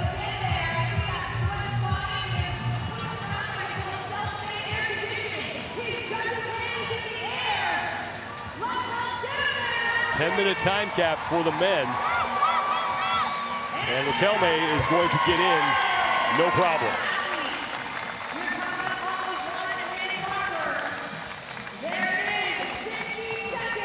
Georges Caravis has 4 handstand push-ups remaining in those 30 calories.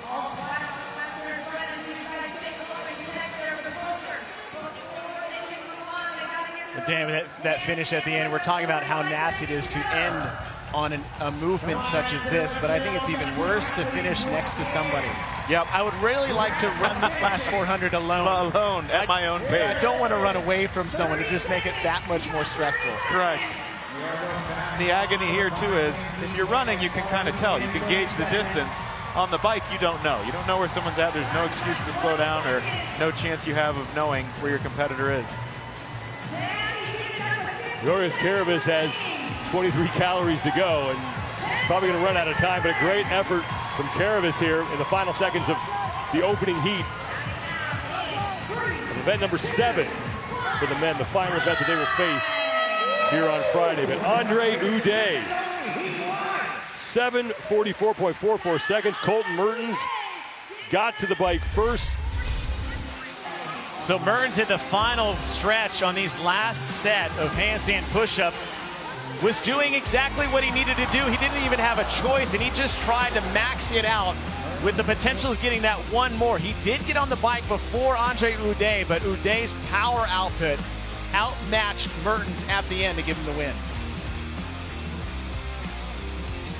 Andre Uday has the top time, 7:44.44 seconds. Colton Mertens will finish second, and Tudor Magda takes third. Back in a bit with heat number 2 for the men.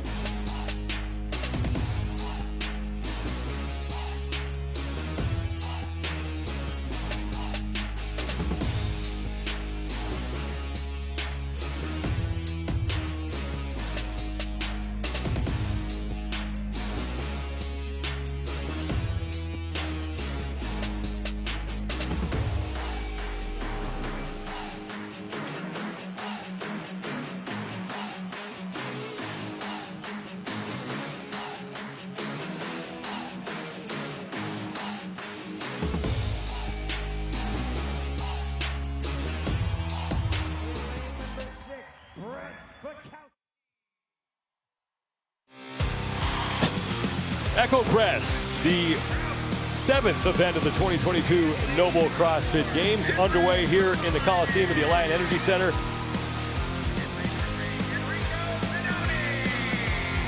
Keys to success, the recipe for success for this event. And when we say back to the basics, we harken back to what the basic principles of an inverted handstand push-up is, and that's body position.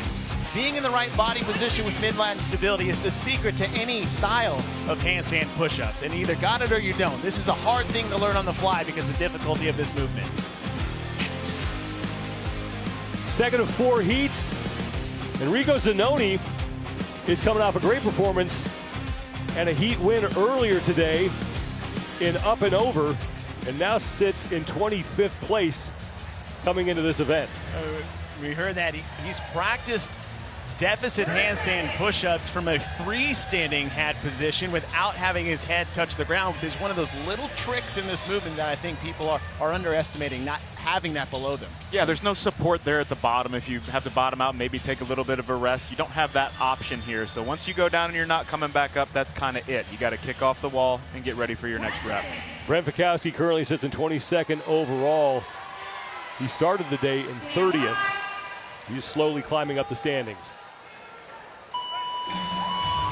We are underway. 30 calories on the Echo Bike to start. Andre Uday, the time to beat 7 minutes 44.44 seconds, as 4 men out of 9 in that opening heat were able to finish this event in its entirety inside the 10-minute time cap. Unfortunately for Brent, he can't dream the handstand push-ups away even if he closes his eyes that long on the bike. But for Brent Fikowski, he actually has a unique skill set based off what we said is back to basics. This is a guy that is a student of the game.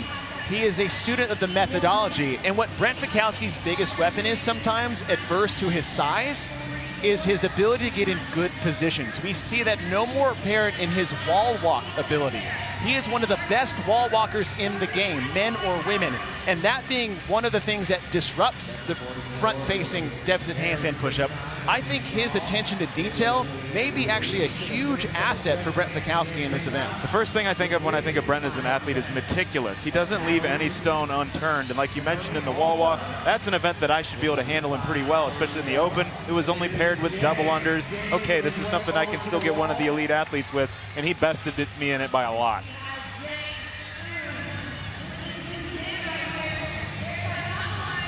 That is Jay Crouch, who's onto the wall first, and Crouch with a no rep there. And the top of the head must go below the bottom of the tape line. See Fikowski on the right, a little shallow, and you can't really see it. That's the other thing. And we talk a lot is like you can't really see the depth of your air squat either, so you have to really understand how that feels. So he got the first one, and then on the third one, from this angle, his forehead is leaning up. We talk about good body position. Lifting your forehead is breaking the midline. Back to basics. Being in a nice stacked torso position is the secret to success on these handstand push-ups. That's another thing we didn't talk about before. When you can't touch your head to the ground, you actually don't know where you've completed the rep or not here unless you get those good reps. Okay, now I have some memory, some body position memory of where I need to get back to in the bottom. Jay Crouch is back on the bike along with Enrico Zanoni, who got there first. Zanoni got through his handstand push-ups in 35 seconds. Tim Paulson onto the bike. Now here's Heinrich Apolainen. Dimajero's coming to the bike as well now. You know, Dan, we talk about midline stability, core strength, all that stacking on top of each other. It's really easy to say if this was the only event you were going to do for the day. But if we look at the totality of things that have happened already, the Capitol, 20 pig flips, 3.5-mile run, the carry, the Husafell bag, and then we look at the 90 GHD sit-ups, the front rack walking lunge. It's not like you haven't been taxed in pretty much everything you need for these handstand push-ups. Right, add on top of that the P-bars and all of the tricep burn, and now we're going to turn you inverted and ask you to do a different kind of handstand push-up. So this is a big challenge for these guys, like you mentioned, based on all the volume they've done so far this week. Jay Crouch onto the wall for his second set of 10 handstand push-ups. He's just ahead of Enrico Zanoni, who is just now walking to the wall for the second time. Crouch in his 5th career CrossFit Games appearance, his 3rd as an individual. He's a team competitor twice in 2018 and then again in 2019 for Reebok CrossFit Frankson's team. And last year at the Games, he was 22nd overall. I mean, Zanoni is really impressing me on the left, and some of that too is just his arm length, but his arm width position. To be that strong in that position is very impressive. When I'm watching these guys do this, I'm actually looking for the speed they're coming out of the bottom. That's very indicative of how well they're handling these handstand push-ups. And he's coming out of the bottom of those handstand push-ups very, very fast. And Zanoni got through those handstand push-ups in less than 40 seconds. So he by far has had the fastest pace on that movement we have seen. And Crouch trying to get through these. You know, when you get in that inverted position, if you tip the scales a little bit out to the side, you got to make sure you keep that stable position. Sometimes when we get fatigued, especially in a regular handstand, we tend to arch at the back, throw that head back a little bit. That's the old school way of doing handstand push-up. No option here for that, really. You're limited for sure. Jay Crouch is now done, and he'll join Zanoni on the bike. The 90 rep mark is when Zanoni will move back to the wall for the final time. So he's halfway through his 20-calorie ride as Guy Mayeros has moved into 3rd. Jay Crouch had his best event finish in event number 4. That was Elizabeth Elevated when he took 14.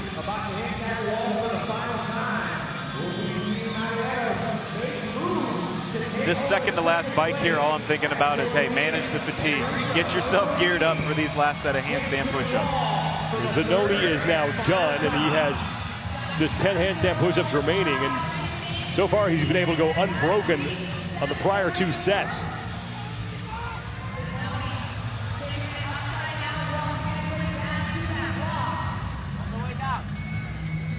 Well, he looks good in these first couple.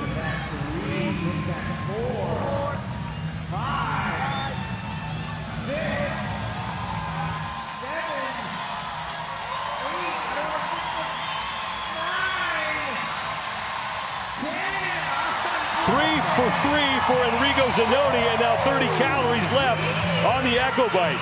7:44.44 seconds is the time to beat, and Zanoni looks like he's going to smash that.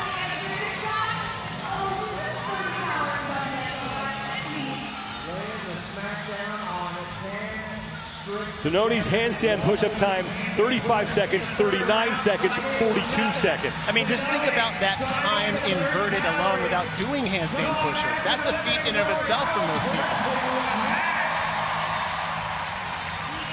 Guy Mayeros and Jay Crouch are fighting for second place in this heat. They're towards the bottom of your screen. Mayeros really arching to get himself That's pushing that him rep. having to go way deeper too. The more he arches, like Chase mentioned before, the further down he's got to go to make that standard. And if you want to think of how that feels, if you guys are watching at home, just think of a strict press with a barbell. If you arch your back and lean back to press that up, it's a much more difficult press to do. It's just so strong overhead. Final calories for Enrico Zanoni. And Enrico Zanoni is having a day here on Friday at the 2022 NOBULL CrossFit Games. 7:07.08 seconds. Guy Mayeros is now on the bike. He is ahead of Jay Crouch, who's still on the wall there in lane 5. Heinrich Hapalainen is in lane 4. He's on his final set. And Tim Paulson is down in lane 1.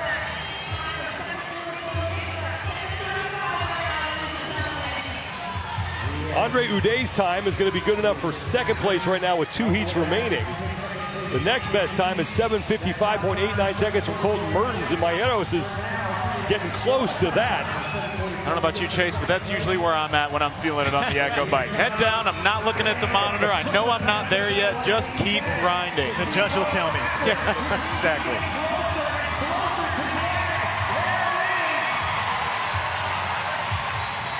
Guy Mayeros can slide into 4th place now in the event. 2nd place in the heat. 8:10.56 seconds.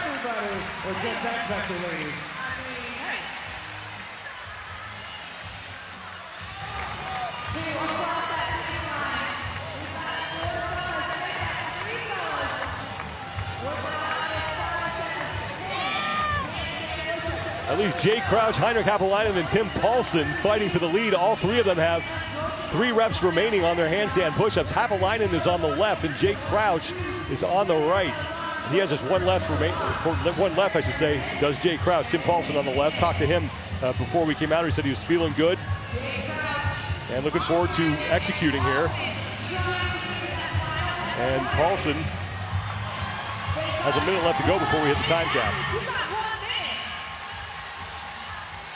Meanwhile, Brent Fikowski is still on his final 20 calories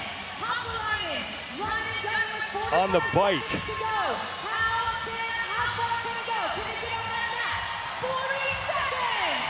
Brent Fikowski, who's been slowly climbing up the leaderboard, is Tim Paulson is riding that thing. Yes! Send it, Tim! The arms are gonna fall off. Send it!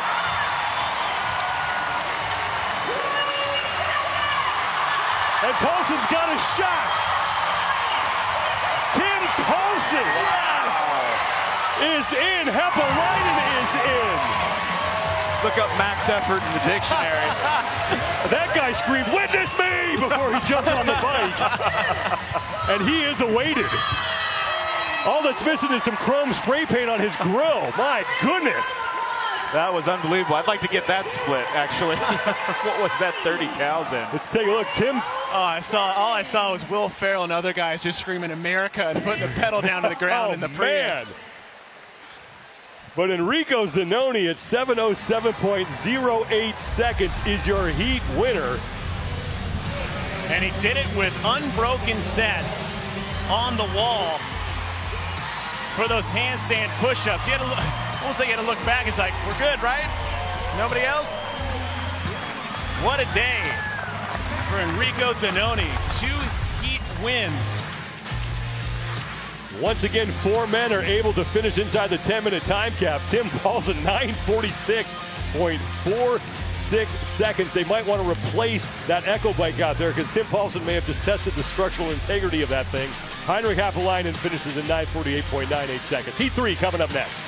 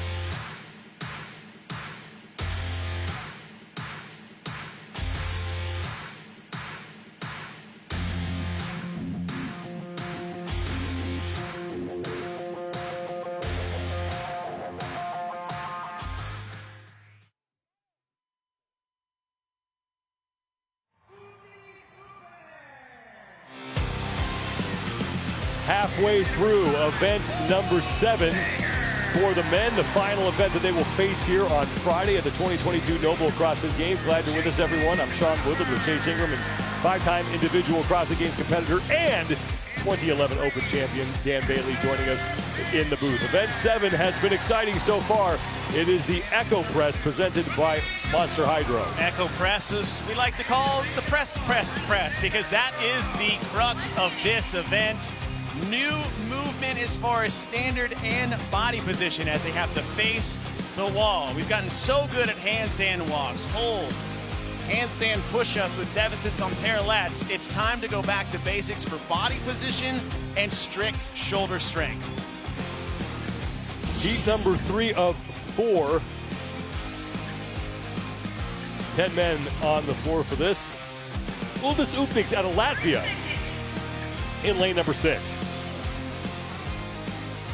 former gymnastics background. In fact, we were talking earlier about things he worked on, and parallel bar traverses was one of those challenges that they had when he was a younger gentleman. And when you think about the traverses in Wednesday night and the handstand walks interfering with those two moves between the dips and the handstand push-ups. Stand by.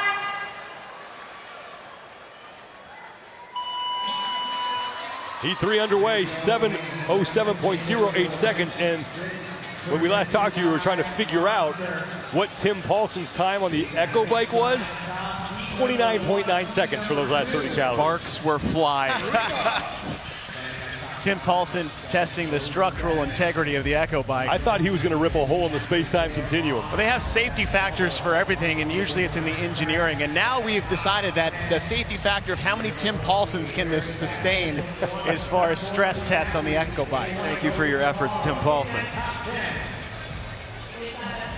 30 calories to start here, then those 10 wall-facing handstand push-ups. There is Uldis Upniks. You know, one of the things I'm looking at, Chase, when these guys get off the Echo Bike is when they go over to the wall, how long do they take before they do their first wall walk into it? And I always kind of ask the question, if you came over to the wall and you stood and you took like 10 breaths, why did you bike so hard? Uldis Upniks, if you take a look at Nick Matthews, Upniks is the next lane over. He has an event win in the running portion of event number 2. But he was 9th and up and over. And one thing I'm thinking about with Nick Matthew is that he won the skills event for the gymnastics on day number 1. Yeah, is this something that he's played around with as well?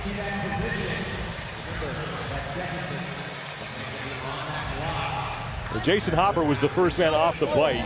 We talked about body position as far as going back to basics, midline stability, keeping that spine intact, not hyperextending at the midline as you press through.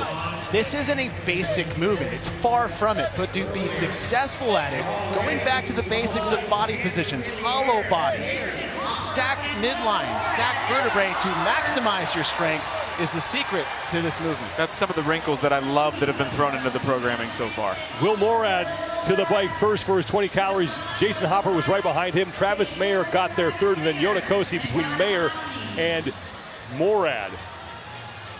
Morad's best finish coming in the third event. Finished 6th in the speed skills medley. This is the story of Morad just getting here with the greatest comeback in a final event to get to the games by 1 point. So no strangers to some high pressure situations. And he's been competing for a long time. I competed against Will in 2014, as far back as 2014. So he's been in the game for a very long time. He's definitely a veteran in the sport. Following the 2021 games, he found out that his wife, Cass, had breast cancer, and she's currently doing well and recently announced that she was cancer-free. That was back in March. So Will Morad has had a stressful last year. But Jason Hopper back to the wall for the second time. You touch on strength and weaknesses. Boz was telling us this in the meeting briefing to this, is that if this isn't the best movement for you, you can at least put some effort in on the bike. But on the flip side, you could be great at this and maybe not so much. Hopper just getting a no rep. Again, crest of that head needs to go below the tape line. And this is something that rewards the best of both, which is everything that the methodology lays out to begin with. We're a very greedy demographic of athletes. Would you like to be strong or fast? Is like, I want it all. Yes, both please. That middle lever between the vanilla and chocolate. I'll have the swirl fitness, please. So Will Morad is off the wall behind Jason Hopper. And Morad has had the fastest splits on the handstand push-ups in this heat. Less than 30 seconds on his first set of 10, about 34 seconds on his second set. And that's where he is keeping even with Jason Hopper. I'm very impressed with Jason Hopper right now. As a bigger gentleman, I wouldn't have picked him to be in the front of the pack or in the lead of the pack with some of these other guys. What's benefiting him is the speed he has on the machines to get himself at least ahead of Morad, who's having the faster pace on the handstand push-ups. And he's even been no-repped a couple times on the handstand push-ups, and he's still staying on the wall and getting them done. Great result for Hopper in event number 2. 2 finishes inside the top 8. And then event 5, the Capitol, he finished 5th, but followed up with a 30th in the last event. Hopper looking over to see the judge's hand for Will Morad, trying to guess maybe how much time he can afford, either slow down a little bit on the bike or maybe take one break on the handstand push-ups. Hopper to his final set of 10 handstand push-ups and then 30 calories on the bike. As we pass the 5-minute mark, 7:07.08 seconds from Enrico Zanoni in Heat 2 is your time to beat. Morad is done on the bike and he is getting onto the wall. Hopper has 5 to go. And Will Morad is moving well on his third and final set of 10. Now for Morad, he's got to get off the wall before Hopper. There is, other than maybe what we saw from Tim Paulson, not many better on the bike than Jason Hopper. Morad with one more rep. See, Hopper brought his stance in on his hands to help that overhead position. Morad is through onto the bike. Hopper is done. Oh, he's got one more. He has one more, pardon me. Will Morad. Hopper's going to have to take a chance if he wants to catch Morad. Hopper's got a couple more. Will Morad inching closer to that 130 rep mark. Now Morad has company on the bike as Jason Hopper gets to work. That would be very impressed if Hopper caught him. Morad is almost done. His score is behind. His judge's hand is in the air. Morad is done. Morad is in, and Morad is our new leader.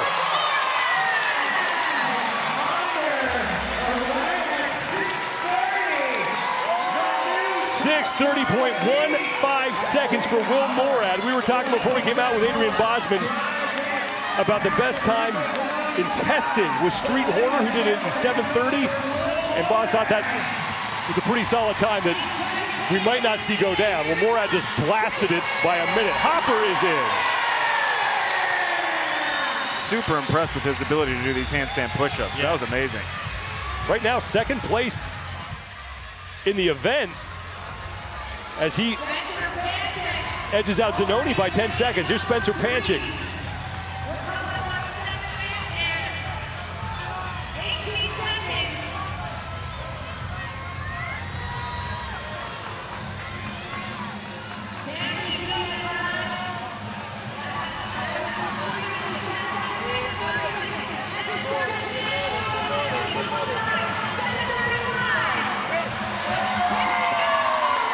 Spencer Panchik gets across, 7:38.91 seconds. Yonakoski is your leader on the floor. Only man on his final 30-calorie bike.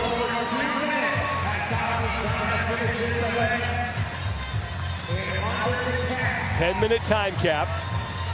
Now Cole Sager is off the wall on the far side, and he's onto the bike. And Cole Sager going full pulse in here.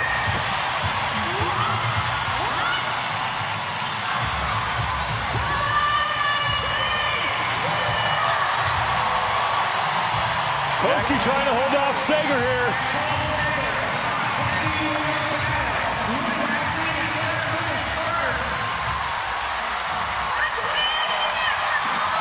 And Cole Sager, judge's hand is in the air. Koski's judge's hand is in the air. Sager is in.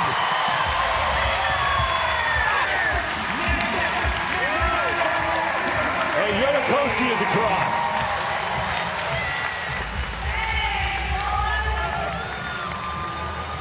I think about Pat Sherwood when he says, "Who wants to dance with the devil?" And Cole Sager put up his hand.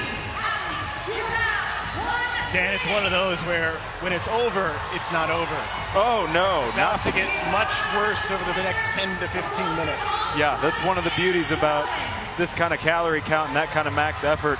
In the moment it hurts, but you go a little numb. You just kind of can't feel it anymore. But then once everything ends, the rush of pain that surges into the legs is excruciating. And Nick Matthew and Ulis Upniks are onto the bike as Alexander Carone is onto the bike for the final time. Less than 30 seconds to go. Corona's off. He will finish. 20 seconds.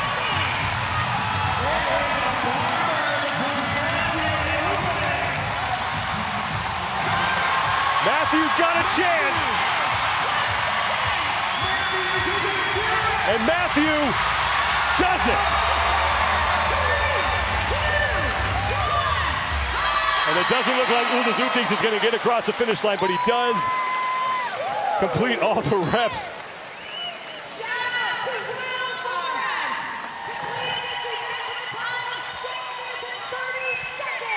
And there is the Nick Matthew cheering section. All rocking the crop top. Most of them rocking the crop top. But Will Morad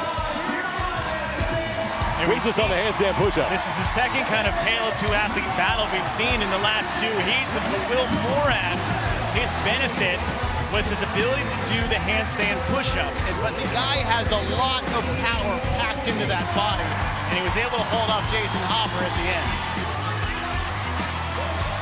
And Will Morad sets the time to beat 6 minutes 30.15 seconds.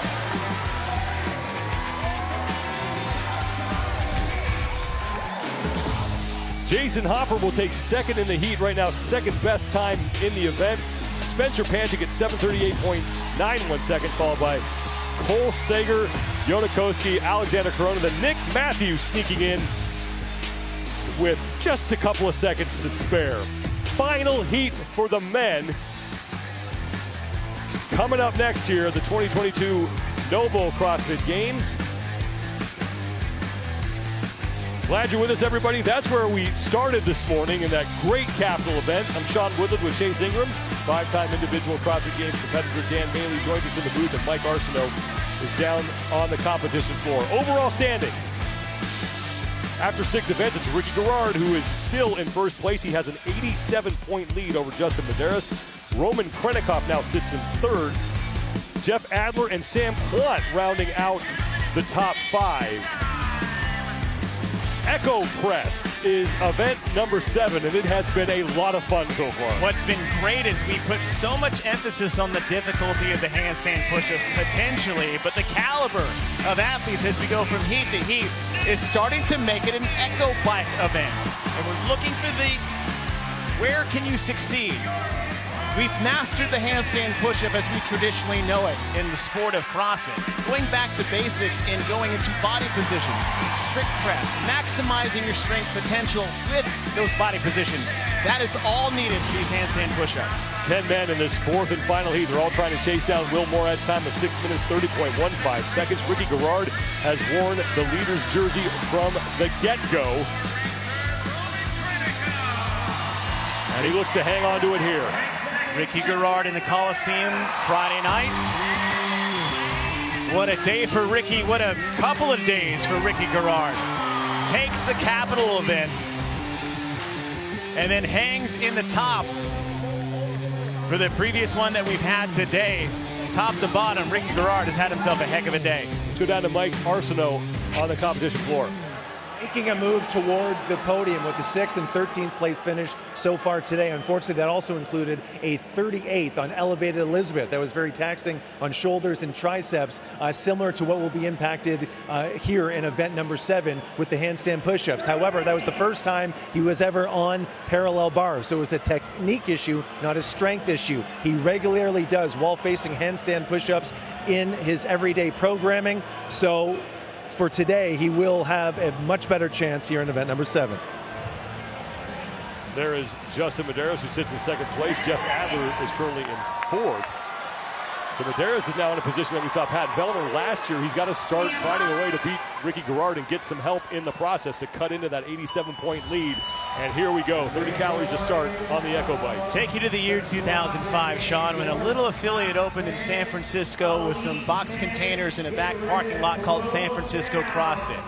4 main coaches there: Kelly Starrett, Carl Paoli, Diane Fu, and one Mr. Adrian Bosman. When you think of some of the greats that have come from that affiliate to now, one of the basics of gymnastics training, you go to the journal and just look up handstand push-up progression, you will not see one single handstand push-up as we traditionally know with our back to the wall.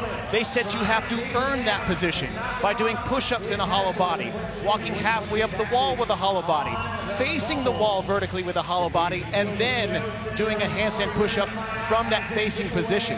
It's not that this necessarily was the RX Plus version of a handstand push-up, but you had to earn your right to put your back to the wall.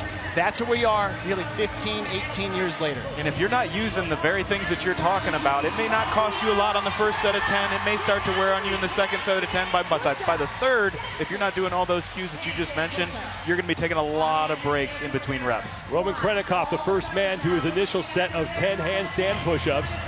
Ricky Garrard's judge's hand is in the air. Here comes Jeff Adler and Lazar Jukic to join Krennikov on the wall. Sam Quant as well. Noah Olson and Justin Medeiros. And now Ricky Garrard is a whole host of men getting to the wall at the same time here.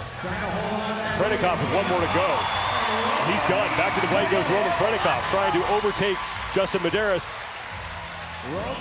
for second place overall. I tell you what, Sean, I am so impressed by the way Roman Krennikov has built himself over the last 4 years. Traditionally known as a work capacity athlete, a grinder, somebody who loves the pain cave and the machines.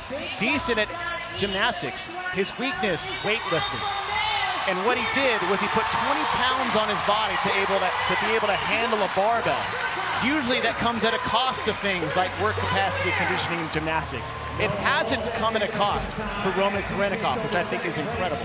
He's a guy I competed against in 2019 at the Filthy 150 event, and I saw him succeed at some of the very events you're talking about, work capacity things. When the barbell rolled out, I thought, okay, this guy's going to fall to the bottom of the leaderboard, and he didn't. And the max snatch, he was right there with the other best competitors, and I'm like, man, this guy can never get to the games. He's going to do a lot of damage. Roman Krennikov is your leader, and he has now closed out his set of 20 calories back to the wall. Noah Olson and Justin Medeiros were the next two men to the plate. Ricky Garrard was towards the back here.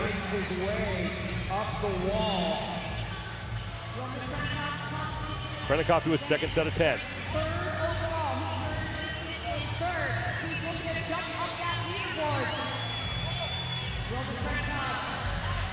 And Dan, we're talking about what you do in the bike. Look at Ricky on the left side. It almost looks, he's resting a bit more in his arms, but earlier it looked like he was actually pretty heavy on the upper body and not utilizing the legs that you think you should if you're going to go back upside down. Yeah, I mean, it could be just part of his strategy. You really see he's cruising now, but if you know that you're going to come off that bike and it's going to cost you on that first rep, there's no sense in pushing yourself there. If you can get these handstand push-ups unbroken, it's going to be the best result for you in this event.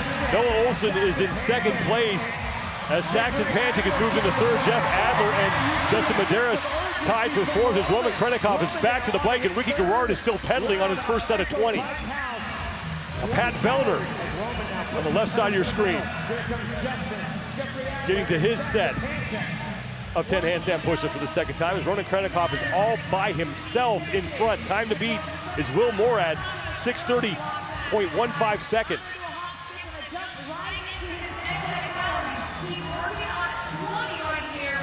Saxon Panchik is creeping up on Noah Olson. Roman Krennikov has got to hit the 90 rep mark. He's got 5 calories to go before it's back to the wall one final time. Now here comes Saxon Panchik. Take a look at what Roman Krennikov has done so far here. Worst finish was in the last event when he took 15th. And Krennikov is done. Ricky Garrard is falling back here. Ricky Garrard's taking his second break. You can see him in the very back on his second set of handstand push-ups.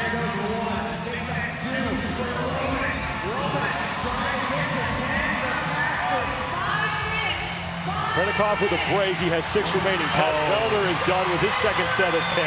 He's on to the bike. Ricky just failed a rep and failed it deep in that handstand push-up. You can see when he starts pushing out of the bottom, he has no speed and his arms are literally shaking.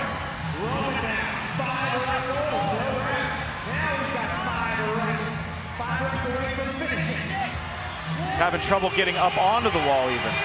And you see that midline, that real big hyperextension for Ricky. Another no rep. He did not get to depth there.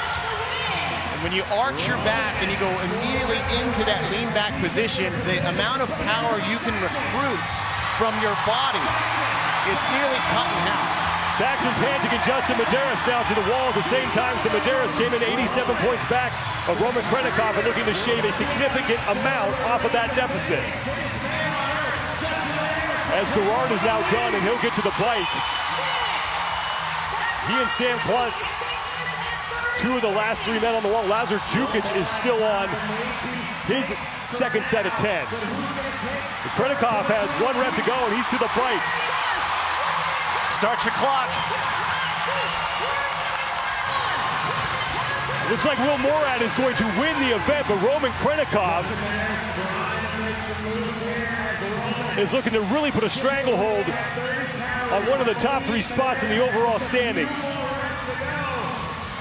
Jason Hopper has the next best time at 6:57.82 seconds. If Krennikov gets in inside that, he's going to earn 97 points. Here comes Justin Medeiros.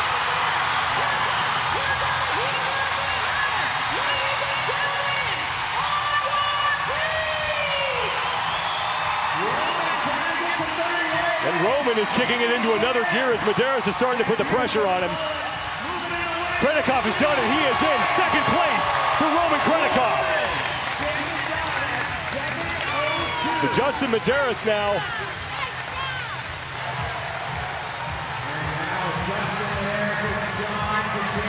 correct that. Krennikov is going to finish third, 7:02.22. So Medeiros now looking at a 5th place finish. So Medeiros is in. 5th place in the event, that'll give him 88 points. And Ricky Gerard is still on his final set of 10 handstand push-ups. He is really just staring straight down at the floor every time he goes to bottom those out, where he wants his head is tucked back looking at the wall behind him. And you look at those positionings, it's just max fatigue. He's reaching for anything that he can to try to get the next rep. As Saxon Pantic is on the bike, he's on the far right side of your screen. And Pat Vellner is across. The Vellner coming in 9th place in the event. Saxon Pantic is across. He'll take 11th. The Ricky Gerard came in with an 87-point lead, and that is going to get much smaller heading into the weekend.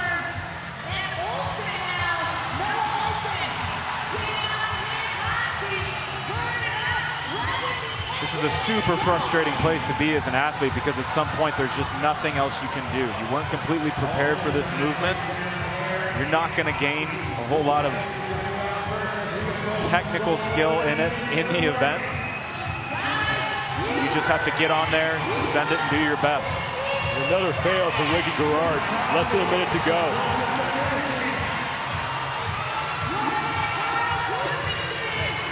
Gudmundsson is done.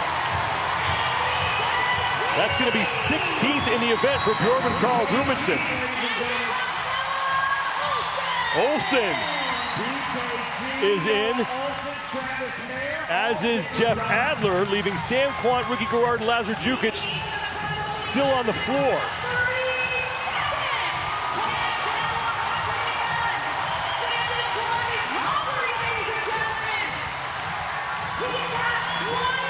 Sam Quant cranking away and trying to get it inside that 10-minute time cap.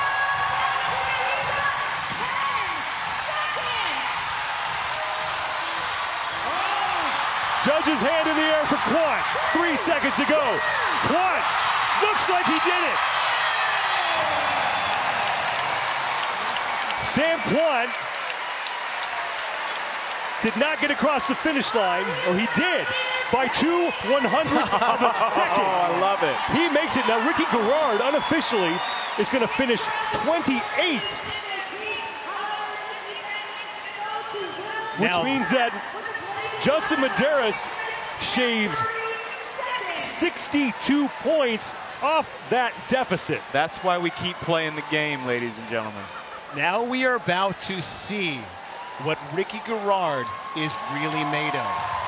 He's had a nice, great weekend up to this point. Just took one on the head. We got 2 more days to find out what that is. Ricky Garrard not nearly as happy as Roman Krennikov was. Krennikov in his first in-person appearance at the CrossFit Games, and he is having a heck of a weekend so far. Roman Krennikov, he's one of the best on the machines, and he proved that, but Ricky Garrard showed where the weakness was, and this is what we said is body position, going back to the basics. It's not that you should have known it's inverted, but knowing what a good body position should feel like under fatigue.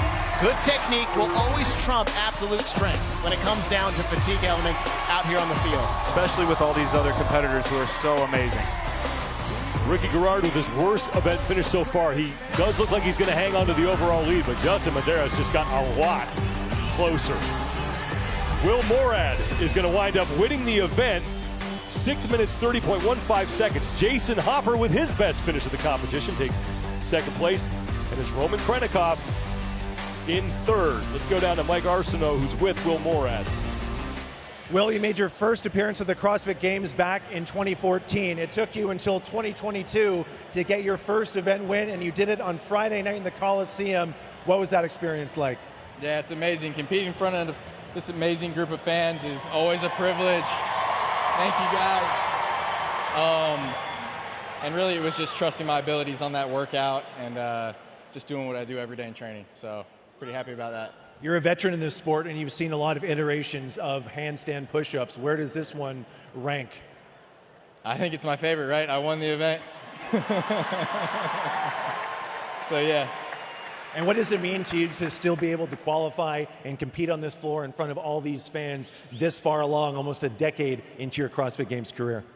Man, it never gets old. Like I said, these people are amazing. The communities that we work out with every day are amazing, so it means the world. Congratulations, 100 points here in event number 7. Thank you.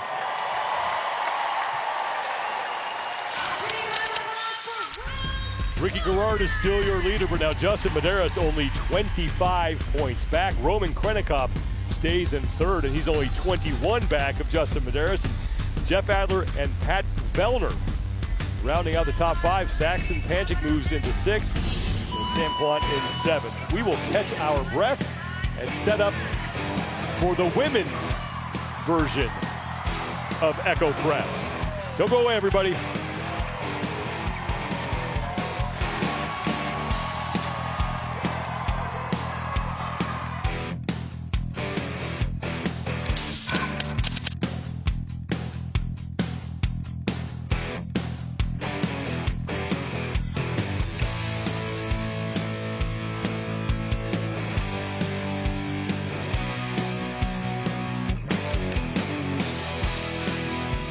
The 2022 NOBULL CrossFit Games are sponsored by U.S. Army. What's your warrior? NOBULL. No excuses, no shortcuts, no gimmicks, no tomorrows. NOBULL. Monster Hydro, the official energy drink of the NOBULL CrossFit Games. Thorn, the official supplement partner of CrossFit. And Halo, the official ring of the 2022 NOBULL CrossFit Games.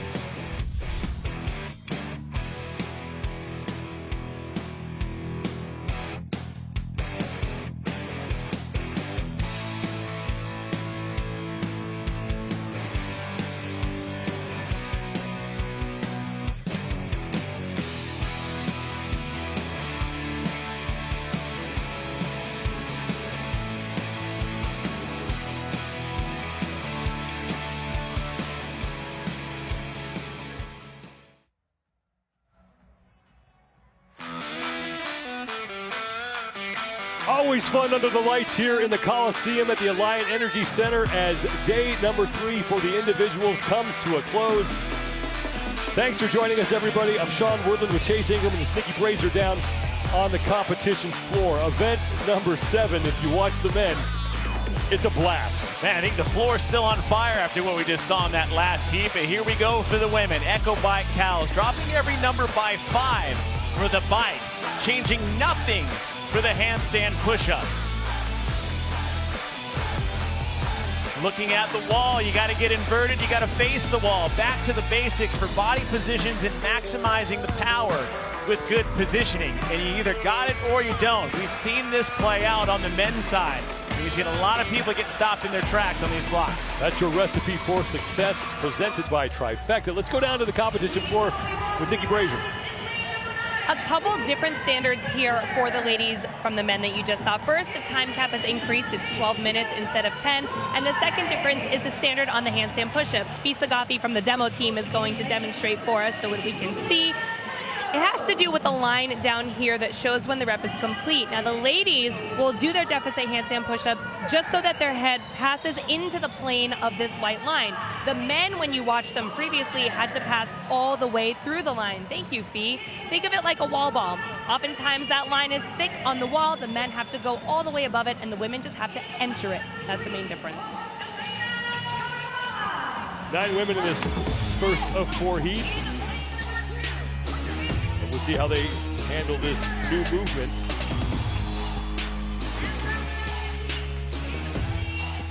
A lot of rookies here. In heat number 1, Sola Sigurdardottir, Elena Karatala-Salahuya, Christine Kohlenbrander, Freya Moosbrugger, and Julia Kato.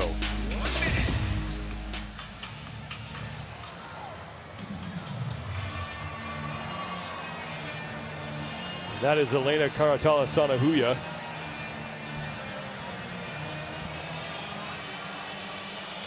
Has had a decent run so far. 35th place overall, but has had, like you said, some solid performances. Yeah, she's had some moments. This definitely being another unique test for these athletes.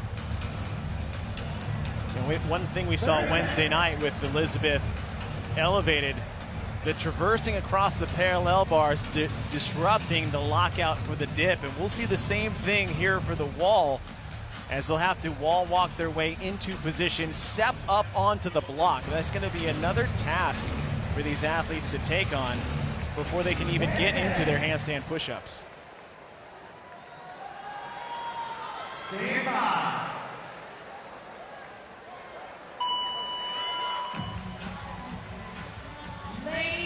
25 calories to start here for the women on the Echo Bike. Depending on an athlete's skill set or even ability to do these, even this opening 25 cals is that we've seen that it's not necessarily one on the bike here. If you have competency in both, you can use that to your advantage, but the first set of 25 is just a buy-in. You want to stay relaxed on your arms, make sure you're breathing freely. You know, you don't want to trigger any type of response as far as like muscular fatigue too soon, because listen, it's been a heck of a day.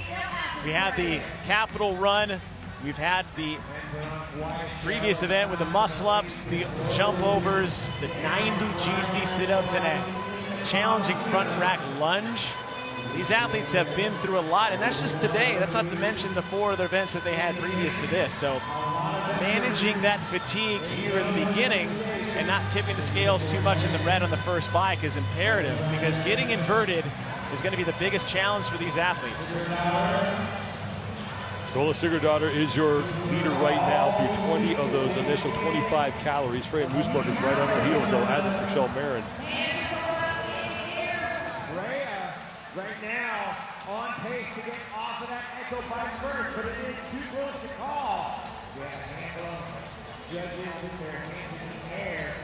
Freya looking to get off first, and she does. And Freya Moosbrugger will be first off of the Echo Bike, followed closely by Sungyoung Choi and Sola Sigurdardottir.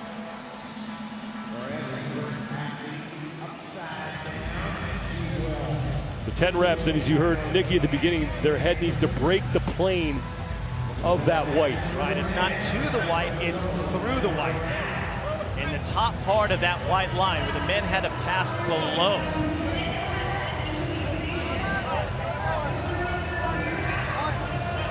Caroline Spencer.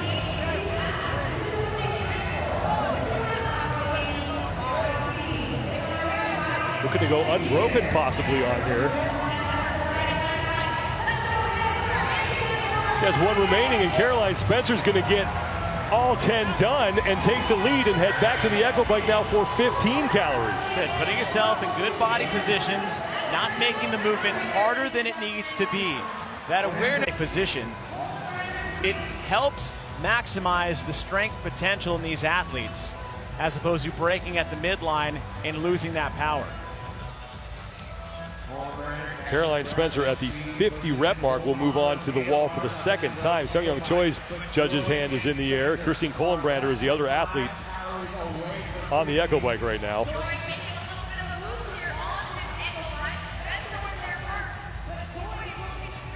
Kohlenbrander making her first individual appearance at the CrossFit Games. She's a two-time team competitor with CrossFit 417 in 2017 and again in 2018 as both Sungyeong Choi and Caroline Spencer head to the wall.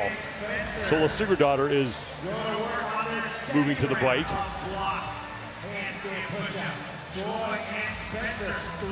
Nice tight midline for Choi. Look at her, especially at the top of that rep. Nice and vertical and stacked. A little shallow on that last rep where she got a no rep. Again, you got to make sure that head passes into the white line.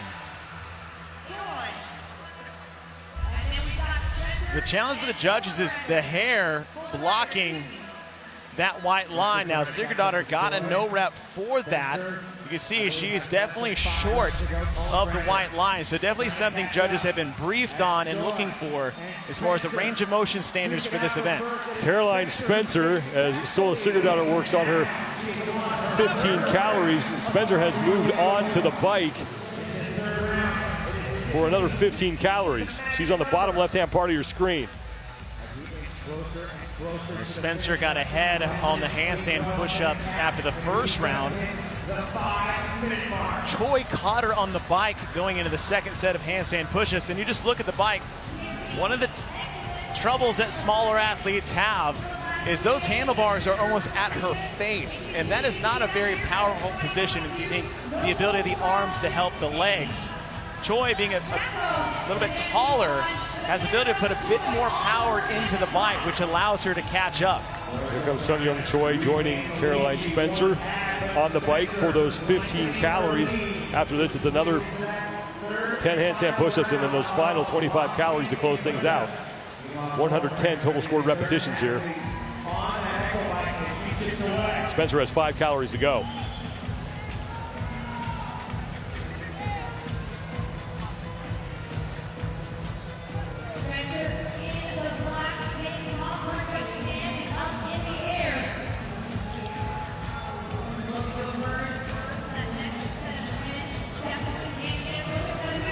Here goes Spencer, final set of 10 deficit handstand push-ups. Sungyeong Choi's judge's hand is in the air.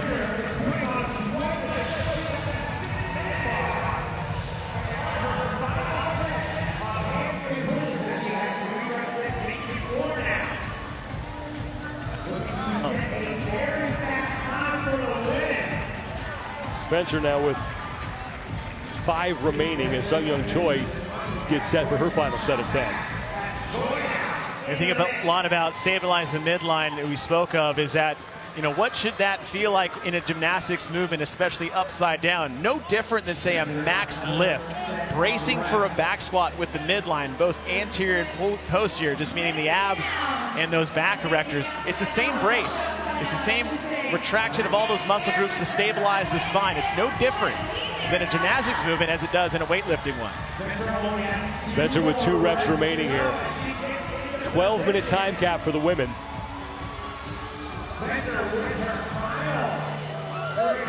And that'll get it done for Caroline Spencer. 25 calories remain on the Echo Bike. And Sungyeong Choi still has 3 reps remaining.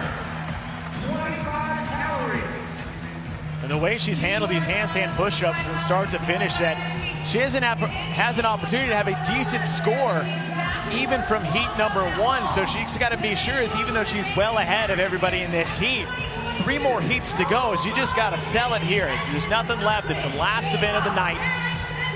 You could give yourself an opportunity to pick up some decent points. Sungyeong Choi is starting to struggle now with those handstand push-ups with Caroline Spencer. Needs to get to 110 on her rep counter.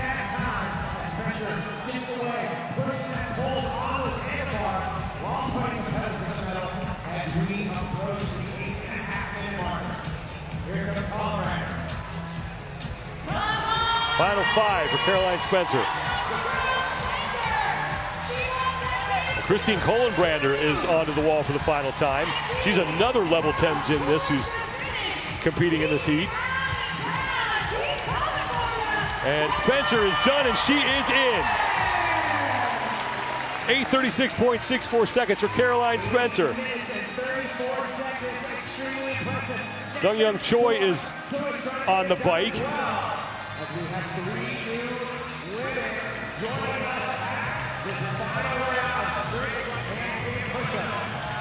Sola Sigurdardottir is also on the wall. She's in the background there. Now just getting set to get back up into position to work on her handstand push-ups. Christine Kohlenbrander and Sungyeong Choi also working on their final sets. Pardon me, Julia Kato is working on her final set, and Sungyeong Choi is on the bike for the final time.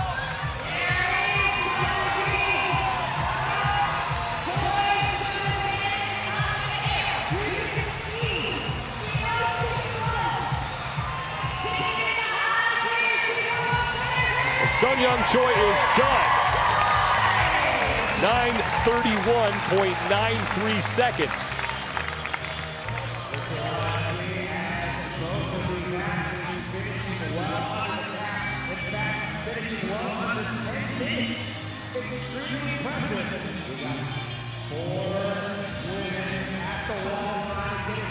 Christine Kohlenbrander, as we approach the 10-minute mark, getting back to work on her final set of handstand push-ups.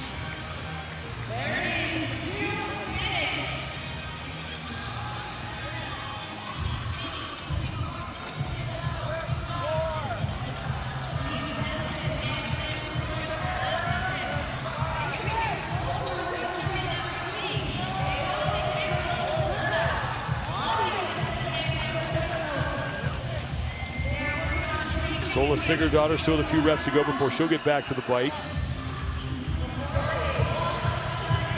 There's Julia Kato.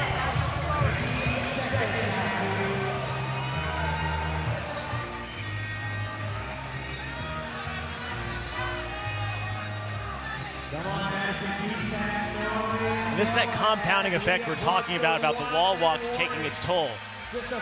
Usually with handstand push-ups with your back to the wall, quick singles is the go-to when we can no longer string together reps.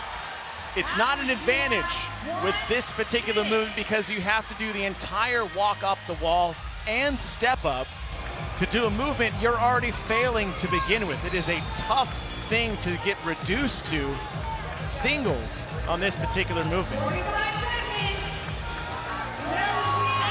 Less than a minute to go before we hit the time cap.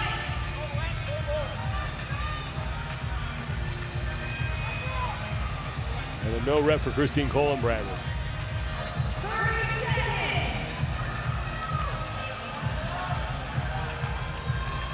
Sola Sigurdardottir right now is your leader on the floor, and she just has to complete one more rep to get to the bike. She will do it. With 15 seconds to go, Sigurdardottir is just going to try to amass as many calories as she can now.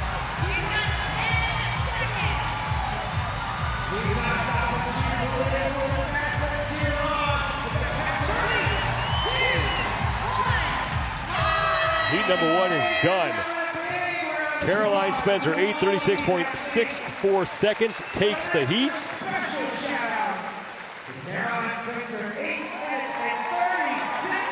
Mark that time. That time is going to matter in the later heats for sure. We talked about going back to good body positions, and Spencer leaning into that old gymnastics background of hers, and it paid off. Bikes weren't the best thing for her, but the way she handled those handstand push-ups definitely offset that as far as the bike is concerned.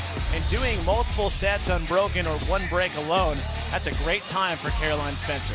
Only Spencer and Sungyeong Choi are able to complete that event in its entirety before the 12-minute time cap. Choi comes in at 9:31.93 seconds. 3 heats remain. Heat number 2 coming up next.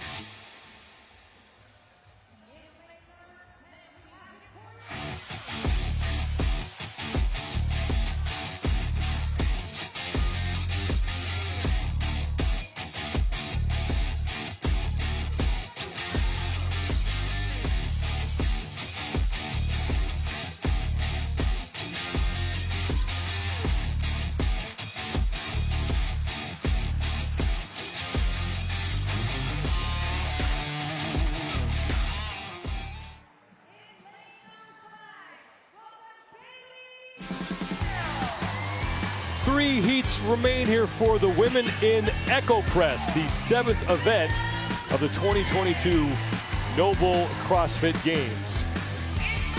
25 cows on the bike to start things off, and then it gets real when we get to the wall. 10 reps at each set, 3 total sets of 10.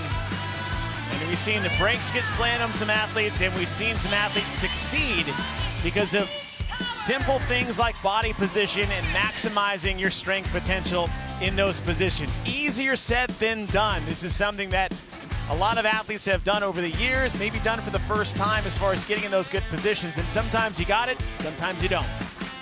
Recipe for Success presented by Trifecta. Your Heat 2 startless. 10 women on the floor here. Elisa Pugliano will be in lane number 8. 8 months ago, diagnosed with rheumatoid arthritis. Realized that her window for making the CrossFit Games was going to be not open for very long. She poured all she had into it this year, and here she is, 26 overall after 6 events. A lot of driving forces for athletes is you center it around a why.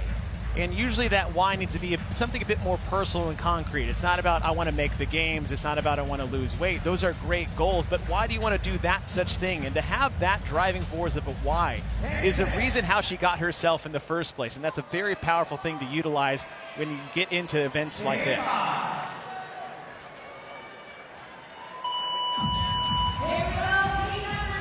Top time from heat number 1 belongs to Caroline Spencer, 8:36.64 seconds. We start with the 25 calories on the Echo bike. Bailey Rail, who had a great finish in the previous event, one of a handful of athletes to go end to end on that front rack walking lunge towards the finish. Finished 8th in up and over earlier in the day, courtesy of that effort on that 125-pound axle bar, lunging at 84 feet unbroken. And that moved her up to 21st overall. This is a curious test for Dani Spiegel. She's got great power output, one of the stronger athletes in the field, and is fantastic inverted on her hands when you talk about handstand walking. Well, how can that all translate to this inverted forward-facing handstand push-up? I'm curious to see how her strengths can be utilized for a new movement such as this. Judge's hand in the air for Dani Spiegel. She has just a calorie left here. And then she will move to the wall for her first 10 handstand push-ups. Spiegel off the bike first.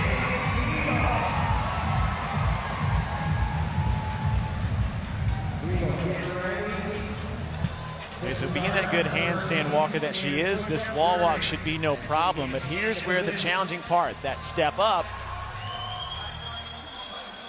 Look at that vertical position. Now, foot almost came off the wall, and there comes a balance component of this movement. And sometimes it just takes finding a rhythm and a feel for the movement. And once you dial that in, and you can start replicating that, that's where you start to succeed in this movement.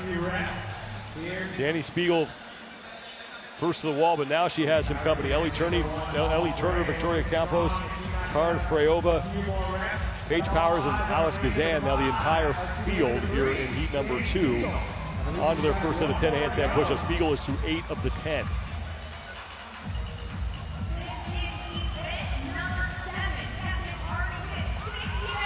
Alex Gazan is going to be done first. Bottom of your screen, she moves back to the bike. We're now 15 calories. Now the one thing for Alex Gazan is that she has one of the heaviest, if not heaviest, bench press in the women's field. Now I alluded to good body positions. Sometimes leaning on brute strength can also be a positive. And for Alex Gazan, I'm looking forward to what her body position looks on this next set of handstand push-ups, because does arching at your back, is that the best position? No. But for her strength, having a 248-pound bench press that she did in the quarterfinals, recruiting the chest and front part of the shoulders in any possible form that you can, as well as the triceps, maybe is worth her personal benefit to utilize one of her best strengths, which is that brute pressing strength. Dani Spiegel's judge's hand is in the air. She has 3 calories to go, and Alex Gazan's judge's hand is in the air as well. Gazan is a member of that crew out of Las Vegas, the Underdogs crew, headed by Justin Kotler, as Danny Spiegel makes her way to the wall. That's Sarah Kaya going through her set of 15 calories, as Alex Gazan will join Danny Spiegel and now Victoria Campos to the wall, right next to Alex Gazan. Gazan, a former high school lacrosse player in Oregon, and told me that she didn't like the fact that she didn't get to play full contact. Not someone I want to tassel with in maybe a dark alley if that's your attitude about contact sports. But Gazan on the right side of your screen on the left did 3 reps to start. Now she looks very good. Nice, strong, smooth tempo, but she's breaking on purpose. Now we've seen a lot of athletes almost scared away from breaks because of the handstand walk element of making the handstand push-up harder. But for her, since she has such good strength in her upper body pressing, deliberate breaks might be the best thing for her to not go into that red line position that we've seen some athletes get to. Danny Spiegel and Alex Gazan continue to lead here in heat number 2. The time to beat belongs to Caroline Spencer, 8:36.64 seconds to approach the 5-minute mark, and Danny Spiegel is through set number 2. Danny Spiegel's done. Gazan has done 2 sets of 3, followed by a set of 2 of deliberate breaks, and it's all going to set her up going into this final 10 handstand push-ups. Anything can happen. Like I said, you tip that toe into the point of no return at all for this movement, not only can you lose some time, but you might not be able to get another rep. So it's going to come down to this race between Spiegel and Gazan. Gazan on the bottom of your screen, second woman to the bike for the final set of 15 calories. And Paige Powers up at the top of your screen now in 3rd place. Spiegel the top, lane number 3. Started on the bike pretty quick, and she's just trying to get the fan going so you don't have that slow start. But what's unique to the Echo bike, different than other air bikes, is that it doesn't reward you on a curve based off the intensity or the speed that you go. It's pretty linear. You can go faster by going faster, but you don't really get bonus cals by going fast. So getting the fan going really quick and then settling into a pace, it's a much more consistent calorie counter than other air bikes. Danny Spiegel with 1 calorie to go, and she is done. Now her final set of 10 handstand push-ups. Alex Gazan's judge's hand is in the air. Paige Powers has overtaken Gazan on the bike.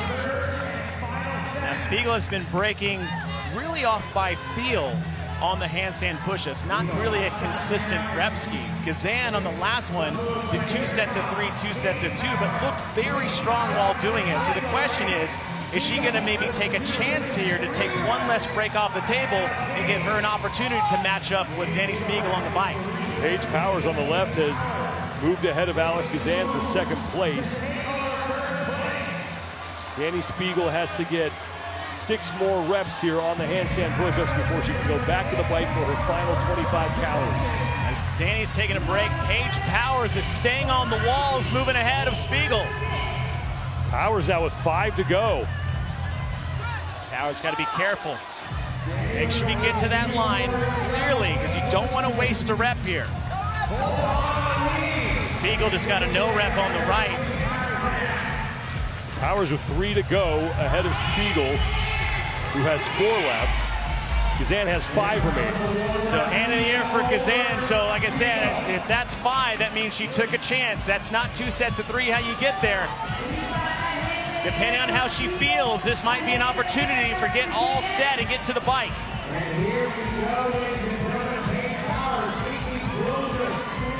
Powers on the far left side of your screen. Short set for Gazan on the right. Paige Powers, I think, has 1 more rep remaining here, as does Danny Spiegel. Alex Gazan is through 7 of her 10, and Victoria Campos is now through 2 as Spiegel gets to the bike right in front of Paige Powers. 8:36.64 seconds from Caroline Spencer is your top time. 25 calories here need to be completed before you can cross the finish line, and it's Spiegel taking on Paige Powers.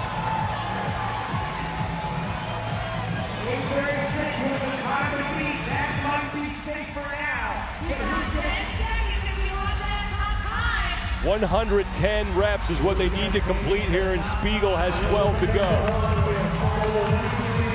Caroline Spencer's time is going to survive. Now it's a question, can anybody slide it inside of Sonia on the choice? Second best time of 9:31.93 seconds, and Danny Spiegel is definitely going to do that. Spiegel is done, and Danny Spiegel comes across. She will win the heat. Second place right now in the event, 8:57.34 seconds. Nice, consistent race for Spiegel. Kept a good pace and good tempo and timing across all three sets.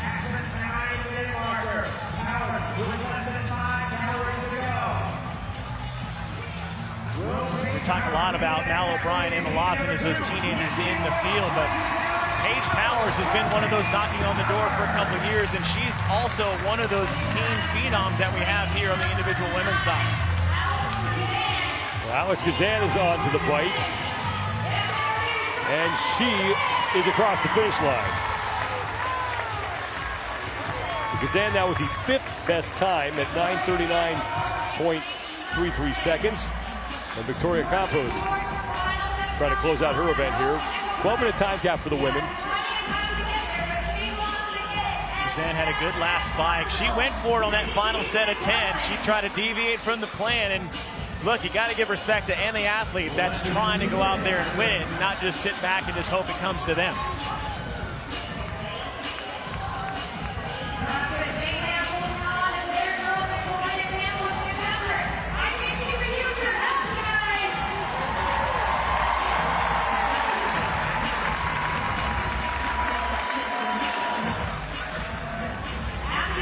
Seconds to go. Victoria Campos is through 15 of her 25 calories here.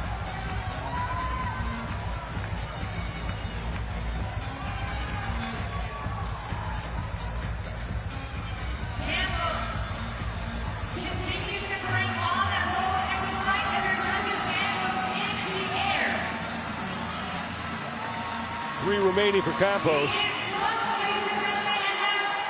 And now 1 minute remaining.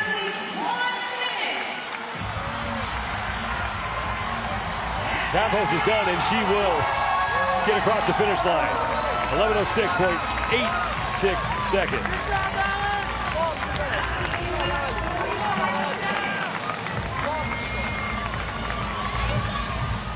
There's Bailey Rail onto the bike.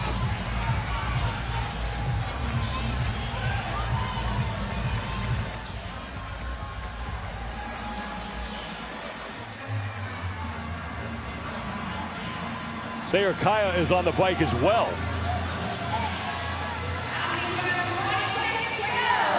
20 seconds remaining, and Rail has 10 calories left.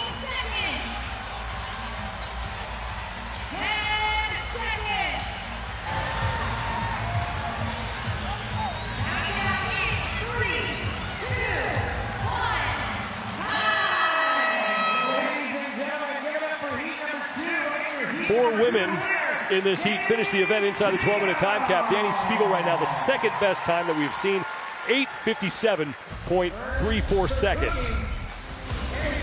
Danny Spiegel, we said at the start, has the skill set based off her strengths to have a successful attempt at this event, and she showed that. Even though Paige Powers closed pretty hard at the end, Danny Spiegel did exactly what she needed to get done, giving an opportunity to get ahead of Paige Powers on that final 25 cal Echo bike. Danny Spiegel was able to hold off Paige Powers and comes across the finish line and gets rewarded for her efforts. 8:57.34 seconds, the second best time that we have seen, is Caroline Spencer's mark of 8:36.64 is still the top time heading into heat number 3. Action continues when we return.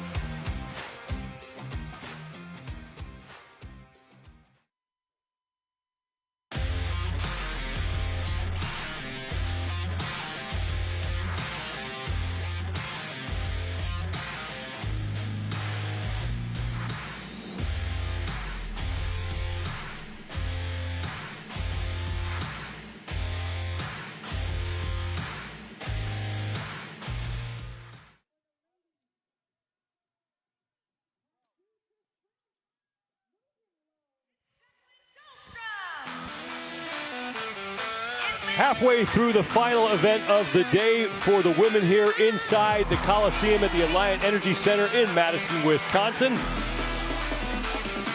It's the Echo Press. We've had a few cracks at this so far. As you look at the balance between the bike and the high skill gymnastics. But we're facing the wall this time for these deficit handstand push-ups. Back to the basics, body positions. Putting yourself in a mechanical advantage of utilizing the strength in your shoulders. Not going at the midline, getting compressed in the shoulders. It's all coming back to good positions as well as your fitness. And sometimes you got it, sometimes you don't. That's your recipe for success, presented by Trifecta. 10 women in this third of 4 heats. Jacqueline Dahlstrom out of Norway will be in lane number 6. Currently 12th place overall, and she has 2 top 10 finishes so far in this competition. She's one of those athletes that, again, we talk about skill sets and utilizing and maximizing your potential as an athlete. She is one of those athletes that has the ability to do well in these inverted handstand push-ups. As we've seen so far, it's one thing to predict it, it's another thing to do it in person. Caroline Spencer from heat number 1 still has your top time. 8 minutes, 36.64 seconds as we start with those 25 Echo Bike calories. Big buy-in at the front. You can see Cara Saunders nice and relaxed, and that's what these 25 cals should look like. You see a lot of athletes get a little amped up. We're in the Coliseum. It's packed to the gills. It's Friday night. This is something all athletes wish to do, but in your 10th year at the CrossFit Games, someone like Cara Saunders knows how to manage the moment. You saw Matilda Garnes at the start there really laying into the bike, and she is already through 15 of those 25 calories. She is by far the leader right now. See, Matilda Garnes on the right side of the black top is definitely pushing the pace here. And for me, that's either a sign of you don't know what you're doing or you do know what you're doing. And if it's the latter, I can't wait to see what's next for Matilda Garnes. Garnes is done with those 25 calories, and she will be first to the wall for her opening set of 10 handstand push-ups. Talking to Dan Bailey earlier, and he was saying, it's like, you get off the bike and take a big break. What was the benefit of doing it that fast? That have to see how these first couple of reps look like. Garnes is taking her time getting to the wall. Jacqueline Dahlstrom, Carolyn Grivo, and Paige Semenza will be the next ones to finish. Garnes, one of the rookies here, currently sits in 14th place overall.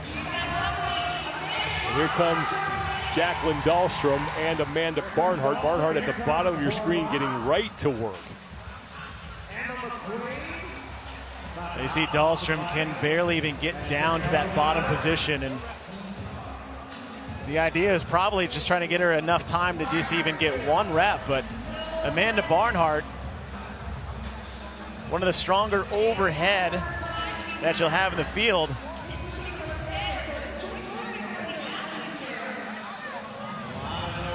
And there is Laura Horvath. Look, we know the scouting report on Laura Horvath. It's always been handstand push-ups in any variety other than, say, traditional kipping. The thing is like, we know it's something she works on. She knows what the challenge is. And this is one of those moments of, okay, where can I unlock more potential to get me better at this movement? This might be one of those things that Boz throws out there for the athletes to think about in the off season. Another no rep for Horvath. We got presses. You can do accessory work by strengthening your triceps and shoulders. There is other ways to unlock that potential and get better, and this type of position is. I talked to him during the men's heat. If you go to the CrossFit Journal and just type handstand push-up progression, there's 2 videos. They're both about 15 minutes long. Never at one time did they have an athlete do a handstand push-up with their back facing the wall. They went to the basics. Body position from a push-up off the floor. Keeping that body position with your feet on the wall. Walking your hands to the wall in an inverted position and doing a handstand push-up from there.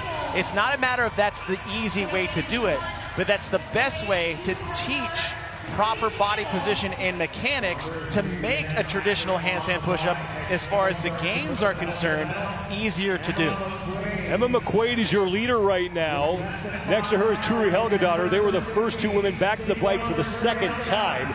Laura Horvath continues to receive no reps for not hitting depth on the descent on those handstand push-ups. Now Emma McQuaid is done, and she will move back to the wall for her second set of 10.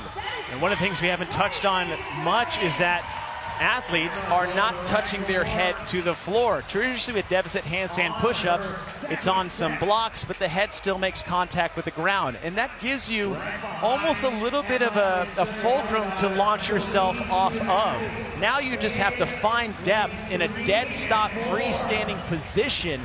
It's a lot more challenging than if they were allowed to touch their head to an object at the bottom. Emma McQuaid moving very well here on the second set of 10.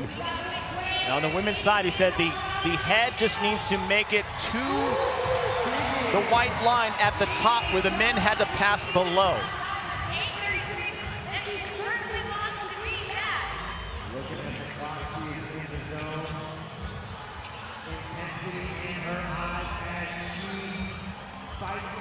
Emma McQuaid onto the bike for another 15 calories. Turi Helgadottir and Lucy Campbell are in second and third. Now Cara Saunders is working her way back to the wall for her second set of 10.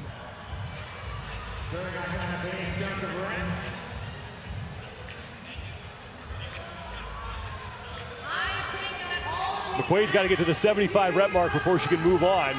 She's the only woman on the bike right now.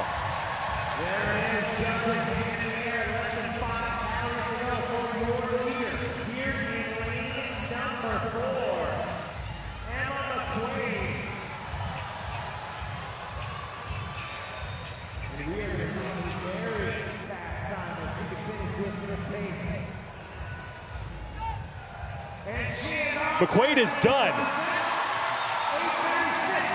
Turi Helgadottir just now getting to the bike for her 15 calories. So Emma McQuaid with 10 handstand push-ups in the final 25 calories to close things out. And there is Sam Briggs, who has trained with Emma McQuaid and earlier was trying to get the crowd behind McQuaid as she was working her way to the bike for the second time. 2013 fittest woman on earth. And a fan favorite here.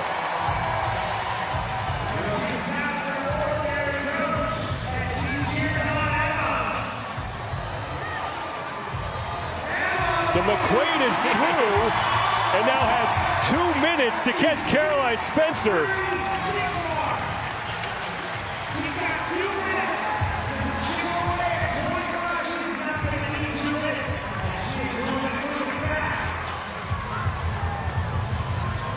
Turi Helgadottir and Lucy Campbell are still on the bike, and they will move to the handstand push-up wall for the third and final time next.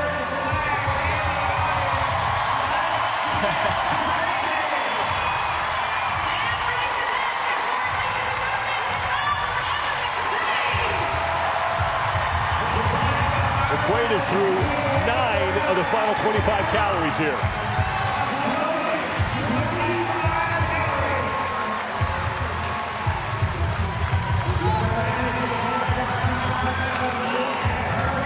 Turi Helgadottir is back on the wall for the third and final time behind McQuaid.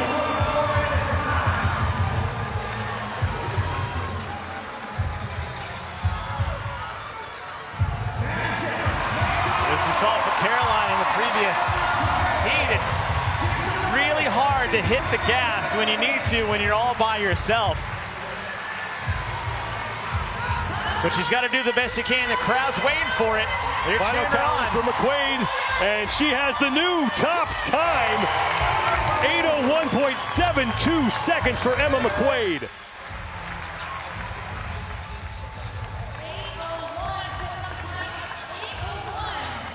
Turi Helgadottir is your leader on the floor right now. She's halfway through her final set of 10. Lucy Campbell sits in third. She is tied with Helgadottir right now. But Helgadottir is about a half rep ahead of Lucy Campbell at this point. Helgadottir taking a break. 12-minute time cap here as Cara Saunders is now to the wall for the final time.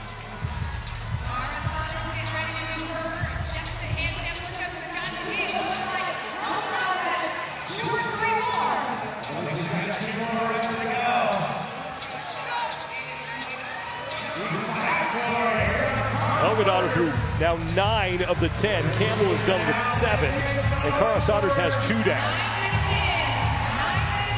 So how difficult that get-up portion was for Campbell. She almost did an entire handstand push-up just getting up onto the wall. And you see that failure creeping in. Helgadottir's done, and she'll get to the bike for 25 calories. It's 2 minutes and 40 seconds to complete that. There's competition director Adrian Bosman.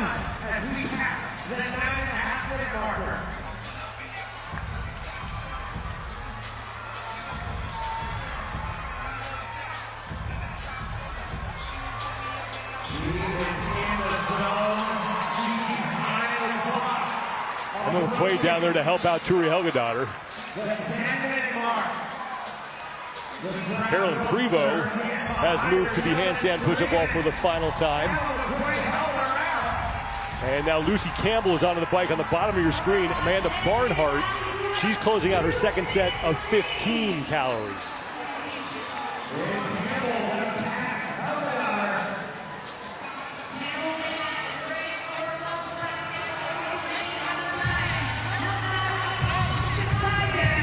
Helgadottir with now 10 calories remaining.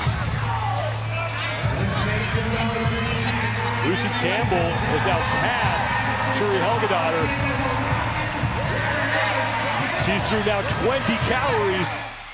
Lucy Campbell at the bottom of your screen. And that's that frantic pace you want to see from an athlete trying to close this event out.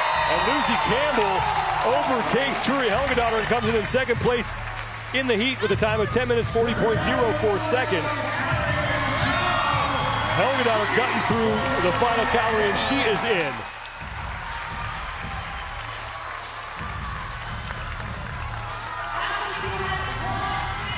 Carolyn Prevost and Cara Saunders are your next 2 athletes on the floor. Cara Saunders is onto the bike for the final time. Less than a minute to knock out 25 calories, and she's through 5.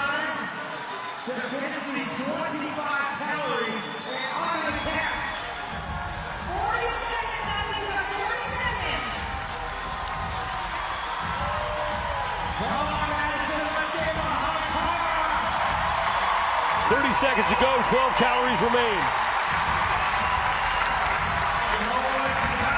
I don't think people really understand how hard it is to dig that deep on this implement.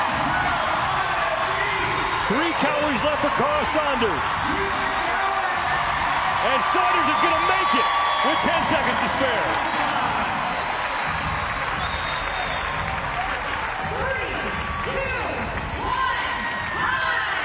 Look, just getting underneath the time cap in this event is a huge success.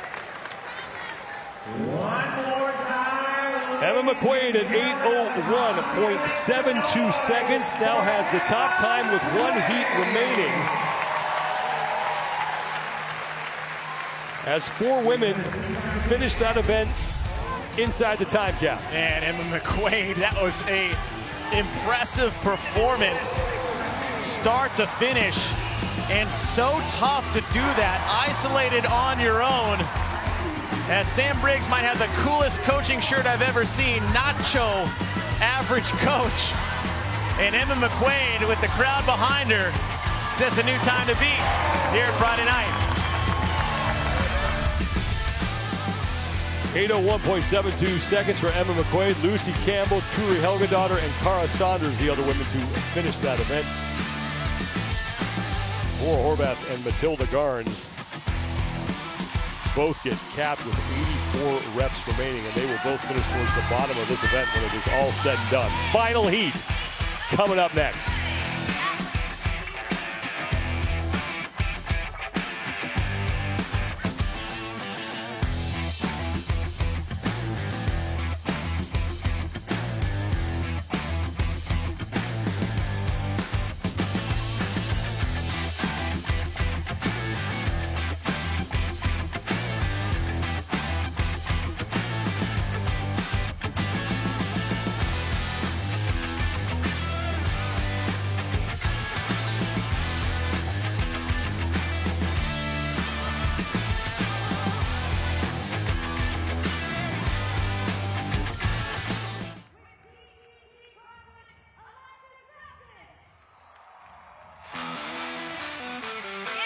We started the day at the Capitol. We finish inside the Coliseum at the Alliant Energy Center in Madison, Wisconsin, and we are glad you are with us, everybody. I'm Sean Woodland with Chase Ingram. Nikki Brazier is down on the competition floor. Overall standings coming into event number 7. Tia Toomey by 5 points over Mal O'Brien as the youngsters are hanging tough here. Emma Lawson, the 17-year-old rookie, sits in 3rd. Haley Adams and Danielle Brandon rounding out the top 5. Sean, let me know if you've heard this phrase before. Constantly varied functional movements executed at high intensity. We're looking at that functional movement out there, folks, based on real-world situational biomechanics, which place a high demand on the body's core musculature and innervation. That is the test that we have here. What is CrossFit? You're going to find out. Back to the basics, baby. Functional mechanics. That's what we want to see. A press is a press is a press, but we're switching things up. We should see some transferability here. And either you got it or you don't. 10 athletes on the board. We're about to see who has it. 10 women in this 4th and final heat, and overall leader Tia Toomey is back in the familiar leader's jersey, but only clinging to a 5-point lead over Mal O'Brien. Tia Toomey starting things off at the Capitol, chipped away at that overall lead, but it was out here at North Park where Tia Toomey was back to doing Tia Toomey things, dominating this event from start to finish. But even with that domination, only 3 points added to that lead against Mal O'Brien, only leading by 5. Stand by. Here we go, 25 calories to start. Now think back to last year, inside the Coliseum, opening night, we had a handstand wall. Mal O'Brien was able to outduel Tia Toomey for her first career win at the CrossFit Games. And with that handstand walk, that is the initial portion of this handstand push-up at that forward-facing position. Mal O'Brien is probably the best female athlete when it comes to wall walks. And so in order to get in that position, that's what she's going to need to lean on to make sure that's not as taxing for her inverted. Hark back to Wednesday night. The parallel bar transfers into the dip ended up biting Tia at the end of that event. We have a similar pattern here where you have to walk yourself into position before you can start the rep. What are we going to see? We're going to see that wall walk be advantageous to Mal or detrimental to Tia like we saw on Wednesday night.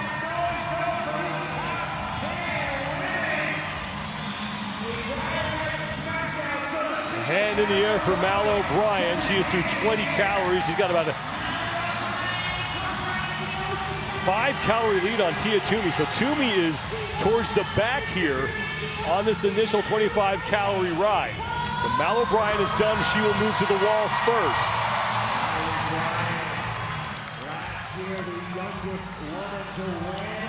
Now, Alexis Raptis is done at the top of your screen. She and O'Brien getting to work at the same time. And here comes Haley Adams and Gabby McGowan. Top in lane 1. Raptis in lane 1 is just repping those out. And Mal O'Brien, that was a tough first rep. You got to get that forehead into the line. You don't have to pass it, just into it. Raptis made a huge splash in quarterfinals. Here comes Toomey as Raptis is already through her first set of 10. Now, nobody panic. This is not the first time we've seen Toomey slowest off the first portion of a bike or a row, and that's on purpose. And Tia Toomey has yet to break here on this first set of 10. She has 2 reps remaining, and Toomey got through unbroken. Toomey and Lawson to the bike at the same time. Alexis Raptis on the bottom left is your leader. Lawson's in the gray top towards the top of your screen. And Mal O'Brien is having trouble here. Tia Toomey very slow off the first bike on purpose. We've seen this before.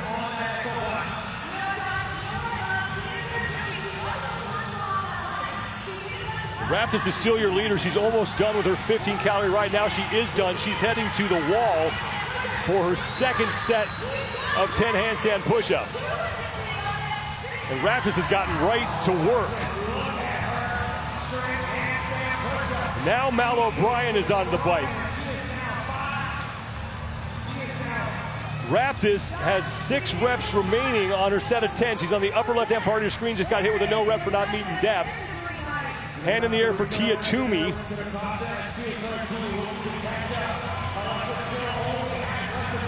There's Raptis. And you think of an air squat. You don't squat to a med ball when you're showing virtuosity in the movement. You know where depth is and you can bounce out of that bottom position. For Raptis, she needs to feel that bottom position instead of search for the bottom position. That'll help her out a lot. Raptis is on the bike in the upper left-hand part of your screen. Second set of 15. Tia Toomey and Emma Lawson are to the wall for the second time. Toomey went unbroken on her last set.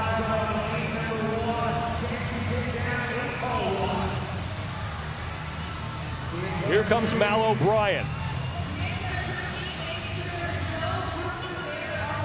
And Toomey looking to go unbroken yet again as Alexis Raptis is just shaking out her arms, not even using them on the Echo bike. Savvy move, no knee. The bike portion at this moment in the event is basically irrelevant if you can handle the handstand push-ups like Raptis has. Toomey back to the bike. Tia's bike pace has increased every time she's gotten to the bike. Slowest off round 1, faster round 2, and pushing the pace a little bit here in round 3. Raptis back to the wall, bottom left-hand part of your screen. Final 10 reps on the handstand push-ups for her. Toomey's now through 4 of those 15 calories. Raptis more confident than she was previously. When I say get to the bottom, not search for it. When you're searching for it, you start to slow down. You don't get enough little stretch reflex at the bottom part of that press. She's moving a lot faster than she did on that second set. Raptis now with a no rep. Her judge explaining it to her. Raptis right back to work. Emma Lawson on the right side in the black pants is to the bike for the second set of 15. And Tia Toomey is set to close out her round of 15 on the bike. And Raptis is done, and Raptis will go back for the final 25 calories here. 8:01.72 seconds is the time to beat. Belongs to Emma McQuaid, but maybe not for much longer. Now here comes Tia Toomey to the wall for her final set of 10.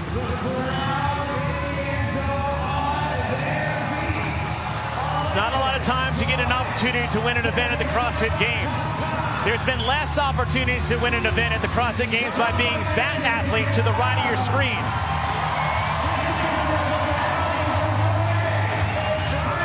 $110. That's the mark that Raptis has got to get to. She's through now 14 of those 25 calories. Tia Toomey went unbroken on her first 2 sets of 10.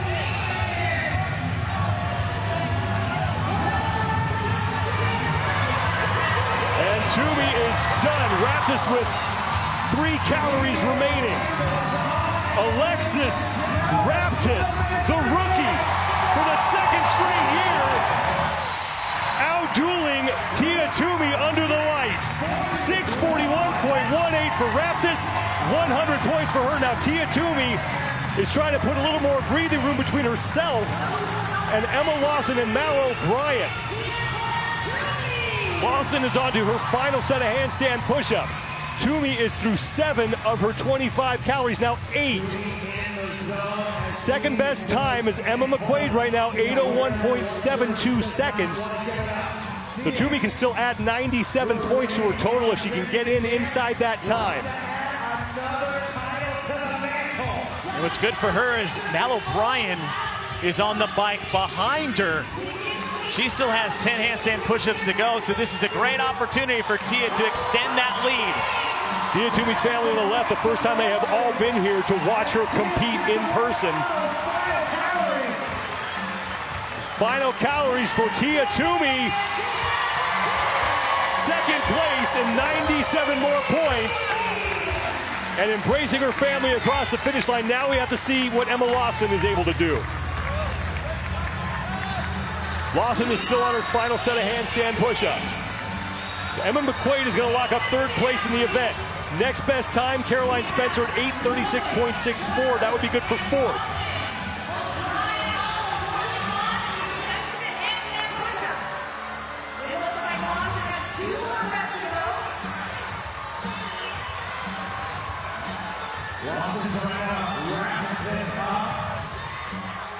No rep for Emma Lawson. She still has 2 remaining.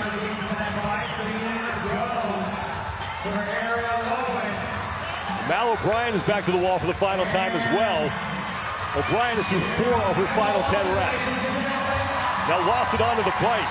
That's great for Lawson in the position she was. And look, for her, it's just, I mean, we thought just getting in the top 10 was great for a rookie. We saw that with Mal O'Brien last year, getting 7th, 8th overall. For Emma Lawson, she's knocking on the door of holding on to a podium position. I mean, if you're not excited about the future of the women's division, I do not know what to tell you at this point. Ariel Lowen is on to the Echo bike as well. Lowen is now through 3 of those 25 calories, and she is creeping up on Emma Lawson. She's within 3 right now.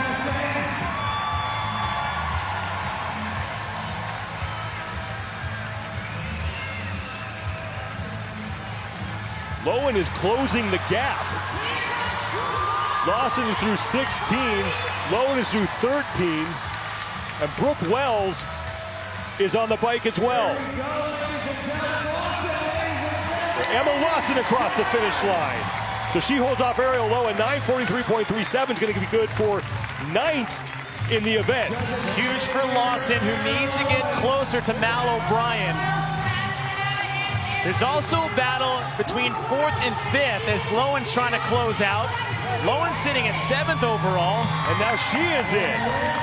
Haley Lowen, 10:04.54. Haley Adams is trying to get away from Danielle Brandon. That's a race for the top 5. She's only separated by 6 points. There's Brooke Wells, who has 13, now 12 calories left. She's the only woman on the bike for the final time. Now Mal O'Brien hops on. And this is great for Mal O'Brien, or for Emma Lawson, is if more athletes can sneak between her and Mal O'Brien as Mal's getting to the bike, as he said. Mal's got to do everything she can to close that gap. Brooke Wells is across. Saw Matt Fraser cheering on Mal O'Brien. Mal O'Brien had a 21-point lead on Emma Lawson coming into this event. If you look at the top 10, that's about 7 places on the leaderboard. O'Brien and O'Connell are on the screen. O'Brien's at the top, O'Connell's at the bottom, and there's Fraser. O'Connell is through 21 of her 25 calories. He's going to hop off soon. O'Brien, her judge's hand is in the air. Haley Adams is to the bike as well. That's good for Haley to try to keep herself in the top 5. O'Brien is done, and she is across. Tia Toomey cheering on Chrissy O'Connell. Now O'Connell is done. So O'Brien's going to take 15th in the event. Now O'Brien got past O'Connell. And talk about working on a weakness. Impressive bike at the end for O'Brien. Now Haley Adams, she's still in a position of knocking on the door for the podium, but she has to get away from Danielle Brandon, who's 6 points behind her. Danielle Brandon is still stuck on the wall for the last set of handstand push-ups. Haley Adams not going to be able to make it, but a great effort from her. Alexis Raptis is going to win the event. Her first career event win as an individual at the CrossFit Games. Tia Toomey will finish in 2nd, and she will widen her lead over Mal O'Brien by 39 points unofficially. We've seen in years past, going into Saturday, that number looked like 239 points. So Medeiros has gotten closer to Garrard, dropped that to 25. Tia has extended that lead to 30 plus unofficially. But Alex Raptis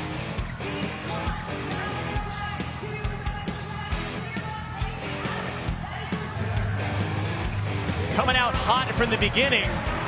Tia, that slow start on purpose in the front, but for Raptis, what's huge for her is that, listen, she had a great early campaign of qualifying, but it's a big stage here at the CrossFit Games and to get a win and solidifying a top 10 place going into the Saturday competition.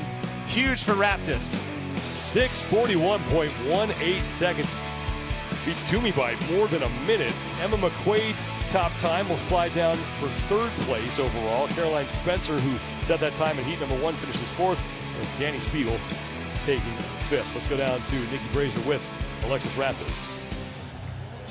Alexis, this was such a unique twist on a basic movement, the press, and you seem to handle it like a pro, like you've done this a million times before. How did you approach it?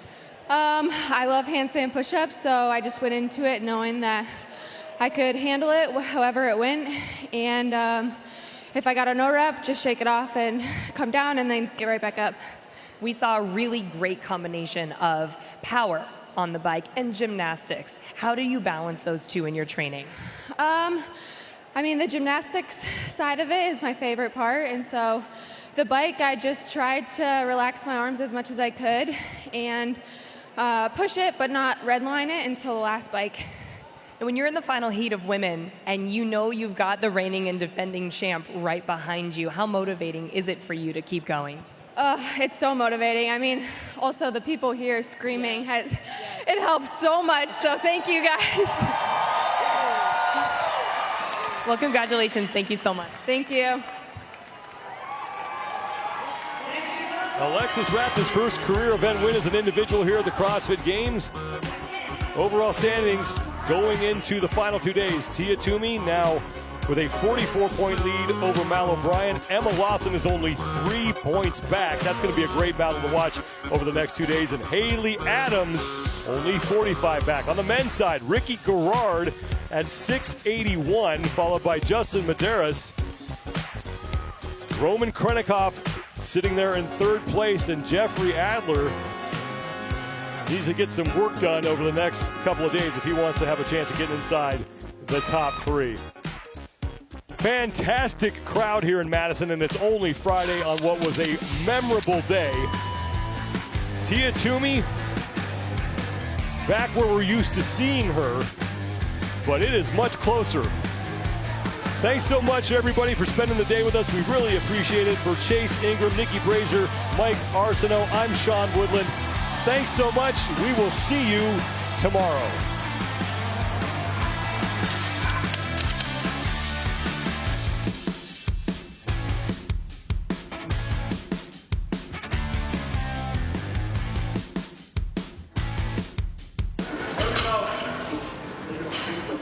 That was awesome. Keep at it. We're going to get you there. Great job.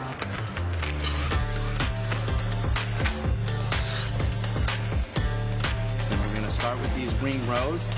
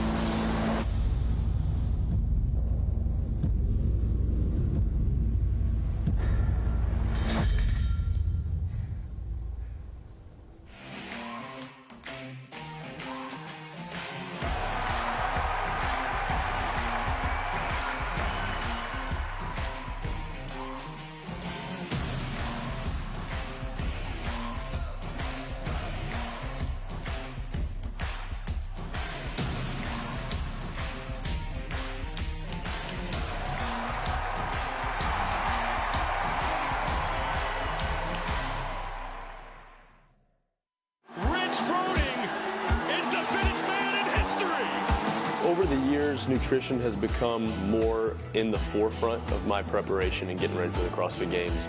Trifecta makes my life easier by taking the guesswork out.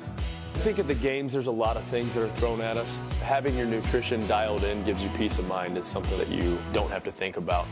Trifecta is a great tool to help people chase their goals. My goal is to win the CrossFit Games. 3, Choosing Surface Co. as the official flooring provider of the Wodapalooza was an absolute game changer this year. The most important thing was creating a safe playing surface, and Surface Co.'s force mitigation and force absorption characteristics provided just that. Its interlocking ability made install a breeze, but also kept all of our flooring in the exact same location from the start of the weekend to the end. It looked awesome. After experiencing Surface Co. this year, we'll never go back. Whether your goal is to chase records, write history, or become the best version of yourself, the intention put into the process is the same. To push your body to give its best every single day. For your body to give you what you want, you have to give it what it needs.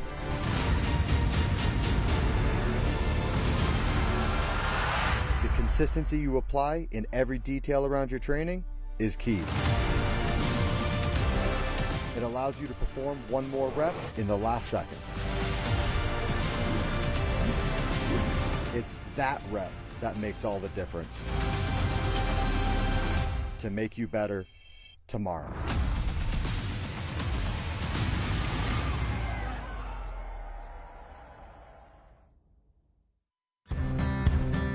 CAP has brought tools into the equation for us, which allows for us to do exactly that, to give our athletes more, to give them something new to learn. It's easy to make it more fun because you just get to do that. Just be yourself and coach and have a blast. I do feel like CAP has made me a better coach and affiliate owner. It has allowed us to streamline how we do lesson planning and gives us more tools in the toolbox to better our coaches and myself.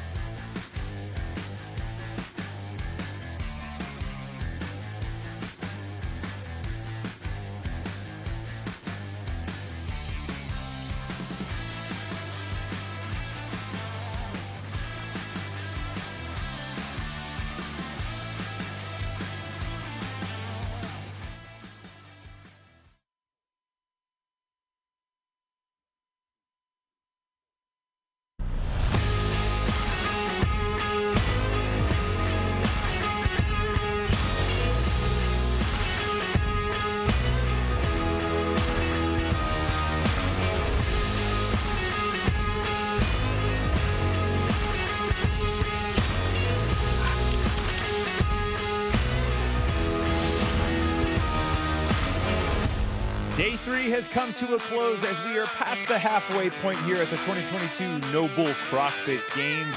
Welcome to our Day at the Games post-game wrap presented by the U.S. Army. I'm Tommy Marquez, joined by Adrian Conway. And Adrian, we just saw individual event 7 wrap up the day. What stood out to you? What stood out to me was new event, new standards, new problems. It's crazy how you see a movement that can so commonly be mastered, put a little tweak on it, and it completely shifts what we would assume would be the guaranteed standings. Yeah, and at the end of that event, we got a nice little bike race at the end, and it was good enough for our Monster Hydro hard charging moment of the day. Yeah, this is going to go to Tim Full Send Paulson, where we talked about him having a couple speeds, and the truth is that I think both speeds are full and send, and we really love this in our community. Yeah, Tim only has 2 speeds, on and off, and that was an epic moment. The crowd going nuts. You can see him just pouring it all in a tremendous performance from Tim Paulson to close out his 3rd day of competition. Always great to see him get underneath the time cap. And there's been some tremendous calls throughout the day, but in team event number 5, Mayhem threw down the gauntlet, and the dulcet tones of Joel Godet, our play-by-play commentator, bring you the broadcast call of the day.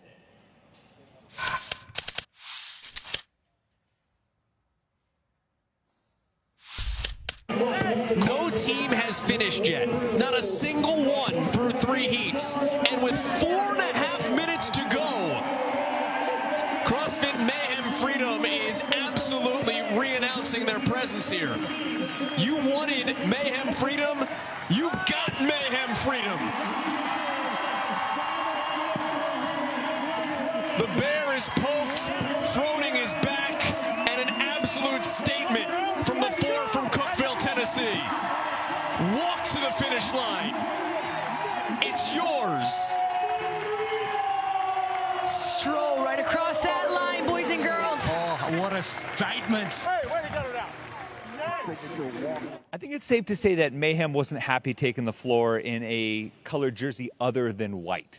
No, and what Joel said there, you poked the bear, and he's here, and now he's awake. I think about seizing the moment like that with making that type of call like Joel did. It just literally fires me up to hear his voice, to watch it unfold. It makes me want to go flip a pig, man. Oh, man, it was an epic moment. We had tons of epic moments across the Masters divisions as they took part in 2 events today on Friday, but we're going to send it over for one moment that stood tall above them all, going over to Kayla Banfield. Thanks, Tommy. I'm with Nunu Costa, who is a 10 times CrossFit Games athlete. Nunu, what's your top Masters moment of the day? Yeah, so I had the pleasure of watching Jen Ryan compete this morning for CrossFit Invictus, and she took 1st place in the Parallel Elizabeth, and she was a teammate of mine in 2017 on CrossFit Invictus team, and to watch her attack the workout was just amazing. It was the cleans followed by the Parallel Traverse, and the 21:15 and 9, 7:53. It wasn't just a pleasure to watch, but is how she spoke about how she attacked the workout. Her goal this year was to not have any fear going into workouts and really just go for it. And she attacked it. She went into the workout first. She took first, and then you could just see the confidence exuberating out of her. So it was just awesome to see her this morning. Attitude really matters. Thanks for your time, Nunu. Back to you, Tommy. Thanks, Kayla. Taking a look at your overall standings for the team after a full day of workouts on Friday. And surprise, surprise, your overall leaders going into the weekend. Once again, CrossFit Mayhem Freedom. Oslo Navy Blue moves back into 2nd. They're jockeying for that runner-up spot behind CrossFit Invictus. And then Mayhem Independence and CrossFit Reykjavik round out the top 5. But after a dominant performance from Mayhem Freedom, they caught up with Jamie Hagia. Oh, shut up. You were briefed on this event this morning when they announced that the handstand push-ups would be wall-facing, strict deficit, and a handstand hold during that row. What were your initial thoughts? I mean, yeah, confusion. I think everyone was surprised, but turns out pretty well for us. It was a nice workout, actually, even if the handstand sucked a little bit. Sorry. The rowing is something we're not typically used to seeing. How is that different being on slides versus a static rower? We both kind of had to change our cadences to match each other, so that was a little weird. Basically, we just gripped it and ripped it. In such a close race, does that change your strategy at all when you see how tight of a race it is between the other teams? Yeah, absolutely. You just think, man, I can't mess up. There's no room for error. No room for error. And Rich, a perfect day, 200 points, 2 event wins. We saw how pumped you guys were crossing that line. What does that say about this team? Oh, this team's awesome. It's fun. They all like to hurt and they all like to win. So what more could you want? Congratulations. Thank you. Man, what an amazing performance from Mayhem, closing with another event win and then back-to-back event wins to close this day. Seems like they've found their rhythm. They found their rhythm and they found a groove with how the programming is coming together. We saw a lot of non-traditional tests where you're testing strength, then you're testing endurance perhaps, and today was all CrossFit, mixed modal, couplets, triplets, and Mayhem thrives in exactly those types of events. And I'll be honest, Tommy, I think what we can expect for the next day and a half is a lot of more of the same. Not gonna lie, it just looks like things are kind of back in order with them in the red shorts and the white tops. They just fit the leaders' jerseys oh so well. Switching gears now to the men's division and your overall standings after 7 events. And Ricky Garrard is still on top, but things have tightened up a bit. Medeiros Krennikov in the 2nd and 3rd position, and then the 2 Canadians, Jeffrey Adler and Patrick Vellner, holding it down for the top 5. Saxon Panchik and Sam McQuant have made a nice charge up here on day number 3. But Adrian, man, the points race for that top spot overall got a lot more interesting after that last event. A lot more interesting. If you are on site, if you're following on YouTube or wherever you're watching, you're getting your money's worth, right? I think about how the gap has closed. We've got 25 points now between 2nd and 1st and only 21 between 3rd and 2nd. And there's a bit of a cushion. How tight this race is going to make me even more excited as workouts or events specifically continue to get announced, because it's anyone's game at this point. I think this is the race everyone was hoping to see heading into the weekend. Moving over to the women's competition now in your overall standings after 7 events. Tia-Clair Toomey is back in front. She made a hard charge on the 3 scored events today. Mallory O'Brien still clinging to a 2nd place position, just 3 points ahead of Emma Lawson, but some distance separating between Lawson in 3rd and Haley Adams in 4th. Your big story for today has to be Tia Toomey charge. Tia Toomey back on top, back where we expected her to be all along. And more importantly, she's doing it with the swagger. She said she's here for a fight, and a fight is what she's getting, and it's from the next gen, Tommy. This is what has really provoked my thought and wonderment for the future, is that they're not waiting their turn. They're pushing all the way through to the front, and they're giving Tia all she wants for that title. Amazing fight between the present and the future in the women's division. Switching over to the Masters division now. On the men's side of things, our top story from today coming from the 65 plus. Kyle Sherrington, 65 plus. This is one of those things that just inspires me all around. It doesn't even matter what the workout is. I'm watching those guys in the back and I'm like, goals, right? I think about that's what I want to be when I grow up one day. And what happened today with him going 1st and 1st is a pure statement, because the test was completely diverse between the 2 events that took place. Ton of momentum going into Saturday. But over on the women's division, your top story, 45-49 again, but this time it's Allie Crawford. Yeah, Allie Crawford also handling business, going 3rd, going 1st, and making sure that she's putting a statement out there that her fitness isn't something that's specialty based. It wasn't because of luck of the draw on the previous day. It's because she's been training and putting in the work to do so, which has got her sitting in 1st place. Yeah, tremendous performance from Crawford with one more day of competition remaining for these age groups. But switching to the teenage division and the top story after today, there is a close race developing in the 16 to 17 division. 3 spots. Caleb McClure, Elijah, and also Ty Jenkins are sitting there. It's only 20 points that separate 1st to 3rd. We know we've got a handful of events left. It's anyone's race. I can't wait to watch them throw down. Man, and with the age groups, remember, 10 points are the difference between each placing, so it's even more close than it appears on the leaderboard. Switching gears to the adaptive divisions now, and your overall leaders across every division heading into the final day of competition. Casey Ackery, Valerie Cohen, we've talked about them all weekend long. Rogan Dean back on top. Morgan Johnson, we spoke early about her and her performance overall, but what really stands out to you for the top story from these adaptive divisions? Well, we've got Charles Pinor in the lower extremity division, went 1st and 4th today, and that has established essentially a 30-point lead going into the final day of competition. And it's going to be close, but with that kind of momentum, it puts you in a place as an athlete where you think, all I've got to do is keep doing exactly what I have been. Yeah, we saw the points race for the men's division tighten up just a little bit after that last event and the charge made by Justin Medeiros. I know it's your Arasti recovery of the day. It is the recovery of the day. It goes to Mr. Medeiros, who is closing that gap, and he did so by making moves in event 6 today, where it was about the steadiness of his race. And what he put us on notice with was literally out-lunging Mr. Ricky Garrard in the finish. One step at a time, he held onto that bar in the front rack position that looked almost flawless as he finished just ahead to close that gap.